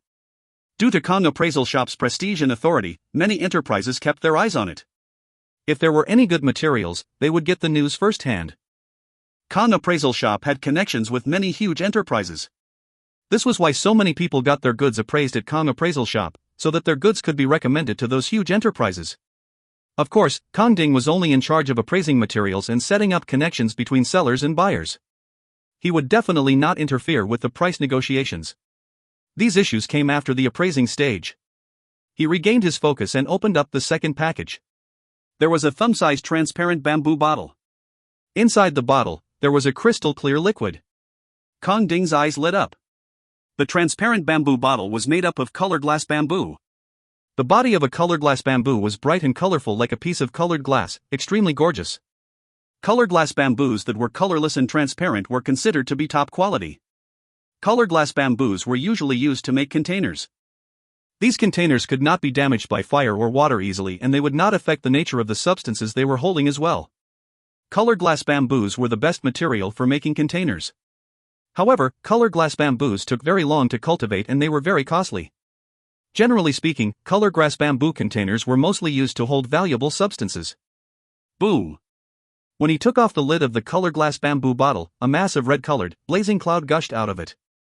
Just as the massive blazing cloud was about to hit Kong Ding, his cowhide apron suddenly gave off a layer of faint glow and blocked the blazing cloud. Kong Ding remained calm as a look of amazement swept across his eyes. Such a powerful aura of fire elemental energy. Taking off the lid already produced such a weird effect. What exactly was the crystal clear liquid in it? Given his experience, he could roughly guess that it was a kind of fire liquid. Fire liquid was a necessity for fire elementalists to train with. Most of the fire elementalists would carry a container like vat or calabash to hold the fire liquid. The most commonly seen fire liquid was lava. A lot of types of fire liquid used by elementalists were concocted using special methods. There were many types of fire liquid and most of them had high viscosity. Kong Ding had never seen such a crystal clear fire liquid before. This was a brand new type of fire liquid. Kong Ding's eyes lit up. As an appraiser, there was nothing more exciting than coming across an unknown material. The market of Clearwater City. Han Li's gaze had never left that beautiful and frosty girl. Even though she was most likely from an influential family, he had not shown any fear at all. An infatuated look was upon his face. The girl did not talk much, but her ice-cold nature had a deadly enticement over him. When he thought of conquering a girl like this, his heart was blazing with flames. Han Li's partner noticed his odd behavior. His partner had a common-looking face and there was nothing special about his body. If he stood among the crowd, he would be practically unnoticeable. However, at this moment, his eyes were flickering with wariness. He lowered his voice and reminded Han Li, "Don't cause any trouble, we are not here to have fun." "Why would I cause trouble in front of such a beautiful girl?" Han Li chuckled. After finishing his sentence, Han Li walked towards his prey. His partner felt helpless and he could not do anything to stop Han Li. Sure Shueman bent down and pointed to a blue pearl in the stall and asked, "Can I pick it up and take a closer look at it?" The vendor was a boorish man. When he saw such a goddess-like girl, his face turned bright red. He stuttered, You can." Sure Shueman picked up the blue bead and looked curiously at it. This was the first time she'd seen such a pearl. The pearl was around the size of a thumb. It was sparkling and translucent, resembling a sapphire. She could sense a strong aura of water elemental energy within it. Initially, she thought it was some kind of elemental elixir from a fish-type dire beast. However, she rejected this conjecture very soon. She had a water elemental elixir back at home, therefore, she knew that a water elemental elixir was of a higher base level and contained more vigorous water elemental energy than this pearl. "I will buy this pearl." Suddenly, a male voice came from behind her. Everyone's eyes turned around at the same time. The voice belonged to a tall, young male who was around 27 years old. He smiled at Sure Shueman and gave a light bow. "Miss, is it possible for you to part with this pearl and let me have it?" Aiwi glanced at the sword in the man's hand and withdrew his gaze. Sure Shueman's gaze stopped at the man's face for a second before turning to the vendor and asked, "How much is this?" Upon hearing this, the vendor quickly replied, 50 essence elemental beans. "I'm not going to sell it to him, I'm selling it to you," the vendor added on. Sure Shueman felt that the vendor was rather cute and smiled, "Thank you, boss." Sure Shueman's invigorating smile looked as if it could melt ice and snow. Even AI Huey's eyes lit up. A blank look flashed across Han Li's face. Han Li was suffocating, appearing as if his heart had been assassinated by Sure Shueman's smile. However, he regained his composure very soon. There was a voice screaming in his heart, "You must get her." Just as Sure Shueman was about to pay for the pearl, Han Li threw a pouch at the vendor. "I didn't know there was such an alluring smile in this world." "Miss, you are a once-in-a-lifetime beauty. It's my luck to be able to witness such a beauty like you with my own eyes. This pearl shall be my small gift to you." Sure Shueman did not bother to look at him. Suddenly, AI Hui blurted out, "It's merely 50 essence elemental beans. Do you think we need you to pay for it?" Han Li was shocked. He was still afraid that the other party would ignore him. As long as the other party ignored him, things would be easier. He continued, "Brother, you're right. 50 essence elemental beans are not enough to represent my feelings. What else does your mistress want to buy? I will buy everything for her." "Your mistress?" Zhao Bowen was stunned. AI Hui was stunned as well. However, he quickly returned to his senses and replied, "There are still a lot of things that my mistress wants to buy. Since you want to court her, I shall give you a chance. But I'm afraid that your wallet might be too small and can't handle what she wants. Or are you a miser?" Han Li replied with confidence, "There is an old saying, all the gold that a man spends can be earned back again. Wealth is merely a worldly possession. I will do whatever it takes to see your mistress smile." "Brother, don't worry, I am rich enough to do that." Sure, Shu Emon knew AI Hui was up to no good and she decided not to say anything. "Really? Lu Lan, do you still remember all the good things that we came across just now?" AI Hui put on a doubtful look on his face. Lu Lan nodded his head obediently and replied, "I still remember them, AI Hui." AI Hui? Han Li found this name somewhat familiar. However, he soon put his doubt aside. After all, this fellow was just a servant. "Let's go and witness the sincerity of this Mr. AI Hui said and smiled. Han Li smiled. Like a gentleman, he replied sincerely, "I am truly sincere towards your mistress. Heaven and earth can vouch for my sincerity." Deep down, Han Li was delighted and sneering. "You can spend all my money. The more the merrier. Do you think you can get my money so easily?" If you find any errors, ads pop up, ads redirect, broken links, non-standard content, etc., please let us know. Report chapter so we can fix it as soon as possible. Chapter 436, The Wicked Servant. Chapter 436, The Wicked Servant. Translator, TYZ Editor, TYZ, KLKL. Han Li's face became uglier and uglier. The hateful servant, along with his sand puppet, was milking him dry. Every store they passed by closed down. When Han Li took out his last elemental energy bean, his face had turned ashen. Finally, he could no longer take it and yelled, "Enough!" AI Hui put on a blank look on his face and replied, "But we haven't bought enough. There are still a lot of things that we need." AI Hui gave Han Li an innocent look. After a while, he acted as if he came to a realization and said, "Eh? No more money? Sai, you should have told me you don't have any more money." Now you're embarrassed, right? Sai, brother, you're an honorable individual after all, don't do such an embarrassing thing in the future again. Come on, I will return everything.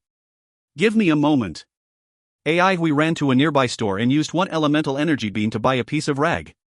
AI Hui carefully spread the rag on the ground and placed all the things he had bought with Han Li's money on it, piling everything up like a small hill. With lightning speed, AI Hui finished placing all the things on the rag and heaved a sigh of relief. Following which, he said sincerely to Han Li, "Brother, you don't have much money now and it's all my fault for not knowing your situation. I don't think we can get any refunds for these things." Since we are here, you can set up a store and get back as much money as possible. Now that I think about it, at least you can earn some travel expenses and we can get to know each other. Han Li's face reddened as his body trembled with anger. Even after he'd been through so many different situations in his life, he still felt ashamed and wanted to find a hole to hide in at this point of time. Up to this moment, how could he not have known that he was being fooled by the other party? Furthermore, since the other party did not want to keep the things, he couldn't find an excuse to be angry with them as well. He suppressed the anger within his heart and forced a smile. "Brother, you're being courteous with me. These things." Before Han Li could finish his sentence, AI Hui interrupted him with an indignant tone. "Sai, brother, why are you still so stubborn at this point of time? A true man has to be flexible. How can you be stumped by such a small problem? This is a good place to set up a store. I believe you will earn some travel expenses within a short period of time.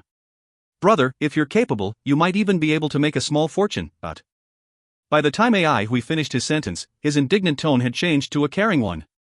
AI Hui put on an encouraging look on his face as he patted Han Li's shoulder. Han Li was at a complete loss.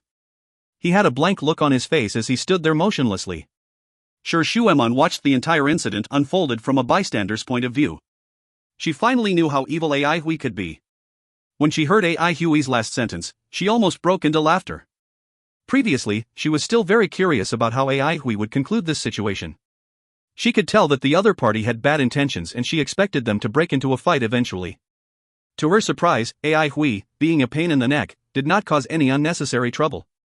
As Shi Shuemon watched Ai Hui's performance, she tried her best to suppress her laughter. Since she was young, there had been countless boys that had tried to fawn over her. She had seen various methods these boys used to demean each other in front of her. However, none of them could put up such a marvelous performance like Ai Hui.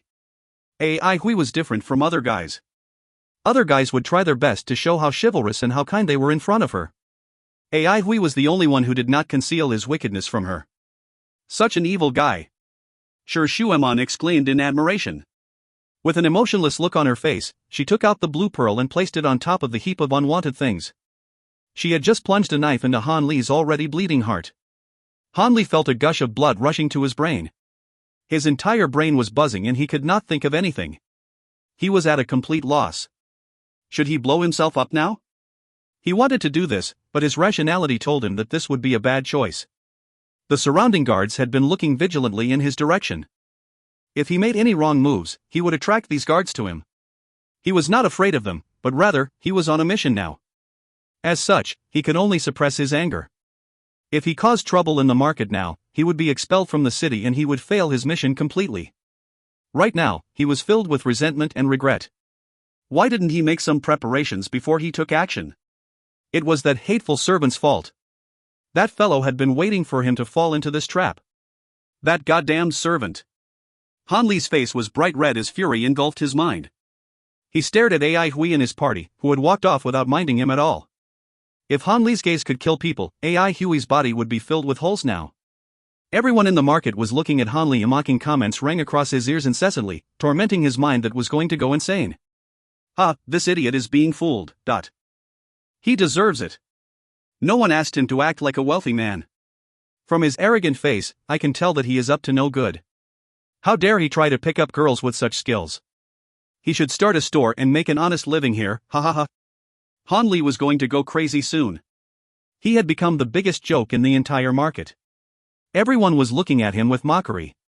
Even his partner turned around and laughed at him behind his back without any intention of helping him out of this embarrassing situation. Bastard! The infuriated Han Li unsheathed his sword and slashed the pile of unwanted things in front of him. A streak of resplendent sword gleam was suddenly released from his sword. All the laughter in the market came to an end abruptly. When Han Li unsheathed his sword, the surrounding guards stopped laughing. The sudden streak of resplendent sword gleam caused their pupils to dilate involuntarily. In the midst of a dead silence, Han Li sheathed his sword. With an ice-cold look on his face, he walked through the market. Everyone in the market subconsciously made way for him to walk through. Pfffff. A soft burst sounded through the air, resembling the sound of a water bubble popping. The heap of unwanted things on the rag had been reduced to a pile of ashes. Following which, it burst into colorful flames. The colorful flames were formed by a mixture of elemental energies. Everyone, including the surrounding guards, was stunned.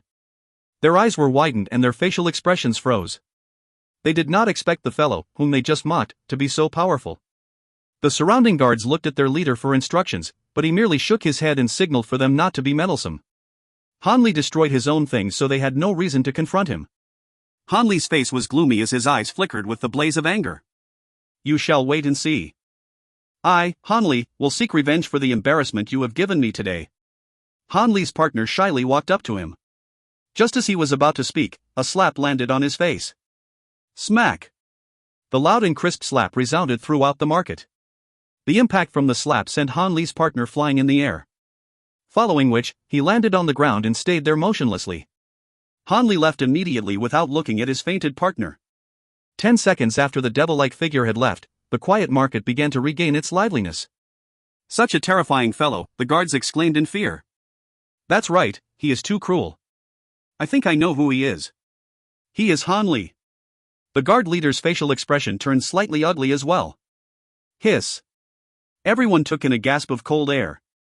At this point of time, the guard leader stood up and said, "Keep your eyes on the market, I have to report this to the mayor." Every mayor cared about the experts that entered his or her city. The presence of an expert posed an uncertainty to a city. One major battle could destroy a city.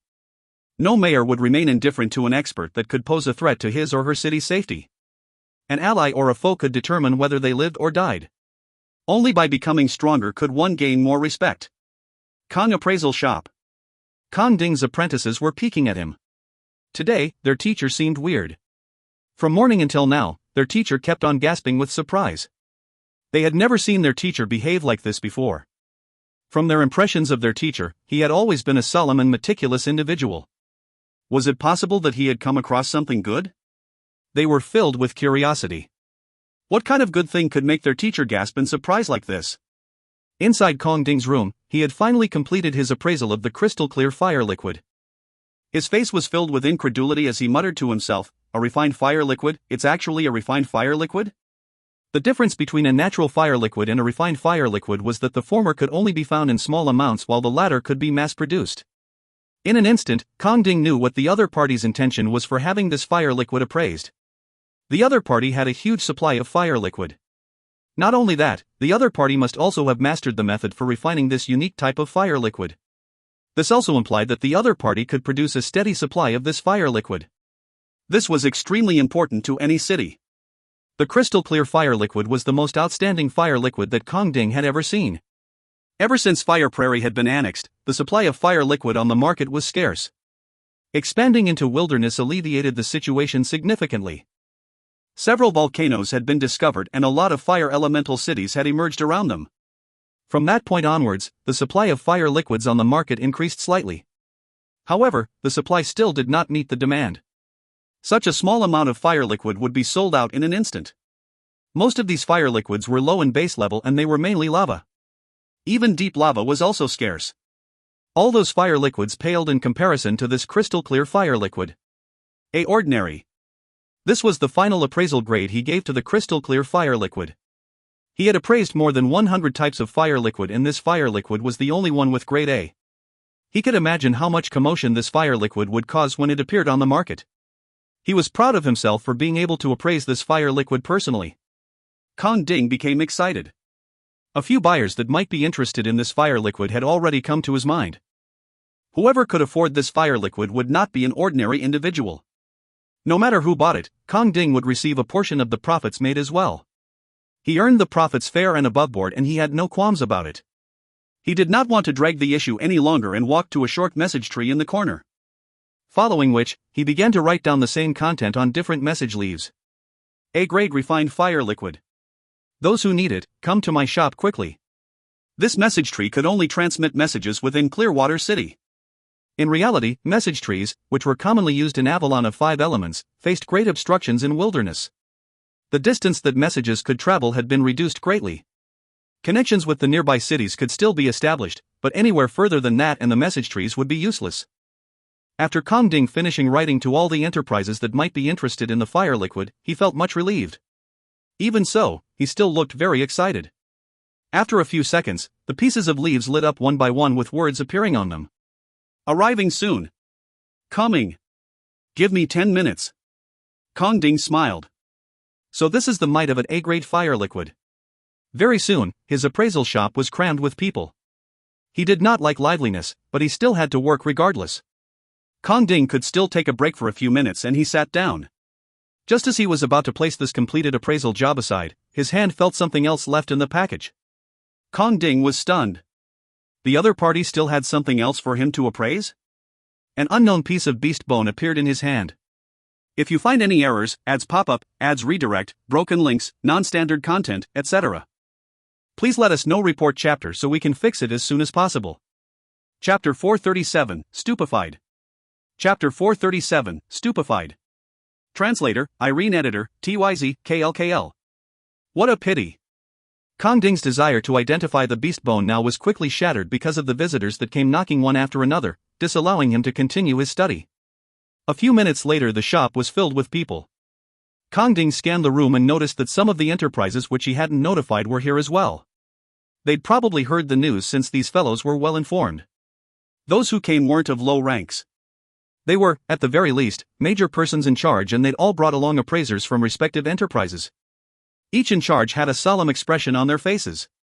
The A-grade liquid was worth getting involved in. During an era where there was a fire liquid deficiency, there was never an overemphasis on the significance of an A-grade fire liquid. There wasn't any more space in the shop, but visitors came in an unending stream. Kong Ding felt a headache upon realizing that he'd underestimated people's interest in the high-grade fire liquid. Without any better options, he said, "There's a bigger room outside, let's go there."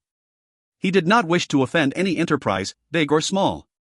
There had been more than one enterprise that came to look for him, seeking first-hand, exclusive news and that were willing to offer a bountiful reward. Kong Ding rejected them since he was very clear about his own position. Once he branded himself as an associate of a certain enterprise, it was going to be difficult to gain trust from others. The entrusters would also lose confidence as well, thinking that he was servicing a certain enterprise and lacked fairness. As such, whenever he had something good, Clearwater City's main enterprises would be informed, so he had decent relationships with respective enterprises. None of them were willing to offend him, in fear of losing their rights to acquire news. The big room outside the shop was originally a warehouse, but was modified into a place to receive his entrusters. It was very spacious inside, but the crowd filled it up nevertheless. There was no noise as respective witnesses were all looking on in all seriousness. Those accompanying were even more cautious. The atmosphere within the room was grave and solemn. Kong Ding stood on the stage. Knowing what those below were thinking, he kept himself from being superfluous, and instead took the color glass bamboo out directly. There was still about a quarter of fire liquid left in it. This is a new kind of fire liquid. Till now, I've not seen anything similar in any records. It's very clear, like water, and looking at it from outside the bottle, it's difficult to imagine that it's actually a kind of fire liquid. It's made from lava. The crowd stirred. The liquid in the bottle was as clear as water, so it was difficult for them to associate it with sticky, red lava. It's not clear how this type of fire liquid is being refined, but what's certain is that it's been through repeated refinements.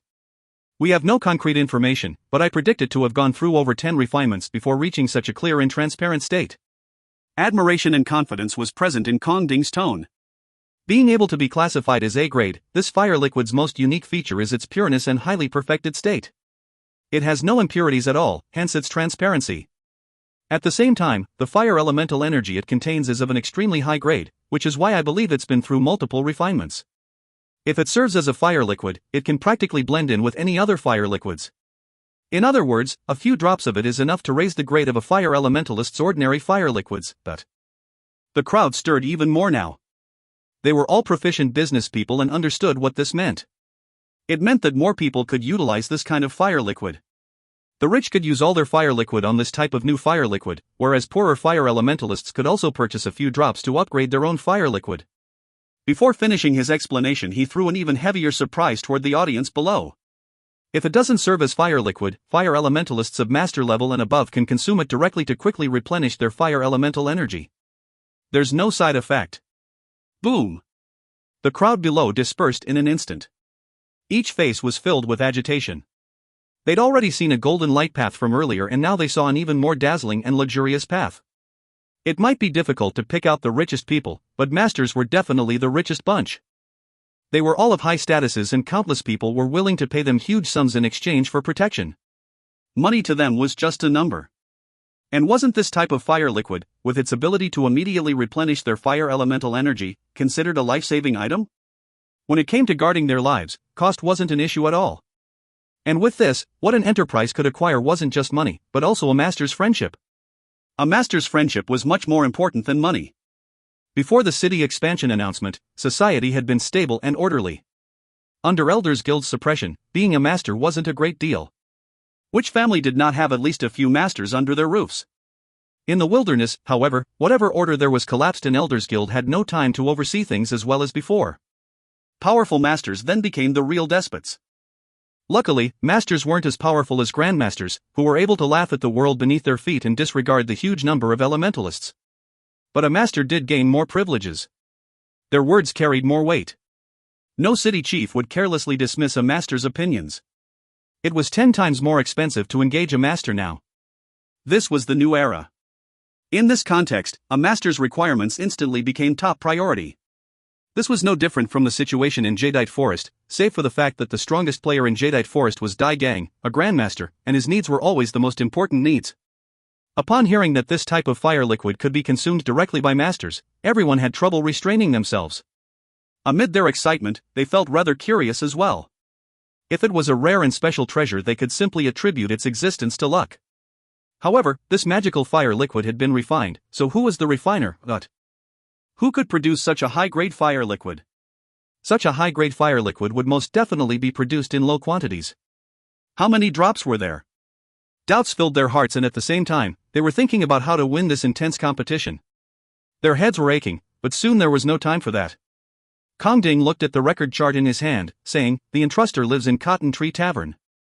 Mr. AI. The moment he finished his sentence, sounds of chairs crashing down were heard as some anxious people were already rushing forward. AI did not know that Cotton Tree Tavern was already packed. His gang was still strolling leisurely. That brief episode at the market had been long forgotten. The market was a place to get a hold of goods, but they needed them in large quantities, which only enterprises supplied. Most importantly, they had no money. They had to sell off some goods. AI Hui and gang had sold their fire sacks. The market value of Scarlet Fire Flying Fox's fire sacks was stable, and each was sold at about 100 essence elemental beans. The main use of fire sacks was to refine fire pouches. Fire sacks weren't as big as fire vats. They were more portable, but weren't able to store sufficient fire liquid. Since there was a lack of fire elemental materials, the 40 sacks on AI Hui's hands were quickly sold off. 4,000 essence elemental beans gave AI Hui and gang their first income. It would have been a generous amount if it had been one elementalist to possess all of it. But for it to belong to a whole city, it was merely a cup of water on a burning cart of firewood. Flaming bones were priced much lower than the fire sacks. One piece was worth only 20 elemental energy beans. Mind you, elemental energy beans and not essence elemental beans. The exchange rate between essence elemental beans and elemental energy beans changed daily. An essence elemental bean could be converted into 300 elemental energy beans today. The conversion rate was significantly lower than before, since elemental energy beans were more valuable these days. This also highlighted the fact that the wilderness needed more lower-grade elemental energy beans than higher-grade and purer ones. The market price of flaming bones meant that the pile of bones they'd brought weren't even worth 40 fire sacks. AI Hui's intestines were turning green from regret. If he'd known that fire sacks were this valuable, he would have treated the flying foxes with more care. When facing the bats, he'd completely forgotten how difficult a situation they were being put in. AI Hui was a little anxious. Where were they going to get the money? He felt a different kind of pressure. In the past, he was only responsible for himself and, at most, Lulan and Fatty. Now, hundreds of people and a whole valley were involved, so the pressure was definitely different. If they did not earn enough money and weren't able to replenish their goods, all work would held back. There wouldn't be elemental food to provide and trainings would be affected. Being a leader wasn't easy. Seeing AI Hui's frowning face, Sure Shuemon couldn't help but ask, "Should I ask my family for assistance?" Sure family had valuable inside information, so providing some funding wasn't a big problem. AI Hui shook his head. "We'll continue to think of solutions, the appraisal result isn't out yet. It's not that simple to borrow money from your family. It doesn't matter if we owe you money, but owing your family money would be troublesome." Sure Shuemon kept quiet. He was right. Father would be glad to support her when it came to her own affair, but things became inconvenient when her family was involved. The money belonged to the family, so many pairs of hands would reach out for payment if they were to borrow money from the family. She wasn't in favor of using her family's money as well, unless there was absolutely no choice. Wait a minute. It didn't matter if the money belonged to her? Was he not planning to return that 80 million yuan? Sure Shuemon glared at AI Hui. Lulan spoke loudly and confidently, "AI Hui will think of something." At that, AI Hui's worries were forgotten. He raised his brows, laughing, "You have foresight, Lulan." Sure Shuemon, who was staring at him just a moment ago, couldn't help but smile too. The tavern wasn't far off from the alley. At the entrance of the alley, AI Hui stopped. There was a huge crowd in front blocking the whole path. Many pulled their collars and waited excitedly, their faces flushed. AI Hui asked uncertainly, "Have we come to the wrong place?" He remembered very clearly that their tavern was located in a remote spot and its surroundings were rather unfrequented. It wasn't this lively before.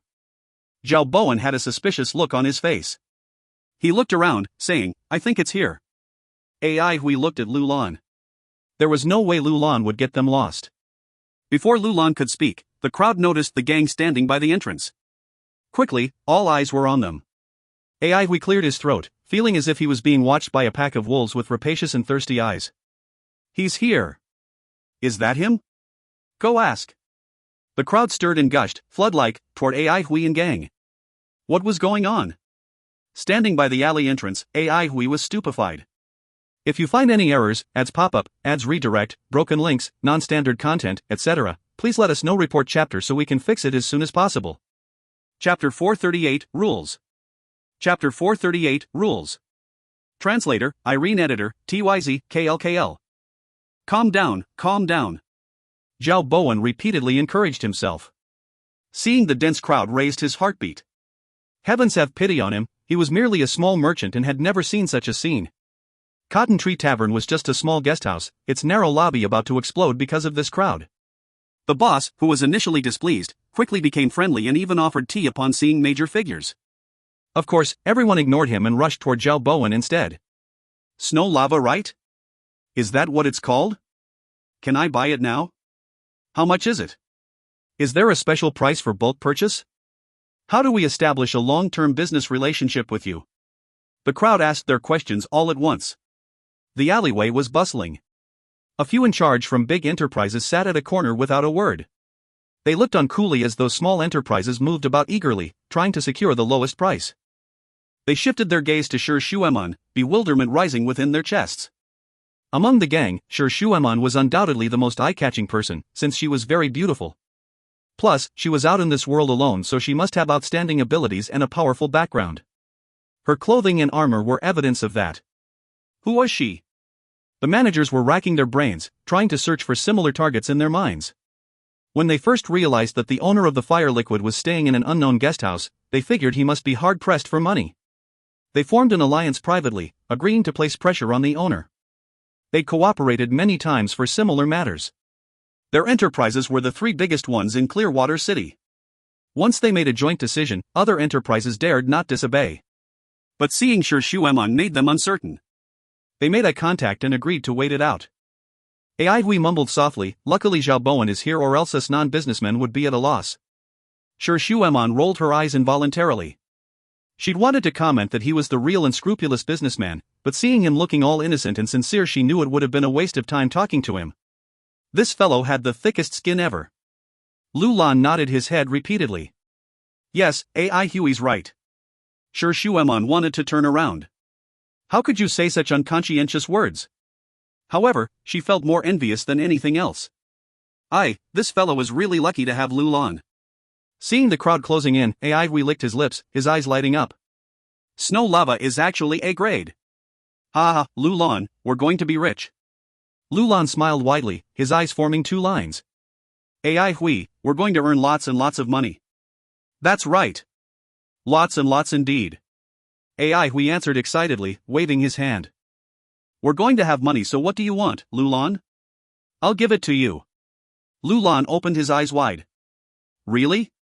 Shi Shueman couldn't endure it any longer. Whatever you want, I'll buy it for you now, Lu Lan. Lu Lan opened his eyes even wider and exclaimed even more gleefully, really? Hui was displeased. What's the big deal? Acting so arrogantly just because you have the money? Teasing other people's sand puppet just because you have the money? Hui decided to use reality to teach Iron Lady a lesson. He snorted and said in all self-righteousness, "I want it too."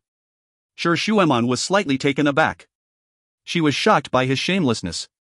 Hui felt more than accomplished knowing that he was responsible for the exciting expressions that emerged on Iron Lady's ice-cold face.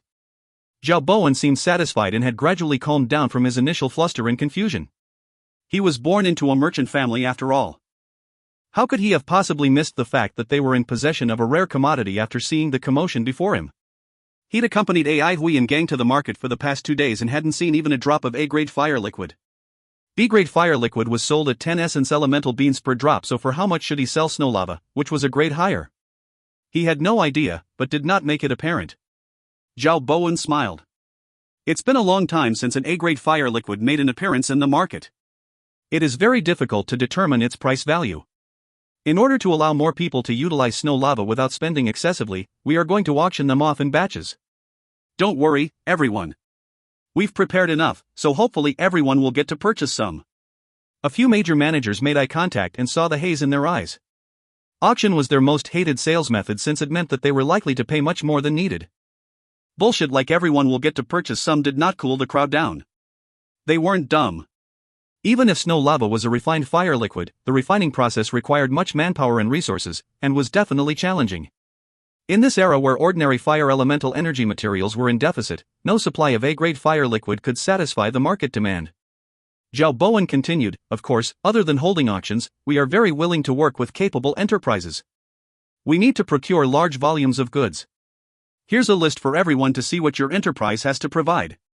Enterprises able to supply us with more goods at better prices will be on our priority list for the sale of snow lava. We will also offer you a special price and consider establishing a long-term cooperation. Faces of a few major managers cleared up slightly. These conditions were targeted at big enterprises. When they took the list over, their gazes stiffened. The numbers had given them a shock. They were all experienced and could tell a lot just from looking at this list. Personal training would not require this much material. They were convinced that there was a city behind these fellows. Only a city would consume this much material. They had a grave expression on their faces. Their wish to push prices down disappeared instantly. The opposite party was more than what he'd revealed. And Zhao Bowen did talk about establishing a long-term cooperation, which moved these big enterprises. If their enterprises could sell A-grade fire liquid steadily and for the long term, their influence would increase exponentially. The few enterprises that had a secret agreement immediately turned hostile. A few major managers were about to stand up when a cold voice rang from the entrance of the tavern. I heard someone selling A-grade fire liquid here? The cold voice was like a breath of cold wind, blowing through the tavern lobby. The lobby, lively just a moment ago, was now in dead silence. A skinny, bamboo-like figure appeared by the door. He walked forward, as if no one was around, and the crowd opened up a path for him. He was thin and ugly. His face resembled that of a horse and his features were flat, as if drawn on. His expression was very cold and terrifying. 5 big fellows followed behind, each fierce and ominous looking. The elemental energy waves radiating from their bodies carried strong murderous spirit. The tall and skinny man was Yang Wuchang, nicknamed Fickle Yang. He was a terrifying scoundrel from Clearwater City, known to extort and blackmail, collect protection fees, poll tax, and do the dirty on other villains. Basically, he did not shrink from any crimes. His was ruthless and domineering. Those who made him an enemy either died dubiously or disappeared. Even though he'd offended many people, he was living free and unfettered because he had solid backings. Master Yang Xiaodong, consecrated by Clearwater City, was his uncle. Even the mayor, Xiao Meiqi, had to bow down to Yang Xiaodong.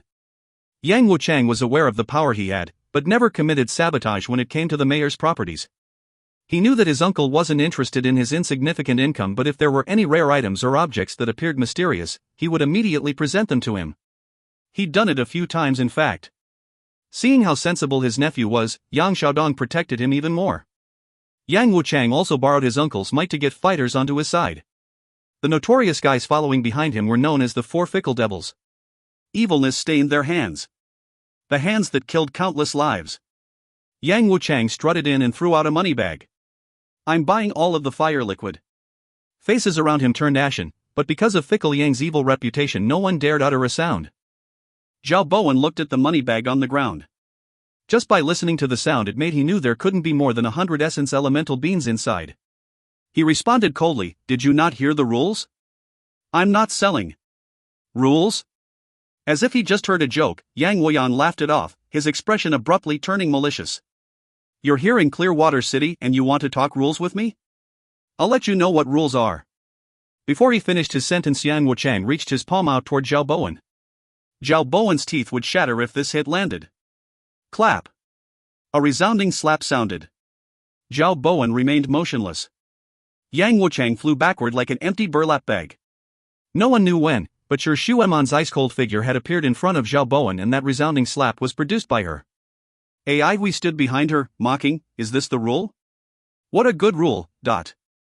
He wasn't the least bit embarrassed about hiding behind a woman's back, his voice cheerful and satisfied, as if that slap had been let loose by him. The onlookers looked at him disdainfully.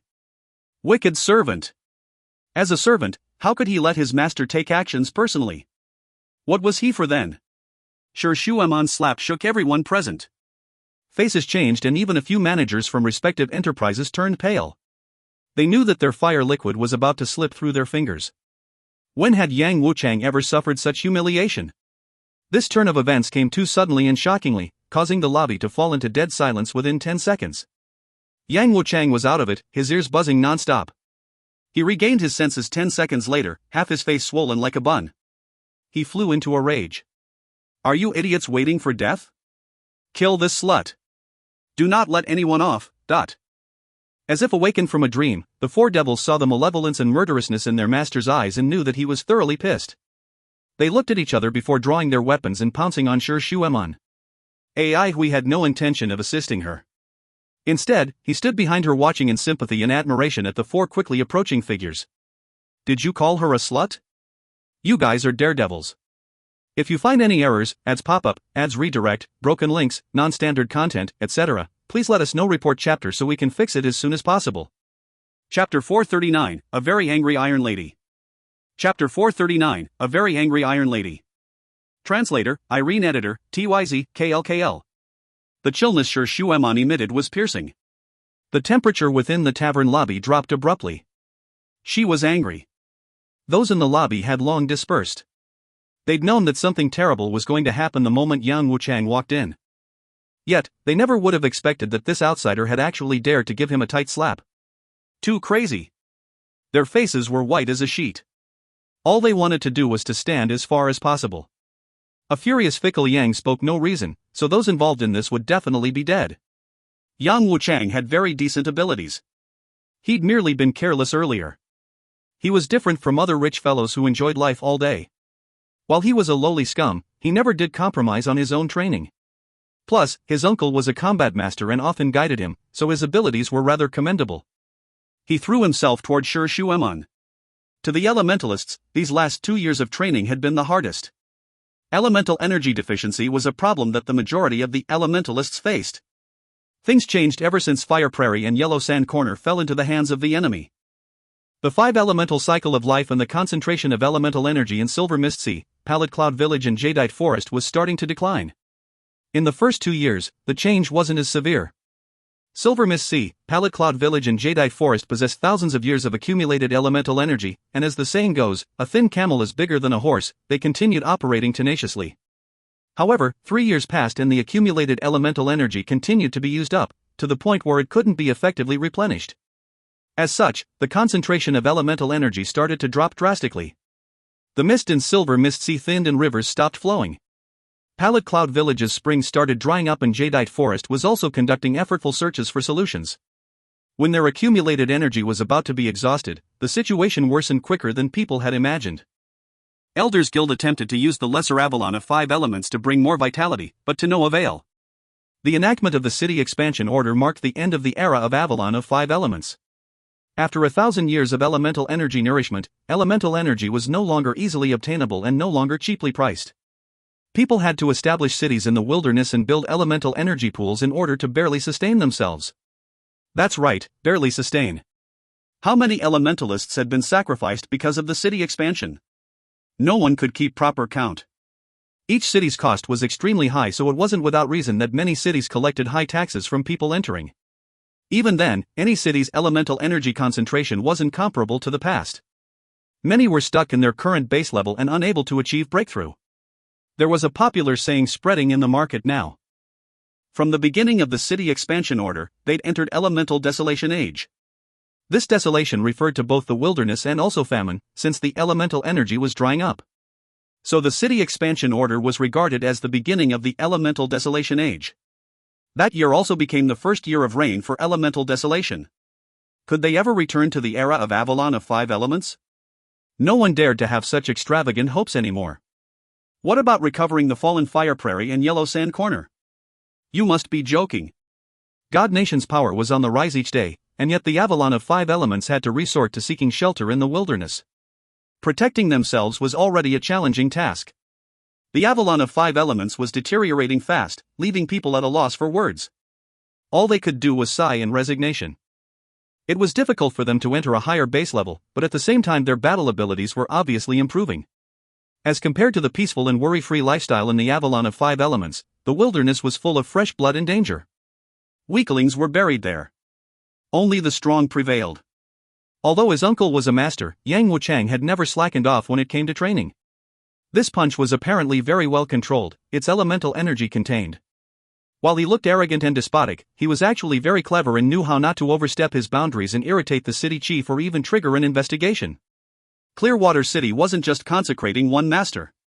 The sinister look on Yang Wuchang's face disappeared and was replaced by a thick, murderous, and cold aura. He was like a whole different person now. The elemental energy surrounding him surged toward Yang Wuchang's right fist. Phoom! His right fist rose in flames, rolling intensely, transforming into a brightly colored, suspended tiger head. Its deep roar sounded like a ferocious, hissing tiger that was coming out of the forest. Just this hand alone revealed Yang Wuchang's solid foundational skills. Tiger Roar. Tiger Roar wasn't considered the finest inheritance, but its most unique point was that each strike had to take the shape of a tiger. The tiger head-like energy blast from Yang Wuchang's punch was splendid and fierce, vivid and lifelike. The abrupt roar seemed to have exploded right by the audience's ears, causing their hairs to stand on end. The calves of those standing near were trembling. Those caught off guard were mentally shaken. But Sir Shueman remained motionless, her ice-cold eyes lighting up. She perceived more than the rest. Within a 3-meter radius from where Yang Wuchang was standing there wasn't any elemental energy at all, since all of it had been drawn away by his fist. This strange phenomenon was hauntingly familiar. Elemental energy suffocation. She never imagined she would be able to see this phenomenon happening on a hooligan. But that was all. Yang Wuchang's vile conduct had angered her already and she quickly enlightened them as to what level of an opponent they'd just provoked. Sure Shueman did not retrieve Cirrus from her back. Instead, she placed her right palm horizontally, face down, in front of her chest like a knife. SS. The strange sound seemed to have come from the movement of wind from deep within a cave. A layer of light appeared on her snow-white and flawless palm. It was as if a gust of wind had just started blowing throughout the whole lobby as the calabash lights hanging on the lobby beams dimmed into a dull yellow, like they could extinguish at any time. What followed after was an indescribably intense feeling of suffocation. A few managers' eyes were about to pop out, their expressions plentiful and varying. This, elemental energy suffocation. They'd never experienced such an intense and overbearing elemental energy suffocation. In fact, they felt as though the elemental energy within their bodies was about to be drawn out. This suppression made them feel an instinctive fear. Yang Wuchang's eyes revealed fear. He opened his mouth, attempting to call for help, but he had no voice. The surrounding space affected by the elemental energy suffocation broke everything that touched it. The tiger head that enveloped his right fist started to distort. In the contest of elemental energy he had fallen into an unfavorable position and he knew what it signified. Boundless fear, like the violent sea, was about to drown him. To others, the air around Sure Shueman seemed to be warping. Ai Hui was, at that moment, in shock and admiration. Iron Lady's plain, non-technical move only displayed her superb control over elemental energy, but the moment this ability, completely honed through an accumulation of experience, was developed, it could throw people into despair even without technique. At that point, Sure Shueman and Ai Hui did not realize what effect this move would produce. The elemental energy pool in Clearwater City was a large one. Xiao Meiqi came from a rich family and did not hesitate to splurge on this water elemental energy pool, the largest within the region. The sky above Clearwater City was covered in a thick layer of mist, formed from water elemental energy. It also served as the city's defense layer, which could transmit sunlight but block off the spying eyes of flying dire beasts. A moat, connected to an underground spring, surrounded the city and flowed unceasingly. Rain sprinkled over the surface of the moat, as if pulling up the curtains around the city. The ring-shaped rain screen outside the city constructed an environment with sealed elemental energy, diverting the obstructed water elemental energy outward. It also possessed great defensive power.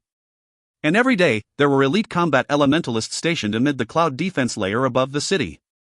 These elementalists were tasked to guard against attacks from flying dire beasts and to monitor alterations in elemental energy within the city. This wasn't the era of peace. Bandits were on the rampage and the city had to be vigilant at all times. Tu Xiaojun was training among the clouds as usual. He was a water elementalist and being stationed in the cloud defense layer was a lucrative job. The water elemental energy within the cloud defense layer was twice as concentrated as that within the city. The only regrettable thing was that he had to check for changes in the city's elemental energy every hour, hence disrupting his trainings. But he had no complaints and work mustn't be delayed. Tu Xiaojun, who just detached himself from his circulatory cycle revolution, was checking for energy changes as usual. The concentration of elemental energy wasn't consistent throughout the city. Some key regions possessed much denser elemental energy. Examples included the mayor's residence, master's residences, and so on. Living high, a panoramic view of Clearwater City could be taken in. With such a magnificent field of vision, it was easy for Tu Xiaojun to check, at a glance, the concentration of elemental energy in respective regions. As a water elementalist, he was extremely sensitive to the water elemental energy concentration. One look was all he needed. Within his field of vision, places with denser energy would be bluer and places with a lower concentration would appear dimmer. He scanned across the whole city unhurriedly and did not notice any abnormalities. He paused. There was a white space down in the northwestern part of the city. He wrinkled his brows, thinking that there was a battle going on. The white dot indicated that the concentration of elemental energy was practically zero, a rare phenomenon. While many were stuck in their base levels over the past 2 years, their battle standards had increased greatly. The legendary elemental energy suffocation, which had once been almost unattainable, was now in sight and reachable. Survivors were not weaklings. But white dots formed from elemental energy suffocations were usually small, rarely expanding over a 12-meter radius. When seen from above, that area appeared no bigger than a needlepoint. The front line separating Clearwater City and the wilderness was the cruelest place where blood and courage were most abundant. It was common for any disagreement to result in flying fists. But everyone exercised careful control since the guards weren't vegetarians. They needed to be swifter and fiercer when dealing with these powerful fellows.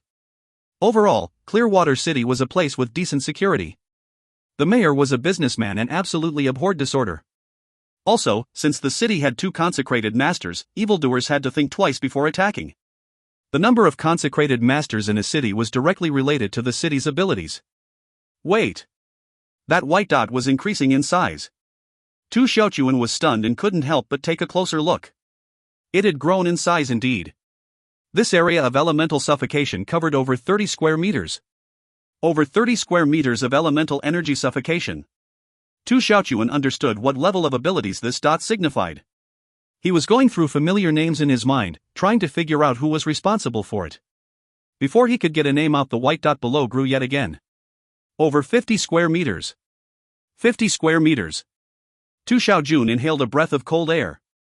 What happened next was even more unbelievable and shocking. 60 square meters, 80 square meters, 90 square meters, 150 square meters.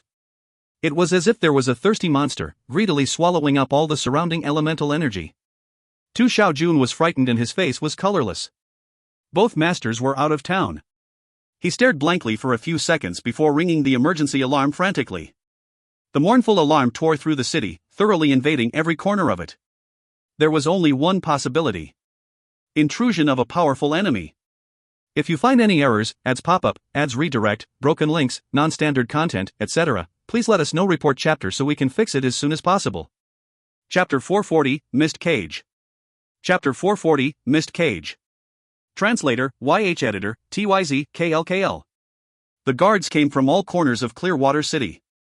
Fear and anticipation filled their faces as they were about to face a situation that they had only been practicing for. They took to the skies and managed to locate their target swiftly. The target was extremely eye-catching. A black hole lurked in the northwestern corner of the city.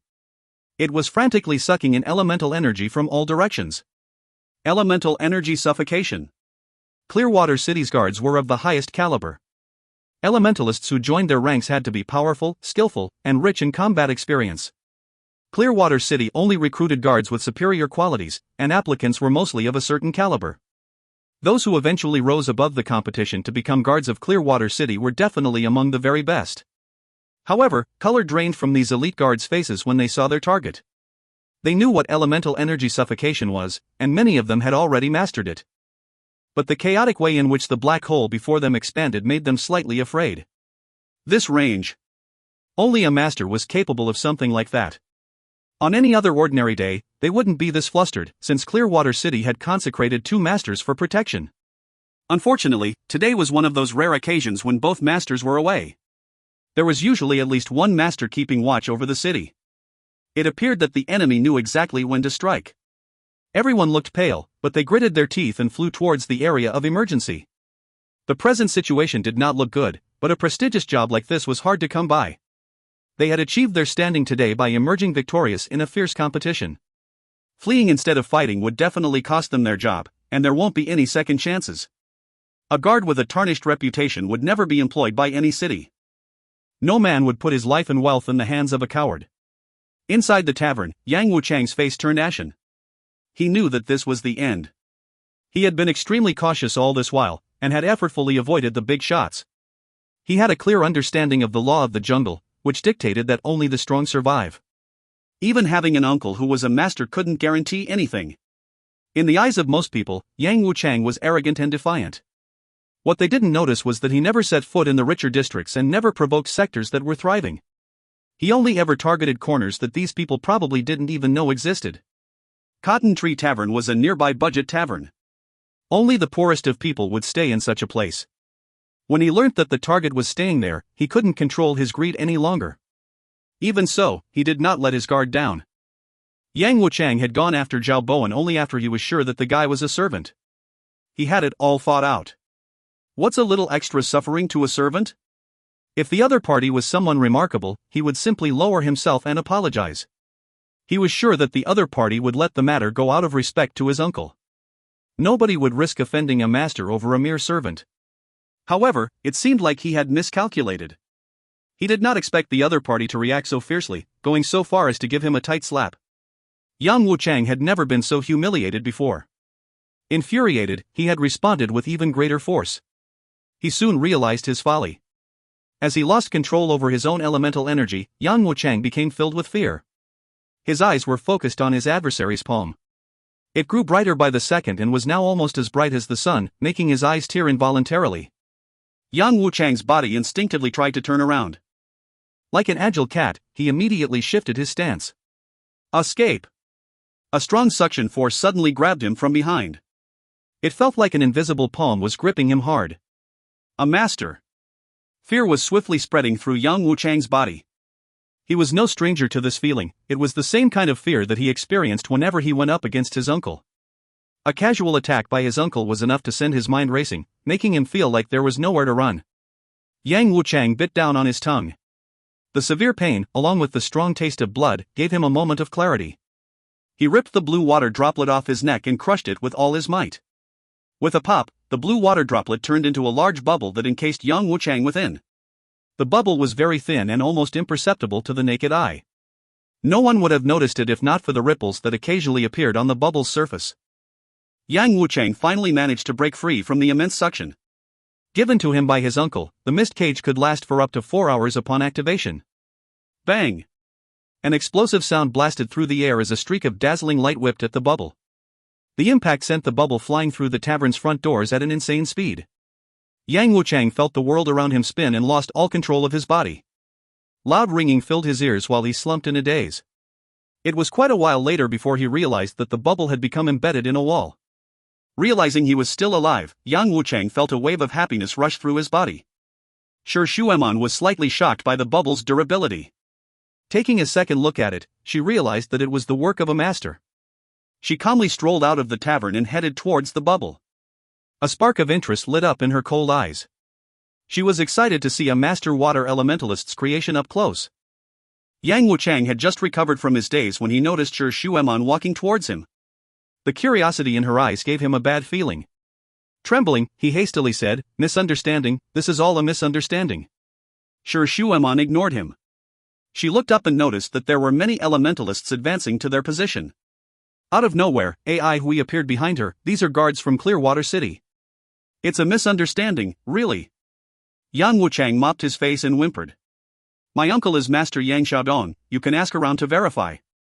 "I deserve to die for offending you, but please give my uncle some face and let me repay you for my transgression." He had seized the slightest opportunity to bring up his uncle's name. He was truly frightened this time. Ai Hui saw Shi Shuemon brush her hand against Cirrus that was strapped against her back. He said, "Go finish him off, I'll handle these guys." Shi Shuemon retracted her palm. Acknowledging Ai Hui's words, she continued to walk towards Yang Wuchang. Yang Wuchang cried out in despair, "Spare me please, madam." "Mercy. Surely a great person like you won't bother with a lowlife like me. I must have been blind." Shi Shuemon completely ignored him. She stood silently in front of the bubble, her beautiful eyes unusually bright. She was intrigued by the mist cage and very much wanted to explore its capabilities. "Identify yourselves. Stop whatever you are doing." One of the guards shouted down at them. Their sheer numbers gave them courage. Ai Hui stroked his chin as he rolled the wintry jade blade in his palm. He had no intention to attack, but the day's events reminded him of something. The A-grade fire liquid was highly coveted, and others would jump at any chance to rush them. The only way to deter these greedy people was to scare them back with a display of pure power. A show this big was going to be a pain. AI Hui was motivated by the thought of earning some more money. He called for Lulan, grass sword. Coming, AI Hui. Lulan answered loudly and threw a bundle of grass swords to him. AI Hui grabbed the bundle, separated them and methodically inserted them into the ground. Thump! The earth trembled and the mountains swayed. Shi Shueman suddenly gave the bubble a good, solid punch. Yang Wuchang, who was still inside, felt as if he had been struck by lightning. The guards who had rushed over were furious when they found Shi Shueman continuing with her assault. They glanced at each other before diving towards her. Shrill howls resounded throughout Clearwater City. More than a dozen streaking lights sped towards Shi Shueman like unstoppable arrows. AI Hui was completely immersed in placing the grass swords in the ground and was blissfully unaware of the approaching guards. AI Hui put the last sword in place just as the guards were right above his head. Surrounding him were 30 or so grass swords that were sticking out of the ground at all angles. AI Hui stood in the middle of the swords and looked up at the sky. His eyes shone faintly, like stars in the night. He solemnly mumbled to himself. My dear swords, please let us make more money. In the mayor's residence, Xiao Meiqi's face turned ghastly pale when he heard the alarm wailing. He felt embarrassed that his guests had to witness this unpleasant situation. There were two guests sitting in front of him, an old man and a young lady. The young lady was about 18 or 19, naive and innocent. The elderly man was lying on a long couch, eating snacks non-stop while humming a tune. The mayor's residence entered defensive mode. The river that surrounded the mayor's residence created a water screen that enveloped the entire place. Xiao Meiqi gloomily asked, "What's happening?" Who sounded the alarm? His subordinate quickly reported, "It was from the cloud defense layer. Tu Xiaojun is on duty today." Xiao Meiqi calmed down slightly. He remembered Tu Xiaojun as a steadfast individual. Further updates came 2 minutes later. A fight broke out in the northeast corner. We have detected elemental energy suffocation across a large area. Its range is about 150 meters. Our troops are rushing over as we speak. The old man who was busy snacking paused and sat up. An elemental energy suffocation of such a scale implied that someone who was almost as strong as a master was involved. Xiao Meiqi felt a chill running down his spine. He asked, "Is it Han Li?" His subordinate reported, "No, not Han Li. It's a lady who we have yet to identify." The young lady became excited upon hearing that the other party was a woman. "Uncle Xiao, let's go check it out." Xiao Meiqi looked at the old man, who nodded. "I would like to take a look as well." Xiao Meiqi felt relieved. With them around, things shouldn't get too out of hand. He stood up and sneered, "Let's go and take a good look at these heroes. If you find any errors, ads pop-up, ads redirect, broken links, non-standard content, etc., please let us know. Report chapter so we can fix it as soon as possible." Chapter 441, The bigger the scene, the bigger the earnings. Chapter 441, The bigger the scene, the bigger the earnings. Translator, YH Editor, TYZ, KLKL. Han Li was alarmed by the siren. He furrowed his brows and walked faster, following the direction the guards were flying in. He did not take to the sky after the alarm sounded, as the sky of the city had become a no-fly zone. Unauthorized flyers would be treated as the enemy and attacked violently. He wondered who the assailants were. It was common to have disturbances in the city, but to have the alarm activated was another matter. If the situation was minor, the invaders would merely be punished as unwelcome guests. Those who caused major disturbances would be seen as an enemy of the city and would be marked for death. Who could it be? Could it be an enemy of Xiao Meiqi? Han Li's heart skipped a beat. He walked faster and thought that if this was the case, he might be able to make use of the situation. Boom! Boom! Boom! A dull, rhythmic sound, like the beating of a drum, could be heard. Han Li was keenly aware of the vibrations moving along the ground. He immediately associated it with heavy weapons, such as heavy hammers or siege rams. He hopped lightly onto the roof of a shop and from there, gently bounced across several other roofs until he reached a higher vantage point. There were guards forming up in the sky above the city.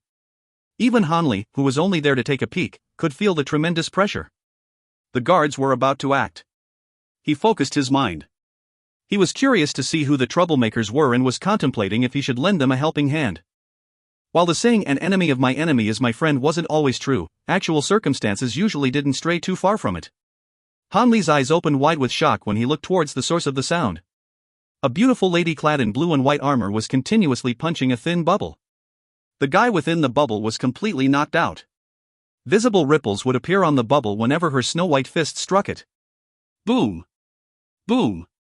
Boom! Han Li was transfixed. He was unable to associate this beautiful, esteemed lady with the sledgehammer-like blows she was dishing out. He recognized the thin bubble as being a mist cage, something that only a handful of people were able to create. One of them was Master Yang Xiaodong. Han Li had read about Yang Xiaodong before he came and so knew that the man in the bubble wasn't him. The mist cage was still intact, but the lady's terrifying power was able to penetrate it. The man in the bubble was completely overwhelmed by the armor-clad lady's powerful blows. He was unconscious and foaming at the mouth. Was there a need for this much force?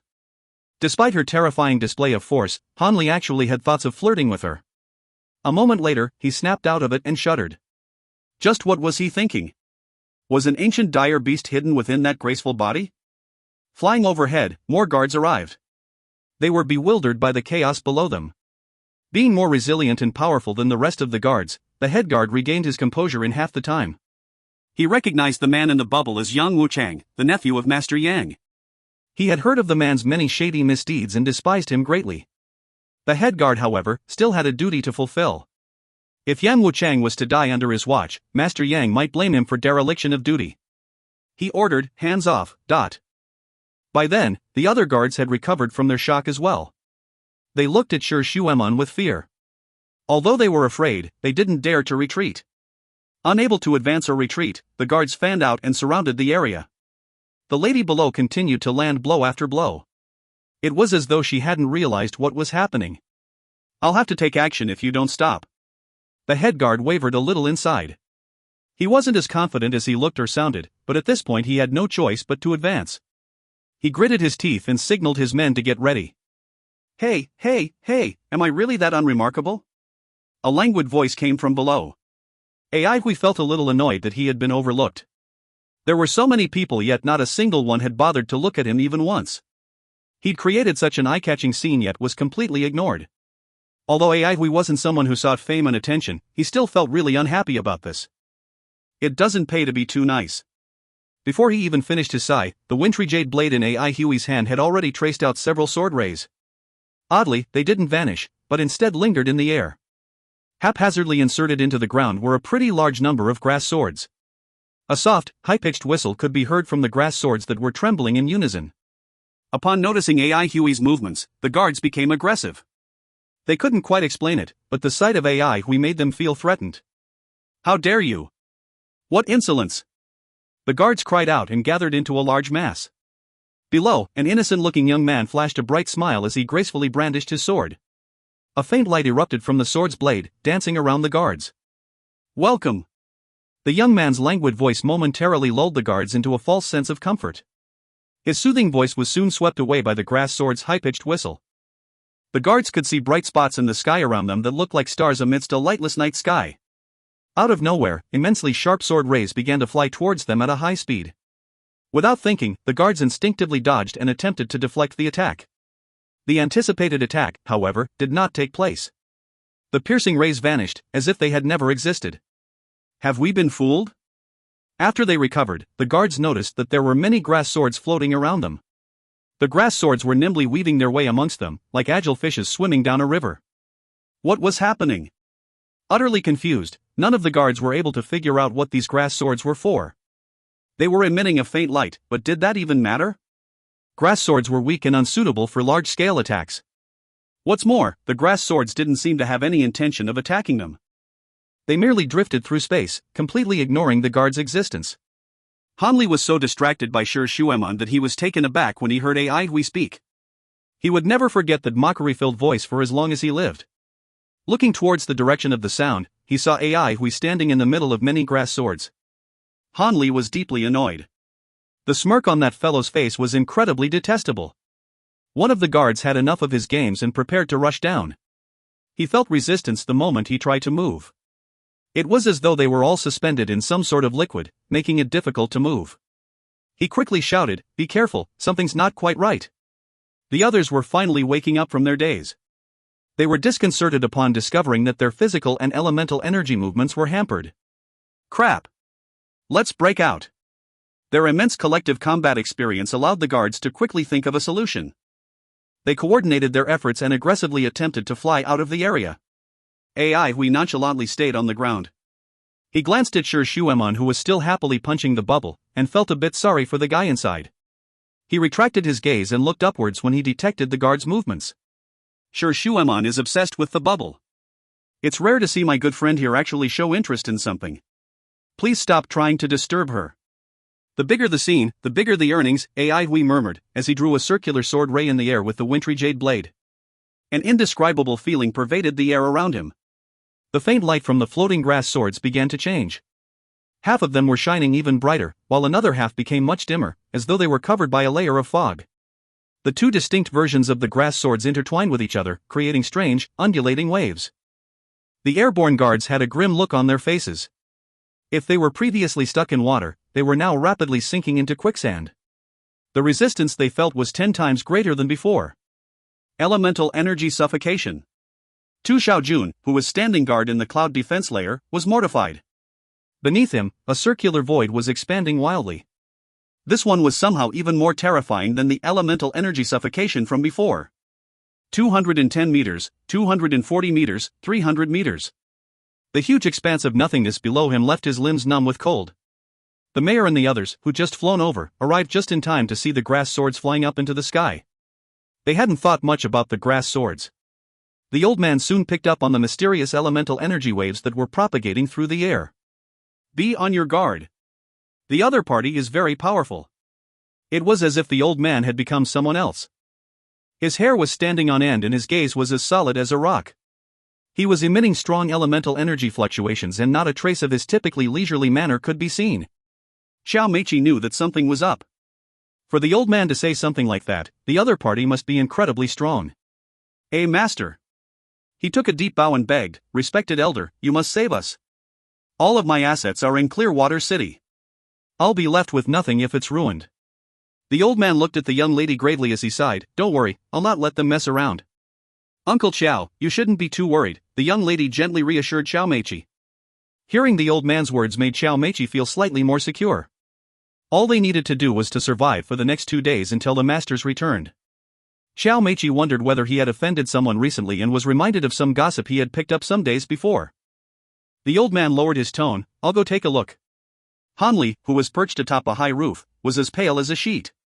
He stared at the floating grass swords in utter disbelief. Hailing from the Karakoram Sword League, he naturally knew exactly what he was looking at. Anyone who had stayed for an extended duration in Karakoram would definitely recognize this. Yin-Yang sword formation. However, he had no deeper understanding of it beyond mere recognition. He once believed that he would be able to break through the enigmatic yin-yang sword formation, but the sight in front of him shattered every last shred of that belief. The yin-yang sword formation was truly beyond his comprehension. It appeared to exist in a realm beyond Karakoram's understanding. Han Li's world had been turned upside down. If you find any errors, ads pop up, ads redirect, broken links, non-standard content, etc., please let us know. Report chapter so we can fix it as soon as possible. Chapter 442, Old Friend. Chapter 442, Old Friend. Translator, Irene. Editor, TYZ, KLKL. The dancing and circling grass swords drew a cylindrical area of over 60 cubic meters in the faraway sky. It looked like a huge, invisible wind pillar with circles of ripples raging back and forth within. The guards floated and sank but were unable to struggle free. The closer they got, the more the interwoven and fluctuating wave motion brought fear and trepidation, even to the old man beside Mayor Xiao Meiqi. The wave motion was indistinct and unpredictable. Weaker elementalists were unable to sense it, but the old man felt its threat. Even when sensing unfamiliar forces, masters would still be able to instinctively detect the danger within. Their understanding of force far exceeded ordinary elementalists. The old man was rather curious. Who could it be? He glanced slightly toward the mayor and wondered to himself, when had this guy offended such a powerful opponent? He had a high position in the Gong residence and was seldom kept from secrets. In this era, however, carelessly antagonizing others wasn't a wise choice. Xiao Meiqi was worried sick, sweat unknowingly surfacing on his forehead. He had a majestic appearance, face squarish and broad, that gave him an air of grandeur even without trying. He was definitely not an ordinary businessman, since it wasn't easy to build a friendly relationship with the son of an official. Many times he'd made people forget his identity of a great merchant. But a hostile enemy of master level had to enter the city when both consecrated masters weren't around. This was worse than the invasion of the wilderness. The dancing and circling grass swords in the sky were like a leisurely swimming arrowfish that carried little malice. Upon seeing the guard's clumsy moves and blunders, however, a coldness rose from Xiao Meiqi's tailbone and spread throughout his whole body. He tried his best to keep cool, asking, "Look, what is that?" The old man was knowledgeable, but did not answer immediately. He observed for some time before responding. "It looks like a kind of sword formation, but one of such scale is rarely heard of." Sword formation? Isn't that something from Karakoram's Sword League? Xiao Meiqi raised his brows, fire flickering in his eyes. Could it be Hanli at the bottom? Hearing Hanli had just caused trouble and seeing Karakoram's sword formation, it wasn't surprising that he would associate one with the other. He appeared to be seething, but was actually relieved. As long as they were certain Karakoram's Sword League was involved, the Gong residents would not just sit and watch. It was only after Karakoram's chief became Sky Edge Division's division leader, Karakoram Polaris, that her secret relationship with Madame Yi gradually became apparent. Karakoram Polaris did not emerge alone, but brought along newly recruited soldiers. As a despot, Xiao Meiqi naturally wasn't someone with a simple brain. He'd understood that with Great Elder falling sick, Madame Yi was now unstoppably powerful. Karakoram's Hanli's appearance in Clearwater City made people ponder and question. Xiao Meiqi felt calm instead, since Gong residents would not sit idly as Madame Yi roped them in. Xiao Meiqi had no intention to rely on Madame Yi as well. He had a few decades of friendship with the Gong residents, so the trust they shared was foundationally deep. Plus, Xiao Meiqi was clear that Madame Yi's army was well trained and powerful and her subordinates were valiant. If he were to go over to her side at this time, he wouldn't be able to reap much benefits and wouldn't be much valued, so why would he do that? Clearwater City was remotely located, deep within the wilderness, so within such a short period of time, repairing the situation was beyond Madame Yi's abilities. Hanli's appearance in Clearwater City, he's coming for Gong residents. Xiao Meiqi quickly found the crux and came to a realization. The relationship between the Gong residents and Madame Yi was already hostile, and now they were establishing themselves in the few aristocratic families, doing as they pleased without adhering to Madame Yi's order. This was made apparent when they constructed Palace Field City instead of entering Skyheart City. He composed himself. The battle between Gong residents and Madame Yi wasn't something a person of his rank should participate in. As the target flew closer, the old man and young lady cried out simultaneously. "It's him! It's her, dot." Xiao Meiqi snapped out of it instantly. Were they acquainted? In charge of the yin-yang sword formation, Aihui couldn't help but howl at Iron Lady. "Don?" He was answered with an even more intensive whisking that sounded like metals clanging, a plaintive lament. Finally, a loud crash, surpassing all previous sounds, was heard. Aihui breathed a sigh of relief. While his yin-yang sword formation was powerful, grass swords were still grass swords and were unable to be sustained for long. He attacked because there was more to gain. It would be embarrassing if things backfired. Iron Lady pulled back and returned to Aihui's side without even looking at young Wuchang, who was lying unconscious on the ground and bleeding from his nose and mouth. Just then, the circling grass swords in the sky started flaming. There were white flames and black flames. In the blink of an eye they turned to ashes. That strange, invisible force disappeared all of a sudden and the trapped guards instantly felt their bodies loosen up as the resistance all around vanished completely. Below, Aihui and Shi Shuemon stood back to back, holding a sword and a spear respectively. Making such a big scene and disregarding their honor, no one would take it lying down. There was no need to worry about not having the chance to speak. With a sword and with skills, anyone would get a chance to speak up. Only weaklings' voices would be drowned out. Without turning his head, Aihui asked, "How did it feel?" Shi Shuemon replied, "Very sturdy." She hesitated for a bit, but added nevertheless, "That last one was gratifying." Aihui burst into laughter. It was difficult to imagine such words coming out of Iron Lady's mouth. She sounded like a mischievous little girl who'd just done something naughty. The guards in the sky were raging at this point, their eyes on fire. They'd been immobilized by their opponent in the eyes of everyone. It was utterly embarrassing. Right at this moment someone shouted, "Stop it!"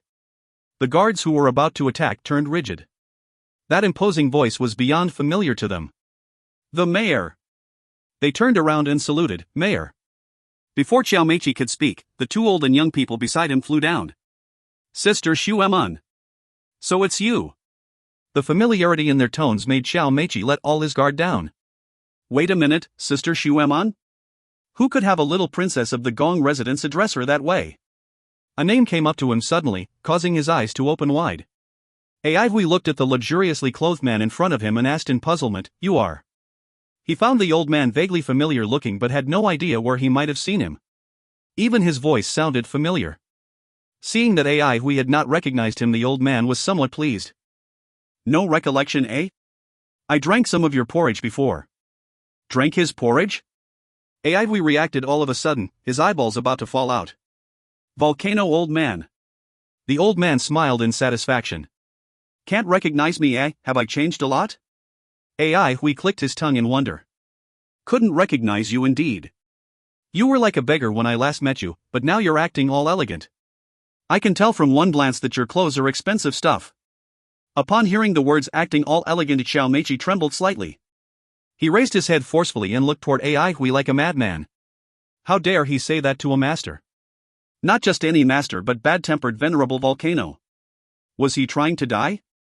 What threw him off even more was the fact that venerable Volcano wasn't the least bit offended. He smiled, saying, I have recovered and was able to live on, thanks to your porridge. I wanted to look for you guys after to return the favor, but it slipped my mind, ha ha ha. He seemed to have felt that forgetting someone else's kindness wasn't something to feel embarrassed over. AI Hui did not mind it.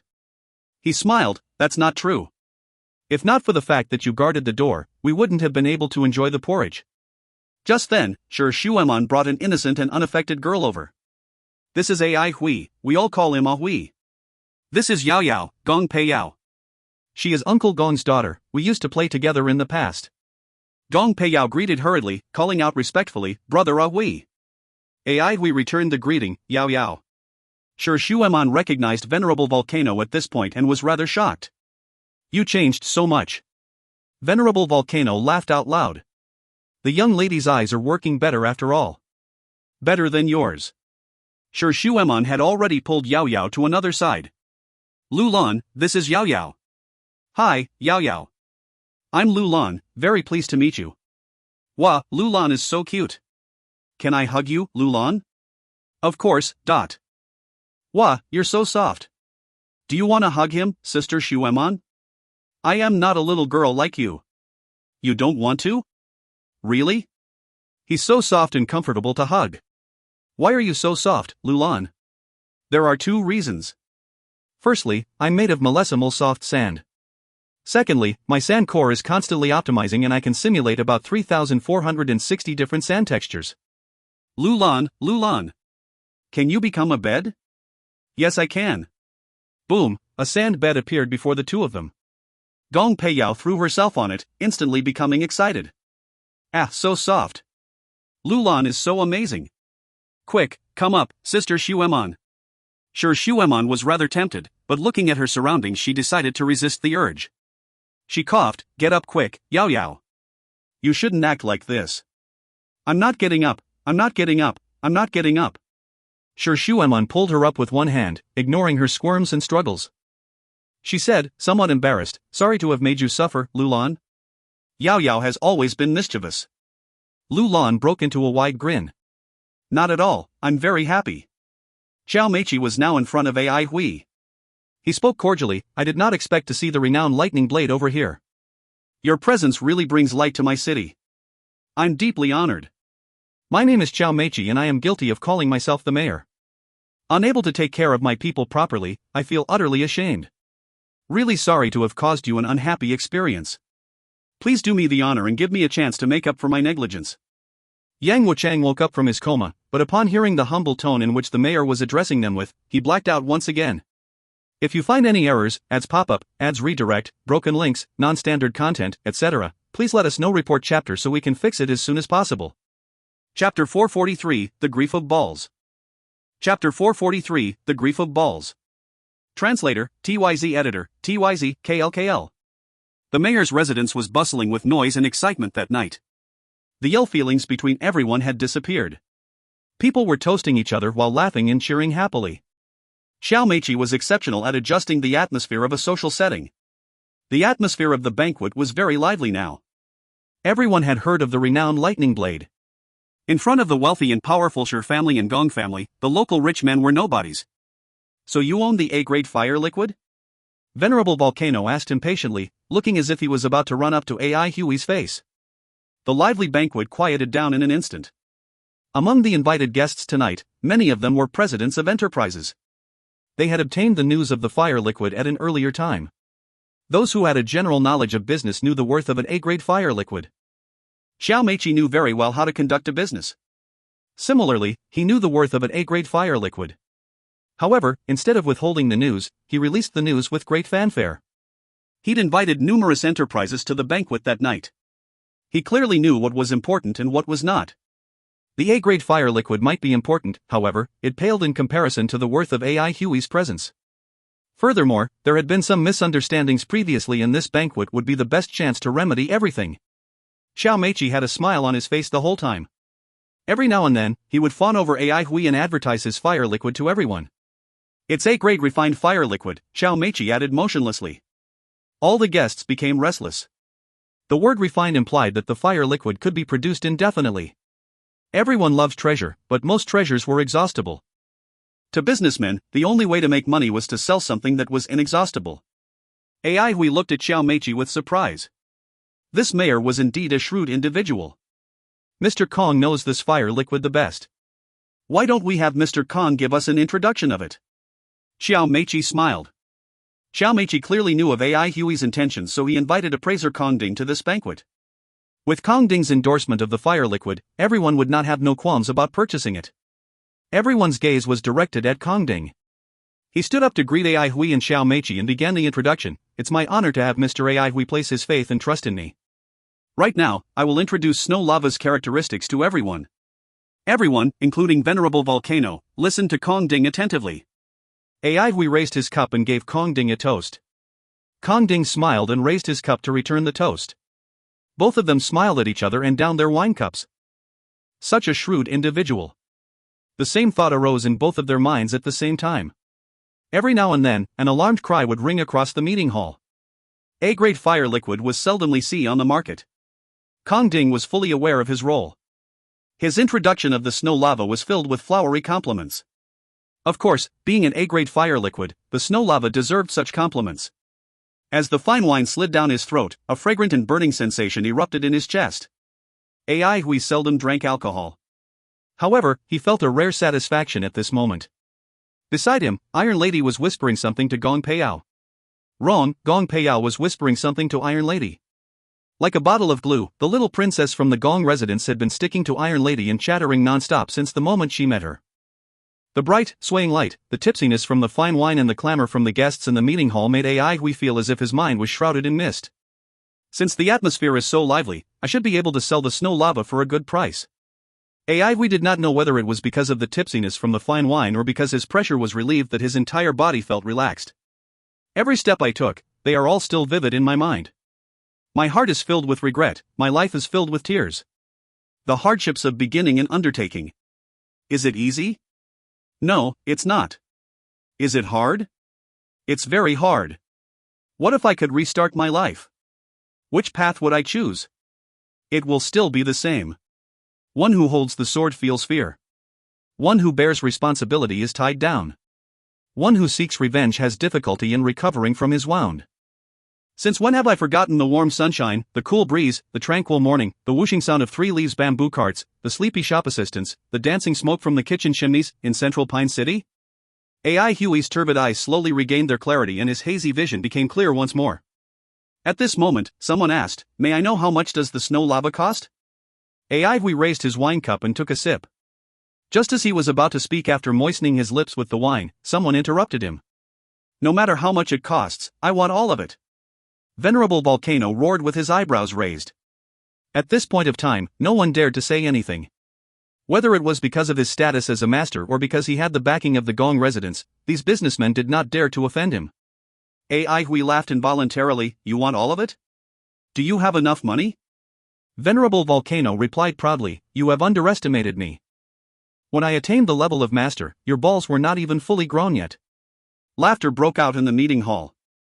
AI Hui gave a soft cough as a tinge of embarrassment appeared on his face. Hey, you better leave your insults off my balls. Old fogey." Deep down, AI Hui was fuming with rage. On the surface, he put on a nonchalant look and replied, "You want all of it, right? On the account of our deep relationship, I shall give you a discount. 100 essence elemental beans per drop, what do you think? I'm not scamming you. All right. There's some conscience in you after all. Give me 180 drops. Venerable Volcano replied. He was a fire elemental master and he was very familiar with the market prices of various fire elemental materials. This price was not expensive at all. Even B-grade fire liquid costed around 20 essence elemental beans per drop. 180 drops? A mysterious smile appeared on AI Huey's face. Venerable Volcano looked slightly worried and replied, You don't have 180 drips? 60 drops will do for me as well. Even though high-grade fire liquid was sold in drops, they could not be used in singular drops. In the terminology of fire elementalists, there was a very special term used for drops, which was called seal. Seal was used as a unit of measurement for many types of fire liquid. 1 seal of fire liquid was equivalent to around 20 drops of fire liquid. A tiny amount of fire liquid was useless to a fire elemental master like Venerable Volcano. An ordinary individual definitely could not afford to use an A-grade fire liquid for battles. However, for a master, this wasn't much of a problem. 100 essence elemental beans per drop. Therefore, a seal of fire liquid would only cost at most 2,000 essence elemental beans. If a master decided to spend money, he or she definitely would not just spend a few thousand essence elemental beans only. Take Venerable Volcano as an example, he was definitely capable of forking out tens of thousands of essence elemental beans. That was merely his monthly salary.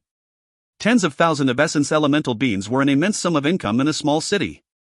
A master, who was at the top of the food chain, was a representation of wealth and prestige. Each city did not have many masters.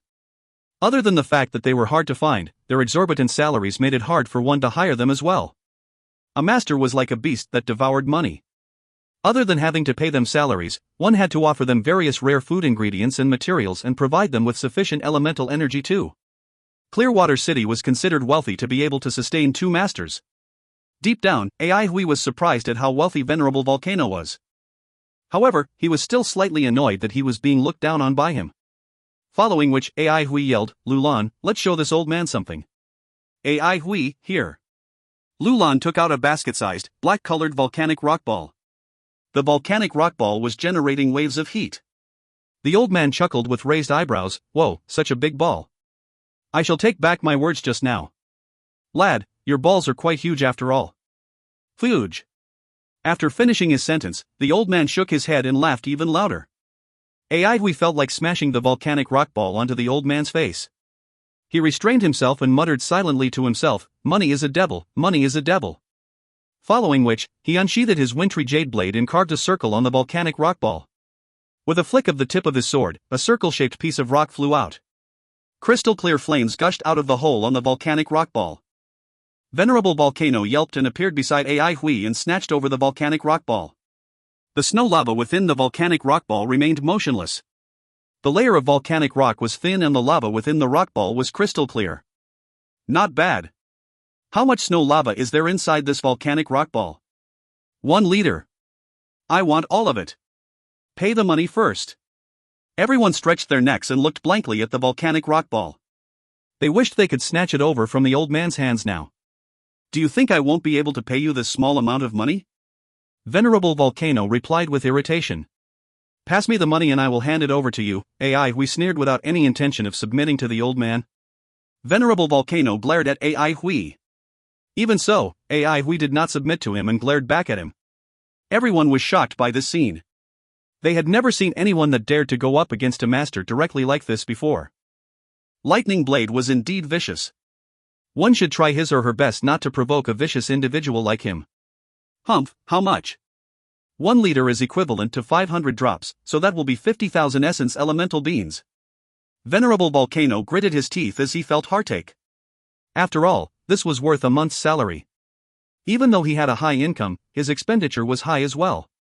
Ordinary elemental food no longer had any effects on him. As such, only high-grade elemental food was useful for his training. Venerable Volcano didn't expect himself to give in and clenched his teeth, here. He could only eat ordinary elemental food for the rest of this month now. However, now that he had A-grade fire liquid, he was filled with satisfaction while tears ran down his cheeks. Of course, the old man had not brought tens of thousands of essence elemental beans with him. Instead, he brought high-grade essence elemental beans. Each high-grade essence elemental bean was equivalent to roughly 100 regular essence elemental beans. Naturally, this exchange rate could change at any moment. When AI Hui obtained the 500 high-grade essence elemental beans, he was exceptionally excited. Regardless of elemental energy purity level or elemental energy capacity, essence elemental beans paled in comparison to high-grade essence elemental beans. AI Hui had an urge to absorb these high-grade essence elemental beans on the spot. Nowadays, who would be so free to cultivate high-grade essence elemental beans? Only a wealthy aristocratic family like the Gong residents would spend so much time and effort in cultivating such high-grade essence elemental beans. These high-grade essence elemental beans could have been from their stockpile as well. The Gong residence was indeed rich and powerful. AI Hui's eyes flickered. He couldn't do the same thing with the Shi family as he was too close with Shi Shueman. However, for the Gong residents, why shouldn't he make a huge profit off them? After all, they were the ones who offered themselves to him. Let me milk this old fogey dry. The smile on AI Hui's face became more affable.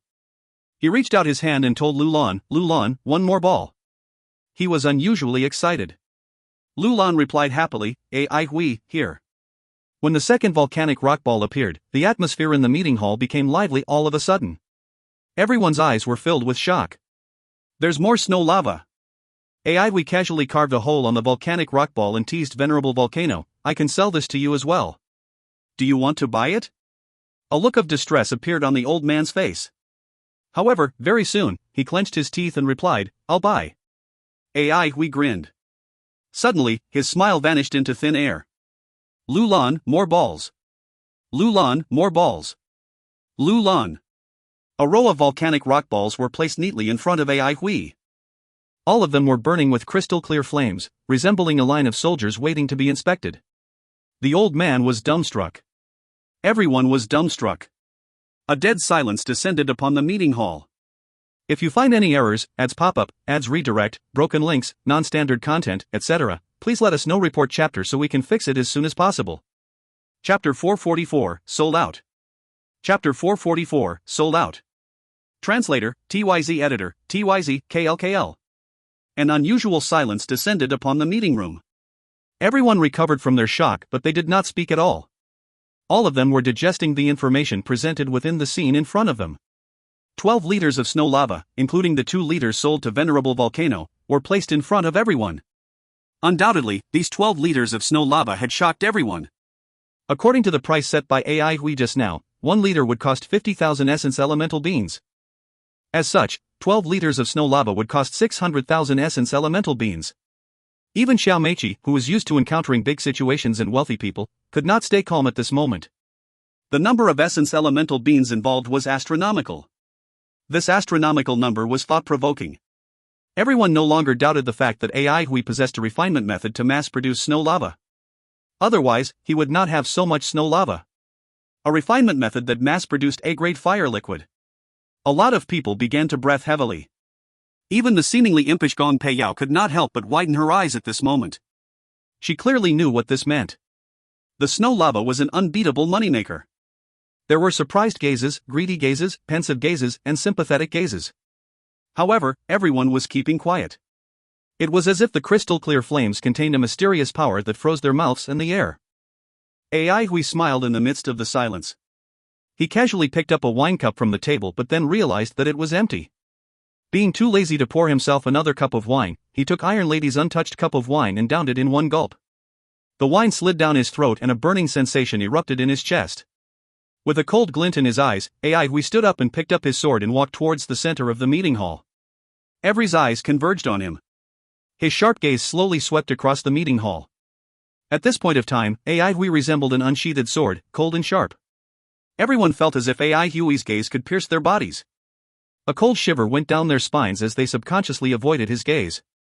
Initially, I intended to sell the snow lava through auction, but I didn't expect the mayor to treat me with such magnificent hospitality. I am indebted to him and I can't thank him enough. Since everyone is so happy and it's such a good day today, I shall not wait for the auction anymore. The selling price for the snow lava shall be the same as before. You can use essence elemental beans or materials to pay for them. AI Hui said with a loud and clear voice. Immediately, a commotion broke out among the crowd. The price of 50,000 essence elemental beans for 1 liter of A-grade fire liquid was rather enticing. If it was sold through auction, it could easily fetch an auction price that was twice the current selling price. This implied that they had a higher profit margin now. A-grade fire liquids were extremely scarce on the market. As such, they did not need to worry about the demand for it. Some of them had even thought of suitable buyers for it already. If they could sell the snow lava to New Light City or Skyheart City, they could even get 10 times their usual profits. They were waiting and calculating in their hearts. AI Hui remained composed. The reason why he changed his mind and decided to sell the snow lava at a low price rather than selling it at an auction was because he suddenly understood the situation everyone was in. The snow lava was very valuable in the market now and Central Pine Valley was able to mass produce them. However, rather than trying to find a high selling price for the snow lava, what they needed to do now was to quickly open up a market for it. Following which, they had to obtain more essence elemental beans and use them to exchange for more resources. They needed to increase their strength fast. AI Hui could see greed and desire in many people's eyes. The snow lava was a sure moneymaker that held a deadly enticement over anyone with any powers. As long as they could obtain the refinement method for snow lava, their strength could rise sharply in a short period of time.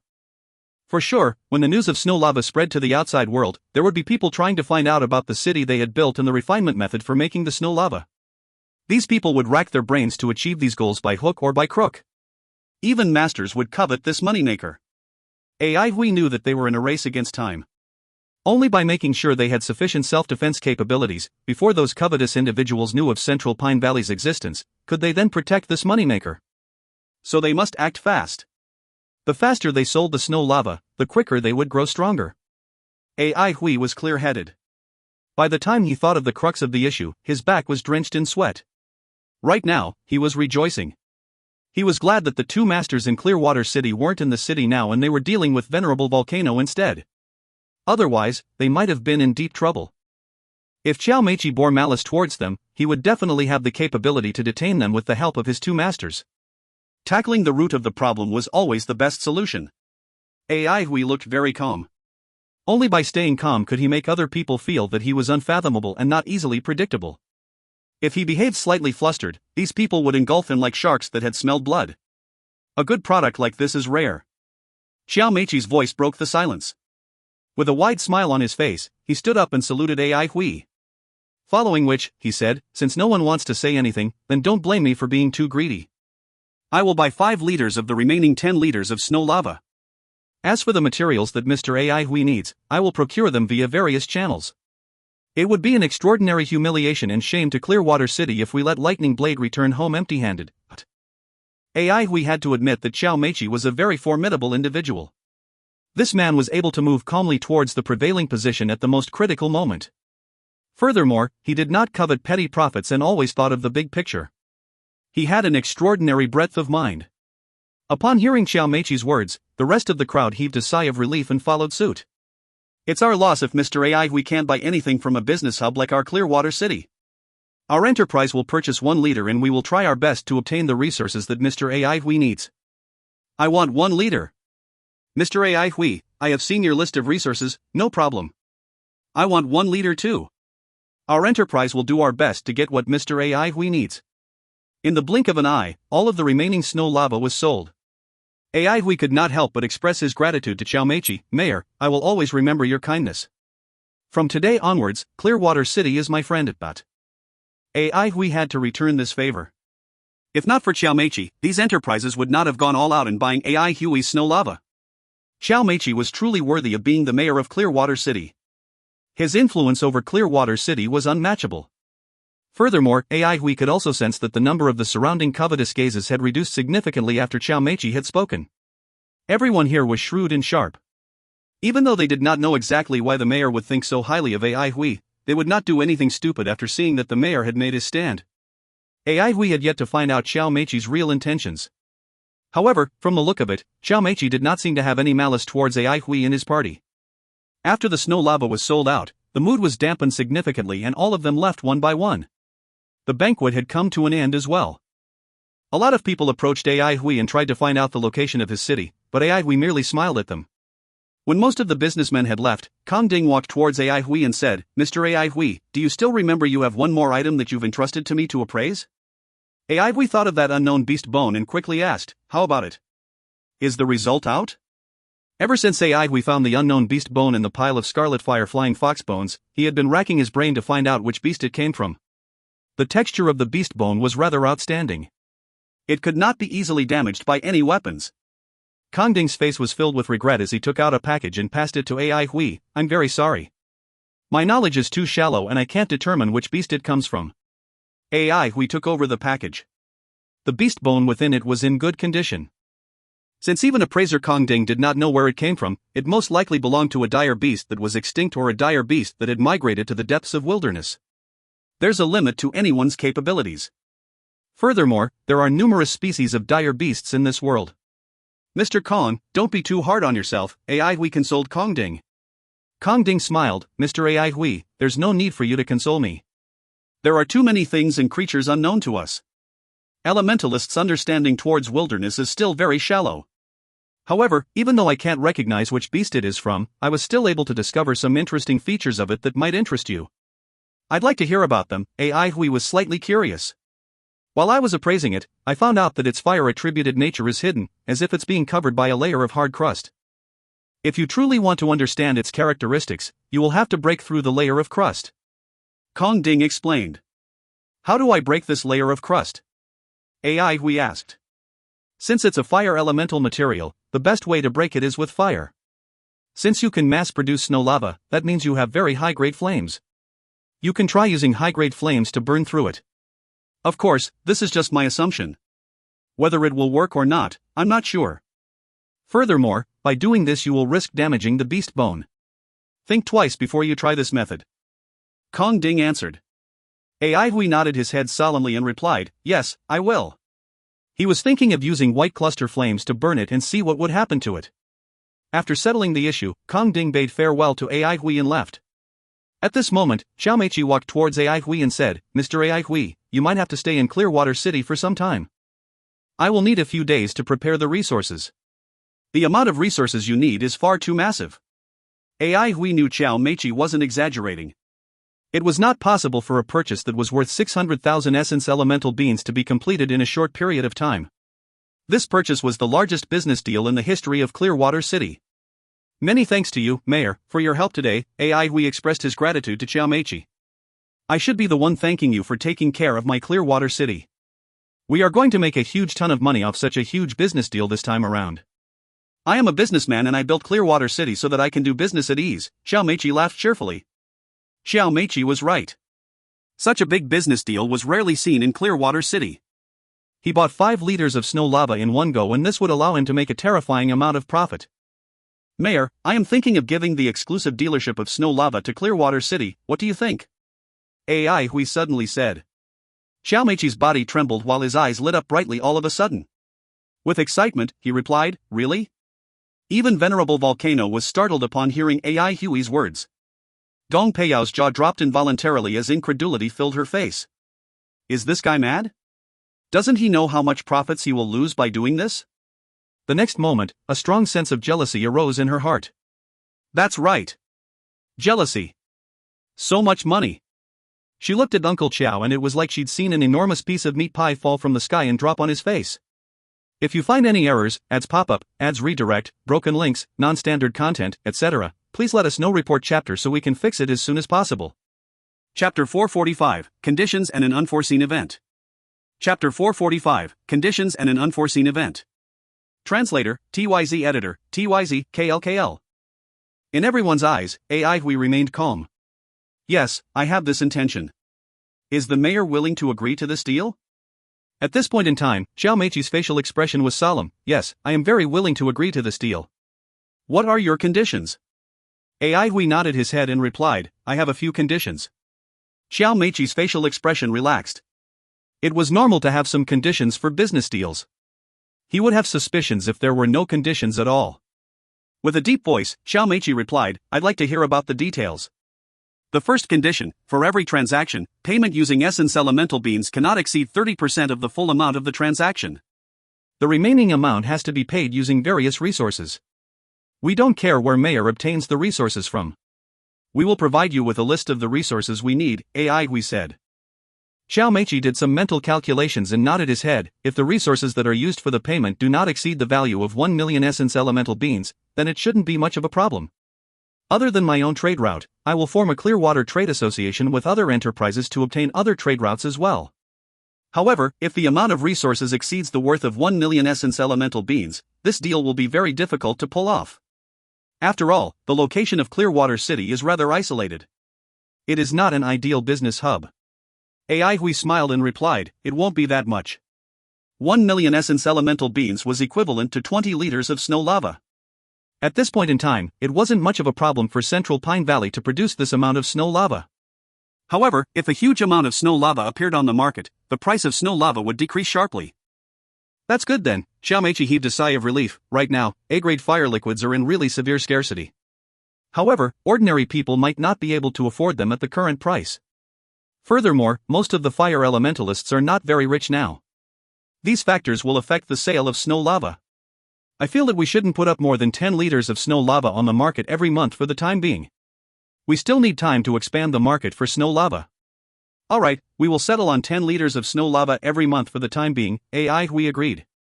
What Xiaomeiqi said made sense. This was also why AI Hui decided to give him the exclusive dealership of snow lava.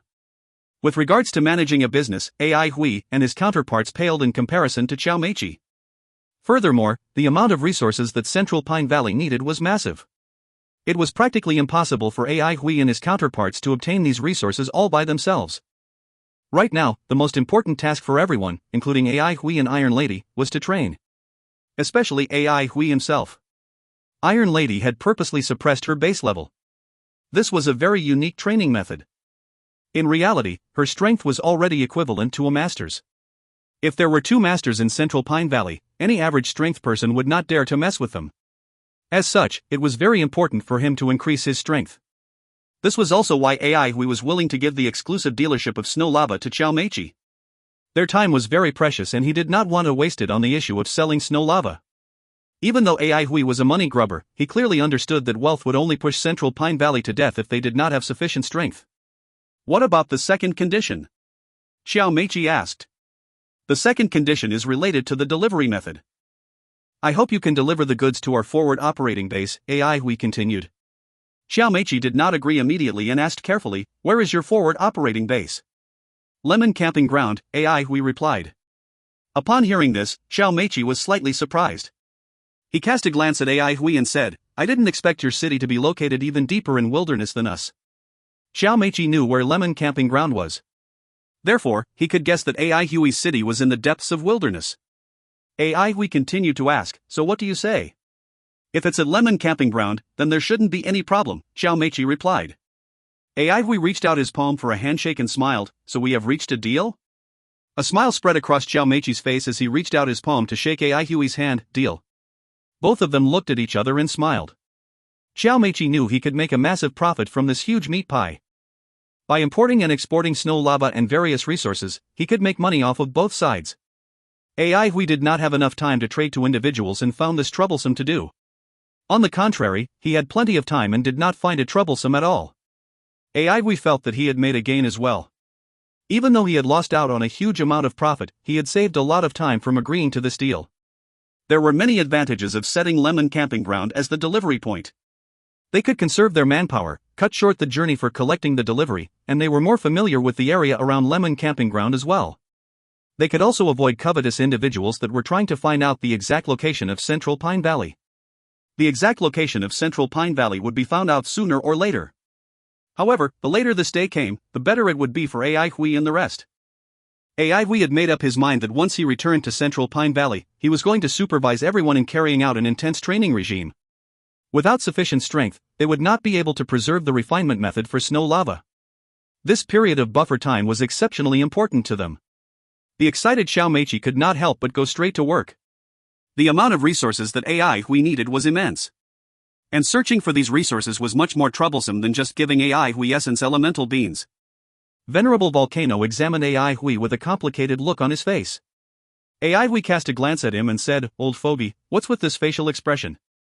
Are you implying that the price I sold the snow lava to you for is too expensive, or the price I sold to Xiaomeiqi is too cheap?" Venerable Volcano shook his head and replied emotionally, "No, it's just that I didn't expect you to have grown to this level. You're amazing, dot." He was shocked by AI Hui's performance today. It was very hard for him to link this AI Hui, who had a sense of propriety and knew how to grasp the situation well, with the AI Hui that had hosted a porridge banquet for everyone in Peace City. The current AI Hui had an indescribable sense of calmness and bearing. He was decisive, did not covet petty gains, and was able to diffuse dangerous situations in the blink of an eye. After bringing Clearwater City on board, no one would dare to trouble AI Hui and his counterparts without taking Clearwater City into consideration. Such a cunning lad. Venerable Volcano shook his head and smiled to himself. Youngsters nowadays are getting more and more cunning. Under tight protection, the luxuriously dressed, purple-robed Zhao Shiren returned to his home. On the way back, all his guards were on high alert. Other than being vigilant, all the guards' faces were also filled with pride and glory. Apart from the mayor, there were only 5 enterprises that had bought the snow lava. If one was familiar with Clearwater City, he or she would realize that these 5 enterprises were the largest enterprises in Clearwater City. Being one of these 5 enterprises, the Zhao Enterprises' strength and reputation in Clearwater City was top-notch. A bunch of Zhao Enterprises employees were waiting at the main hall of the house. Zhao Shiren walked into the main hall and sat in the seat of honor. Everyone stepped up to congratulate him one by one. A look of satisfaction appeared on Zhao Shiren's face. Being among the first batch to buy the snow lava symbolized the social status of his enterprise. After everyone took a look at the snow lava, Zhao Shiren said with a plain tone, "The other party does not need essence elemental beans. He prefers materials and supplies. Everyone put in more effort to obtain these resources and don't bring disgrace to our enterprise." All the employees bowed and acknowledged Zhao Shiren's words. Zhao Shiren waved his hands and continued, "Everyone, go and do your work. I don't need anyone here." The employees bowed and walked out of the main hall in a line. The huge main hall became empty once more. Zhao Shiren did not show any intention of leaving the main hall and continued to sit on the chair while drinking his tea. "You have done a good job." Suddenly, a delicate voice resounded through the main hall. 2 figures mysteriously appeared in the empty main hall. There was a man and a woman. The man was short and he was holding a dark green vine staff. His face was haggard and he looked as if he was around 50 years old. His eye sockets were huge but they were empty, looking extremely horrifying. On the contrary, the woman was tall and slim and her legs were long and slender. Her face was shaped like a peach and her limpid and bright eyes looked as if they could steal people's souls. "Sir! Madam!" Zhao Shiren stood up hurriedly. The woman walked towards the snow lava. Filled with curiosity, she reached out one of her fingers and dipped it into the crystal-clear snow lava. "So this is snow lava? Madam, don't do that." Zhao Shiren's face turned pale with horror. The woman's finger began to burn in a wisp of flames. In the blink of an eye, her pale white finger bone could be clearly seen. The lady did not show any signs of being in pain. With a flick of her finger, the flames on her finger were extinguished. Brand new flesh was already growing back on her pale white finger bone at a visible speed. Within a short period of time, her finger became snow white and tender once more, showing 0 signs of being burnt at all. Zhao Shiren was dumbstruck. The blind old man stood in front of the snow lava and reached out his palm and placed it on the snow lava. After a while, he gasped in surprise, "An excellent fire liquid.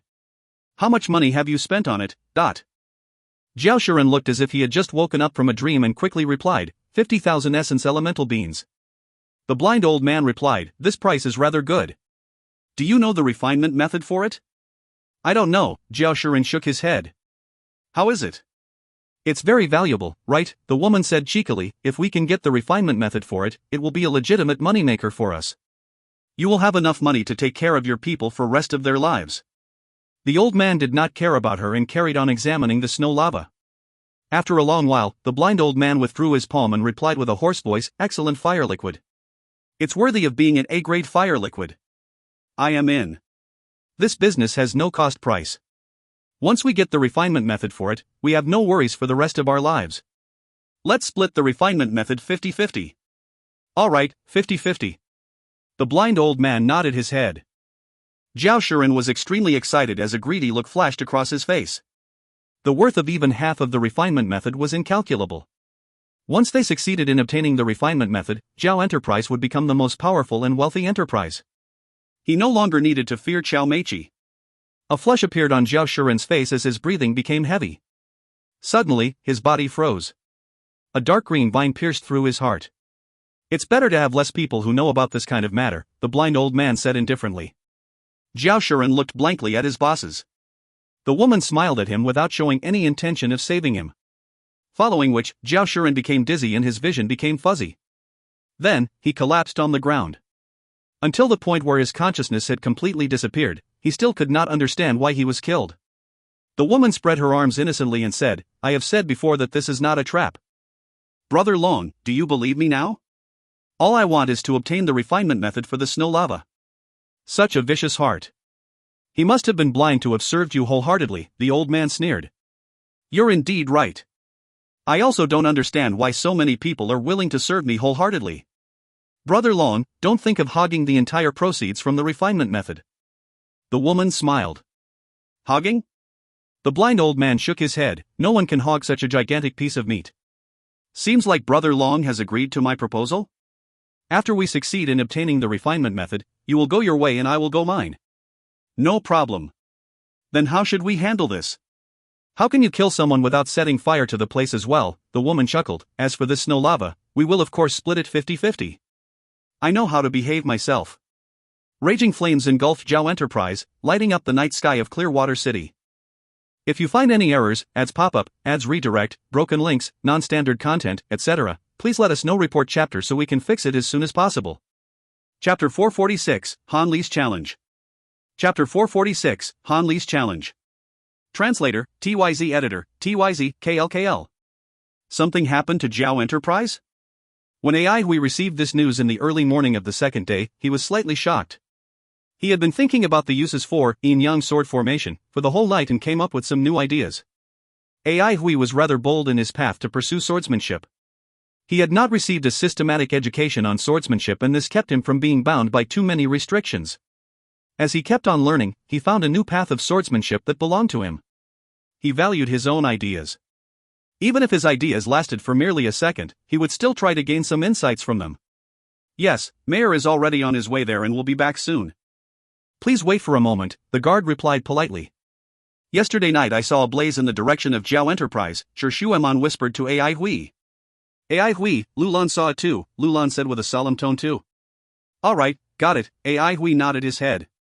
His facial expression turned grave. Was it a coincidence that a fire broke out at this point of time? He remembered that Zhao Enterprise was one of the enterprises that had bought the snow lava.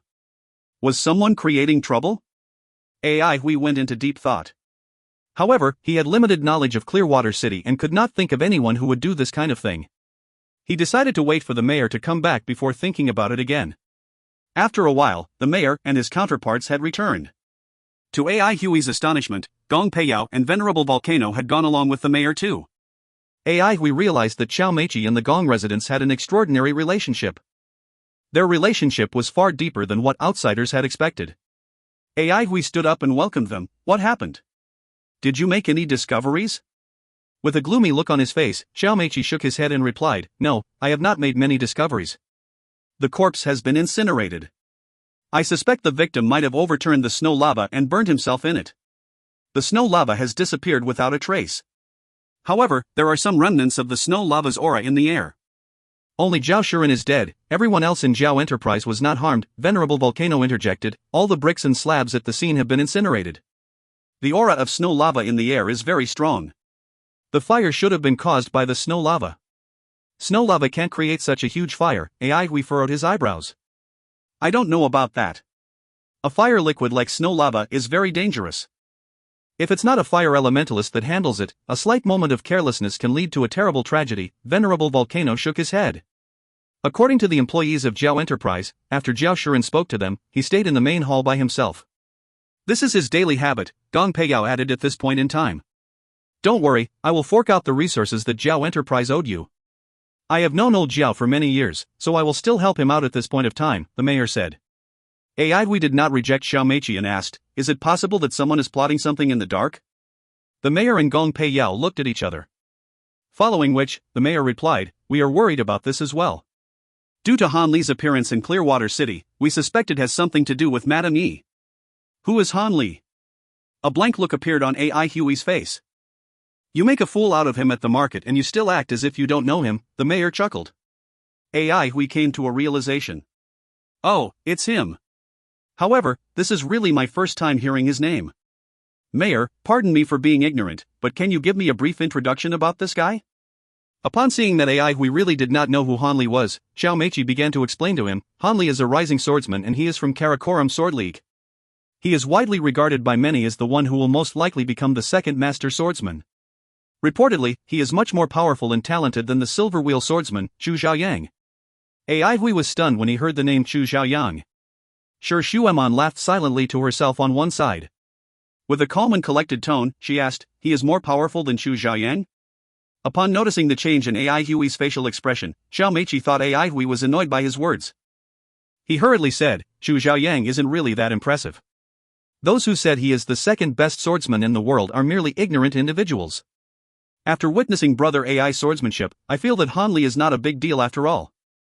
At this moment, a long and loud whistle suddenly sounded off outside the mayor's residence. "I'm Han Li from Karakoram Sword League. I heard that the renowned Lightning Blade has arrived in Clearwater City and I'm here to learn a thing or two from you. The path of swordsmanship is solitary and arduous. It inspires me to see someone like Brother Ai, who takes on the same path as me. I hope that Brother Ai can be generous enough to give me a chance to spar with you." Everyone in the mayor's residence froze. Xiao Meiqi stared blankly at Ai Hui. Gong Peiyao and Venerable Volcano looked as if they had seen a ghost. Ai Hui was very surprised when he heard Han Li challenging him. However, he did not bother with him and shifted his gaze to Gong Peiyao and asked, "Is the Gong residence on bad terms with Madame Yi?" "The Gong residence has no interest in the disputes between aristocratic families," Gong Peiyao answered with prudence. Gong Peiyao was no longer the little girl of the past. Now, she looked extremely mature and experienced.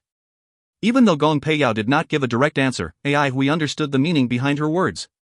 Apparently, the Gong residence was trying to stay out of the disputes between aristocratic families by not kowtowing to Madame Yi. However, even if the trees longed for peace, the wind would never cease. Why would Madame Yi let off a powerful family like the Gong residence that had a massive influence over the aristocratic families? After Ai Hui had gotten to know Madame Yi personally, he knew that the seemingly virtuous and dignified widow was actually a ruthless and decisive individual. However, that was the Gong residence's business and Ai Hui did not have any intentions to meddle in it. The Gong residence's attitude made Ai Hui understand why the mayor and the rest thought that Han Li had come to Clearwater City to stir up trouble. When the chief of Karakoram Sword League became the division leader of Sky Edge Division, the Karakoram Sword League automatically became a force that Madame Yi could trust and rely on. The Gong residents had anticipated that Madame Yi would not be willing to take things lying down. Han Li's voice was surging with elemental energy and it could be heard throughout the city. Everyone was staring at Ai Hui. They were very curious about whether or not Ai Hui would accept the challenge. Standing outside, Han Li was not discouraged. He yelled the same words once more. Upon hearing his thunderous voice, a lot of people came out of their houses to see what was going on. Han Li was an exceptionally talented swordsman that became very famous recently after defeating numerous experts in Skyheart City. Similarly, Ai Hui was of greatly renown as well. 1 year ago, he'd single-handedly inflicted heavy losses on the grass bandits in Jadeite Forest. The famed snow lava was brought about by Ai Hui as well. Everyone jumped on the rooftops of their houses and flew towards the mayor's residence. Not only could they enjoy a show, the show had some heavyweight stars as well. Under numerous gazes, Han Li remained calm and grasped his sword hilt tightly as a look of determination swept across his eyes. Ever since he saw Ai Hui executing Karakoram Sword League's Yin-Yang Sword Formation, Yin-Yang Sword Formation, that was more complicated and exquisite than the one in Karakoram Sword League, he knew Ai Hui's swordsmanship was comparable to his. At this moment, he had thrown all his missions to the back of his mind. He only had one desire in his mind and that was to have a good fight with Ai Hui. He wanted to see what another swordsmanship expert was like. In Karakoram Sword League, his swordsmanship was unbeatable. Currently, other than Karakoram Polaris, no one could match up against him in terms of swordsmanship. It was so difficult for him to encounter a swordsmanship expert. As such, he was extremely excited. He could only think of two things: sparring, discussion on swordsmanship. Undying determination, everlasting passion, this was his path of swordsmanship. Inside the mayor's residence, Gong Peiyao looked at the unconcerned Ai Hui and asked unwittingly, "Ai Hui, you're not intending to accept the challenge?" "Why should I accept the challenge?" A puzzled look appeared upon Ai Hui's face. Gong Peiyao was speechless. Unwilling to accept Ai Hui's answer, she asked again, "Aren't you worried that other people will think you're not as good as Han Li Niut?" Ai Hui cast a glance at her and replied, "What have other people's opinions got to do with me?" Gong Peiyao was stunned by Ai Hui's words and she did not know how to react. "You're still young. When you're older, you will understand that time is money. You won't give your money to someone who has nothing to do with you, right? Then why are you wasting time on them?" Ai Hui continued with a solemn tone. Gong Peiyao was dumbstruck. Shi Shueman, who was holding back her laughter, turned her face around. Xiao Meiqi looked startled. Apparently, this was the first time he'd heard someone interpret the phrase time is money like this. He was unable to refute Ai Hui at all. After holding herself back for quite a while, Gong Peiyao clenched her teeth and asked, "How then will you come to accept the challenge?" "Pay me money," Ai Hui said as if it was a matter of course. "Shouldn't he pay me money if he is wasting my time?" "My time is very precious and the price for my time is very high. I am an expensive individual. What if I pay you money?" Gong Peiyao gritted her teeth. Ai Hui's eyes lit up and put on an aloof look on his face. That depends on how much you pay me." "I am an expensive individual. You see, if he wants to learn a thing or two from me, I have to charge him a school fee. If you want to see me and him fight, that means I am putting up a performance for you and I have to charge you a performance fee. When an expert of my level performs for you, it's a disservice to me. Since it's a disservice to me, the performance fee will be higher. I can't accept a low performance fee. It's not that I look down on you and think that you don't have enough money." "How much?" Gong Peiyao asked, annoyed. "Since we have known each other for so long, I shall give you a discount. The price of 2 liters of snow lava." "As long as you can pay up now, I will beat him up on the spot for you," Ai Hui replied. Gong Peiyao was shocked. The price of 2 liters of snow lava was equivalent to 100,000 essence elemental beans. She naturally did not have such an amount of money. She cast a piteous look at Shi Shueman, crying for her help. A smile appeared in Shi Shueman's eyes as she replied, "Don't look at me like that, he was always this self-interested." This was the first time Gong Peiyao had came across such a weird fellow. She continued angrily, "What about your honor? What about your reputation?" With his face filled with contempt, Ai Hui replied nonchalantly, "Can these 2 things be exchanged for money? They can't, right? If they are things that can't be exchanged for money, what's the point of having them? Lulan, let me ask you, do you want honor and reputation or do you want money?" Lulan crooked his head and thought about the question. After a while, he replied with a serious tone, "Lulan wants Ai Hui." Lulan is still the best," Ai Hui beamed with joy. "Lulan, what about me?" Shi Shueman chirped in. Once again, Lulan crooked his head and answered with a solemn tone, "Lulan wants Shueman." "Shueman likes Lulan too." A sweet smile that could melt icebergs appeared on Shi Shueman's face. "Lulan, what about me? What about me?" Gong Peiyao hurriedly reached out her arms and asked. "Yao, you're welcome to play with me anytime," Lulan replied with a solemn tone. Gong Peiyao's face was filled with jealousy as the maturity she displayed earlier vanished into thin air. She shrieked frantically, "Aha! Why don't I have a sand puppet like Lulan?" At this point of time, everyone had already forgotten about Hanli, who was still standing outside the mayor's residence. A smile appeared on Xiao Meiqi's face as he looked at all of them having fun together.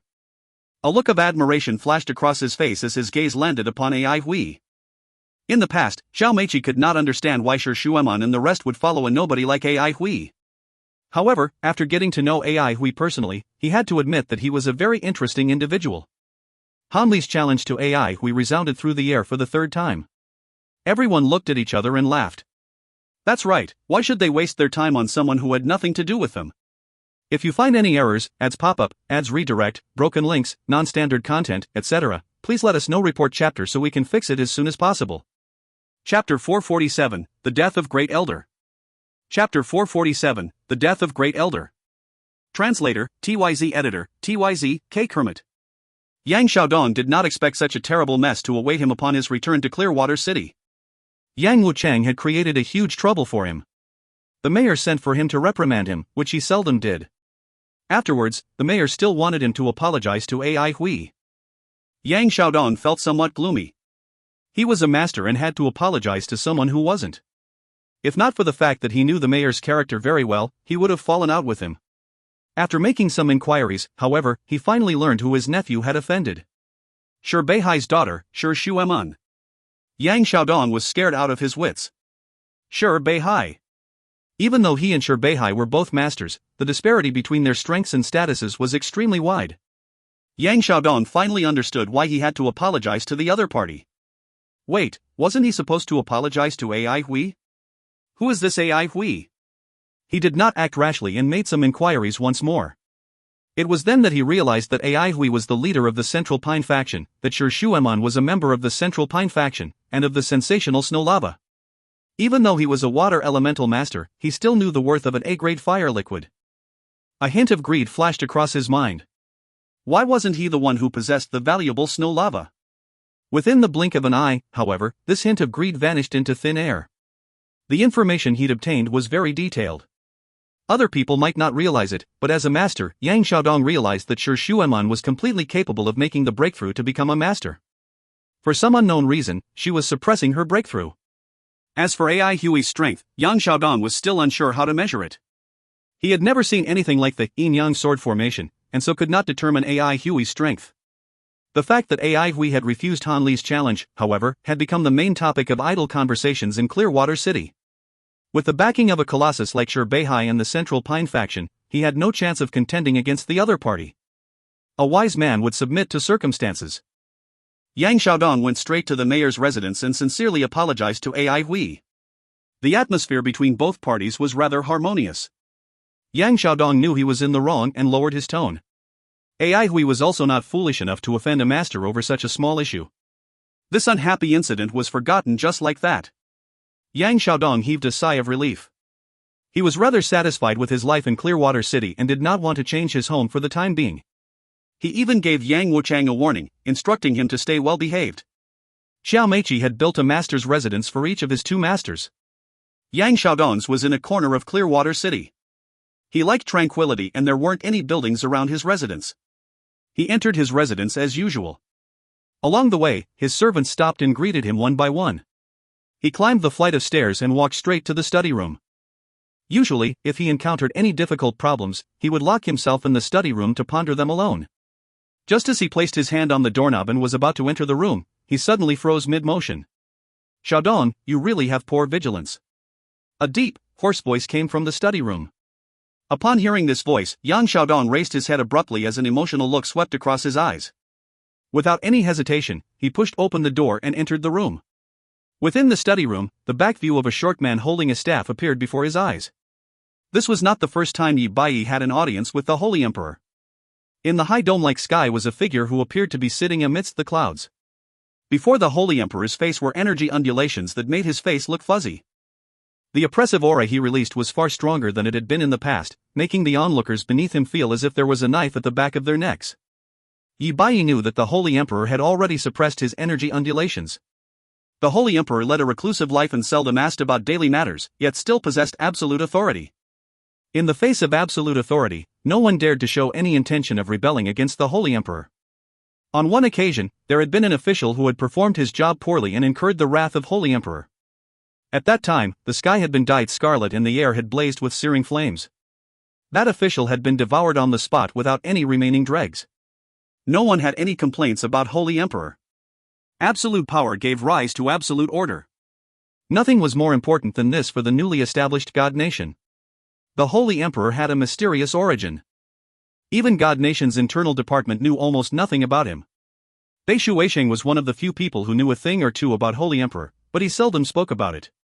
The sick tiger of God Nation never left his cage, the piercing cold palace. Yi Bai did not know Holy Emperor's purpose in calling him over. Currently, God Nation had harvested its first batch of jade fruits, of which there were countless numbers. The internal department of God Nation was steadily strengthening. Compared to the Elders Guild and Jadeite Forest, God Nation's strength was no doubt the best. Official Yi, how is the ongoing battle at the front line? Holy Emperor's voice echoed through the sky from a distance. The voice was imposing and domineering, causing the air to tremble. Reporting to your majesty, the situation at the front line is stable. There are victories and defeats for both our side and the enemy side, Yi Bai reported with honesty. Is the opposing general Shi Beihai? Holy Emperor asked. Yes, Yi Bai replied. Does official Yi have confidence in obtaining victory? Holy Emperor asked again. No, I have no confidence, Yi Bai summoned his courage and replied. Soft laughter sounded from above Yi Bai, but it sounded thunderous in his ears. Yi Bai's heart sank. Holy Emperor was known for his moodiness. If Yi Bai was unlucky, he would be in deep trouble. However, Yi Bai did not expect to hear the Holy Emperor's next words. With a cheerful tone, the Holy Emperor replied, I know that Shi Beihai is a courageous and resolute individual. He is a valiant general. It's a pity that this valiant general is not under me. Yi Bai somehow did not know what Holy Emperor was thinking. It was obviously something regretful, but he said it with such a cheerful tone. Yi Bai did not dare to question further. Holy Emperor stopped laughing and his tone became solemn once more. If I want official Yi to annihilate the North Sea Division, how many people will you need? Yi Bai replied with a deep voice, it's hard to determine the exact number. The North Sea Division has a complete organizational structure and is very powerful. Other than the North Sea Division, the Elders Guild also has a few rather well-maintained combat divisions. Especially the 3 central divisions, their strength is unfathomable. Once Elders Guild sees that the North Sea Division is in danger, they will definitely send out reinforcements. Once this happens, we will be engaged in a long, drawn-out and deadlocked battle against them. Your Majesty, we cannot yet determine the outcome. What if Beihai doesn't have reinforcements? Holy Emperor interrupted Yi Bai. No reinforcements? Yi Bai was stunned. Suddenly, he understood what Holy Emperor meant and a cold shiver went down his spine. Official Yi, if the North Sea Division doesn't have reinforcements, how do we annihilate them? Holy Emperor's voice sounded as if it was drifting aimlessly in the clouds. Yi Bai fell silent as he felt an indescribable sadness. After a while, he raised his head, his eyes were red. With a hoarse voice, he replied, Beihai is brave and shrewd. Other than engaging him in war of attrition, there is no other way. 1 soldier for 1 soldier, 1 general for 1 general. Holy Emperor gave a soft chuckle and said, 1 soldier for 1 soldier will do, there's no need for us to sacrifice our generals. God Nation has sufficient soldiers. With official Yi leading our troops, how can we lose this battle? All the armies in God Nation are available for official Yi to use and deploy. No matter how many soldiers we lose, I only have one request. Yi Bai bowed and replied, please tell me your request, Your Majesty. I want to see the head of Beihai. The crazy and domineering voice resounded through the air like surging flames. It was as if the air was being hit by a heavy hammer, creating a buzzing sonic boom that caused the entire palace to tremble. Outside the palace, the sun became blood red. Skyheart City looked as if it had become a black and white world, devoid of any colors. Everyone was mourning. A candle was lit at the door of every house. As night fell, the candles in the city became brighter, resembling the countless stars in the night sky.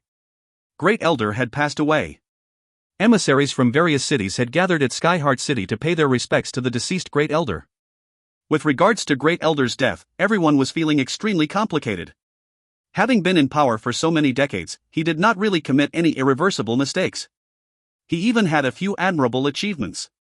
Despite all this, the fall of the Avalon of 5 Elements happened entirely in his hands. Facing the menacing blood of God, the Elders Guild had been slow and senile in its reactions, like Great Elder. The foundation of the Avalon of 5 Elements had been destroyed in his hands. Now, they could only struggle to survive in the wilderness. The prosperous age of the Avalon of 5 Elements seemed like it was just yesterday. The state that elementalists were in now was miserable. Had Great Elder been incompetent? Who other than Great Elder could save the Avalon of 5 Elements from this desperate crisis? Who could lead everyone to the light? Not only was everyone feeling sad over the death of Great Elder, but they were also feeling worried for their own futures. The future was now shrouded in heavy winds and torrential rain. Which path should they now follow? No one knew the answer, and it only made them more sad. Great Elder passed away in the 2nd year of Elemental Desolation Age. It marked the end point of the Elders Guild that had ruled Avalon of 5 Elements for thousands of years. Only 3 elders attended Great Elder's funeral. Even the emissaries sent by powerful aristocratic families like the Gong residents were unknown and insignificant individuals. As compared to the absolute authority and supreme status Great Elder had held while he had been alive, the turnout for Great Elder's funeral made one sigh in sorrow. Madame Yi's face turned ashen. Everyone knew an era had ended. This was the beginning of a new era. The isolated Clearwater City appeared to have nothing to do with the maelstrom, but Ai Hui and his counterparts still heard the news of Great Elder's death at the first instance. The Gong residents' unique way of transmitting messages allowed them to obtain the news almost immediately. Everyone was feeling complicated now. As an important figure who represented the past era had left this world, everyone could not help but sigh in sorrow. Gong Peiyao was deep in thought. Madame Yi and the Gong residents had an irreconcilable relationship. With Madame Yi in power, she would not let the Gong residents off easily. Gong Peiyao was preparing to go home, but a message from the Gong residents told her to stay in Clearwater City. Whether it was in Skyheart City, New Light City, or the Gong residents' Palace Field City, it was unusually quiet. It was so quiet everywhere that it was as if nothing had happened. A terrifying storm seemed to be brewing. Now was the calm before the storm. AI Hui thought that they would not be affected since Clearwater City was very far away from Skyheart City. Unbeknownst to him, however, the undercurrents of Great Elder's death were silently surging toward them. Han Li had become a madman. Every day he would go to the mayor's residence to challenge AI Hui, and every day the latter would turn a deaf ear to him, completely ignoring him. Failing once again to get AI Hui to accept his challenge, Han Li returned to his inn. He was in a very bad mood. He did not expect AI Hui to completely ignore his challenge. Han Li, you have forgotten about your mission. A sweet and delicate voice rang across the room. It belonged to a tall, slim woman. Han Li immediately grasped the hilt of his sword, but soon loosened his grip. With an ugly facial expression, he snorted, "Don't talk to me about the mission, I'm not in the mood right now." You merely failed in getting AI Hui to accept your challenge, right? I have a way to make him accept your challenge. The woman smiled. How? Han Li became energized. If you find any errors, ads pop-up, ads redirect, broken links, non-standard content, etc., please let us know. Report chapter so we can fix it as soon as possible. Chapter 448, As You Wish. Chapter 448, As You Wish. Translator, TYZ Editor, TYZ, K. Kermit. AI Hui had a headache. He could not understand why such a senseless individual was in this world. He rubbed his temples and asked with extreme annoyance, "So Han Li wants a public competition?" The mayor's face turned ugly as he replied, "Yes, he said that if you don't accept his challenge, he will disrupt your business of selling snow lava by sending threat letters to those enterprises that bought it." Is this fellow crazy? AI Hui widened his eyes and almost blurted out vulgarities. Why does he insist on fighting with me? Doesn't he know that it won't make him any money? What exactly is he thinking about? If he doesn't want to make money, then fine by me, but now he is threatening me and keeping me from making my money. When Gong Peiyao saw the helpless look on AI Hui's face, she was secretly happy. She chuckled. I didn't expect Han Li to be such a sword fanatic. AI Hui, you have to understand the mentality of a sword fanatic. Sword fanatics don't care about money. The rest of the people looked like they were watching a show. In fact, everyone felt that AI Hui's unique money-minded mentality was weird and unusual. From their perspectives, a challenge like Han Li's was of great significance. It was tightly linked to one's honor and reputation and represented one's pursuit of perfection in his or her art. Everyone was filled with disdain towards AI Hui when he connected the challenge to money and complained about not making any, but their disdainful looks had no effect on the thick-skinned AI Hui. Normally, they could not do anything to AI Hui. Now, all of them were very happy that someone had found his weak spot. With a solemn look on his face, AI Hui turned around and said to the mayor, "Why don't we send someone to kill him? It is better for someone like him, who is disrupting our business, to die." The mayor laughed bitterly and replied, "I do not think this is justifiable. He only wants to challenge you and swap pointers on swordsmanship. If we kill him, who will dare to deal business with us in the future? This is not a good plan." Shi Shueman shook her head. She was born in a family that placed great emphasis on honor and glory. Since she was young, she had never backed away from a challenge. Furthermore, those who dared to challenge other people were usually praised for their spirit. AI Hui did not care about Iron Lady's opinion as he knew that she was a straightforward individual. He turned around and asked the mayor, "Is snow lava our business?" The mayor was a businessman and quickly understood what AI Hui meant. With a straightforward tone, he replied, "That's right, Han Li threatens our business and you shouldn't be the only one to bear the consequences. Feel free to tell me your requests. Since he wants to challenge me so badly, I will give him a chance. However, I am interested in neither honor nor reputation. I can accept his challenge provided there are enough incentives for me to do so. Mayor, you will be in charge of providing the incentives. You provide the money while I provide my strength. What do you think?" "No problem, it's a reasonable request." The mayor chuckled. He felt that AI Hui was an extremely interesting individual. He behaved more like a businessman than the mayor himself. Gong Peiyao widened her eyes and stared at AI Hui. After a while, she turned around and said to Shi Shueman, "Oh my god, Sister Shueman, how can you even put up with such a miser?"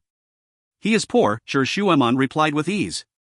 Gong Peiyao became speechless. AI Hui spread his arms, feeling joyfully proud of himself. When Venerable Volcano saw the cheeky look on AI Hui's face, he could not help but burst out in laughter. He felt that Shi Shueman's indifference and AI Hui's cheekiness were a perfect match. Only Gong Peiyao was still puzzled. Shouldn't AI Hui be angry that Sister Shueman called him poor? People she had encountered in the past felt humiliated when they were called poor by others. Why does AI Hui look so happy, as if he is being praised? Such a weird duo. Mayor Xiao Meiqi was very efficient.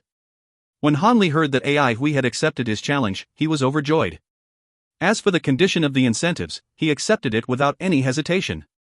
The issue was settled in the late afternoon of the day itself. The battle would begin in the early afternoon of the second day, but out of fear of destroying the city, the battle site was set outside of it. The incentive that Han Li provided was a piece of peacock gold while Xiao Meiqi provided a bottle of clear water. The two items were extraordinary and both were of a higher grade than snow lava.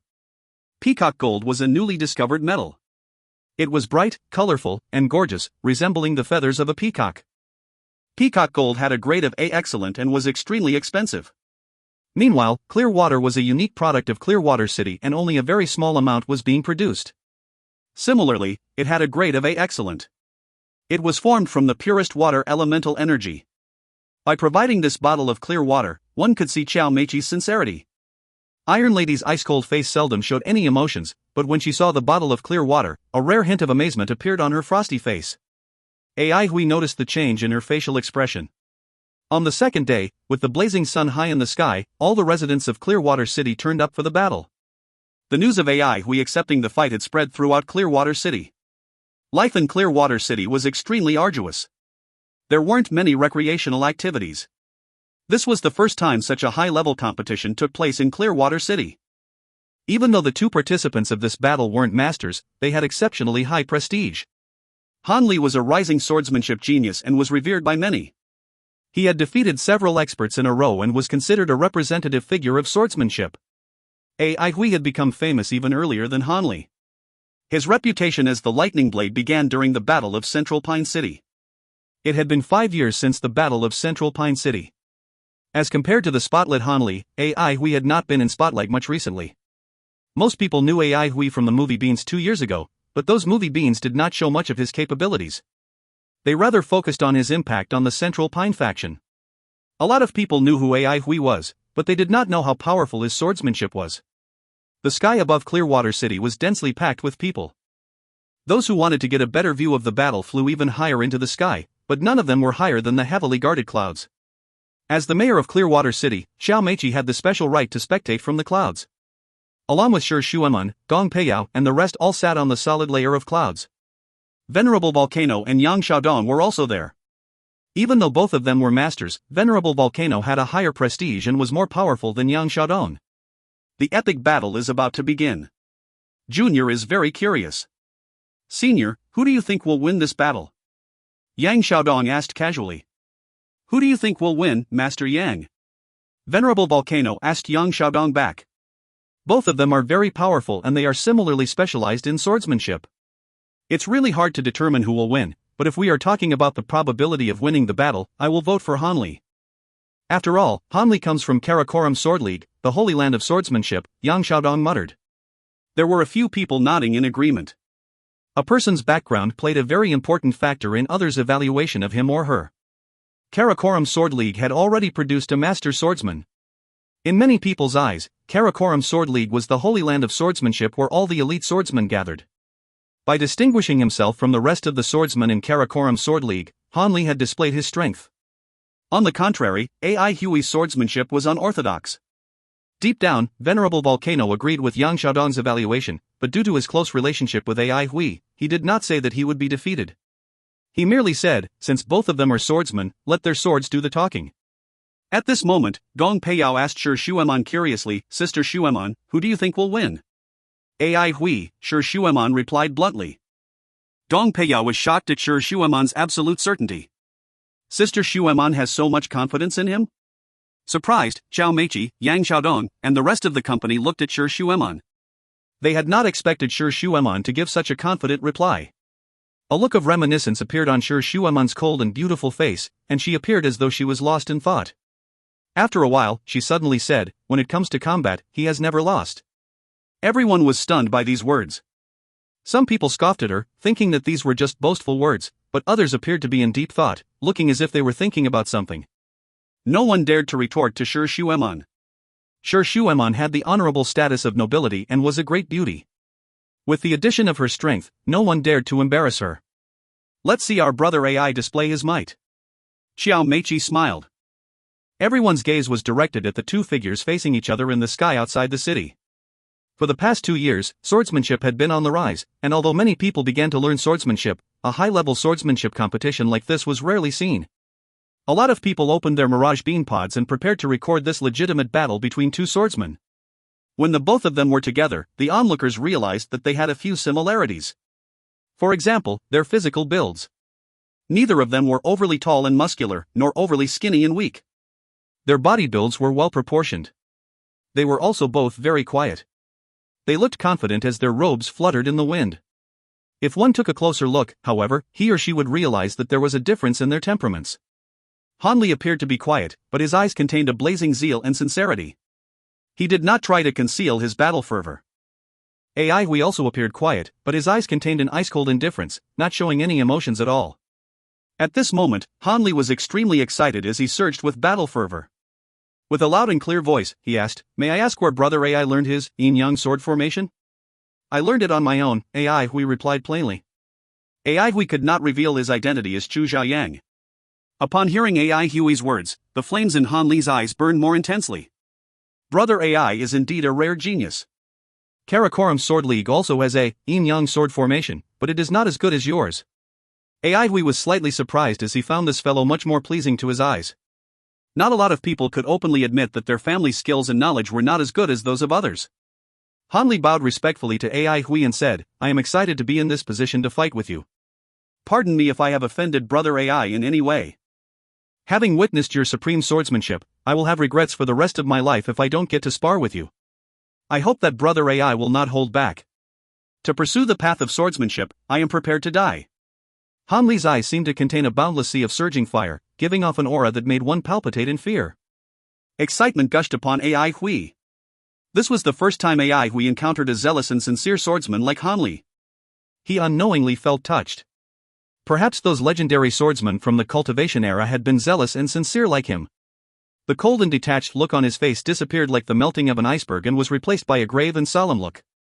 Hui raised the wintry jade blade in his hand and pointed it at Han Li. Suddenly, a sharp glint flashed across his eyes, resembling a sword being unsheathed. Elemental energy gushed out of his body and his robe fluttered even though there was no wind. 3 words came out of his mouth with pauses in between. "As you wish." If you find any errors, ads pop up, ads redirect, broken links, non-standard content, etc., please let us know. Report chapter so we can fix it as soon as possible. Chapter 449, Red Dust. Chapter 449, Red Dust. Translator, Irene. Editor, XTYZ. 2 figures could be seen entangled in the sky and colliding rapidly. A dazzling sword ray flashed across the sky from time to time like a shooting star. The blossoming rays were at times like sprinkling raindrops, falling over the deserted mountain outside the city and leaving seemingly bottomless holes.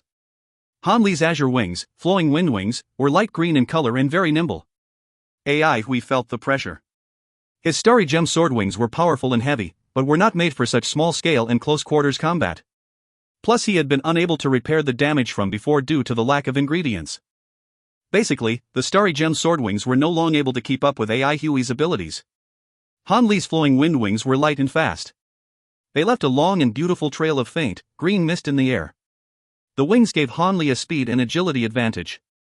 Without wasting it, he cruised around Hui without stopping. Amid the continuous and diverse moments of the sword moves, the faint green sword ray whizzed toward Hui from a crafty angle. Hui was very calm. The wintry jade blade was exceptionally nimble and its moves came naturally as Hui blocked Han Li's attack. 6 palm-sized moon blades circled around Hui efficaciously. In Hui's hands, 6 moons was strangely hard to fathom. 6 moons emerged from one of the 3 moves, crescent moon, from the sword pills. But it was much more complex and exquisite. Han Li was highly guarded against 6 moons, as he had almost been injured by one of the sword blades. Frightened, Han Li quickly pulled away and did not dare to follow so closely. He had never seen such a peculiar sword technique. Contrasting his alertness, he felt more excitement. What other weird moves would he have? Stimulated, Han Li decided to pressure Hui even more.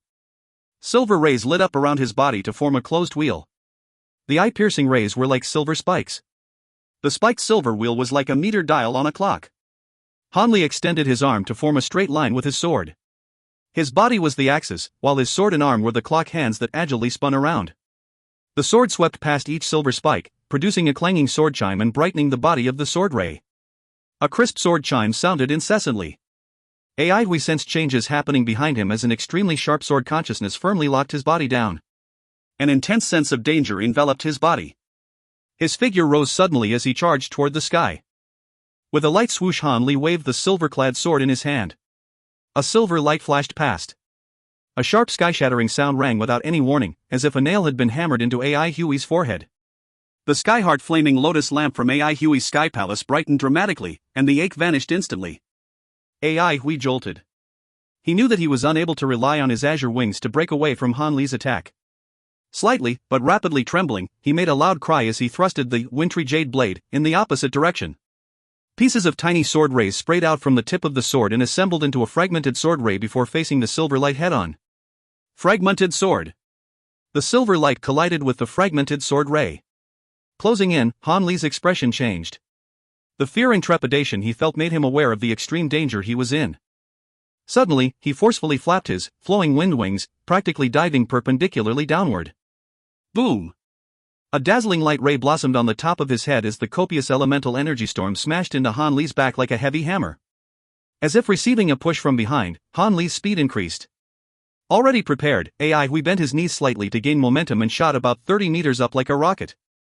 Boom, boom, boom. The sound of rolling thunder rang loudly before dispersing. Fear and shock could be seen in faces of the observing elementalists. The battle intensity, especially its tempo, had far exceeded their imagination, and many things were occurring beyond what the naked eye could see. The previous tangle, resistance, and probing could be described with one word: fast. Things happened as fast as lightning, and it was too much for the eyes to take in. The tension was suffocating, as depicted in swordplay books. The powerful explosion and impactful collision shook them to the core. When the light ray blossomed, it was as if there was an additional sun in the sky. The fluctuating waves forming ripples in midair. Those above the protective mist layer had a grim expression on their faces. Venerable Volcano muttered to himself, "This kid is improving very quickly." It had been less than 2 years since the porridge feast. He clearly remembered the ability level that AI Hui had possessed during that time. The AI Hui before him now was like a whole different person. How did he achieve this? Venerable Volcano found it hard to believe. AI Hui was not gifted, and, while training the sky-heart flaming lotus lamp technique could improve one's constitution to a certain extent, it should not turn one into a genius. Swordsmen were a type of elementalists as well, so there was not a fundamental difference in the elemental energy that they trained with.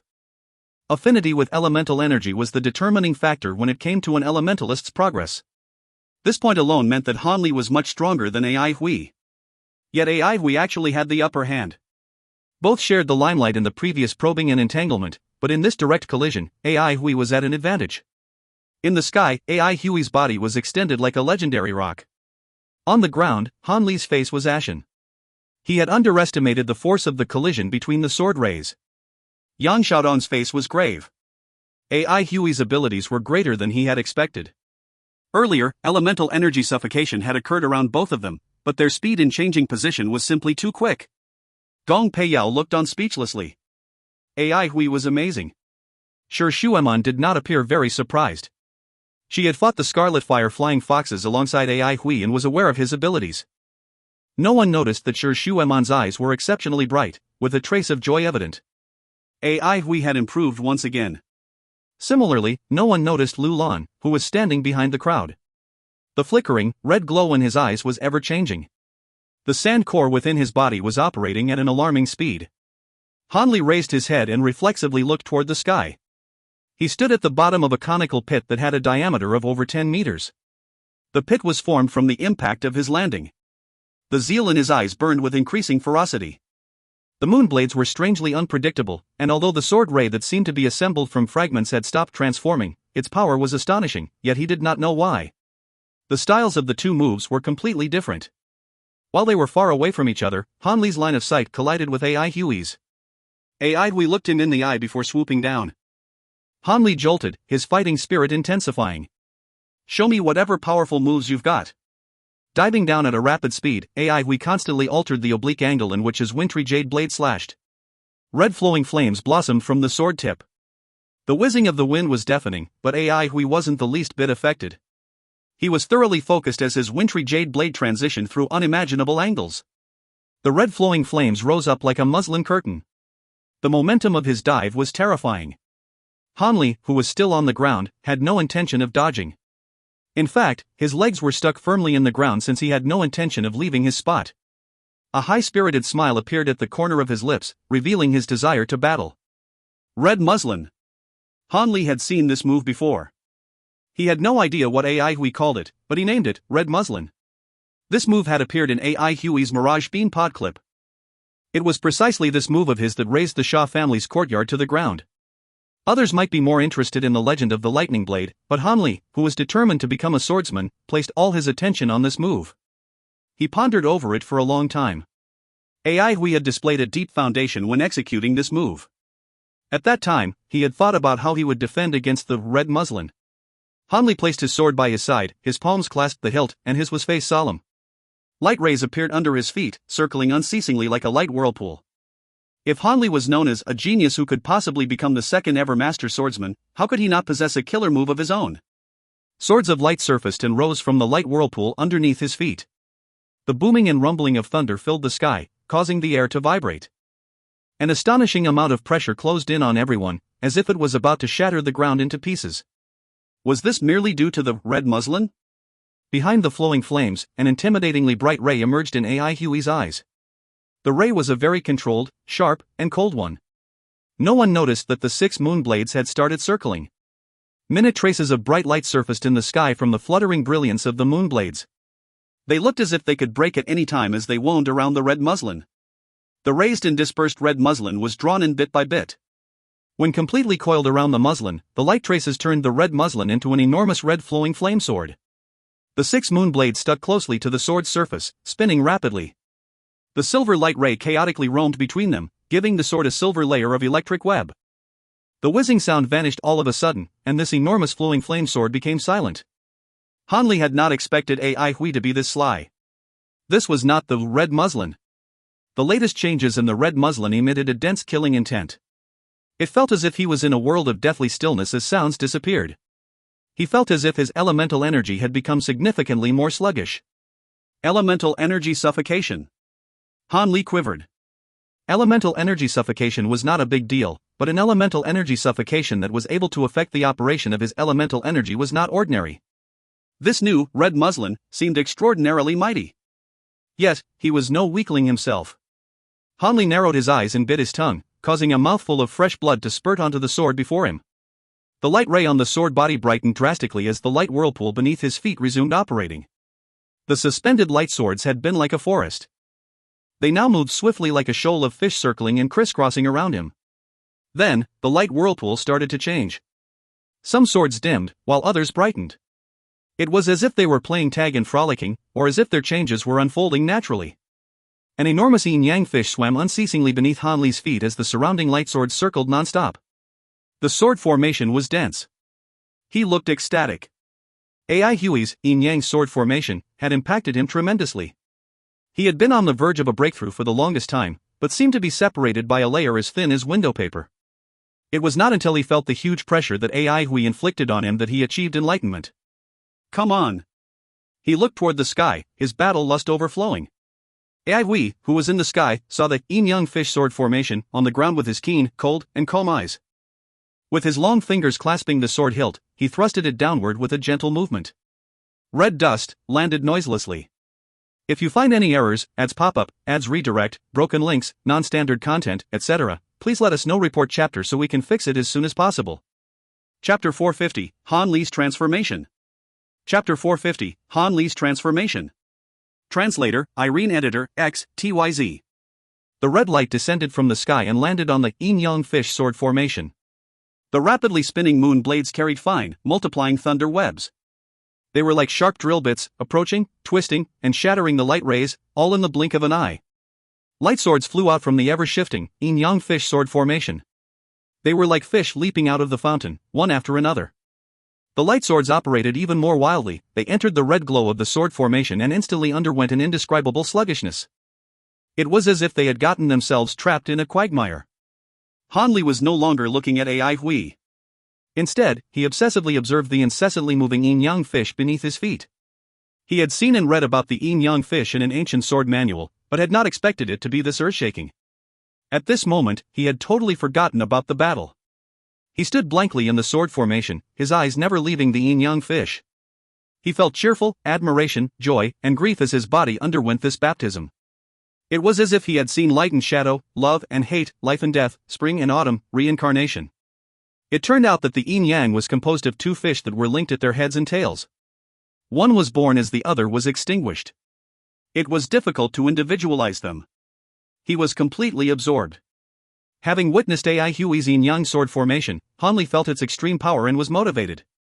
This yin-yang fish sword formation was his new result, one that was superior to Ai Hui's yin-yang sword formation. He was not worried about the battle. The moment the yin-yang fish sword formation took shape, strong confidence filled his body and mind. He did not think that Ai Hui was able to break this formation because even he, himself, was unable to do so. The yin-yang fish sword formation was his most outstanding work so far. The invisible resistance of the sword formation was 10 times stronger than that of Ai Hui's. Once a person fell into the sword formation, he or she would be trapped by the interweaving yin-yang force. For elementalists, they would immediately lose control of their body and be confined. Time would pass as the yin-yang force continuously corroded their bodies until they lost any signs of life. Injuries inflicted by the yin-yang force could only be neutralized and cured by yin-yang force. Another unique aspect about yin-yang force was that it was sustainably powerful because it multiplied without end. If one did not break through it the first time, the task became impossible as it would only become stronger. Hanli was exceedingly certain that Ai Hui's red muslin, even with any new changes, would not be able to destroy his yin-yang fish sword formation. He was not as confident, however, that a master would fail to break his formation. It was difficult to understand the ways and strengths of a master before becoming a master and experiencing it firsthand. But there was something he had thorough confidence in.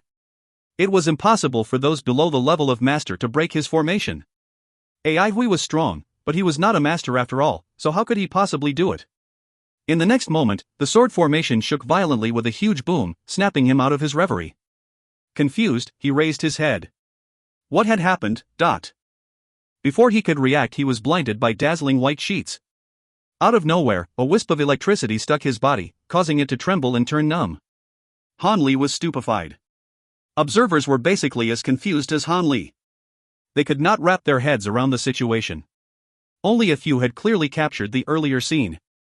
There was a dense crowd beneath Clearwater City's cloud layer. In an inconspicuous corner stood a blind man and a tall lady that were completely enthralled by the battle. The tall lady could not help but cover her mouth in alarm. With teary eyes, she was completely overwhelmed with shock. The blind man looked expressionless, but he grasped onto his cane as if his life depended on it, and his hand trembled. It was as if his forehead had been brutally hammered and he had not even realized that he was mumbling to himself. Lightning! It's lightning! Above the cloud layer, Yang Xiaodang jolted up, evidently frightened. He felt a destructive force, one that was so terrifying that he wanted to stay clear of it. Venerable Volcano was stunned as well. Lightning was one of the most masculine and domineering forces. It was also a power that elementalists had yet to tame. Having seen the violent lightning flashes and rolling thunder, many yearned for such incomparable strength, but few succeeded. Even to this day, lightning-type inheritances were pathetically few. They were practically the favorites on the market. Shi Shuemon's eyes lit up. Dustfall? While in Central Pine City, she was extremely familiar with the 3 moves from Ai Hui's sword pill. Crescent Moon was modified into 6 moons, while Night Epiphyllum was the move he used to end his master's life, so he stopped using it ever since. Only Dustfall remained. Shi Shuemon had a very deep impression of Dustfall. Ai Hui had used it to save everyone during the bloody Battle of Longstreet. Blood fiends feared the aura of lightning, so Ai Hui used it often. Lulan spoke up suddenly. It's a combination of soaring flames, cascading muslin, 6 moons, and Dustfall. Mixing sword moves was not an easy task. If done well, the resulting move would naturally double in strength and become more exquisite. If done poorly, not only would its power decrease, it would leave many loopholes and put the elementalist in danger. Ai Hui had done an extremely fine job of combining the 3 moves. They could clearly see that the 6 rapidly spinning moons were slowing down and weakening. Suddenly, the thunder web connecting all 6 moons exploded. Lightning was one of the scariest forces in the natural world, and in that moment, it displayed its terrifying destructiveness. Silver snakes danced in disorder. The surrounding light swords gave way to an empty region of about several squares. Yin-yang force could multiply non-stop, but it required time. Even if the light swords were continuously flying out from the yin-yang fish, they were unable to fill this gap. Without a sound, an enormous red sword shot into the empty space. Boom! Orange flames blossomed together with the release of the absolutely terrifying, built-up force. It was as if a heavy hammer had smashed into the ground, causing its surface to pulse. The unrestrained and brutal flames flowed like wildly charging dire beasts, tearing and shattering the light swords. Ai Hui, who was in the sky, coldly looked down under his feet as the orange flames blossomed, spread, and burst through the sword formation, eventually swallowing it up. An enormous flaming flower blossomed on the ground. The rising heatwave soared and the explosive shockwaves rapidly spread outward like ripples. Wherever they passed, the rocks shattered, mountains collapsed, and the ground split, leaving bottomless cracks that extended across several miles. Ai Hui spread his azure wings, flying up even higher. He looked very calm, without the least bit of joyous victory on his face. In actual fact, he did not find it worth celebrating. Han Li's yin-yang fish sword formation was indeed superior to his.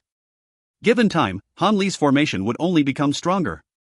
The yin-yang fish sword formation was still at its weakest, while the full potential of red dust had already been unlocked, so it was difficult to improve it further. Han Li had already grasped a way of doing things. Yet, what was his style? Ai Hui was at a loss. Ai Hui's killer move was extremely powerful, but he knew that his moves were very heterogeneous, so forming a system that connected them was unlikely. Han Li chose yin-yang. What should he choose? A figure shot up from amid the flames. It was Han Li.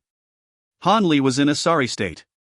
Only half of his flowing wind wings remained, his garments were torn and tattered, half of his eyebrows were burned, his face was filthy with grime, and there were bloodstains on parts of his body. Yet, he was not the least bit discouraged or dismayed. Instead, he was in great spirits, emitting an indescribably glow. He saluted from afar. Thanks for being lenient. He looked sincere. It was from the bottom of his heart. Ai Hui returned the salutation and shook his head. Brother Han's abilities made it so, I was extremely lucky. Han Li laughed. I lost and you won. Why so polite? The battle today was like a monastic practice. I have been enlightened and benefited a lot. It has also allowed me to see the future of swordsmen and how vast and boundless the future of swordsmanship is. Ai Hui listened quietly and felt somewhat envious. Han Li's eyes were as clear as water and free from distracting thoughts. He was like a whole different person, like a butterfly emerging from its chrysalis. He had a solemn expression on his face. Before today I was muddled, drifting with the waves and going with the flow. I was born in a fleeting time and had been trapped in dangerous situations, constantly worrying about daily affairs. Today, I finally understand what I have to do from now on. The marvel of swordsmanship is boundless and requires a lifetime of dedication. Ai Hui could feel Han Li's devotion and was genuinely happy. Congratulations, Brother Han. Han Li also could feel Ai Hui's sincerity. With bright eyes, he said, although I have lost today, I have already advanced. If Brother Ai slacks off, you're going to be left far behind. Ai Hui's heroic spirit vanished as he burst into laughter. The next time we meet will be the day I defeat Brother Han once again. Han Li laughed as well. Such a heroic speech. I'll wait and see. I'll bid you farewell for now. See you again. Ai Hui replied, have a pleasant journey. All of a sudden, Han Li said in a low voice, the assembly of patriarchs has its eyes on you. Be careful, Brother Ai. With that, he turned around and flew off. Ai Hui looked at Han Li's disappearing silhouette and appeared to be lost in thought, but was actually overwhelmed with shock. The assembly was watching him? Why? Because of the snow lava or because they had found out about Chu Xiaoyan's identity? Or were there other schemes? Clearwater City. Seeing Han Li flying further and further away, the tall lady's face turned ugly. The blind old man could not help but mock. That's all there is to the assembly. I thought you guys had more control over Han Li, huh? The tall lady's expression returned to normal. Without Han Li we still have Zhang Li and Wang Li. You didn't think we were placing our hopes solely on Han Li, did you? The blind old man snorted. I hope you mean what you say and those words aren't just nice to listen to. The tall lady smiled. Don't be angry. You need money, and so do we. We have the same goal. Rest assured. How can we let this money tree slip away from our fingers? The blind old man's expression loosened up slightly. Just thinking about the snow lava made his heart palpitate eagerly. He said faintly, then how are you guys going to take action? That AI fellow is a tough nut to crack plus, there's that woman from the Sure family too. Attacking head-on isn't such a good idea. The tall lady laughed softly. We can't do that, of course.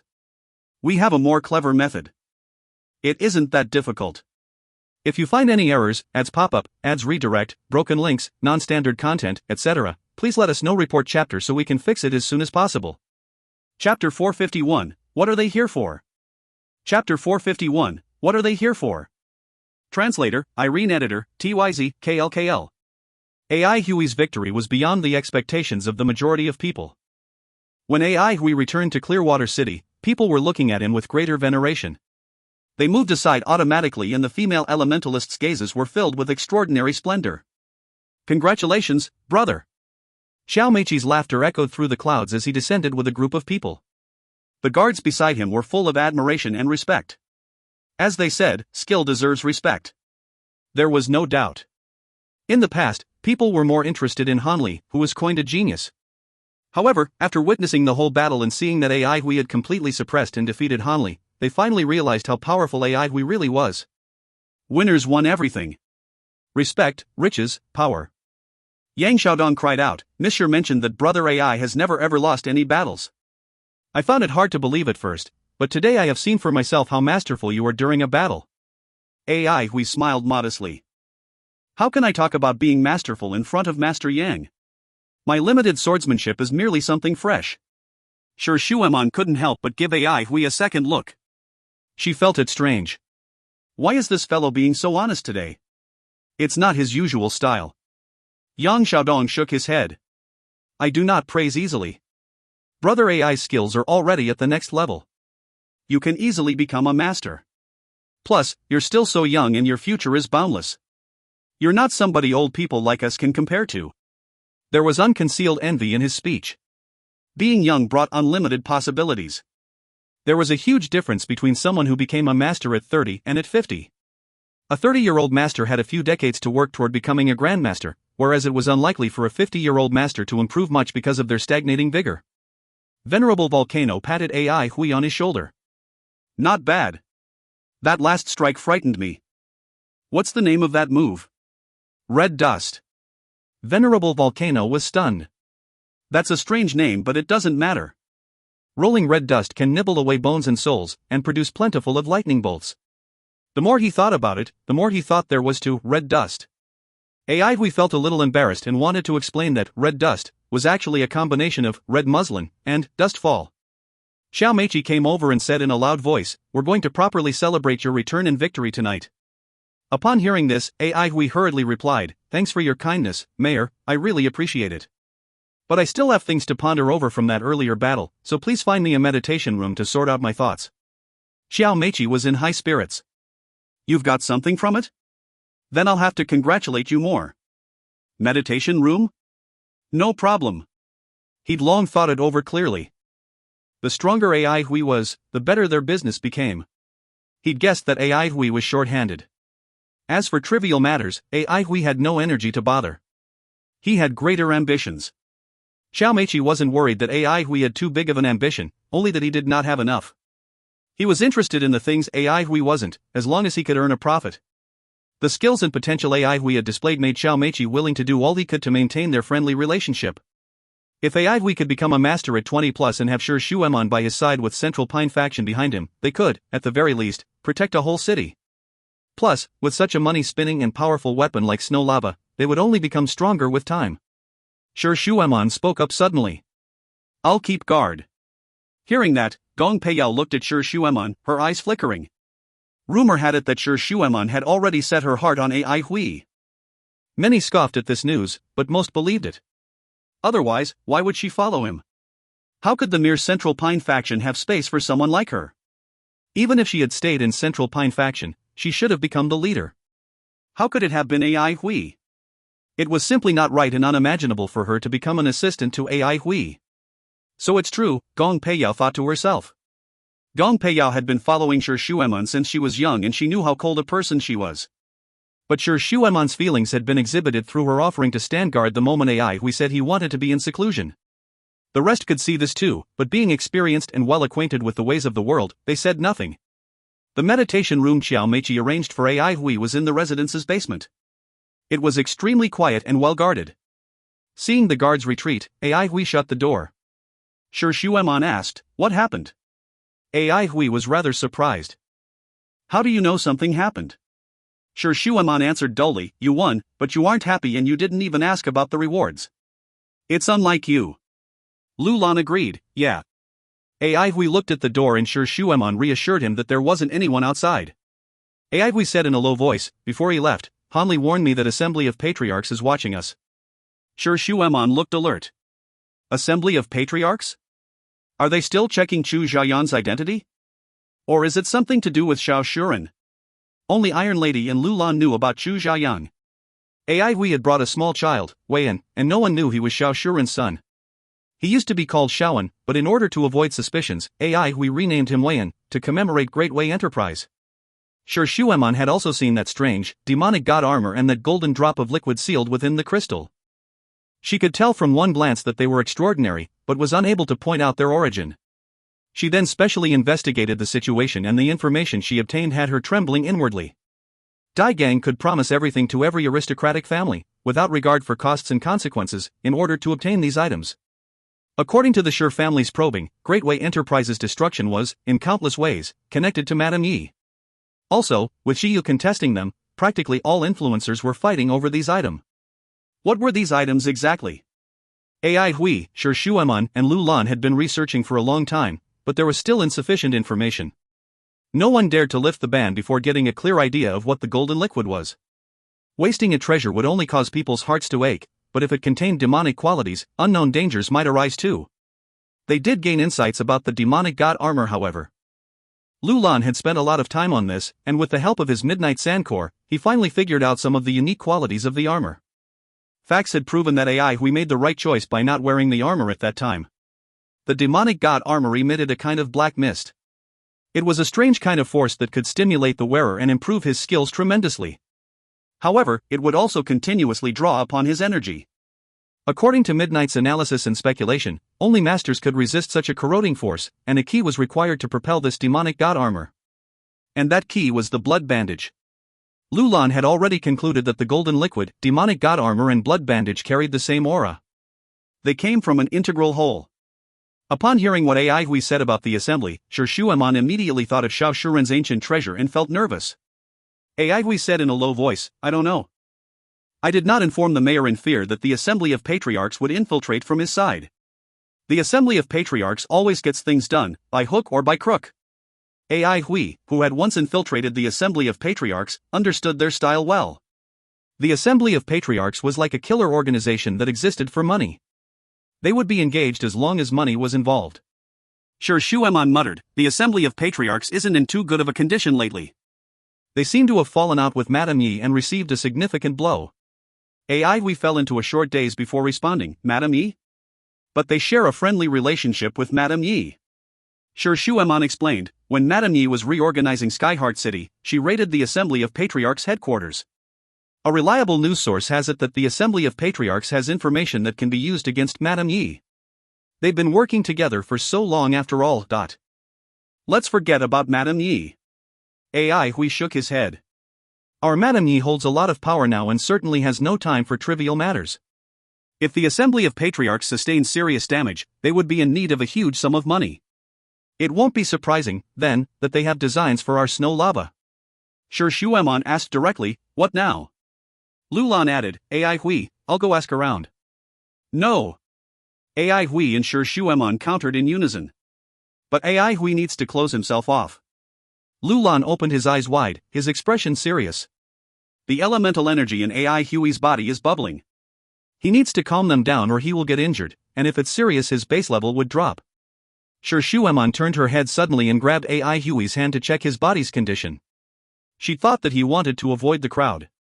It was only now that she realized his body wasn't doing too well. Hey, men and women shouldn't be this close. Even though we've hugged." Ai Hui blurted out, without any sense of shame. Shi Shuemon couldn't be bothered with him.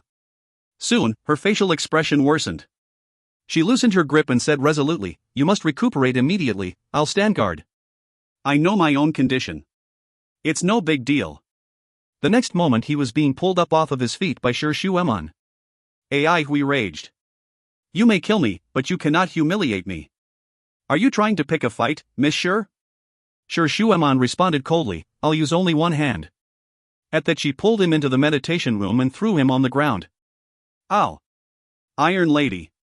You and we've got a problem. Bang. Sure Shueman had shut the door. The meditation room was completely soundproof, so those outside could hear nothing at all. Lulan said in all seriousness, I'm going to get information, Shueman. Be back soon. Sure Shueman looked at him without a word. Lulan opened his eyes wide. I'm very capable, Shueman. A warm smile appeared on Sure Shueman's unchanging, iceberg-like face. Go ahead, Lulan. I trust you. Lulan was joyed, his eyes taking the shape of crescent moons. He cried out, thanks, Shueman. I'll give it my all. With that he transformed into a pool of sand and disappeared into the ground. Sure Shueman smiled slightly and the dusky entrance seemed to brighten up a little. Her smile flashed like a glimmer in the night. She returned to her icy, wordless self. She untied Cirrus from her back and placed it beside her, sitting upright by the door. If you find any errors, ads pop up, ads redirect, broken links, non-standard content, etc., please let us know. Report chapter so we can fix it as soon as possible. Chapter 452, Disturbance. Chapter 452, Disturbance. Translator, Irene Editor, TYZ, KLKL.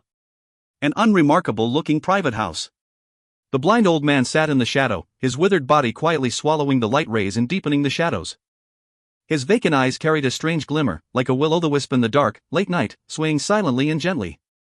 He stroked his staff with his pale, wrinkled palms, producing a hair-raising rustling sound, like that made by a snake slithering through crisp leaves.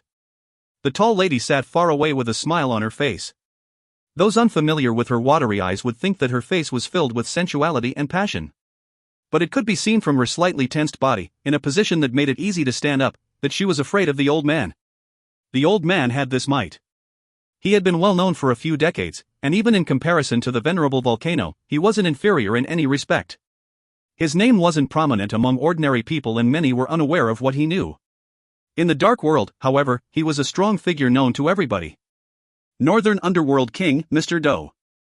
No one knew what his real name was, but everything he did would shake heaven and earth. Before the city expansion order, masters weren't receiving as good a treatment. Every rich and powerful family looked after a few of them, but many masters were unwilling to attach themselves to those families. They were unyielding and untamed. Coupled with their tyrannical abilities, any slight disagreement would have them drawing their knives out. At that time, quite a number of masters blended into the underworld as assassins, robbers, and so on. But most of them kept a low profile. Naturally prideful, they seldom attacked, a reason why they weren't very famous among the ordinary crowd. But the aristocratic families during that time did suffer under their hands. The tall lady's background wasn't ordinary either. Her nickname was Autumn Water. The Assembly of Patriarchs had been expanding at an alarming rate over the past 2 years and had recruited a bunch of valiant elites, the 12 brilliant and well-known patriarchs. Patriarch was a position filled only by the most outstanding elite. Being a master was a prerequisite. Autumn Water was the 9th patriarch. The patriarchs were only engaged for the most important missions. This was one of the reasons why Mr. Doe was willing to cooperate. He could tell that the Assembly of Patriarchs was determined to win. Mr. Doe said, I heard that your Assembly of Patriarchs isn't doing too well recently. Madam, he isn't going to leave the matter at that. How many patriarchs are dead? His voice was hoarse and sounded like the chafing of leather. It was a voice that made people instinctively feel uncomfortable. Autumn Water did not mind. 3. Widow Yi is destroying the bridge after she crosses the river. Women are selfish. She spoke as if the death of the patriarchs was of no relevance to her. Mr. Doe thought that she would have masked this matter, since it was a piece of news that he'd spent a decent amount of effort in obtaining. Her casual acknowledgement of it made him think. He tried to sound things out a few times. Then does your side still have the capability to finish this business? Autumn Water laughed lightly.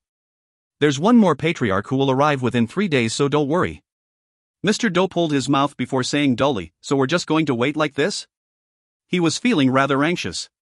The longer things dragged on, the further the news about snow lava would spread and the greater the number of eyes would be fixed on this gold mine, increasing their competition. This was also why he wanted the battle to take place in Clearwater City and not during Ai Hui and Gang's return journey. No one knew where their city was or which path they would take to return. It was the wilderness after all, and if AI we went straight for the deepest part of the wilderness, should they make chase or not? Placing hopes on their return journey would yield unpredictable results. All sorts of accidents could occur. It wasn't a wise choice. He felt apprehensive about AI Huey's skills. Together with Sir Shuemon, a bigger trouble ensued. Autumn Water replied confidently, "Relax, we have people in the mayor's residence. No movement can escape our eyes. AI Hui is still recuperating. He's pretty badly injured, but I suggest that we don't deal with him." Mr. Doe asked faintly, "Then who?" Autumn Water laughed softly. "That little girl in the Gong residence." Mr. Doe laughed coldly. "There's venerable volcano beside her. Plus, provoking the Gong residence will cause no end of trouble." Autumn Water was rather surprised. "Don't tell me you're still afraid of the Gong residence? You shouldn't be. To think that you used to look upon these rich aristocratic families as if they were swines and sheep, slaughtering them as you please. How thrilling. Not worthwhile." Mr. Doe kept a calm expression, as if unoffended. "While I would like to fish up a sum, causing a feud with the Gong family is simply too big a price to pay." Declining to comment, Autumn Water said instead, "If AI Hui doesn't come out, what are you going to do? It's better to make a move on the mayor, but Xiao Meiqi and AI Hui aren't that close, so AI Hui might not hand over Snow Lava's refining method." Mr. Doe kept silent. Autumn Water wasn't wrong. Gong Pei Yao really was a more suitable target. Sher family and Gong family shared a deep relationship, so Sher Shuemon would never sit and watch Gong Pei Yao falling into danger. While Snow Lava brought tremendous profits, he believed that Sher Shuemon would choose Gong Pei Yao. But if things were to be done this way, the matter was going to blow up. Kidnapping Gong Pei Yao would mean offending the Gong residents and forming an unending feud with them. The Gong residence was one of the three superpowers alongside Madame Yi and New Citizen faction, so one could well imagine the dire consequences of offending them. The world now wasn't like that during the era of the Avalon of Five Elements. Aristocratic families held many advantages but also faced many restrictions. The ways of the current world rendered aristocratic families, like the Gong residents, worry-free. Many things that weren't easily done in the past posed no problems today since no one cared. A worry-free and unrestrained Gong residence was like a dire beast free from shackles and chains. Unless it was absolutely essential, he had no wish to provoke such a monster. But thinking about the profits Snow Lava brought, he couldn't help but feel tempted. He spoke up after a long silence, "Wait a bit more. Let's reassess the situation when your backup gets here." Autumn Water nodded. "Okay, but we have to delay their transaction time." Mr. Doe replied, "I'll instruct them." Mayor's residence. Xiao Meiqi was under much pressure. He hadn't managed to gather all the materials needed to exchange for Snow Lava. He'd lost his temper more than once, but that brought little results and progress remained slow. Xiao Meiqi was born into a family of merchants and hence was extremely sensitive to efficiency. From information passed to him through various channels, it seemed that someone was obstructing their material collection process. Xiao Meiqi was having a headache. Who was it? His first guess was that it was highly likely that the news about Snow Lava had spread and someone had set his eyes on it. He sent people to investigate, but no news came back thus far. He suppressed the jitters within his heart and asked Yang Xiaodong, who was beside him, "Is AI Hui not out yet?" Yang Xiaodong shook his head. "Nope. He's probably got a big gain." Just then, Gong Pei Yao and Venerable Volcano dashed in. They did not look good. Xiao Meiqi's heart made a loud thump as he stood up hurriedly. What happened? Gong Pei Yao bit her lips. Great Elder passed away a few days ago. Xiao Meiqi couldn't help but cry out in alarm. Not only he but Yang Xiaodong, too, revealed a face of shock. Even the stupidest person knew that Great Elder's death meant that the last rope around the city's necks was gone. Nevertheless, no one felt happy. Disregarding the Great Elder's achievements and mistakes, he was still the last leader who was able to guide the masses. Now that he was no longer around, anything related to him was thoroughly finished. What did the future hold? No one knew. Clearwater City was located in such a remote area that this news took several days to arrive. Skyheart City was probably already in a state of chaos by now. Skyheart City was indeed a mess. The disturbance started from disputes between diplomatic mission teams from respective cities and things worsened from there. Flames soared in the night sky as battling noises fell incessantly on the ear. Fresh blood and blood-filled corpses covered the streets the next morning. Things were getting increasingly intense. 2 small families had been wiped out and only a mess had been left in the houses. The houses had been completely plundered.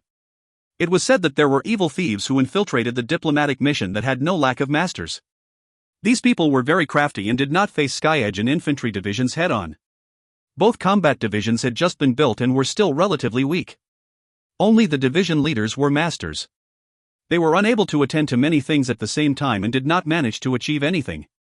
Eventually, Madame Yi decided to call them back. All kinds of rumors flew around. Some said that Madame Yi wanted to get rid of dissidents but couldn't do it openly, so she had to resort to such methods. Others said that these thieves had just come from the front line, with over 10 roving thieves gathering, and that they had been lusting after Skyheart City, the biggest city, for the longest time. Citizens in Skyheart City were anxious and aristocratic families dared not dispatch their masters in fear of having their homes wrecked. The Great Elder's Mansion was the most luxurious and well-guarded place in Skyheart City. The elites of SkyEdge and Infantry Division were all guarding it, and even the 2 division leaders were keeping watch. Madame Yi sipped on her tea. All checked? Her subordinate answered respectfully, all checked. A few elders are participating in this. What about the roving thieves? They're close by. About 60 miles away from here. The news about roving thieves is accurate. Many have gathered and are approaching Skyheart City. The news that Grandmaster Enmuta has no power to reverse the situation has also spread. No one can stop them. Many citizens in the city started packing their things and got ready to flee. Madame Yi felt rather regretful. Colluding with both inside and outside? Do they really disapprove of me this much? They're short-sighted and blinded by greed. Madame Yi shook her head and sneered, I know they're not. They just don't believe that I can remedy the situation because I'm a woman. Do they think they're able to then? Yes, she found it ridiculous. Didn't these people think about who they were going to put on top after taking her down? They were just a bunch of blockheads who wanted to stop others from obtaining what they weren't able to. What disappointed her was the fact that the few elders who used to support her chose to watch from the sidelines. This was the real reason that made her fall into such passiveness. No elder openly supported her. This being the case, there wouldn't be any more elders from now onward. Her cold eyes flickered, but her tone was exceptionally gentle and calm. Have the 3 central divisions enter the battlefield and pacify the mutiny. If you find any errors, ads pop up, ads redirect, broken links, non-standard content, etc., please let us know. Report chapter so we can fix it as soon as possible.